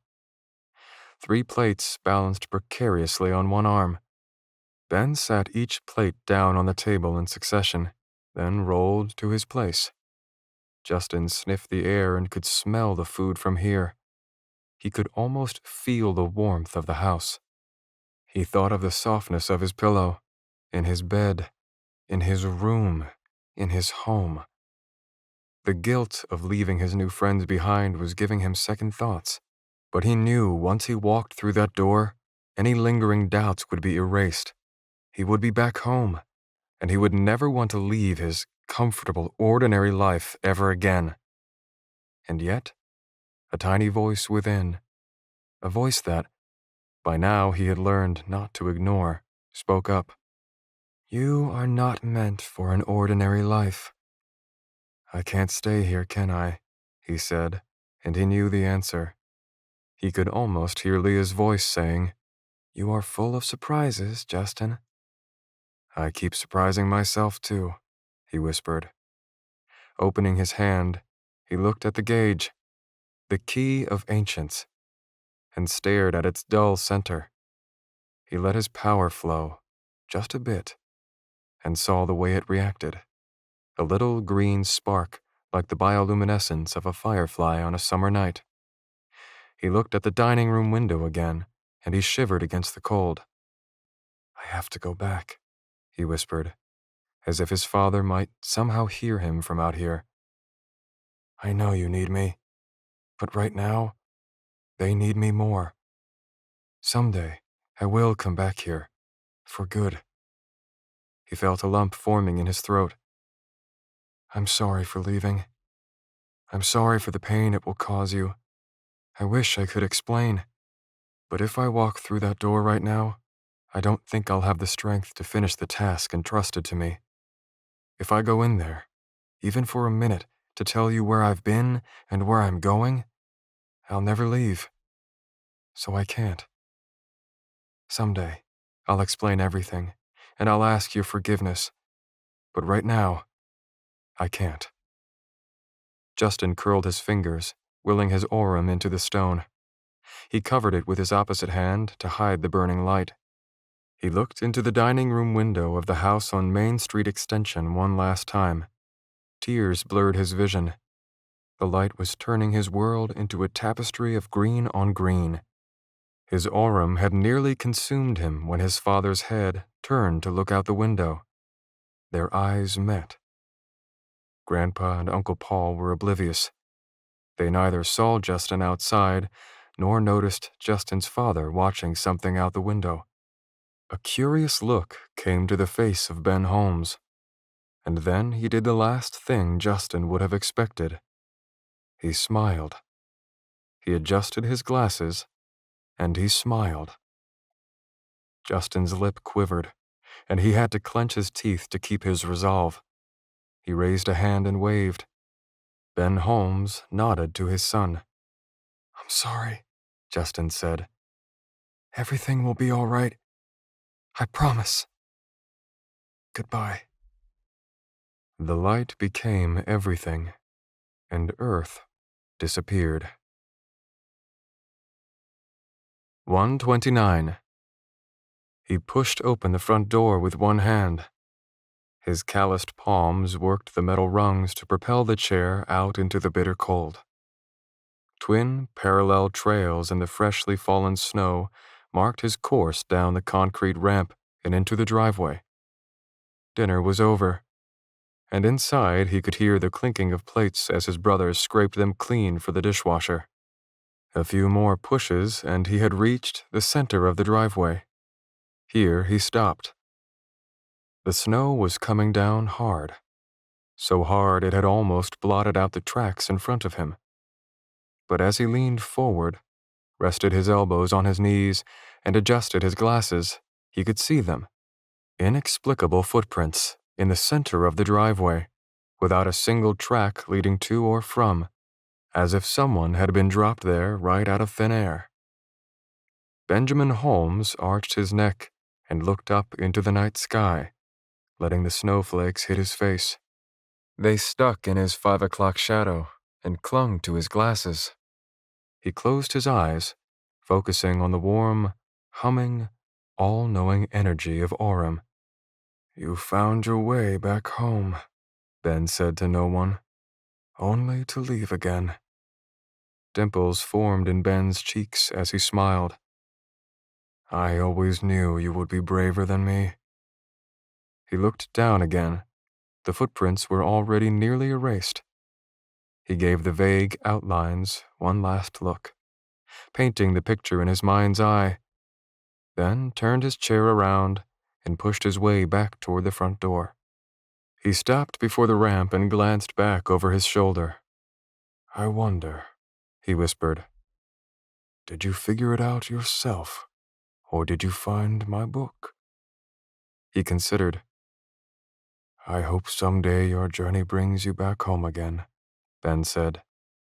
He ran a hand over his lap, feeling the fleshless leg beneath the fabric of his pants, hard as bone-plated armor. "Until then, good luck out there, Justin. Do your best, and don't look back." Justin returns to the Oikumene in The Fallen Aeneid. Hi there, my name is Corey McCullough. I am the author of the book you just read, or in this case, listened to. And I just want to take a moment to say, from the bottom of my heart, thank you for checking it out. I've had the privilege of meeting a lot of readers over the course of my author journey so far. As a group, readers are fascinatingly diverse, but I found that they all share a few things in common. They tend to be passionate, empathetic, and altogether awesome. And being the genuinely awesome people they are, they often want to know the best way they can support their favorite authors. So I've come up with 5 easy ways you can help your favorite author keep the dream alive. To make it simple, I've listed them in order of easiest to do to most difficult. So here they are. Number 1, contact the author to let them know you finished the book. To be clear, this is not a promotional thing. It's just encouraging for an author to learn that someone has read their story. And a simple reach out can go a long way toward helping them stay motivated. For me, you can do so by texting me at 814-499-1311. Number 2, follow the author on your favorite social media platform. Number 3, share a picture of the book on social media. Number 4, leave an honest customer review.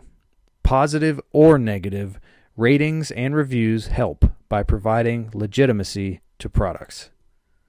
And number 5, subscribe to the author's mailing list so you don't miss their next book. For mine, you can go to coreymccullough.com/signup. That's coreymccullough.com/signup. I'm always giving away freebies and bonuses to my subscribers, so I hope to see you there. There are so many stories yet to be told, so many worlds yet unseen. Please take a minute to do 1 or 2 of the items I just listed for your favorite author. You could change the fate of an entire universe. This has been The Fallen Odyssey, a parallel universe fantasy novel. Fallen Odyssey Tetralogy Book 1. Written by Corey McCullough. Narrated by Rob Brinkman. Audio production copyright 2021 by Corey McCullough. Paperback and ebook copyright 2013-2018 by Corey McCullough.